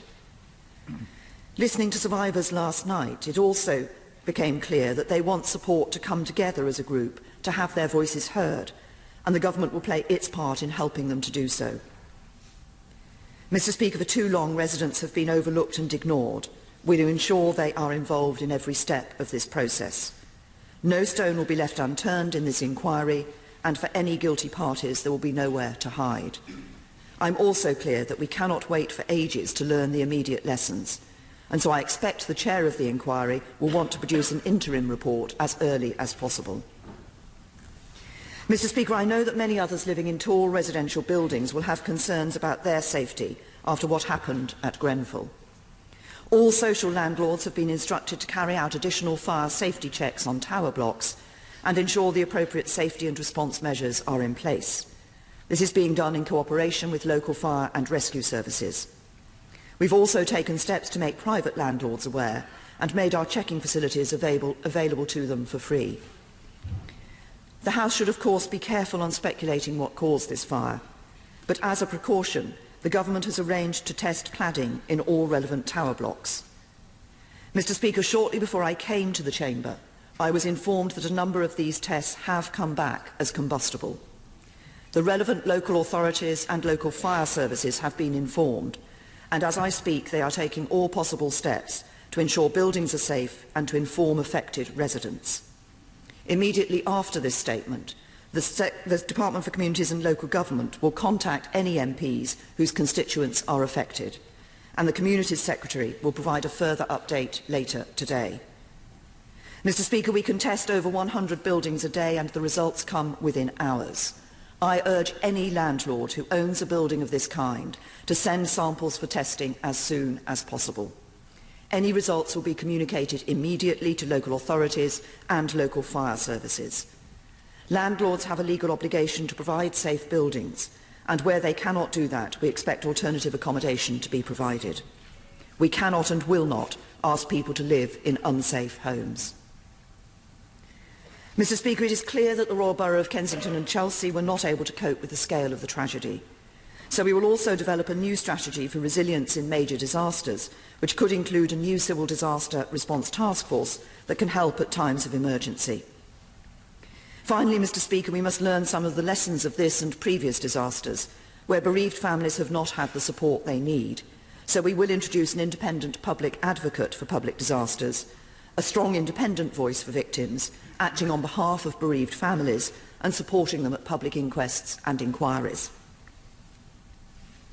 Mr. Speaker, in the past week, a lot of remarkable people have gone above and beyond to help deal with the fire and its aftermath. First and foremost, of course, are the incredible men and women of the emergency services who did so much to save so many lives. I can't imagine the kind of bravery it takes to run into a burning building and head upstairs when any normal person will be heading for the exits. But we've also seen sterling work from people across the public sector, teachers, nurses, staff from various local authorities, civil servants who are doing all they can to help. We've seen incredible acts of generosity from private businesses, and we've seen the people of this great city and this great country stepping up to help in any way they can, donating money, clothes, toys and food, volunteering their time and so much more. But above all, I want to pay tribute to the people of Kensington. They've opened their hearts and homes to people affected by the fire, coming together and showing what a real community looks like. The selfless actions of local people and the courage and resilience of the survivors should give us all pause for thought. For right now, our focus is on supporting the victims, finding homes for those made homeless, and making sure this country's housing stock is as safe as possible. But as we move forwards, so we must also recognise that for too long in our country, under governments of both colours, we simply haven't given enough attention to social housing. And this itself is actually a symptom of an even more fundamental issue. Mr. Speaker, it shouldn't take a disaster of this kind for us to remember that there are people in Britain today living lives that are so far removed from those that many here in Westminster enjoy. That in this tower, just a few miles from the Houses of Parliament and in the heart of our great city, people live a fundamentally different life, do not feel the state works for them, and are therefore mistrustful of it. So long after the TV cameras have gone and the world has moved on, let the legacy of this awful tragedy be that we resolve never to forget these people and instead to gear our policies and our thinking towards making their lives better and bringing them into the political process. It is our job as a government, and I believe as a parliament, to show we are listening and that we will stand up for them. And that is what I am determined we should do, and I commend this statement to the House. All right, everybody, that was Prime Minister Theresa May speaking at Grenfell Tower earlier today. Thanks for watching with me live here on the Fox News Now stream. I'm going to pull this up for you guys. Let me change the lower third here so you know what we are discussing.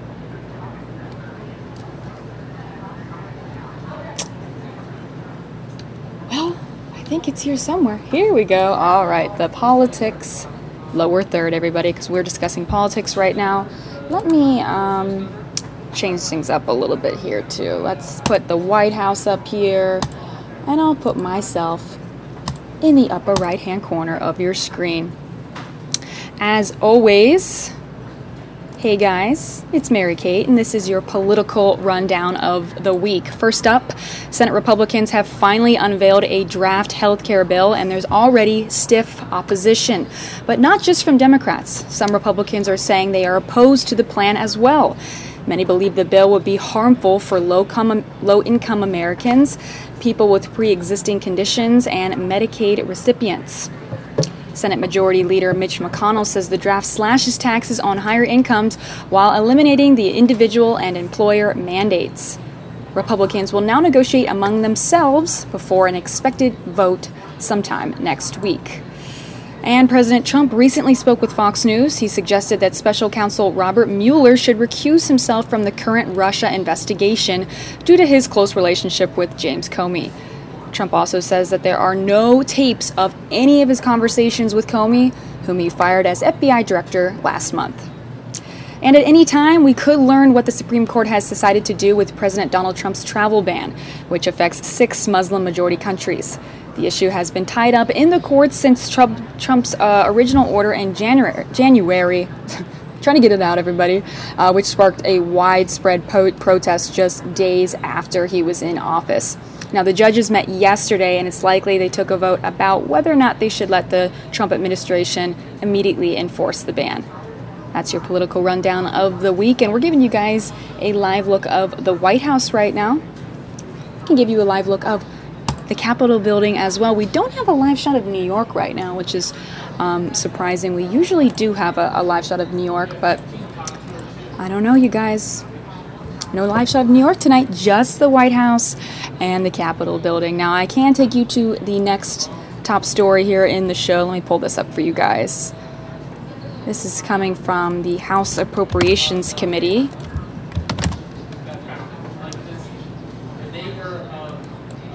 Where they are discussing, it's a hearing on the office management and budget. So let's hear what they have to say.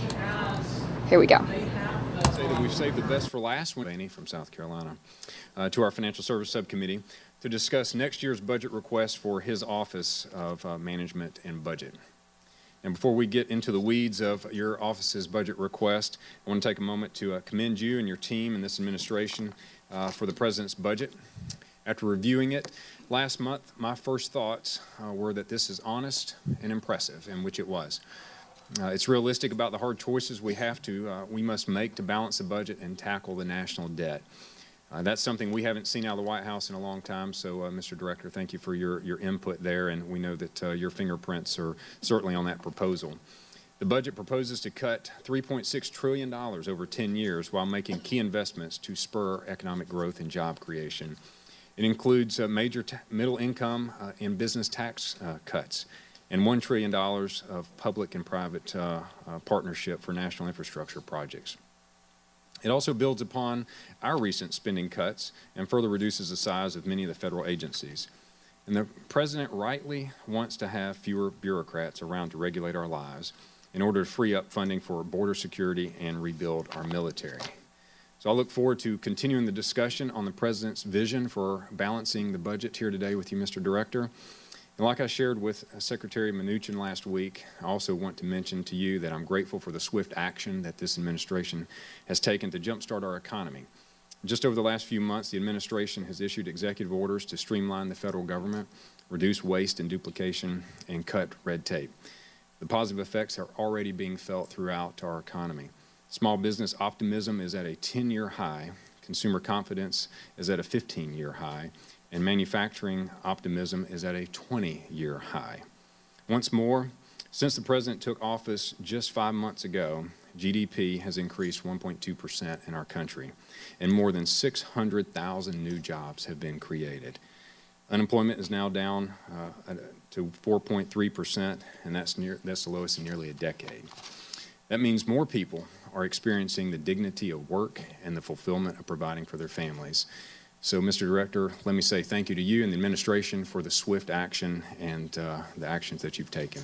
So now back to your budget request. The administration is requesting $103 million for next year, which is an increase of roughly 8.6% for the Office of Management and Budget. In this budget climate, that increase is somewhat unique. And I'm sure that, Mr. Director, you're going to be asked about that and what you're going to accomplish with those additional funds in a transparent way. So I'm going to keep my opening statement short so we can move into questions shortly after we have some opening remarks from some of our other members. And with that, I'd like to recognize my ranking member here, Mr. Quigley from Illinois. And I know he'll have a question or two later on today, but right now I'd love to recognize you for any opening remarks you may have. Thank you, Mr. Chairman. I think if it's okay, the ranking member of the full committee is on a tighter crunch if she could speak first. Without objection, absolutely. The ranking member of the full committee, if you'd like to be recognized now for any opening remarks you have, we certainly welcome you. Thank you for joining us today as well. Thank you very much. I'd like to thank you, Chairman Graves and Ranking Member Quigley, for holding this hearing. Director Mulvaney, I thank you for returning to the House to testify before us today. Director Mulvaney, your budget requests $103 million for OMB, an $8 million or 8% increase above fiscal year 2017. You propose this increase to hire 30 full-time employees, 18 of whom would be devoted to a category of office that rely on political appointees. As I'm sure you're aware, OMB already receives $95 million for the past 2 years, exceeding the highest appropriation level for OMB in its history by $2 million. This budget would set a new record for OMB funding, this time by an even larger margin, while all other federal agencies are being instructed to scale back. Director Mulvaney, I'll be frank. You boost your department at the expense of hard-working, tax-paying families. Here are just some of the eliminations you propose. Legal Services Corporation, which provides civil legal aid to low-income Americans, would be eliminated. Legal Services of the Hudson Valley in my district served a total of 6,750 cases in 2015. That same year, South Carolina Legal Services served even more people, closing 6,770 cases. Without LSC, these Americans would have limited access to legal representation. You would hurt academic opportunities for nearly 2 million kids by eliminating after-school investments. Cut off funding for the public broadcasting and end community development block grants, cutting off access to funding for community improvements, Meals on Wheels, as well as the Home Investment Partnerships Program, which keeps low-income people in stable housing. Now, as you well know, this isn't even a comprehensive list of your proposed eliminations, let alone the cuts. If this budget is implemented, families will suffer, the sick will get sicker, our environment will deteriorate, and our communities will grow more polarized. It is clear through these unconscionable choices that this budget request is merely a self-interested, ideological document fulfilling campaign promises, not an attempt to improve the lives of hardworking American taxpayers. Thank you. Thank you, Ms. Slowey. Now I'd like to recognize Chairman of the full committee, Mr. Freeling. Well, thank you, Chairman Graves. That sounds pretty good, doesn't it, Chairman Graves? Thank you, sir. Congratulations on your assignment. I know you'll do us proud. And, Mr. Chairman, I thank you for the time. I also want to welcome our former colleague, Mick Mulvaney, to the Appropriations Committee. You have an enormously difficult job, and we wish you Godspeed. And we look forward to your testimony and hearing your views, very candid views on many issues this afternoon. Today's hearing continues the oversight duties of this committee. As part of our analysis, we're in the process of going through each and every budget you've sent us and are asking for credible spending justifications from the agencies, all the agencies of the federal government, and from members of the President's cabinet. When we're completed our examination and receive the answers we need, and I'm sure we will, we'll make our own determinations on the best and most effective use of tax dollars. I recognize that this hearing focuses on the budget and operations of the Office of Management and Budget, itself, but allow me to make a few general observations. Mr. Director, I do believe that most American people embrace the goals of the America First budget to rebuild our military in the face of growing global threats, strengthen border security, and eliminate unnecessary programs, waste duplication, and modernize outdated programs. However, the national debate today focuses oftentimes on how you define unnecessary programs. We're eager this afternoon to hear your views in greater detail about those types of programs and how we keep our government open for business, working on behalf of the American people. So a warm welcome to you, and I thank the Chairman for the time. Thank you, Mr. Chairman. And now back to the ranking member, Mr. Quigley. Thank you, Mr. Chairman. I would also like to join us in welcoming Director Mulvaney to the committee. Thank you for making time to be here today. As the office charged with developing the President's budget, you are uniquely positioned to provide us with background and insight on the various priorities of this President. And although it is true that much of the President's budget, any President's budget, is never adopted, these proposals still serve as an important window into the President's values and set the foundation for policy initiatives for the remaining years of the administration. And we like to begin these statements with a few positive comments and touch on some areas of agreement. Frankly, this is a tough year to do that, because instead of fighting for our families and putting the American people first, this budget is comprised of rather cruel spending cuts that can destroy job-creating programs, weaken our national security efforts, and strip support and resources from our most vulnerable individuals. 3/5 of these cuts, or $2.5 trillion, come on the backs of low and moderate income people, 1.6 of which comes from slashing Medicaid by nearly 50%, throwing millions of struggling Americans out of health care. $193 billion cuts into SNAP, reducing the program that helps feed 1 out of every 4 children by more than 25%, and hundreds of billions in additional cuts to safety nets like the $72 billion slash from disability insurance and 22 from TANF. Also from someone who on the campaign trail was the greatest jobs president ever created, end quote, this budget fails to make the investments necessary to advance our competitiveness and grow our economy. At a time when the U.S. suffers from a D-plus infrastructure rating, this budget slashes funding for vital transportation grants like Tiger and core capacity, and even strips money from the Army Corps of Engineers. It would gut support for job training grants and employment services by cutting state grants for career and technical education by $166 million and nearly cut in half the funding for the federal work-study program. In total, funding for jobs training is cut by 40%, and the budget would hamper life-saving investments in science, medical research, and disease prevention by cutting NIH by $6 billion and the CDC by $1.2 billion. These cuts will mean less money to respond to outbreaks like Zika and less funding for new cures and vaccines to some of our most devastating diseases. I'd also like to point out the President's budget hinders the security of this country by prioritizing a wasteful border wall over agencies and programs we know keep Americans safe. By cutting the State Department by 30%, we are compromising our ability to conduct diplomacy in a world more complex than ever.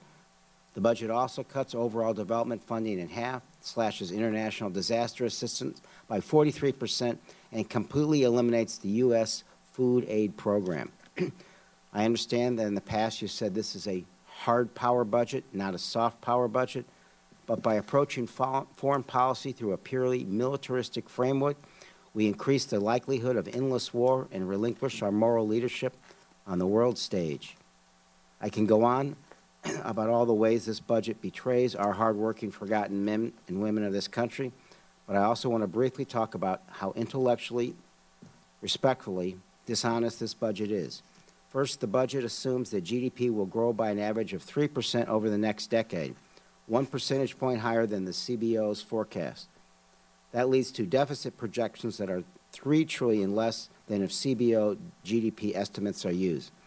These excessively optimistic growth projections, while a worthy goal, are highly unrealistic given current demographic trends and the vastly overstated benefits of the administration's deregulation and tax policies.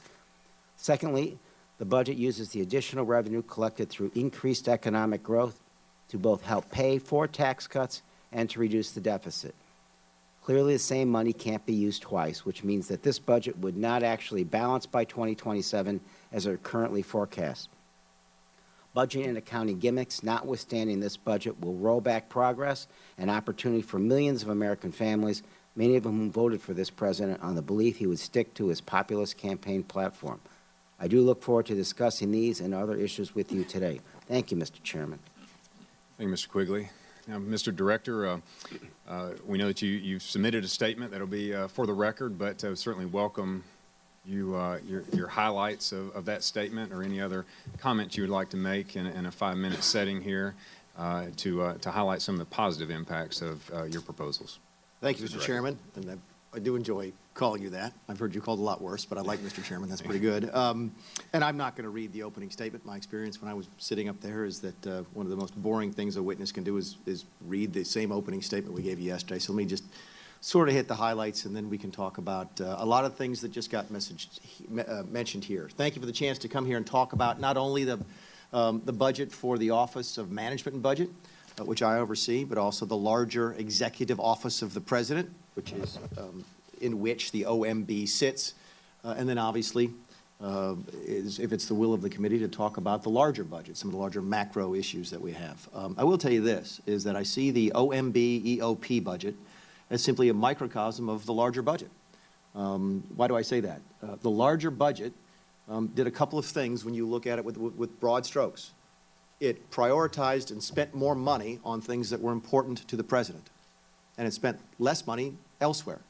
And that's the same thing we do in the EOP-OMB budget. We spend more money in a couple of different places. I think someone raised the point about how the OMB line item goes by 8%. We could talk about that in a second. I don't think that's exactly right. There have been some numbers that have changed. But yes, money is spent there, and money is reduced in other places along the lines of the priorities of this president. So when you look at the OMB-EOP budget, you're sort of looking at it through the same perspective that we looked at the larger budget. At the same time, that same general perspective we brought of looking at taxpayers first, looking at spending through the eyes of taxpayers, we used that in our own budget.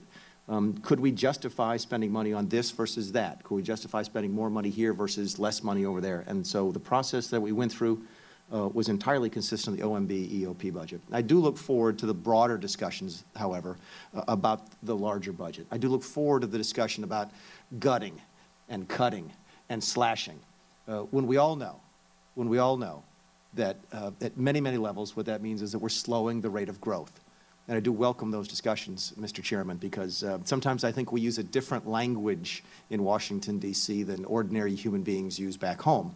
If we spent $100 on a program last year and $104 this year, many of us would call that a cut in Washington, D.C. I can assure you back home that is an increase. So I do look forward to having those larger conversations about what this budget is, what it is not, the moral values, Mr. Quigley, that are reflected in this budget. I do look forward to having that conversation. I hope we get a chance to follow up on many of the things that you've said. Very briefly, I will address the one thing that the ranking member on the full committee mentioned about the 30 positions. None of those, Ms. Lowy, are political. Those are all professional positions, and I can talk more about that if you like during the questions. I just want to clear that up right away. We're not proposing to add any political positions. They're all professional, and even if this committee was to see fit to give us full authority to do that, we would still be below the high in terms of the FTEs, which I believe was in 2010. But we can get into the details as we go forward. Anyway, I can't tell you how just privilege and honor is to be here. I don't think I was ever in this room when I was here except to pick up the keys to my new office, because this is where we did the lottery the last time I was here. And I did swing down to my old office, which is now locked, because I was down around the corner and they wouldn't even let me back in there. So I do look forward to being here and to asking the committee's questions for as long as you see fit. Thank you, Mr. Director, and the committee certainly welcomes your participation today, and I think many on this committee might see the unique irony of the position in which you sit now versus the positions you advocated for previously in your tenure, and I would maintain they're very consistent, and you have not changed in any way.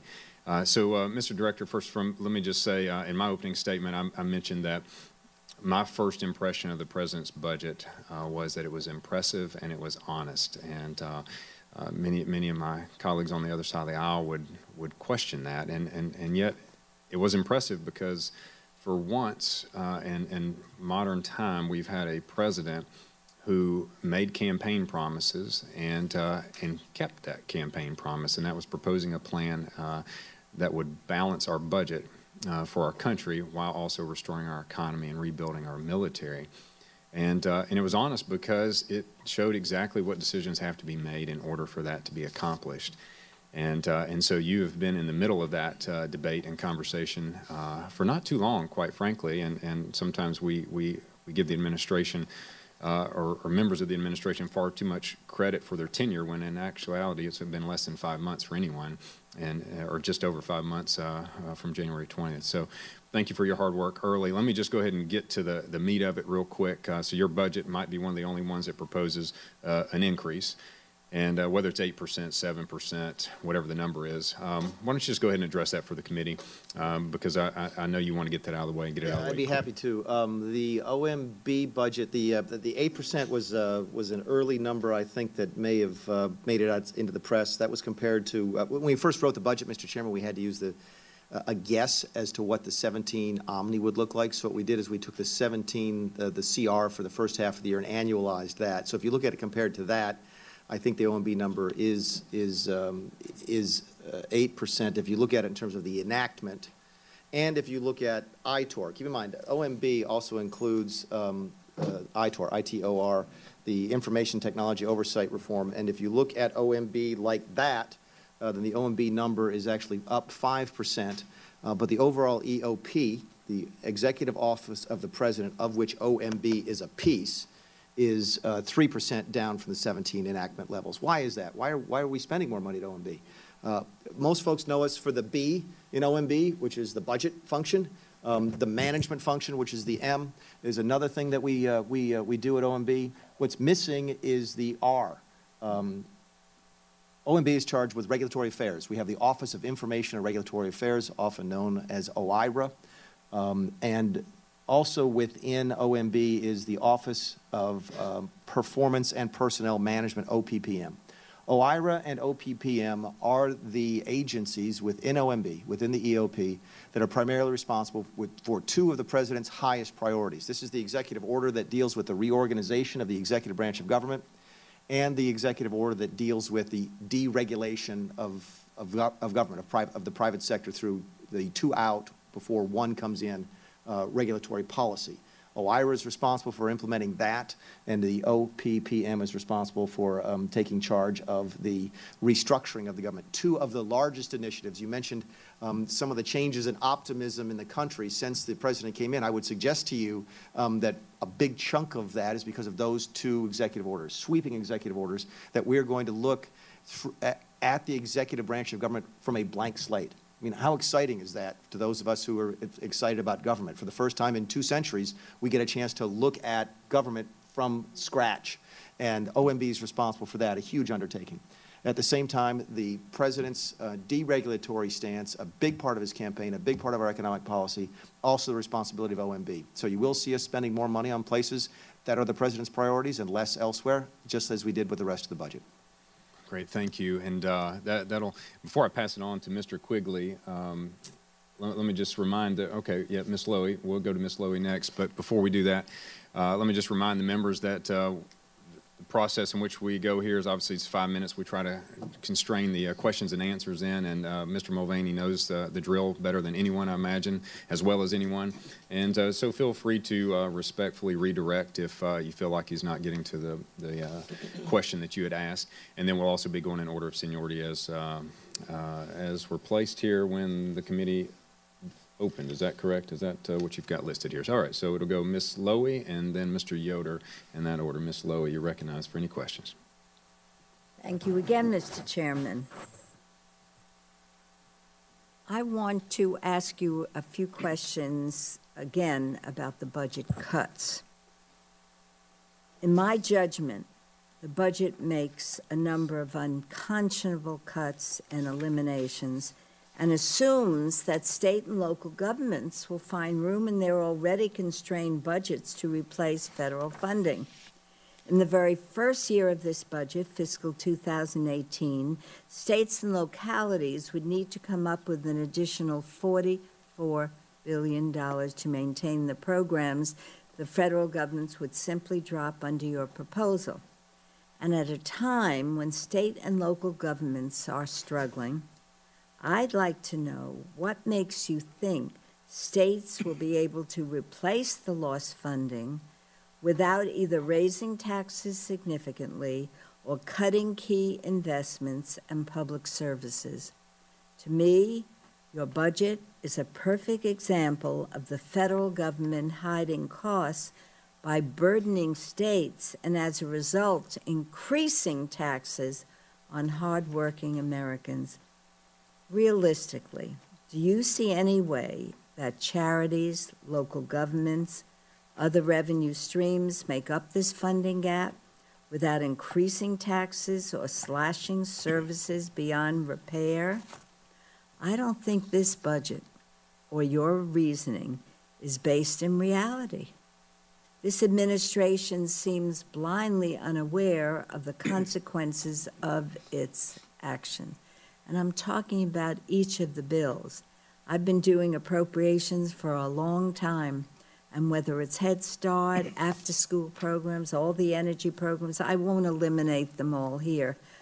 But how is the state going to pick up these programs that are so essential to people and their quality of life without raising taxes? Yes. Yeah, thank you for the question.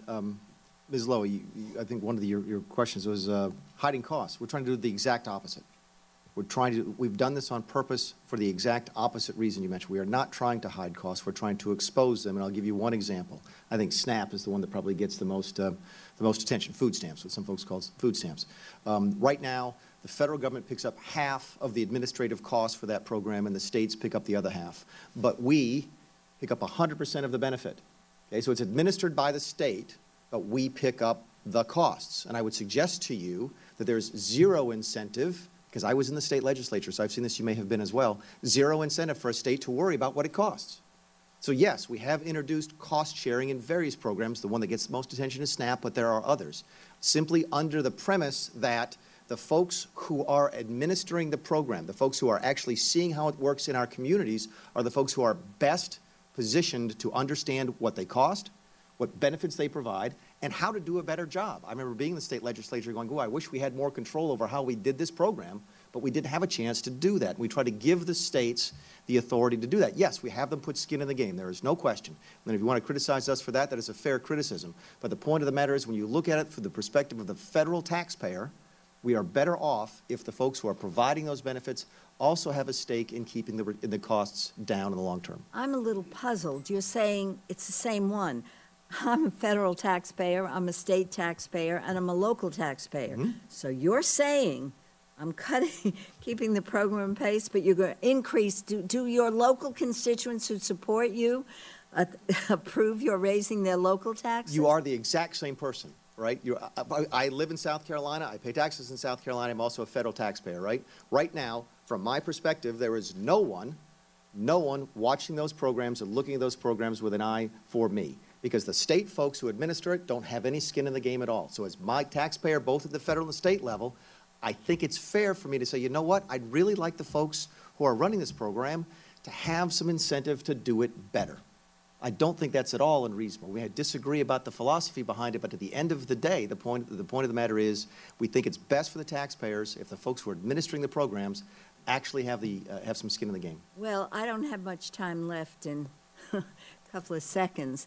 But I do hope when the president goes to your state or my state, he said, I'm proud that you're going to administer this program and your state taxes and your local taxes are going to go up or people are going to be hungry. Thank you, Mr. Chairman. All the more incentive with the 10 seconds I have left to say, you know what, maybe there's a good way here to save money so that everybody benefits. I think it's important that we focus on how we are feeding people who are hungry, educating our children, providing a bright future, helping people get a job. And I haven't seen any rationale for that in changing the tax structure and raising my state and local taxes. But I'm out of time. Thank you for your generosity. And we'll go to Mr. Yoder. Thank you, Mr. Chairman. Director Mulvaney, welcome to the committee. It's good to see you back in the Capitol area here. I want to commend your commitment to reducing deficits and streamlining the federal government. And as you said in your testimony, Washington tried to help Americans by simply growing government, and we know that this did not work. The federal government is bloated, and we all owe it to ourselves, Democrats, Republicans, the administration, to rein in spending and rein in our national debt crisis. The present budget request lays out a roadmap to balancing the budget and shrinking federal spending as a percentage of GDP. The budget projects to reduce deficits by a total of $5.6 trillion over 10 years compared to the current baseline that we are on pace for. This is a significant reduction and a commendable goal, but I would like to talk to you about your plan on how to get there. The President and his budget requests have put a lot of emphasis on reducing non-defense discretionary spending. However, as you know, non-defense discretionary spending only makes up about 15% of the total budget. While there is always room for increased efficiency, this is not the part of the budget that poses the long-term problems for our national debt, as you know. Mandatory spending is a long-term problem. For example, the President's budget request projects that by 2027, we will spend over $2.8 trillion per year on Social Security and Medicare, but only bring in $1.8 trillion in payroll taxes for those two programs. That's a net loss of $1 trillion. We agree that there are priorities that the federal government should be investing in for the good of our people, like medical research or early childhood education, and we can't afford to make these investments if entitlement spending devours all the available funds. Do you believe that our budget problems can be solved without entitlement reform? Does the administration acknowledge that mandatory spending is part of the problem, and does the administration have a plan to address it? Those last three rapid fire? Sure. Read those back. Do you believe that our budget problems can be solved without entitlement reform? No. Does the administration acknowledge that mandatory spending is a problem? Yes. Does the administration have a plan to address it? Yes. And it's not in this budget. So what? So well, it is. It is and it isn't. Mr. Yoder, I think you may be referring to some large components of mandatory spending, which are Social Security, retirement, and Medicare. And I think I've said many, many times that I advocated to the President, as I said I would during my confirmation process, that I would advocate for reforms to those programs. And I've sat down with the President 4 different occasions in the Oval Office and went down the list of possible mandatory reforms. We spent a great deal of time on it. He got up to speed on all of the issues. And at the end of the day, he went down the list and said, yes, yes, no, no, yes, no, no. And the ones that were no were Social Security, retirement, and Medicare, because he said, I promised people when I ran for office that I wouldn't change those. I'll be perfectly candid with you. When I walked out of the room with the list of yeses and nos, I did not think it would be possible to balance the budget within 10 years.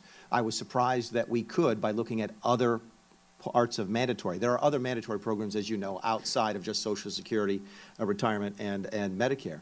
But we were able to do that. So that's why I say, yes, we do know that we have to look at the mandatory side of things, and yes, we do have a plan, and no, you can't fix it without it. Everybody, I think, accepts the fact now you cannot balance the budget on the discretionary side of the ledger alone. You certainly can't do it just with non-defense discretionary, and you can't even do it with the defense discretionary added in as well. We didn't even try and do that. When you looked at our budget blueprint from March, what you saw was all we try to do is not add to the deficit by increasing spending on national defense and border security and law enforcement. We didn't balance the budget on the discretionary side. We simply didn't add to it. And the only way you're going to balance the budget long term is by looking at those mandatory payments, because as you point out, they are 2/3 of every dollar that we spend. I appreciate you speaking to that issue, and I think this committee is committed to joining you in an effort for long-term budget deficit reduction. I want to point out a couple reductions on the non-discretionary, or I'm sorry, on the discretionary non-defense side of the ledger that I have some concerns about. One of them is reductions to the NIH budget. I want to point out that Congress has affirmed its support for the NIH over the last few years, most recently by including a $2 billion increase in the 2017 omnibus funding bill that the President just signed. In 2015, I led a letter signed by 100 House Republicans, some of which include some of the most fiscally conservative colleagues, that urged House leadership to increase NIH funding by $3 billion, ultimately led to the largest increase in 12 years. So Congress increased it in 2015 when you were still in Congress. Congress increased it last month. This is an area of the budget that saves lives. that invests in research that is going to affect every single one of our families. And if you look at just cancer, with 600,000 people are going to die next year, to me this is a national defense priority. Or if you look at Alzheimer's, where they predict that the cost to Alzheimer's in this country will be $1.1 trillion annually by 2050. So think about that as an OMB. We spend $30 billion annually on medical research, the federal level, $34 billion. Yet we're facing, by 2050, a $1.1 trillion annual price tag for Alzheimer's alone, just one healthcare category. There's 10,000 known diseases in the world. We have cures to 500 of them. To me, Director Mulvaney, this is fiscal conservatism. This is saving lives. This is bending the cost curve on Medicare and Medicaid by curing things like Alzheimer's and cancer. And so, more than anything, I want to put a plug in that this is an important priority and to consider this as an investment. The only other thing I just want to put a plug and maybe ask you quickly on the Violence Against Women Act. There's been some confusion or some concern. I've expressed concern that we would be having any cuts on the Violence Against Women Act budget, and I want to give you a chance to address that issue. We fully fund that on VAWA. There's been some concern about the budgetary gimmicks that were used, and I have a lot of constituents that are worried that those grants won't actually end up being there. I'd be happy to reassure them that we're fully funding on that, Congressman. But my impression from the very get-go, and I've prepped this a couple times, is that we fully fund VAWA. I would love to have a chance to talk about the NIH. Maybe I get a chance to do that. Yeah, I apologize on the short time we had. Thank you. Thank you, Mr. Yoder. We'll go to Mr. Quigley and Mr. Stewart, and I'll just remind members we have a lot of interest here and a lot of questions to get to, and my hope is that we can do more than one question as we go around. So, Mr. Quigley, please. Thank you, Chairman. Director, I agree. It would be fun to have a longer, broader discussion. I think one of the things that would have been interesting and fun is if the Secretary who was here last week, Secretary Mnuchin, was alongside you to have a broad-ranging discussions on our philosophies and thoughts on all these issues. Because at the very least, it would have been interesting to hear your different views on the debt ceiling, because he clearly made it an imperative that we do this, a clean debt ceiling, before the August break. And I may be wrong, but from what I've read, you seem to be in disagreement with the aspects of clean debt ceiling and using other cuts in there before we do this. Sure, Congressman. And again, I've been asked this question a couple times by the Budget Committee. Yes, I believe that Secretary Mnuchin was asked, and has said several times it's his preference that we would do a clean debt ceiling. I got asked during one of my Senate, I think, hearings about the debt ceiling. I said, look, it's my preference that we try and figure out some way to get spending reforms attached. I would suggest to you that those are completely reasonable positions for any Treasury Secretary and any OMB Director to make. The Treasury Secretary wants to raise the debt ceiling because he's concerned about various things, and the OMB, any OMB Director would want to try and use the debt ceiling to have a discussion about why you have to raise the debt ceiling. Let me clarify one thing, which is that I want to make it perfectly clear that Mr. Mnuchin speaks for the administration on this. So the fact that we have conversations where I present one side and he presents another does not mean that there's this great division within the administration. Nothing could be further from the truth. What we do agree on is this. We would like very much for you all to take it up in July. We do think that's imperative. We can get through to September. It's not an emergency situation if you don't get it in July, but we would very much like to see you all take it up in July and take the pressure off during the August recess having to worry about when the exact date rolls around. So yeah, if there's one thing we're united on, it's taking it up in July. But I think what's interesting is the way you argued for that is just the opposite of what he would have, and that is he's Treasury talking about the fact that dealing with our debts long-term has to go through the budgetary process, which is why we call it a clean debt ceiling, right? Because in the end, if you do this the way that you're describing it, when we try to have budget cuts in there as some sort of condition to that, that's really a budgetary process. Again, I'd be happy to have a long conversation with you about the history of the debt ceiling and how traditionally it has been used by administrations of both parties to try and drive some type of reform into the spending process. But I don't want that to distract from the fact that the Treasury Secretary is in charge of those negotiations for the administration, and it's our position. We'd like you to take it up in July. Back to what Ms. Lowy said quickly. And I want to make sure, because you tried to clarify this, I think. OMB 2017 enacted, the 2018 request goes from 95 to 103, which is 8%. standing alone, taking ITOR out, which goes from 27 to 25, Yeah. are you combining those two to say it's a 5% cut? Because OMB, looking at OMB, which is the situation. Right, but ITOR is part of OMB. It's broken out on the sheet that you see, but ITOR is part of OMB. They answer to me. They're an agency within OMB, just like OFFP and OPPM are. So it's broken out on that piece of paper. Yeah. But when it comes to the way the place is managed, it's the same. To the first part, I don't know if the number you're looking at is the FY17 enacted or the FY17 CR annualized. So I It can't. says 97 enacted, 95. Okay. 2017, 95 million. Okay. But when you were here, you'd vote against cuts. You voted for cuts of OMB funding. It voted just for a lot of strikes cuts. inherently inconsistent that when you're in the seat and everybody else, virtually everybody else, has to do belt tightening, it doesn't apply to your own No, sir. organization. With respect, not at all. We plussed Either up, way, it's an increase. it is. And we plussed up spending at the Department of Defense. We plussed up spending within the Department of Energy for atomic energy. We plussed up spending within the Department of Education for school choice. But all the people you said have to tighten their belt, you can't say because I am too. Sure we are. ITOR is going down by $2 million. As a whole, The even if you executive- include them, the you're still executive- a $6 million increase, a And 5%. within the State executive Department would love a 5% increase. And within the Executive Office of the President, which is the small agency that we work for, it's a 1% or 2% reduction? 3%. 3% reduction. It goes from 122 to 128, including ITOR. That's still a $6 million increase. It's still a 5% altogether. It's a 5% within OMB. Name all the agencies that are getting cut. How many of them would like to get a 5% increase versus the cut that you're talking about? How is that not inconsistent that you can say, well, we need more money, but you're going to have to be more efficient? President Just wants speaking to those Yeah, entities. the President wants to spend more money on national defense. My budget does that. The President wants to spend more money on border security. The budget does that. The President wants to spend more money on law enforcement. DOJ budget goes up. The President wants to spend more money on veterans. It goes up. The President wants to spend more money on deregulating the economy and restructuring the government, which is why you see Respectfully, it still doesn't explain why you need more money to do the things he's talking about.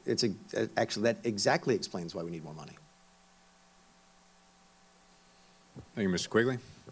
And, for the committee's sake here, I mean, the director is making a budget recommendation, right? And he's doing a great job of justifying his decisions for that. It's this committee's job to take those justifications and then apply them to paper and pencil. Mr. Stewart and then Mr. Cartwright. Thank you, Mr. Chairman, and I commit to you that I will not go over time, so we'll go quickly here. Mr. Mulvaney, welcome. I got to say that when I heard of your appointment to this position, I was surprised, but I think it's a great choice.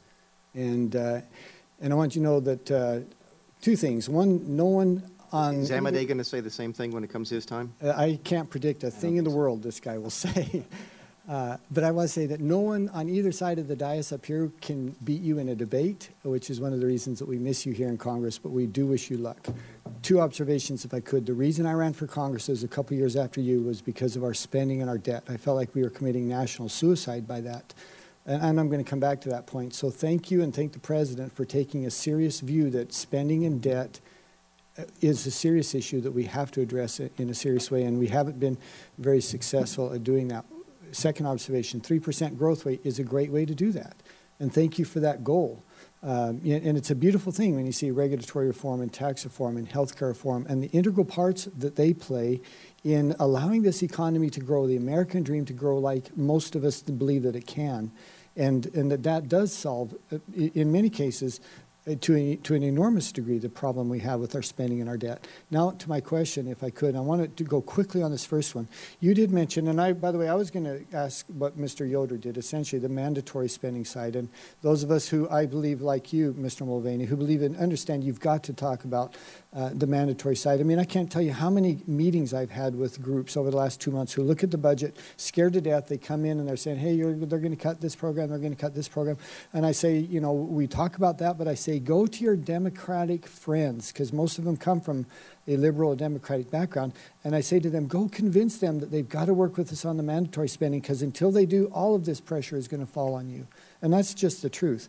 You mentioned, though, that there was some mandatory spending reductions in this budget. Will you elaborate on that? And if you could, I'm going to ask both questions quickly and then let you Sitting on Intel and as a former Air Force pilot, most of my work here in Congress is in national security and protecting American people. And I don't know, Mick, if you need me to wait while you confer. Okay. It's a chaotic and dangerous world, and like many, I've kind of come through this. I've moved a little bit in the sense that the thing that drove me here was spending, debt, but also recognizing now that our national security is a primary responsibility of the federal government, and we live, as I said, in a dangerous world. Can you help us understand your thoughts on balancing, the administration's thoughts on balancing those two priorities? So mandatory spending examples, if you could, and then balancing. Mandatory spending examples, not Social Security retirement and Medicare. We assumed that the House AHCA Healthcare Act would pass. That's a big piece of the mandatory reforms. We reformed the Medicaid and CHIP program. I think we changed some of the growth rates there. That's a mandatory program. Welfare reform, which includes SSDI. We had significant reforms there. We reformed this federal student loan program, which is a mandatory program. Again, you could go down the list. There's a lot. You're absolutely right, Congressman Stewart, that Social Security and Medicare make up big parts of the mandatory, but I think what folks don't realize is that there are other things that contribute to it as well. Okay, and if I could, Mr. Mulvaney, thank you for that. And I wanted to ask a question for a couple of reasons. Number one is to start the conversation, help the American people. The Republicans are willing to take on this challenge, as you've demonstrated there. But we have a ways to go, as I think we can agree, with Social Security, Medicaid, and Medicare. Yes, okay. I do. Like I said, I was surprised when we were able to balance the budget within the 10-year window without reforming those programs. My guess is that we won't be able to do that again next year. Okay. Second question, the priority of military spending, national security, and the President instructed me to write the top-line defense number to 603 because that is the exact number that undoes the sequester. If we had not had the sequester in place, which many folks on both sides of the aisle agree has been deleterious to the defense of this nation, the number this year would have been 603, and that's how we picked the number. Okay. Do you feel like that number is sufficient? You know, I've talked with Congressman Thornberry. I've talked with folks at DOD. We think it's sufficient, but if this body sees fit to do more than that, certainly you'll get no objections from this administration. Our goal was to follow through on the promise that the President made to undo the sequester, and that number is precisely 603. Okay, and then I'll conclude with this. And Mr. Chairman, I will end on time with 23 seconds. Again, coming from the background that the reason I ran was because we can destroy our country with debt. But having moved now to this position that there is now a more urgent priority, I'll tell you that the will of Congress might be that 603 is not sufficient, and we'll examine that. So with that, I yield back my 2 seconds. Thank you. Thank you, Mr. Stewart. Great job. Great example for everyone here. Mr. Cartwright and then Mr. Young. Thank you, Mr. Chairman, and thank you, Director Mulvaney, for being here. Nice to see your face again. Your budget is proposing massive domestic spending cuts. I certainly support military spending, a safe America, a strong national defense, but at some point we have to ask, where do we draw the line with these budget reductions? It seems that this administration is targeting programs for cuts, popular programs across the aisle, popular programs. We'll talk about that a little bit. For cuts in a manner that is nothing short of myopic, short-sighted, Director. For example, cuts to my colleague, Representative Yoder, talked about National Institutes of Health. How are we going to cure cancer if we go around cutting the NIH? My colleague, Chairman Frelinghuysen, has vocally objected to cuts to NOAA and the National Institute of Standards and Technology. These are enormous supports for American business who rely on these, and they're job creators. Why do we want to cut those? Chairman Culberson has talked about the inadvisability of cuts to the National Science Foundation as well. This is where pure scientific research happens and has been the basis for so many scientific discoveries that are huge job creators in this country. For another example, your budget slashes the $3.65 million budget for regional climate centers to a mere $650,000. I've spoken to numerous individuals from these centers. I can tell you that this proposed cut will simply shut them down. Additionally, in a March White House press briefing, when asked about proposed cuts to CDBG's, Community Development Block Grants, enormously important grants to the localities, specifically with how that money funds important programs like Meals on Wheels, you stated, quote, Meals on Wheels sounds great, but to take that federal money and give it to the states and say, look, we want to give you money for programs that don't work, I can't defend that anymore, unquote. You said that, Director Mulvaney, but when you say Meals on Wheels doesn't work, let me help you with that. Here's how you know if Meals on Wheels works. This is delivering meals to homebound seniors. You can tell it works when you deliver the food to them and they eat the food and they continue to live. Mr. Cartwright, I don't mean to interrupt you, but I will point out that the Washington Post retracted that story. That's not accurate. A 2013 National Institute of Health study of the Meals on Wheels program found that home-delivered meal programs for seniors, quote, significantly improve diet quality, increase nutrient intakes, and reduce food insecurity and nutritional risk among participants. Other beneficial outcomes include increased socialization opportunities, improvement in dietary adherence, and higher quality of life. I want to ask a question here. What specific process did your office use to decide which programs to cut among the ones that I've just mentioned? Let's see. Okay, on the CDBGs, the Meals on Wheels comment, as I mentioned, the next day the Washington Post retracted that. I never said that. And the CDBG program, at best, funds about 3% of Meals on Wheels. We actually think, we agree with you, Congressman, the Meals on Wheels program is actually one of the ones that does work, which is why we didn't make any reduction to its primary source of funding, which is the Administration Community Living Program within HHS. NSF, where you contended that pure scientific research takes place. Last year they did a climate change musical. I would suggest to you that's not pure scientific research. On the NIH, again, we agree with everybody here that the government should be involved in this type of research.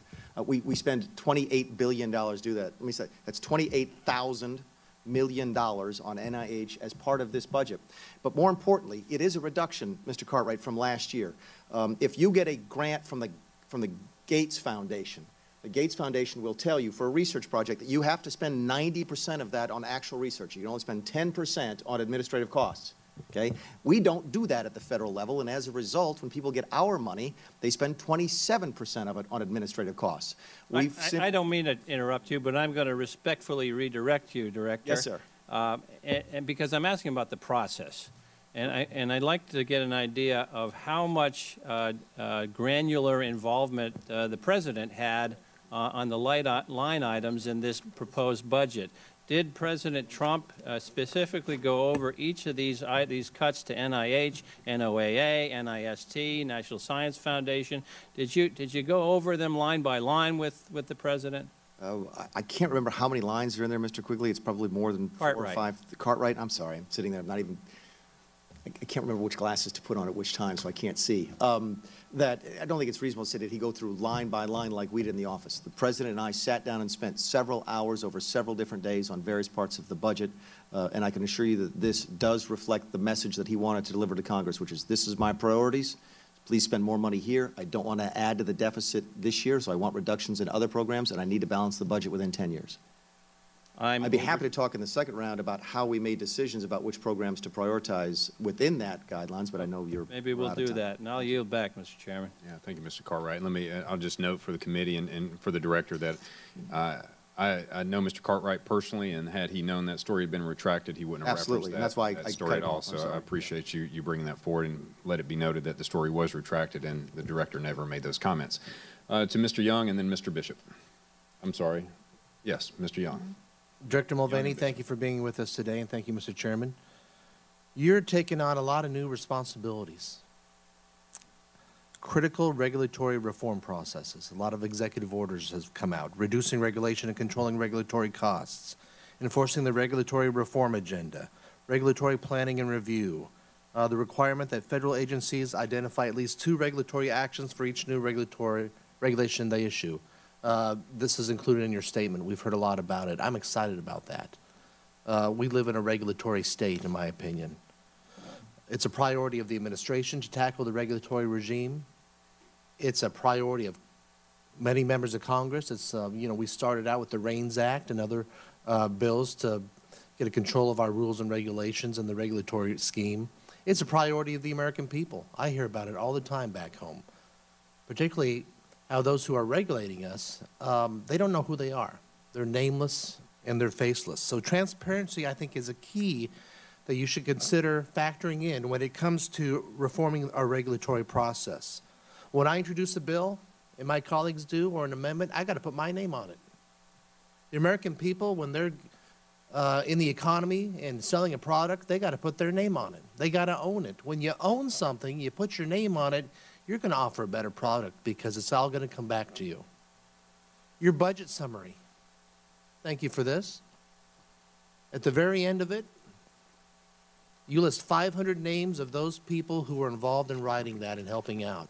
Thank you for that transparency. That's very helpful.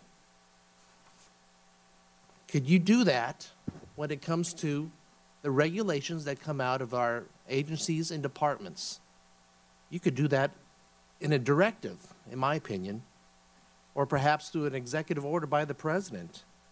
This budget is a recommendation, but you could implement a more transparent regulatory process by mandating that those who write the rules and regulations and promulgate them, they put their name on it. They put their title on it too, so we know that they are at least experts in that field. I have a bill called the Fingerprints Act, and this is exactly what it does. It just says it requires regulators to include their names and titles on the rules they help promulgate. We can end the nameless, faithless bureaucracy. Many of these people, I'm sure, are well-intended and good people. Well, why shouldn't we know who they are? They're affecting our lives in serious ways. So I would ask that you... All right, everybody, we are streaming for you right now the Office of Management budget hearing with the House Appropriations Committee. But I'm going to give you guys a live look of the White House right now. We'll be right back in just a few minutes.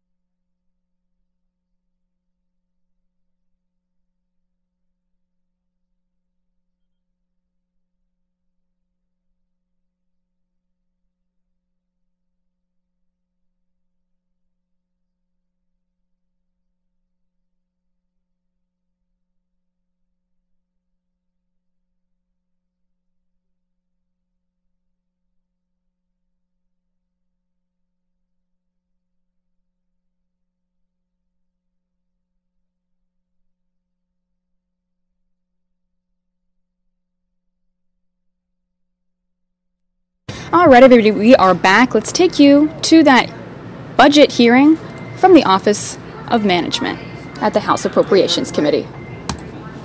I want to put a plug and maybe ask you quickly on the Violence Against Women Act. There's been some confusion or some concern. I've expressed concern that we would be having any cuts on the Violence Against Women Act budget, and I want to give you a chance to address that issue. We fully fund that on VAWA. There's been some concern about the budgetary gimmicks that were used, and I have a lot of constituents that are worried that those grants won't actually end up being there. I'd be Can happy you to follow reassure up them with that you we're fully funding on that, Violence Against Congressman. Women But Act? my impression from the very get-go, and I've prepped this a couple times, is that we fully fund VAWA. I would love to have a chance to talk about the NIH. Maybe I get a chance to do that. Yeah, I apologize on the short time we had. Thank you. Thank you, Mr. Yoder. We'll go to Mr. Quigley and Mr. Stewart, and I'll just remind members we have a lot of interest here and a lot of questions to get to, and my hope is that we can do more than one question as we go around. So, Mr. Quigley. Thank you, Chairman. Director, I agree. It would be fun to have a longer, broader discussion. I think one of the things that would have been interesting and fun is if the Secretary who was here last week, Secretary Mnuchin, was alongside you to have a broad-ranging discussions on our philosophies and thoughts on all these issues, because at the very least, it would have been interesting to hear your different views on the debt ceiling, because he clearly made it an imperative that we do this, a clean debt ceiling, before the August break. And I may be wrong, but from what I've read, you seem to be in disagreement with the aspects of clean debt ceiling and using other cuts in there before we do this. Sure, Congressman. And again, I've been asked this question a couple times by the Budget Committee. Yes, I believe that Secretary Mnuchin was asked, and has said several times it's his preference that we would do a clean debt ceiling.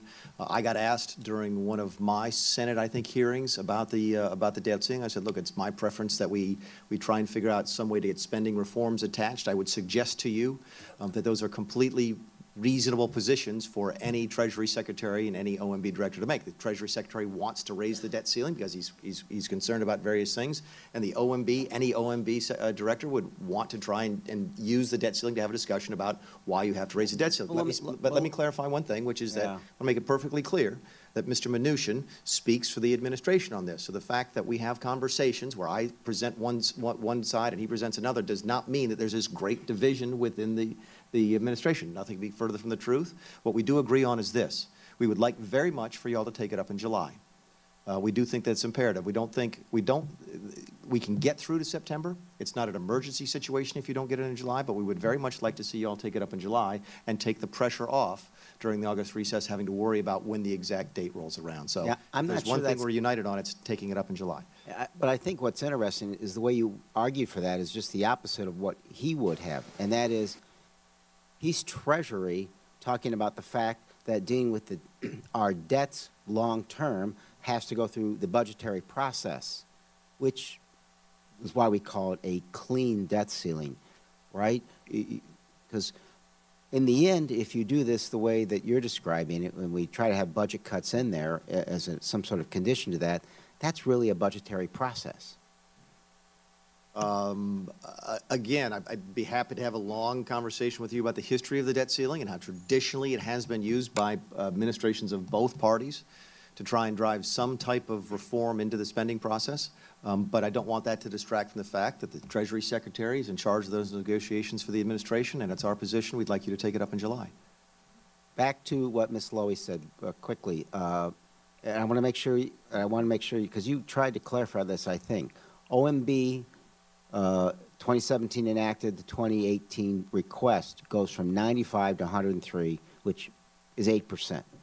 Standing alone, taking ITOR out, which goes from 27 to 25, yeah. Are you combining those two to say it's a 5% cut? Because OMB, looking at OMB, which is the situation. Right, but ITOR is part of OMB. It's broken out on the sheet that you see, but ITOR is part of OMB. They answer to me. They're an agency within OMB, just like OFFP and OPPM are. So it's broken out on that piece of paper, but when it comes to the way the place is managed, it's the same. To the first part, I don't know if the number you're looking at is the FY17 enacted or the FY17 CR annualized, so I can't It says 97 enacted, 95.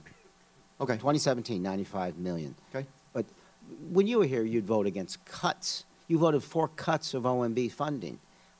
It just strikes inherently inconsistent that when you're in the seat and everybody else, virtually everybody else, has to do belt tightening, it doesn't apply to your own organization. With respect, not at all. We plussed Either up, way, it's an increase. It is. And we plussed up spending at the Department of Defense. We plussed up spending within the Department of Energy for atomic energy. We plussed up spending within the Department of Education for school choice. But all the people you said have to tighten their belt, you can't say because I am too. Sure we are. ITOR is going down by $2 million.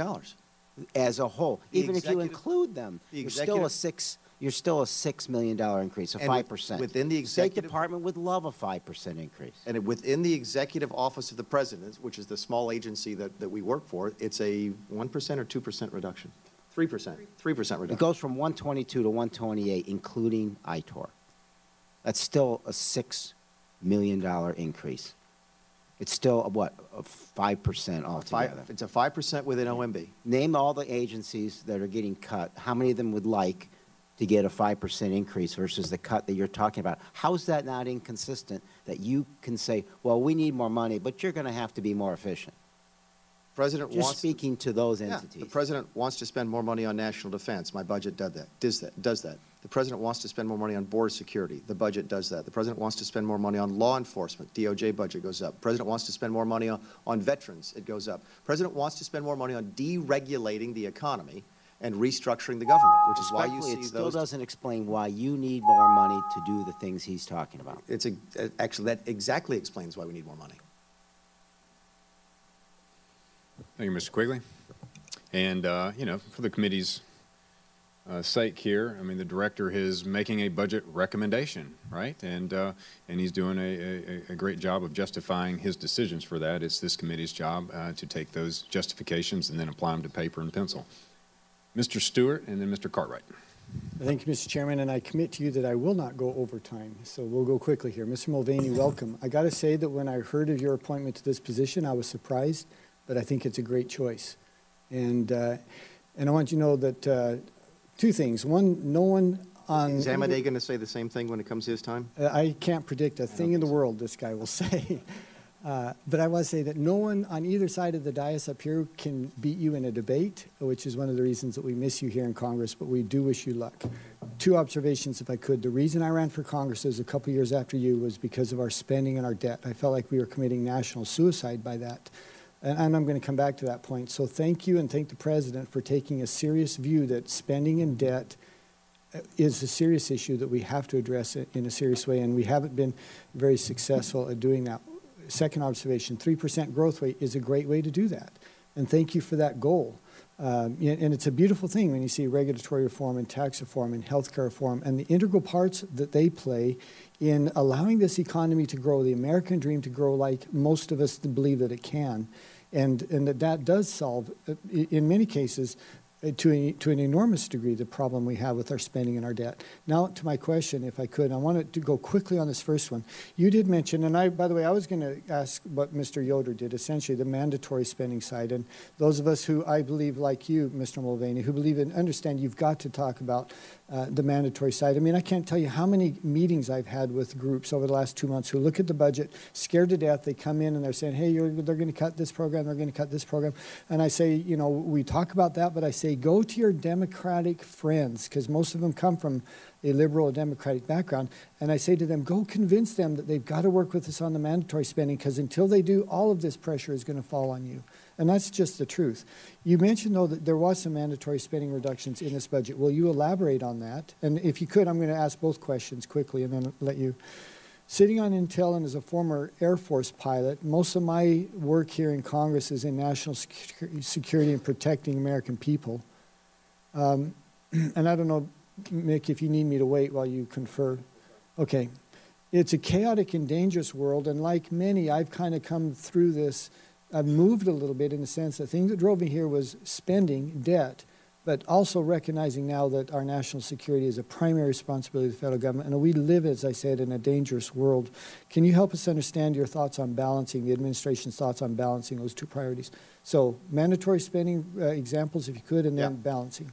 Mandatory spending examples not Social Security retirement, and Medicare.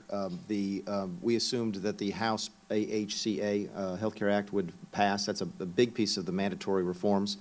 We reformed the Medicaid and CHIP program. I think we changed some of the growth rates there. That's a mandatory program.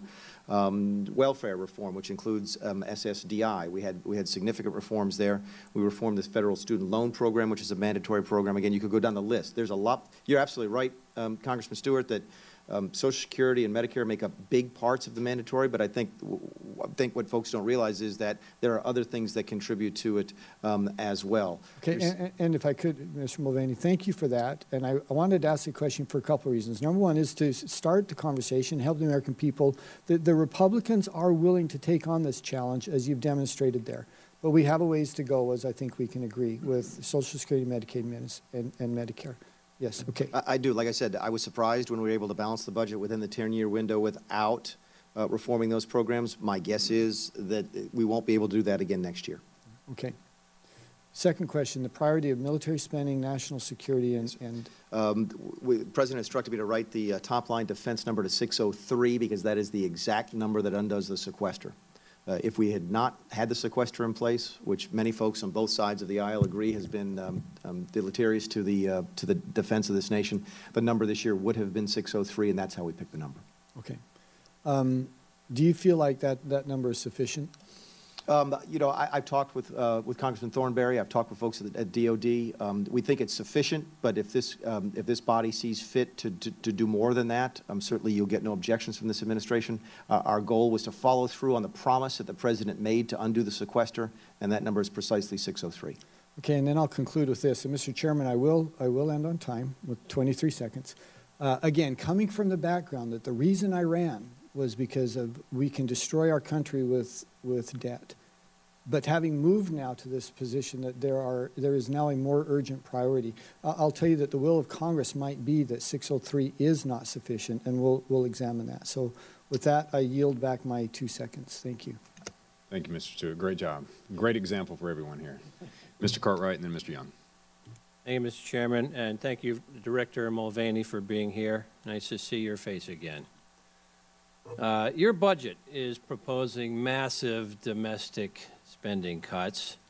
I certainly support military spending, a safe America, a strong national defense, but at some point we have to ask, where do we draw the line with these budget reductions?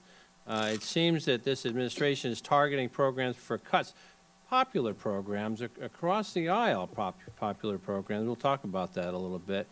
For cuts in a manner that is nothing short of myopic, short-sighted, Director. For example, cuts to my colleague, Representative Yoder, talked about National Institutes of Health. How are we going to cure cancer if we go around cutting the NIH? My colleague, Chairman Frelinghuysen, has vocally objected to cuts to NOAA and the National Institute of Standards and Technology. These are enormous supports for American business who rely on these, and they're job creators. Why do we want to cut those? Chairman Culberson has talked about the inadvisability of cuts to the National Science Foundation as well. This is where pure scientific research happens and has been the basis for so many scientific discoveries that are huge job creators in this country. For another example, your budget slashes the $3.65 million budget for regional climate centers to a mere $650,000. I've spoken to numerous individuals from these centers. I can tell you that this proposed cut will simply shut them down.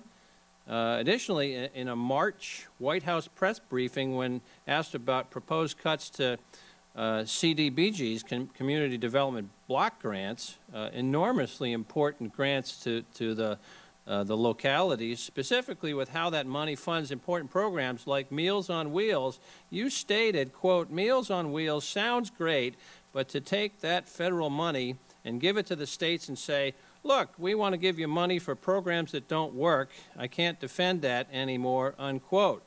You said that, Director Mulvaney, but when you say Meals on Wheels doesn't work, Let me help you with that. Here's how you know if Meals on Wheels works. This is delivering meals to homebound seniors. You can tell it works when you deliver the food to them and they eat the food and they continue to live. Mr. Cartwright, I don't mean to interrupt you, but I will point out that the Washington Post retracted that story. That's not accurate. A 2013 National Institute of Health study of the Meals on Wheels program found that home-delivered meal programs for seniors, quote, significantly improve diet quality, increase nutrient intakes, and reduce food insecurity and nutritional risk among participants. Other beneficial outcomes include increased socialization opportunities, improvement in dietary adherence, and higher quality of life. I want to ask a question here. What specific process did your office use to decide which programs to cut among the ones that I've just mentioned? Let's see. Okay, on the CDBGs, the Meals on Wheels comment, as I mentioned, the next day the Washington Post retracted that. I never said that. And the CDBG program, at best, funds about 3% of Meals on Wheels. We actually think, we agree with you, Congressman, the Meals on Wheels program is actually one of the ones that does work, which is why we didn't make any reduction to its primary source of funding, which is the Administration Community Living Program within HHS. NSF, where you contended that pure scientific research takes place, last year they did a climate change musical. I would suggest to you that's not pure scientific research. On the NIH, again, we agree with everybody here that the government should be involved in this type of research. We spend $28 billion to do that. Let me say, that's $28,000 million on NIH as part of this budget. But more importantly, it is a reduction, Mr. Cartwright, from last year. If you get a grant from the Gates Foundation, the Gates Foundation will tell you for a research project that you have to spend 90% of that on actual research. You can only spend 10% on administrative costs. Okay? We don't do that at the federal level, and as a result, when people get our money, they spend 27% of it on administrative costs. I don't mean to interrupt you, but I'm going to respectfully redirect you, Director. Yes, sir. And because I'm asking about the process. And I'd like to get an idea of how much granular involvement the President had on the line items in this proposed budget. Did President Trump specifically go over each of these cuts to NIH, NOAA, NIST, National Science Foundation? Did you go over them line by line with the President? I can't remember how many lines are in there, Mr. Quigley. It's probably more than Cartwright. 4 or 5. Cartwright, I'm sorry. I'm sitting there. I'm not even, I can't remember which glasses to put on at which time, so I can't see. That I don't think it's reasonable to say that he go through line by line like we did in the office. The President and I sat down and spent several hours over several different days on various parts of the budget, and I can assure you that this does reflect the message that he wanted to deliver to Congress, which is, this is my priorities. Please spend more money here. I don't want to add to the deficit this year, so I want reductions in other programs, and I need to balance the budget within 10 years.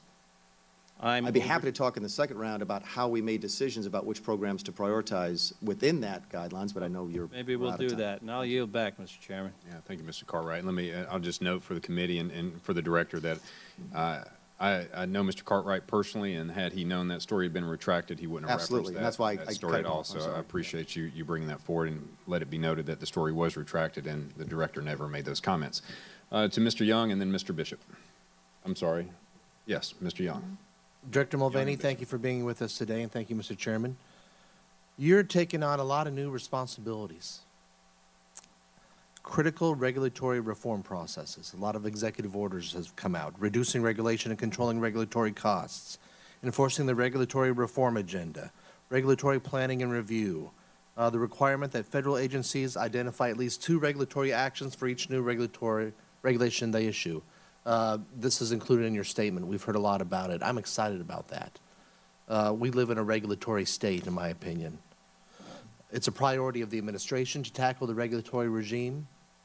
It's a priority of many members of Congress. It's, we started out with the REINS Act and other bills to get a control of our rules and regulations and the regulatory scheme. It's a priority of the American people. I hear about it all the time back home, particularly how those who are regulating us, they don't know who they are. They're nameless and they're faceless. So transparency, I think, is a key that you should consider factoring in when it comes to reforming our regulatory process. When I introduce a bill, and my colleagues do, or an amendment, I got to put my name on it.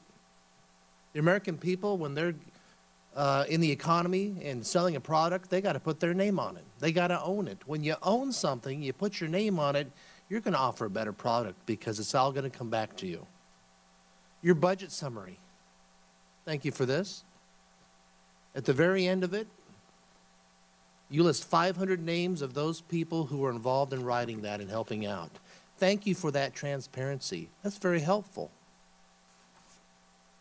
Could you do that when it comes to the regulations that come out of our agencies and departments?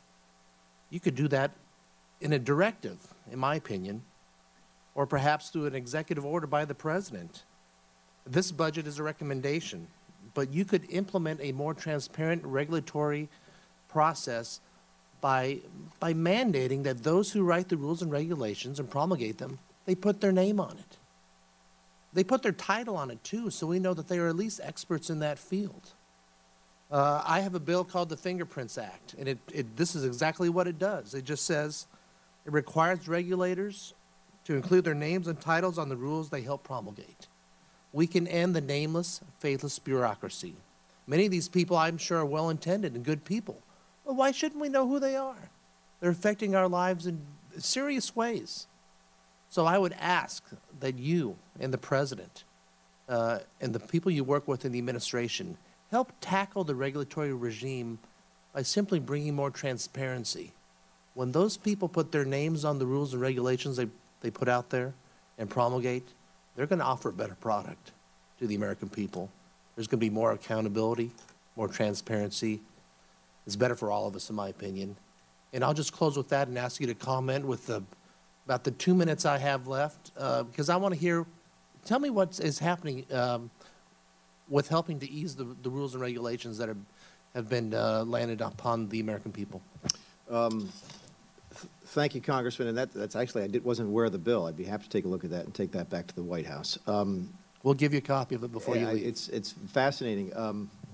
I would worry about how deep you go down in the process. I had a great, by the way, I did know that folks put their name on the back of that. This is the first budget I've done, and I was, like you, just stunned in a positive sense that people are willing to put their name. I thought that was great. 500 names here. I cannot speak highly enough of the folks who work at OMB. I would worry if you made it broader, if it doesn't have a chilling effect, if the very low-ranking people who don't want it, but I'd be happy to look at it because I think you've hit a nail on the head. Which we can have a great conversation about nameless, faceless bureaucrats. It's a great point. What are we trying to do? We've done two things so far. We've put in the 2-for-1 that you've mentioned.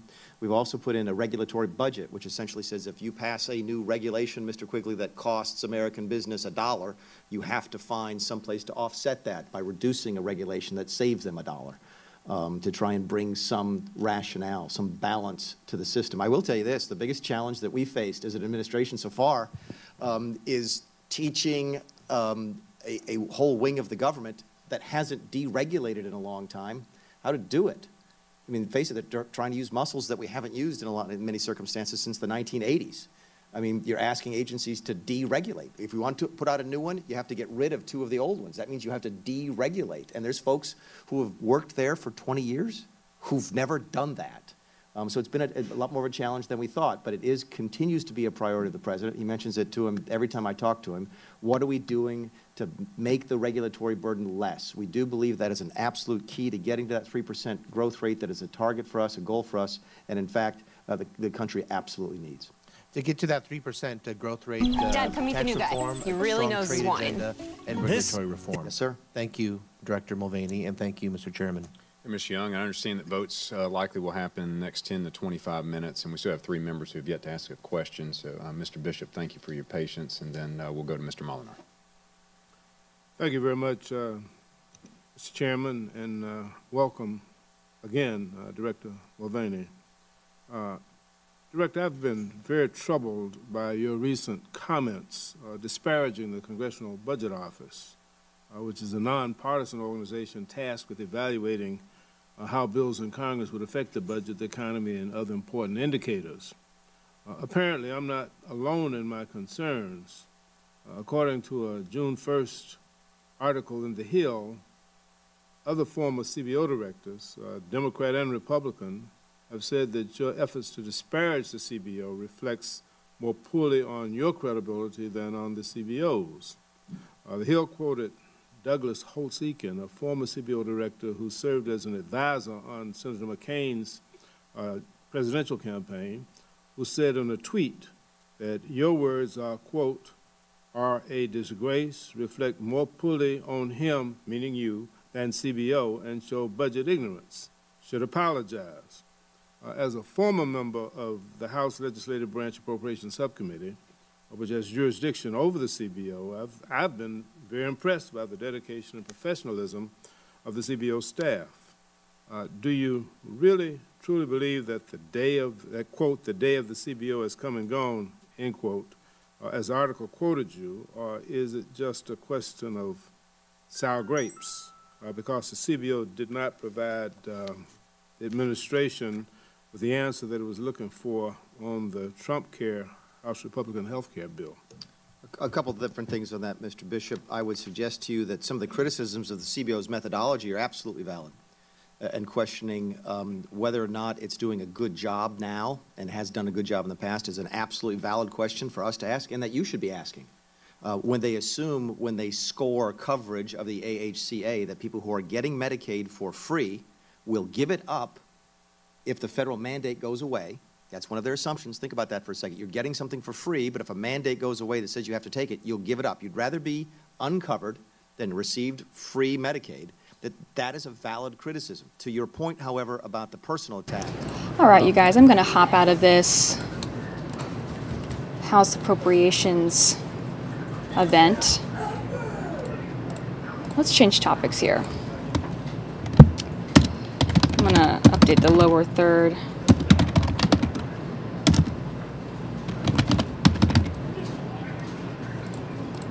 So that you guys know what we're talking about here. Give me just a few seconds.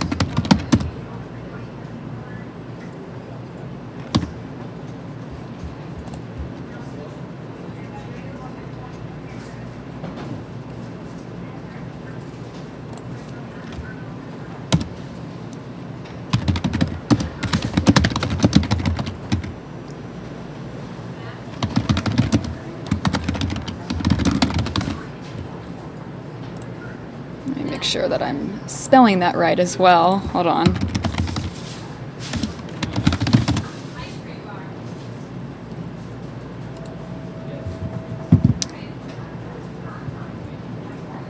Let's see. Okay. Sorry, everybody.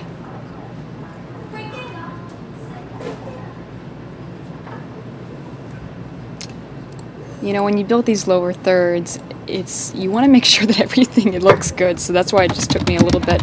Sorry about that, you guys. So let me pull this up. Okay.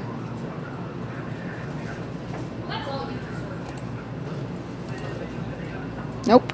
I still spelled something wrong. Hold on, everybody. I appreciate your patience. It's been a long day. Welcome to Fox News Now. There we go. All right, so now we can update the new lower third.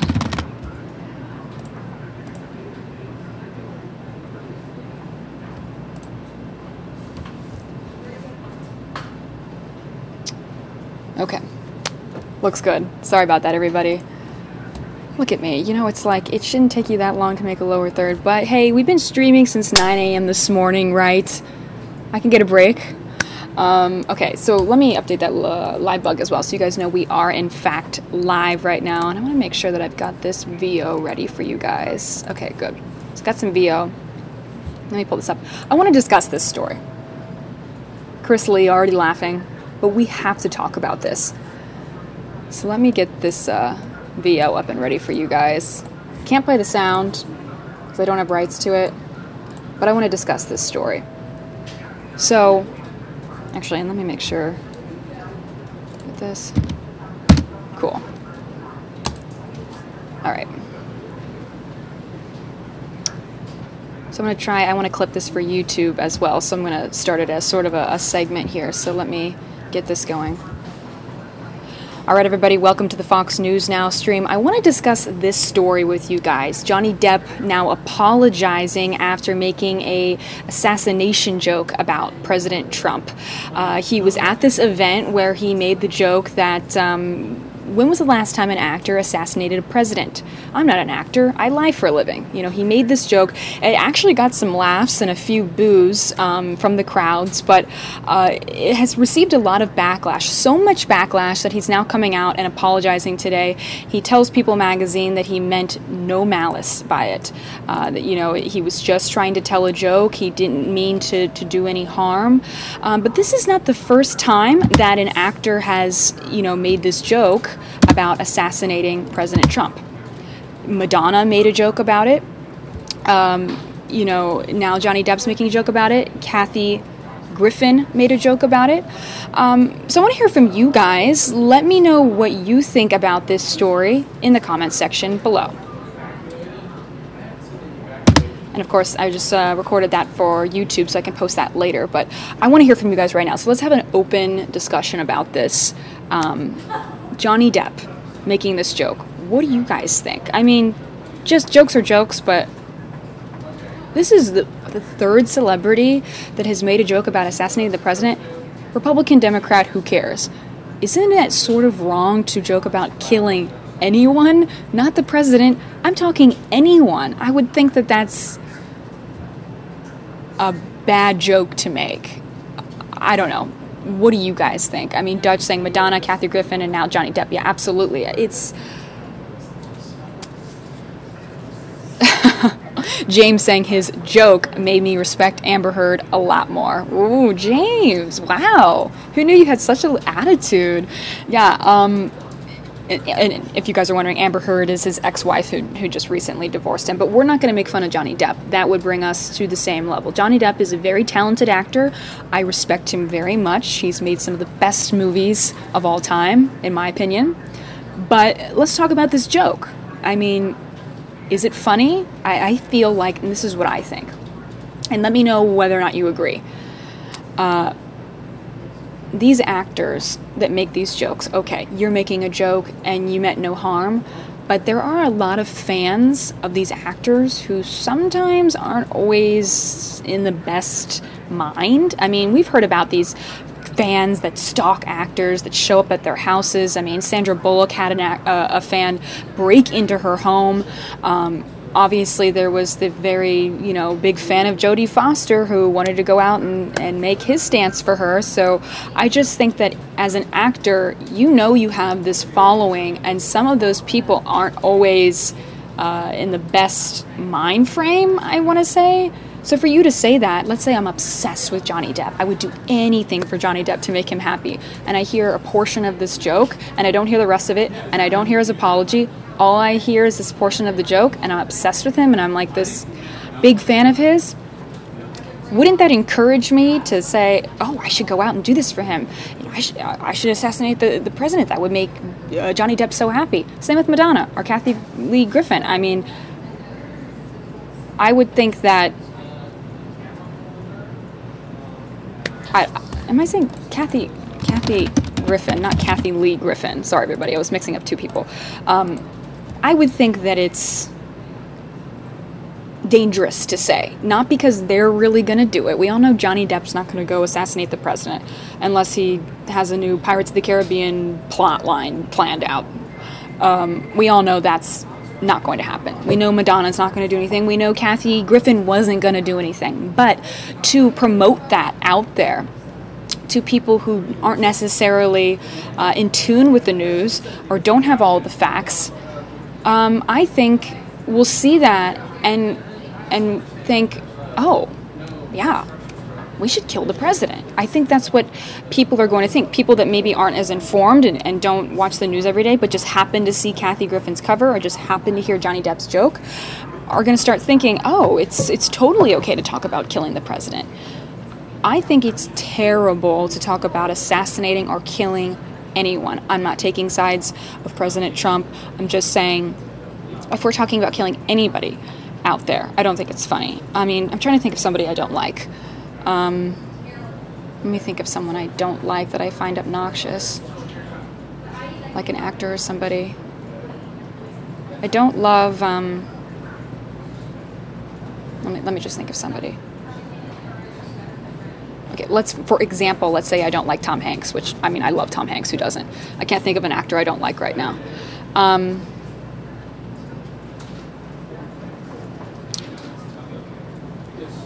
Just because I don't like him doesn't mean I should make the joke that we should assassinate him. It's still not funny. You know what I mean? And also, I think it's strange that these celebrities will go to these events and make these jokes assuming everyone in the crowd agrees with their political opinions. I mean, Meryl Streep had this long speech at that award show where she talked about, you know, how she didn't like President Trump. All good and fine. And again, I'm not taking sides. I'm not saying, you know, I'm a Republican or a Democrat. I'm just saying, let's talk about how to handle ourselves as figures in this community. Meryl Streep is a very famous actress. She goes out and she says that, okay, great. But don't assume everyone in the crowd agrees with you, because I remember the producer took shots of people in the crowd trying to get the reactions, and a lot of people didn't like their camera being on their face because they don't want to have a reaction.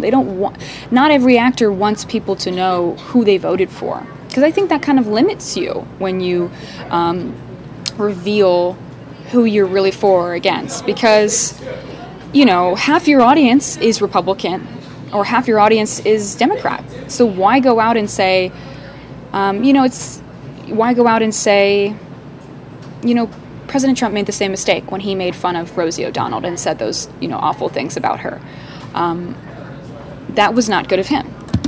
And now we've got these, you know, actors, though, making jokes about killing President Trump. Now, Trump said really awful things about Rosie O'Donnell. I believe he said she had a fat, ugly face or something like that. I remember watching that interview. Did he talk about killing her, though? No. I don't even think... I'm all about humor. I'm always cracking jokes and stuff when I'm not here at Fox News Now. I'm trying to be professional when I'm here. That never even comes up in my mind, and I always think that I have pretty out there jokes, and that never comes up in my mind to joke about killing anyone. That to me just wouldn't be funny. That's why I wouldn't say it. On top of, like, the whole idea of killing someone is crazy, but that wouldn't be humorous to me to say, I hate President Trump, let's just assassinate him. Like, would that really make the whole room laugh? Like, would that make you laugh? Randy saying, just joking. Karo Sato saying, killing is illegal. Let's change the topic in the YouTube stream as well. Let's see, Johnny Depp apologizes for Trump assassination joke.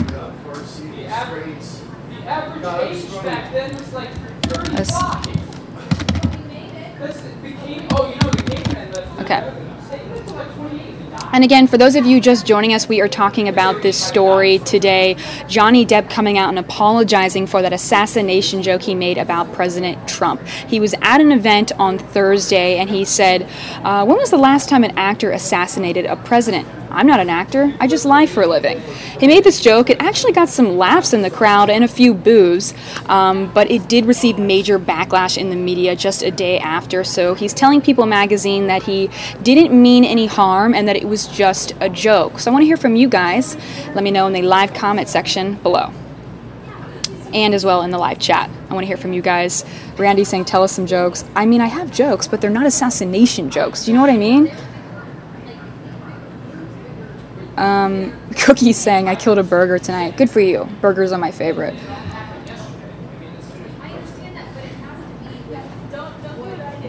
Teaching Myself says, title, debating the limits of free speech. Yes. Okay. Teaching Myself, that's his chat name, by the way.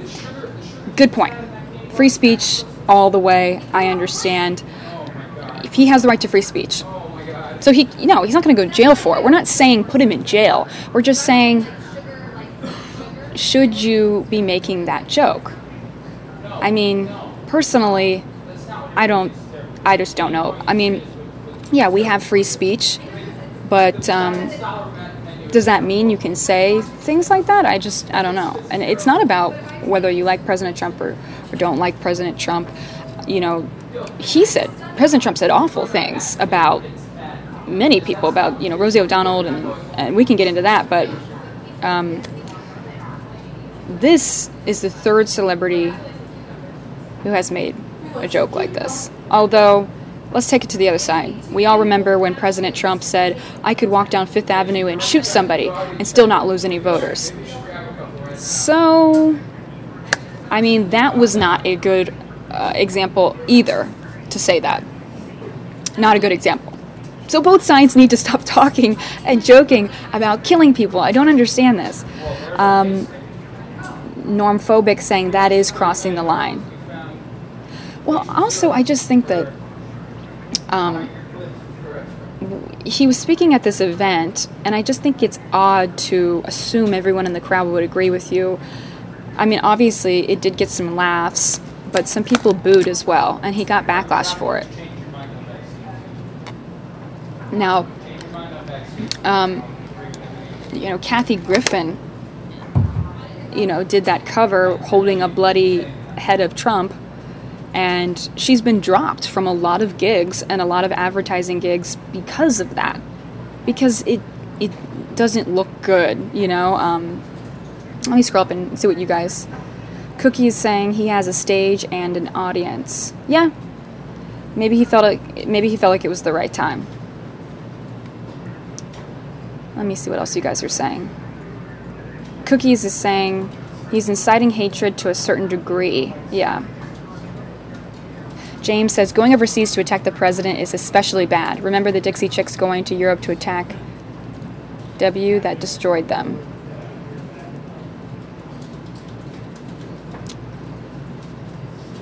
Let me scroll up. Dutch saying, if a person known by the masses makes such jokes, one wonders what they talk about in private. I think they are creating a reaction by a crazy fan. Yeah, exactly, Dutch. That's what I was thinking, is that I'm pretty sure we can assume Johnny Depp is not going to assassinate President Trump, but you never know with his crazy fans. I just would think to be careful with what you say, but I mean, that's not really his responsibility. He doesn't want to have crazy fans. James says people always laugh at first before they think about it. Yeah, I think too, it's Johnny Depp. Everyone's in awe of him. He got up on stage, he made this joke, everyone knew it was a joke, and they laughed. It doesn't, when you laugh immediately, it doesn't necessarily mean you thought it was funny. It just means that everyone else was laughing and you felt forced to laugh. Let me scroll up here. James saying, I don't think that Meryl Streep is so great. She's no better than a dozen other actresses in Hollywood. Well, she's made some pretty fabulous movies, though. And she's very well respected, and she's won dozens of awards. So I was just trying to explain that her stature, I mean, she's up there with she's an A-list. I would say she's an A-list actress for sure. And, when you come out and you say that, you're influencing people.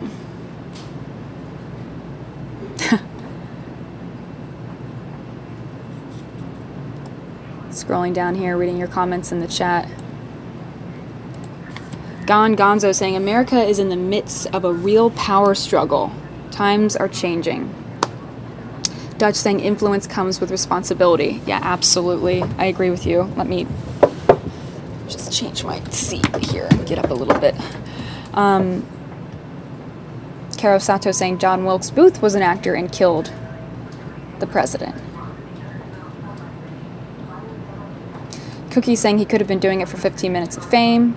Well, I don't think he needs 15 minutes of fame. I mean, it's Johnny Depp. I think he got his 15 minutes of big fame when he had his big Amber Heard controversy that he didn't even want to deal with. I don't think he did it for fame, because he's an extremely famous actor as it is. Although it's a good point. Maybe he wanted to get back in the media.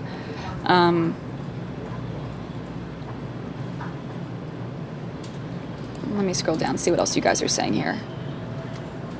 Gilbert saying, it's just sad that some of these actors have to tarnish themselves by making comments like this. Yeah, I mean, again, not sharing, not trying to share what side I'm on here. But let's say you hate Tom Hanks, and I agree with you that you hate Tom Hanks. I still don't think the joke would be right, and it would make me think less of you for thinking it's funny to talk about killing somebody, because it would almost freak me out if I had a friend joking about assassinating somebody. I would be like, are you okay there? You know what I mean? It would be a joke taken too far. One of those awkward jokes at a party that you hear and you're like, all right, how about put down the drink? You know what I mean? It's too much. Yeah, James, great point. James saying Disney doesn't need this controversy, and they basically employ Depp. Yeah, I mean, it's a good point, but at the same time, if, Tim Burton is also a big hater of Trump, he's probably going to keep casting him in his movies. I don't think he's going to say, I disagreed with you. But but Disney overall, you're right, might have to do something about that, because, Disney doesn't want to deal with being on one side or the other side. Stephen Fowler saying, I bet he gets a few million for that. For saying that? Yeah, who knows? Maybe someone paid him. But at the same time, we have to look at both sides. President Trump also made some really bad comments. He made awful comments about Rosie O'Donnell. He even made that comment at his rally saying, I could walk down Fifth Avenue and shoot somebody and still not lose any voters. He made that comment. That was also a very bad comment. Is there a difference between that comment and what Johnny Depp is saying? I don't know. I'm not sure.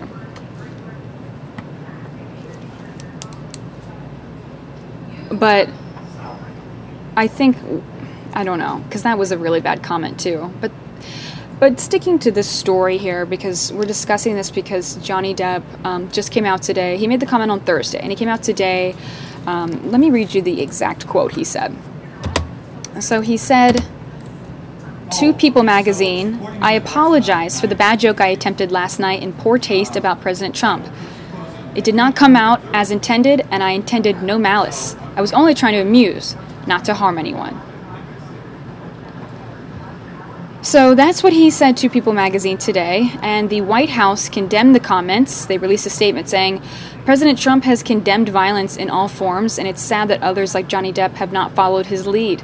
I hope that some of Mr. Depp's colleagues will speak out against this type of rhetoric as strongly as they would if his comments were directed to a Democrat elected official.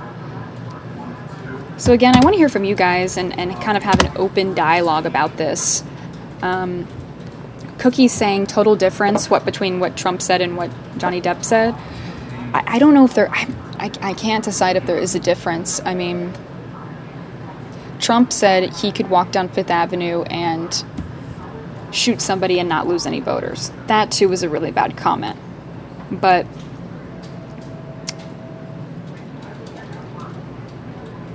presidents have been assassinated in the past, and I think to even make jokes about it can be very difficult for some people to hear, because people have lost their fathers, their husbands, who were president, to an assassination. So I think to joke about it when it's a real thing, and it's a real concern, and that's why he's surrounded by security all the time, is not appropriate. I don't think... Whether you like him or not, I would think talking about assassinating anybody. Who's an actor that everybody hates? I feel like a lot of people hate on Anne Hathaway. I love her. But there's this whole blog sphere about how people can't stand Anne Hathaway for some reason. If someone made a joke at an event about assassinating her, killing her, I would not think it's funny. I just wouldn't. I don't know. Again, I'm trying to read some comments from you guys. I want to have an open dialogue about this. DJ Gaz saying, Johnny hasn't said anything wrong. He's only predicting what's going to happen to Trump eventually. But I don't know if you can say that. I don't think that will happen. I don't think we can predict anything is going to happen to Trump eventually. I think that going and saying that, putting it out in the universe, is a dangerous thing.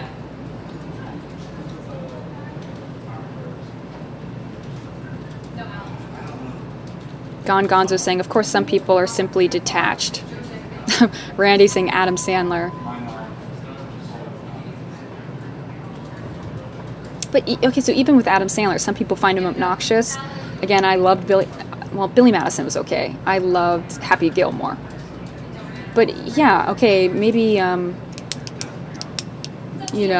his recent movies you might not have liked.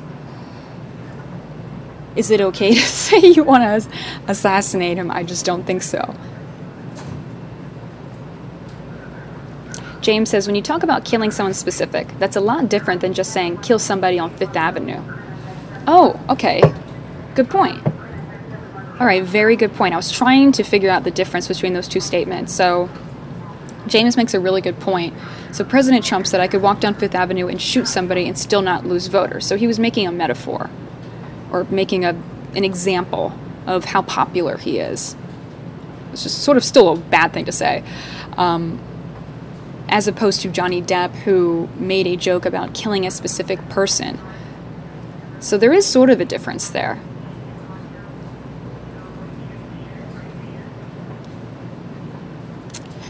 So I don't know, I just wanted to hear from you guys.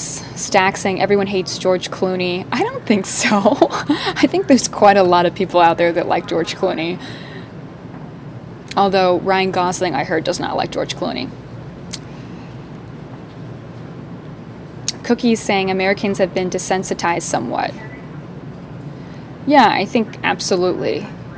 I absolutely agree with you that I think that we've been desensitized to a point where, I mean, think about the way scary movies are now and the way video games are designed. Everything has to be above and beyond graphic and violent for us to feel anything anymore because we're so desensitized.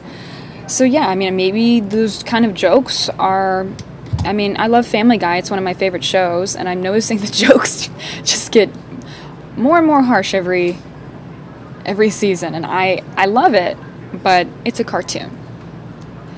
I think that it's a little different when you're an actor, and okay, actors don't want to be held accountable for what they say. They're just actors, but at the same time, you know that when you're an actor, you're a public figure, and that you have influence. Why else does Leonardo DiCaprio, involve himself in all these political events now? Or, Lindsay Lohan is going on learning the Quran and studying it and then talking to reporters about how important it is to learn different cultures. They definitely like to share their opinion and be involved in politics when it's good for them. But then when they make a joke like that, they say, hey, I'm just an actor. It doesn't, I don't want to be held accountable. I'm not anyone in public office. I'm just making a joke in an event. At least that's my opinion. Reading some more comments from you guys here in the chat.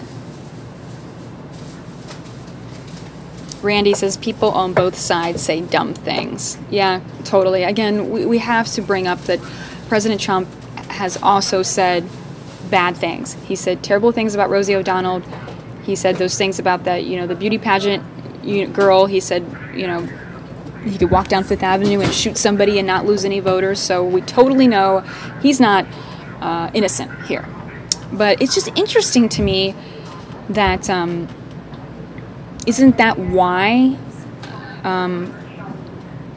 people don't like him? Because he's said those terrible things. So then in return, they make jokes about assassinating him, which is pretty much just as bad as the things he said, right? So to me, it seems like it's an even playing field at this point.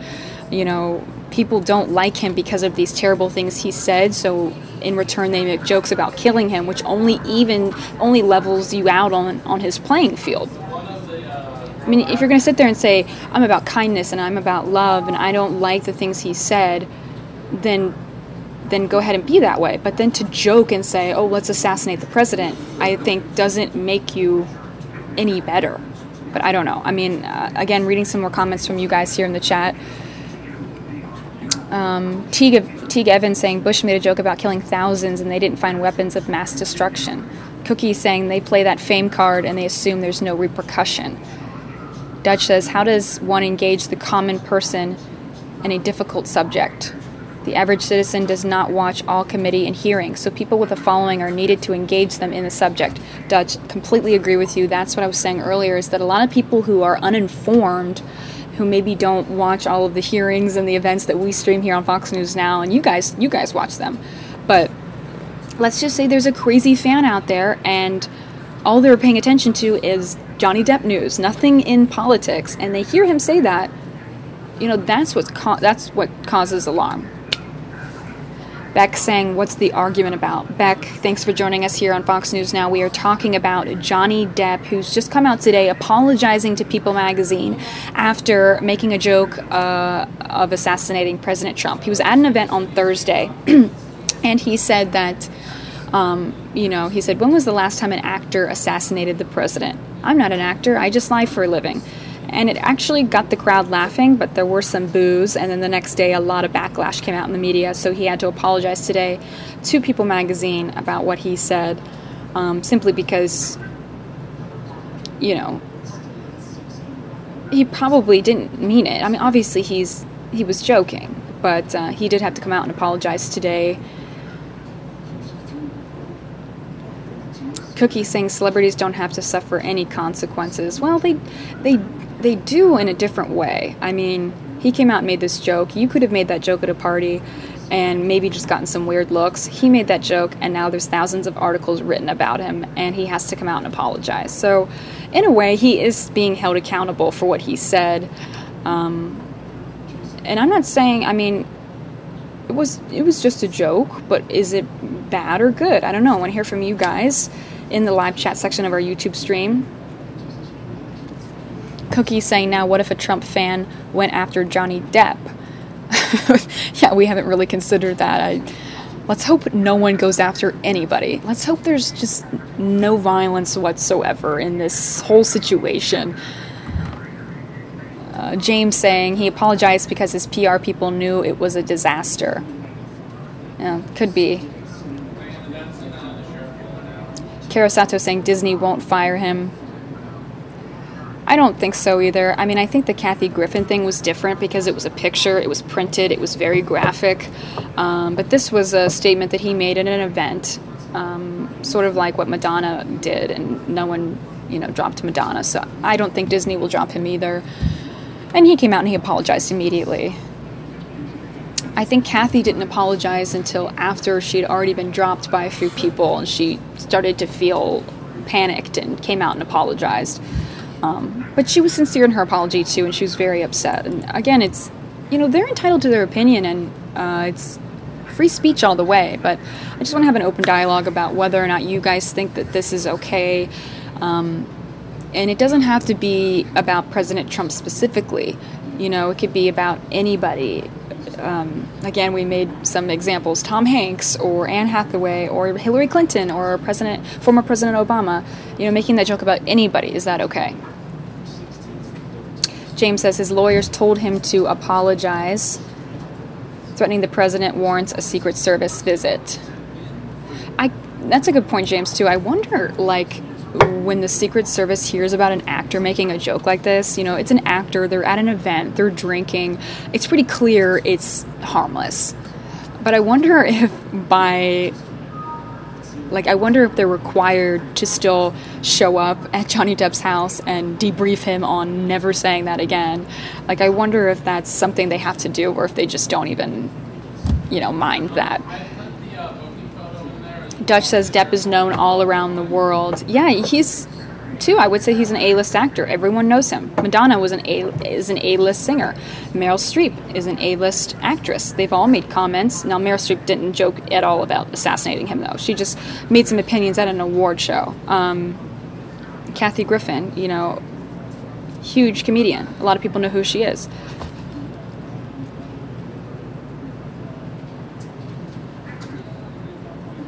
Stack says, it's like saying bomb on a plane. Yeah, sort of. That's what I would think, too. It's sort of awkward. I just don't know if that was the best time to make a joke like that. And I'm sure the audience laughed. They said that there were a lot of laughs and some boos. And then I'm sure there were a lot of people that just sort of stood there because I just think it's sort of an awkward joke to make. And I would feel that way about anybody. It's not about taking sides or being, Republican or Democrat or independent or whatever. I would think it would be an awkward thing to hear at a party when someone starts joking about killing somebody, anybody.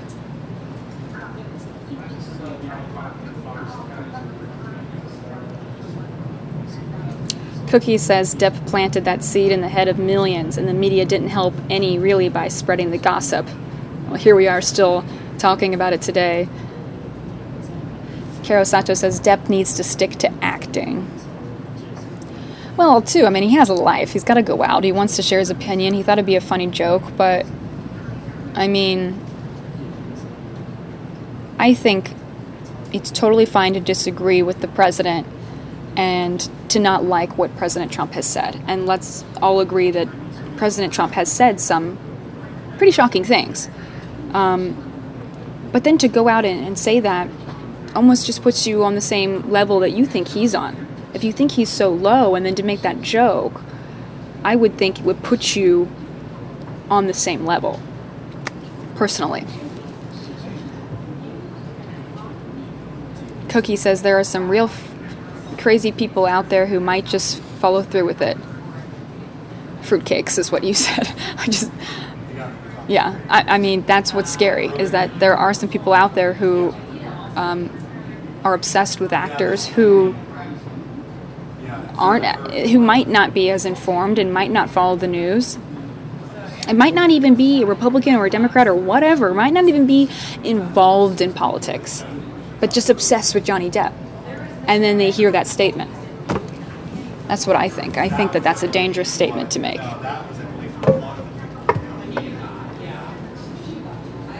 But I don't know. I mean, I just think that, I'm really not trying to take sides here. I would just think that it's the third actor now that has come out, well, the third celebrity, I want to say. There's Madonna, Kathy Griffin, Johnny Depp. And I'm sure there were more that have come out and said jokes about killing the president. And I would just think that's such a crazy thing to say when past presidents have been assassinated.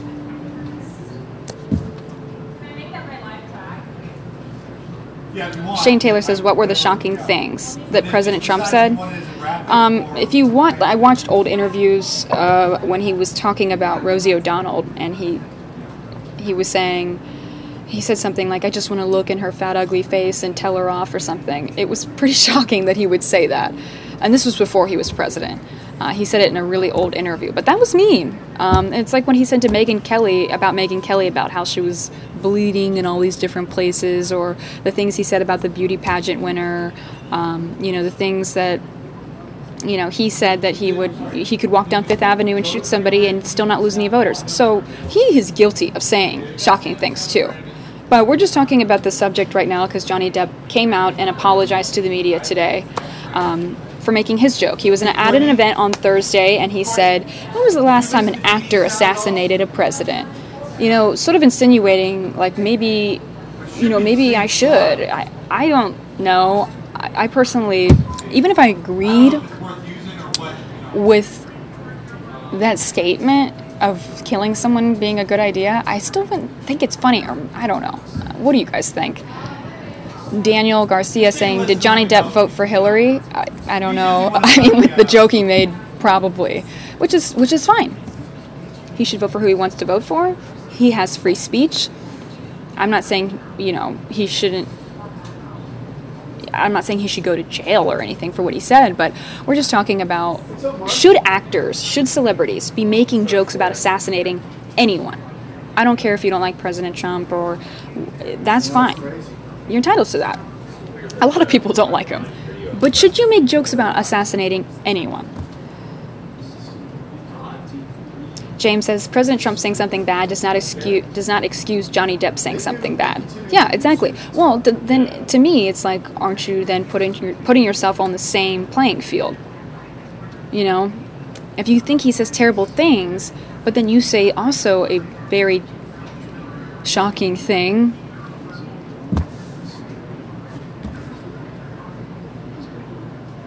Chris Lee says, Depp seems more like a Bernie guy. Yeah, who knows? We don't know, but...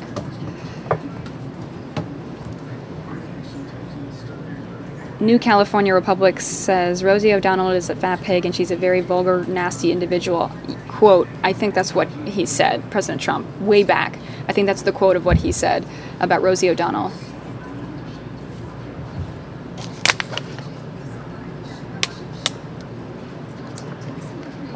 Shane Taylor says a threat is a threat. Cookie says, I guarantee I'd be in jail if I said it. Yeah, too. I mean, well, but us normal people, if we said that at a party, very few people would know we said it. Maybe just our close friends, who probably, hopefully, wouldn't go and report us to the Secret Service because we just made a joke. But Johnny Depp said it in public. Everyone knows. Every news outlet knows.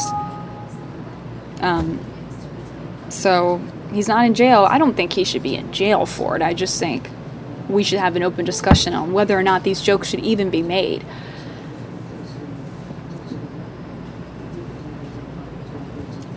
Chris Lee says it also puts Secret Service at risk who did nothing. Yeah, I mean, if someone's going out and trying to assassinate the president and they don't do it successfully in their mind, they could hurt other people. They could hurt the Secret Service, other innocent people. So if you really hate President Trump and then you're all, it's all bad. It's all bad, you guys.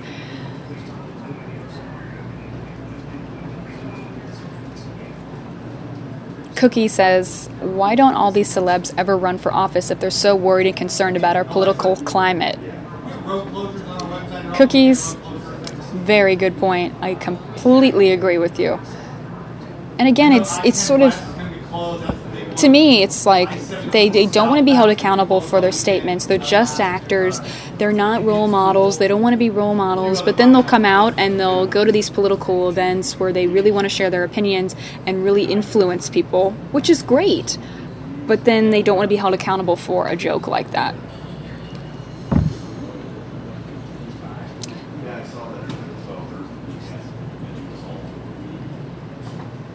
New California Republic says, those are my words. Okay, so that wasn't a quote. I can't remember exactly what he said about Rosie O'Donnell. I watched the interview. He said, I'm pretty sure he said, fat, ugly face is what he said about her. But it sounded very similar to what you said, New California. So, because we were just saying that, Trump has said some really shocking things as well. So I'm not saying he's innocent. I'm just saying, should these actors be coming out making these assassination jokes?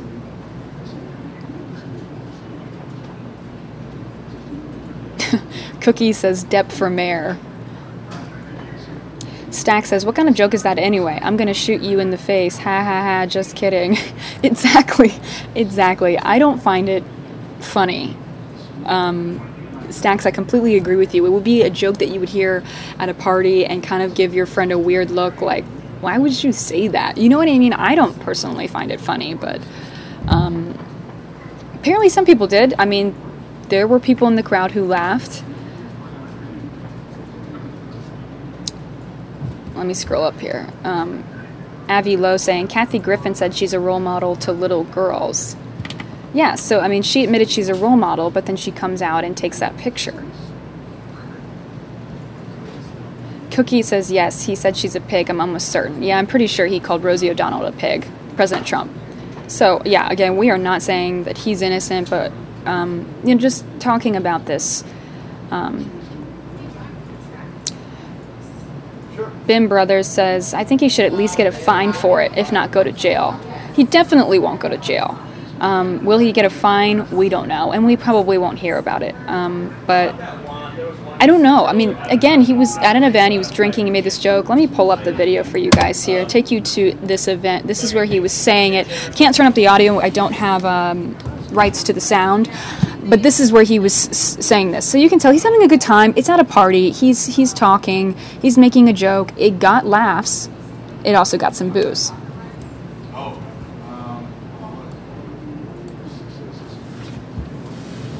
So, we're having this dialogue right now talking about this. You guys are sharing your comments here in the live chat section of our YouTube stream. Danielle Garcia saying, if celebrities don't like Trump, move out of the USA. Danielle, it's kind of funny you say that. Actually, a lot of celebrities were threatening to move if he became president. I don't know if any of them actually moved, but that was definitely on top of their minds. James says, yeah, Johnny Depp just showed he only has no sense of humor.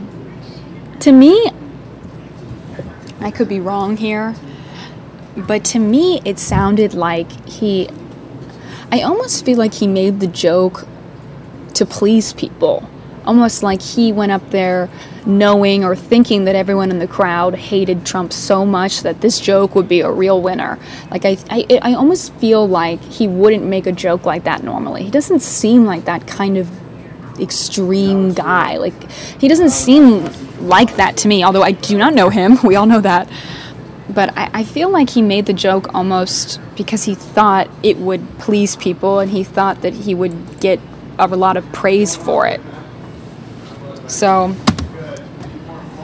yeah, I know, for those of you saying no sound, I know there's no sound on that video. We don't have rights to the audio, so I can't play the actual sound. I'm sorry, you guys, but I'm just showing you some video of him. I don't know, what do you guys think? I'm still scrolling up and reading some of your comments. Let me see here.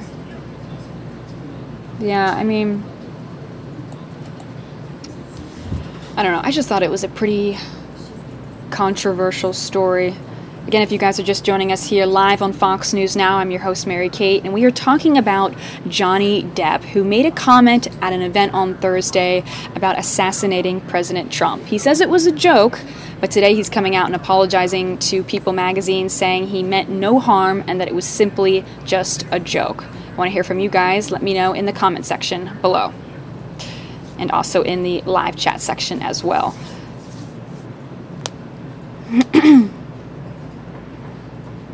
Daniel saying Depp did it for attention. I don't know. Is he attention seeking though? I mean, I don't know. We don't know Johnny Depp. We don't know Johnny Depp, so we can't assume anything. But, you know, Madonna made a joke about setting the White House on fire, blowing up the White House. Kathy Griffin came out with that picture. I don't know. This isn't about, I don't think it's about being a Democrat or a Republican. I think it's about, is that joke even funny? And why make it? I mean, he knows that Kathy Griffin was just dropped from a ton of gigs for her big joke of holding President Trump's bloody head. He knows that full well. So why would he come out and make that joke if he knows that? I mean, he could get dropped from something, although he probably won't because it's Johnny Depp, but I'm surprised that he would come out and say that after the Kathy thing that just happened like a few weeks ago. Dutch says, stay strong, America, stay united.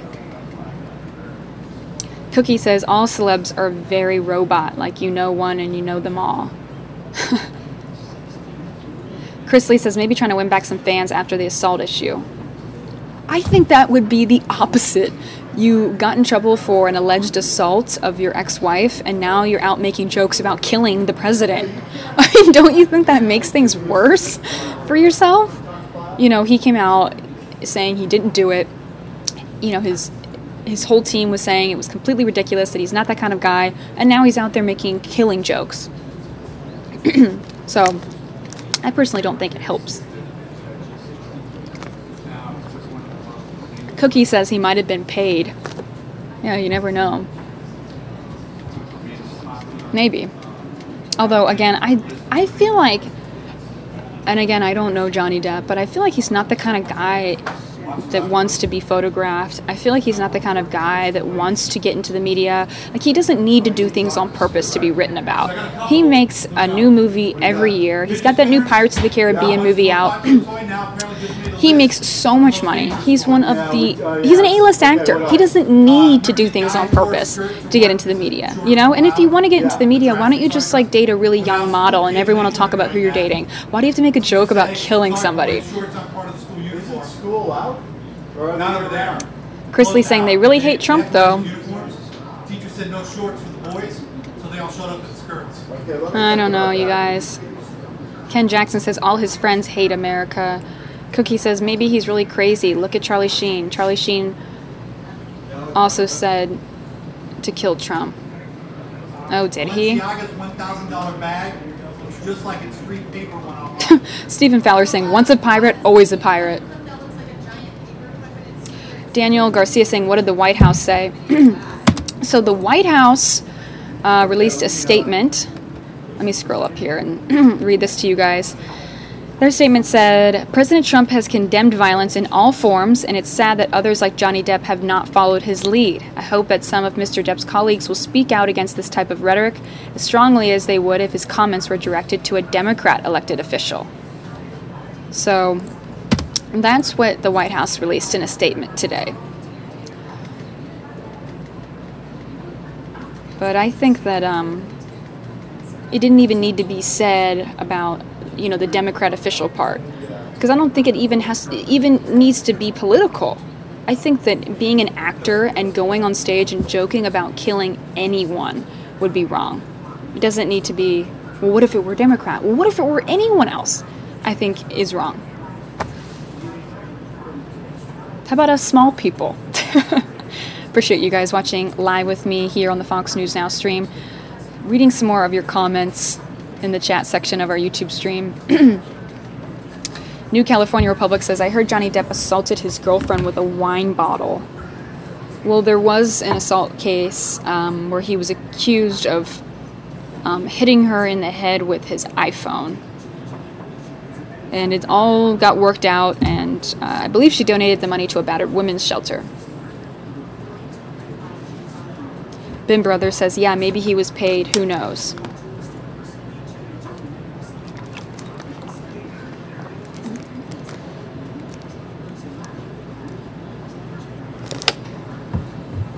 Randy says, can't these people just realize that he has fans?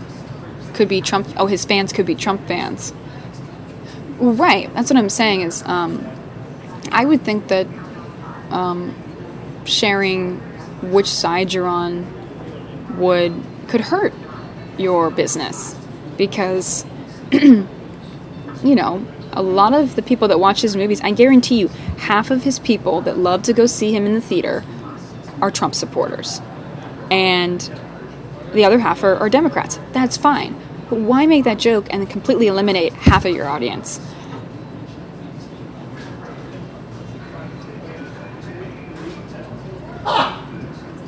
Okay, I've got a talker. Anyway, thanks you guys for having that discussion with me. I couldn't believe it when I heard it. Not because I'm a Trump supporter or anything. It has nothing to do with politics. I just think to make the joke about killing anybody is not funny to me. But I appreciate you guys sharing your comments. Some of you saying it was just a joke. Others of you saying it was not cool. So I'm glad that we were able to have an open dialogue about it. Mikhail saying, I don't really care about Depp. I don't really care about anything Depp. That's not sweet, huh? Daniel Garcia saying, I will never watch Johnny Depp movies. Well, but at the same time, and this is what actors always come out and say, is he's an actor. His movies are his movies to entertain us. What he does on the outside, we should not pay attention to, because that's none of our business. Okay. But media goes where they go. They know that. That's the way of the world. You said something, you knew you were on camera, and it's out. You know what I mean? I'll still watch his movies because he's a fantastic actor, but I don't think he's a great joke teller. Burn. No, it's two sides to every story, you guys. And again, we were saying Trump has said terrible things too. So, teaching myself saying, so are you a Trump supporter? I'm a supporter of not killing people. I liked both candidates. I think they both had a lot to bring to the table. Hillary and Trump both. Totally. I think they each had their own strengths. I'm just talking about jokes about killing people, I would think is wrong. Thanks for asking. Chris Lee says it's not like he did the joke in a movie. Yeah, absolutely. That's what the group is called. I don't know if it's that. Yeah. Cookie says, I'm more of a 007 guy anyways.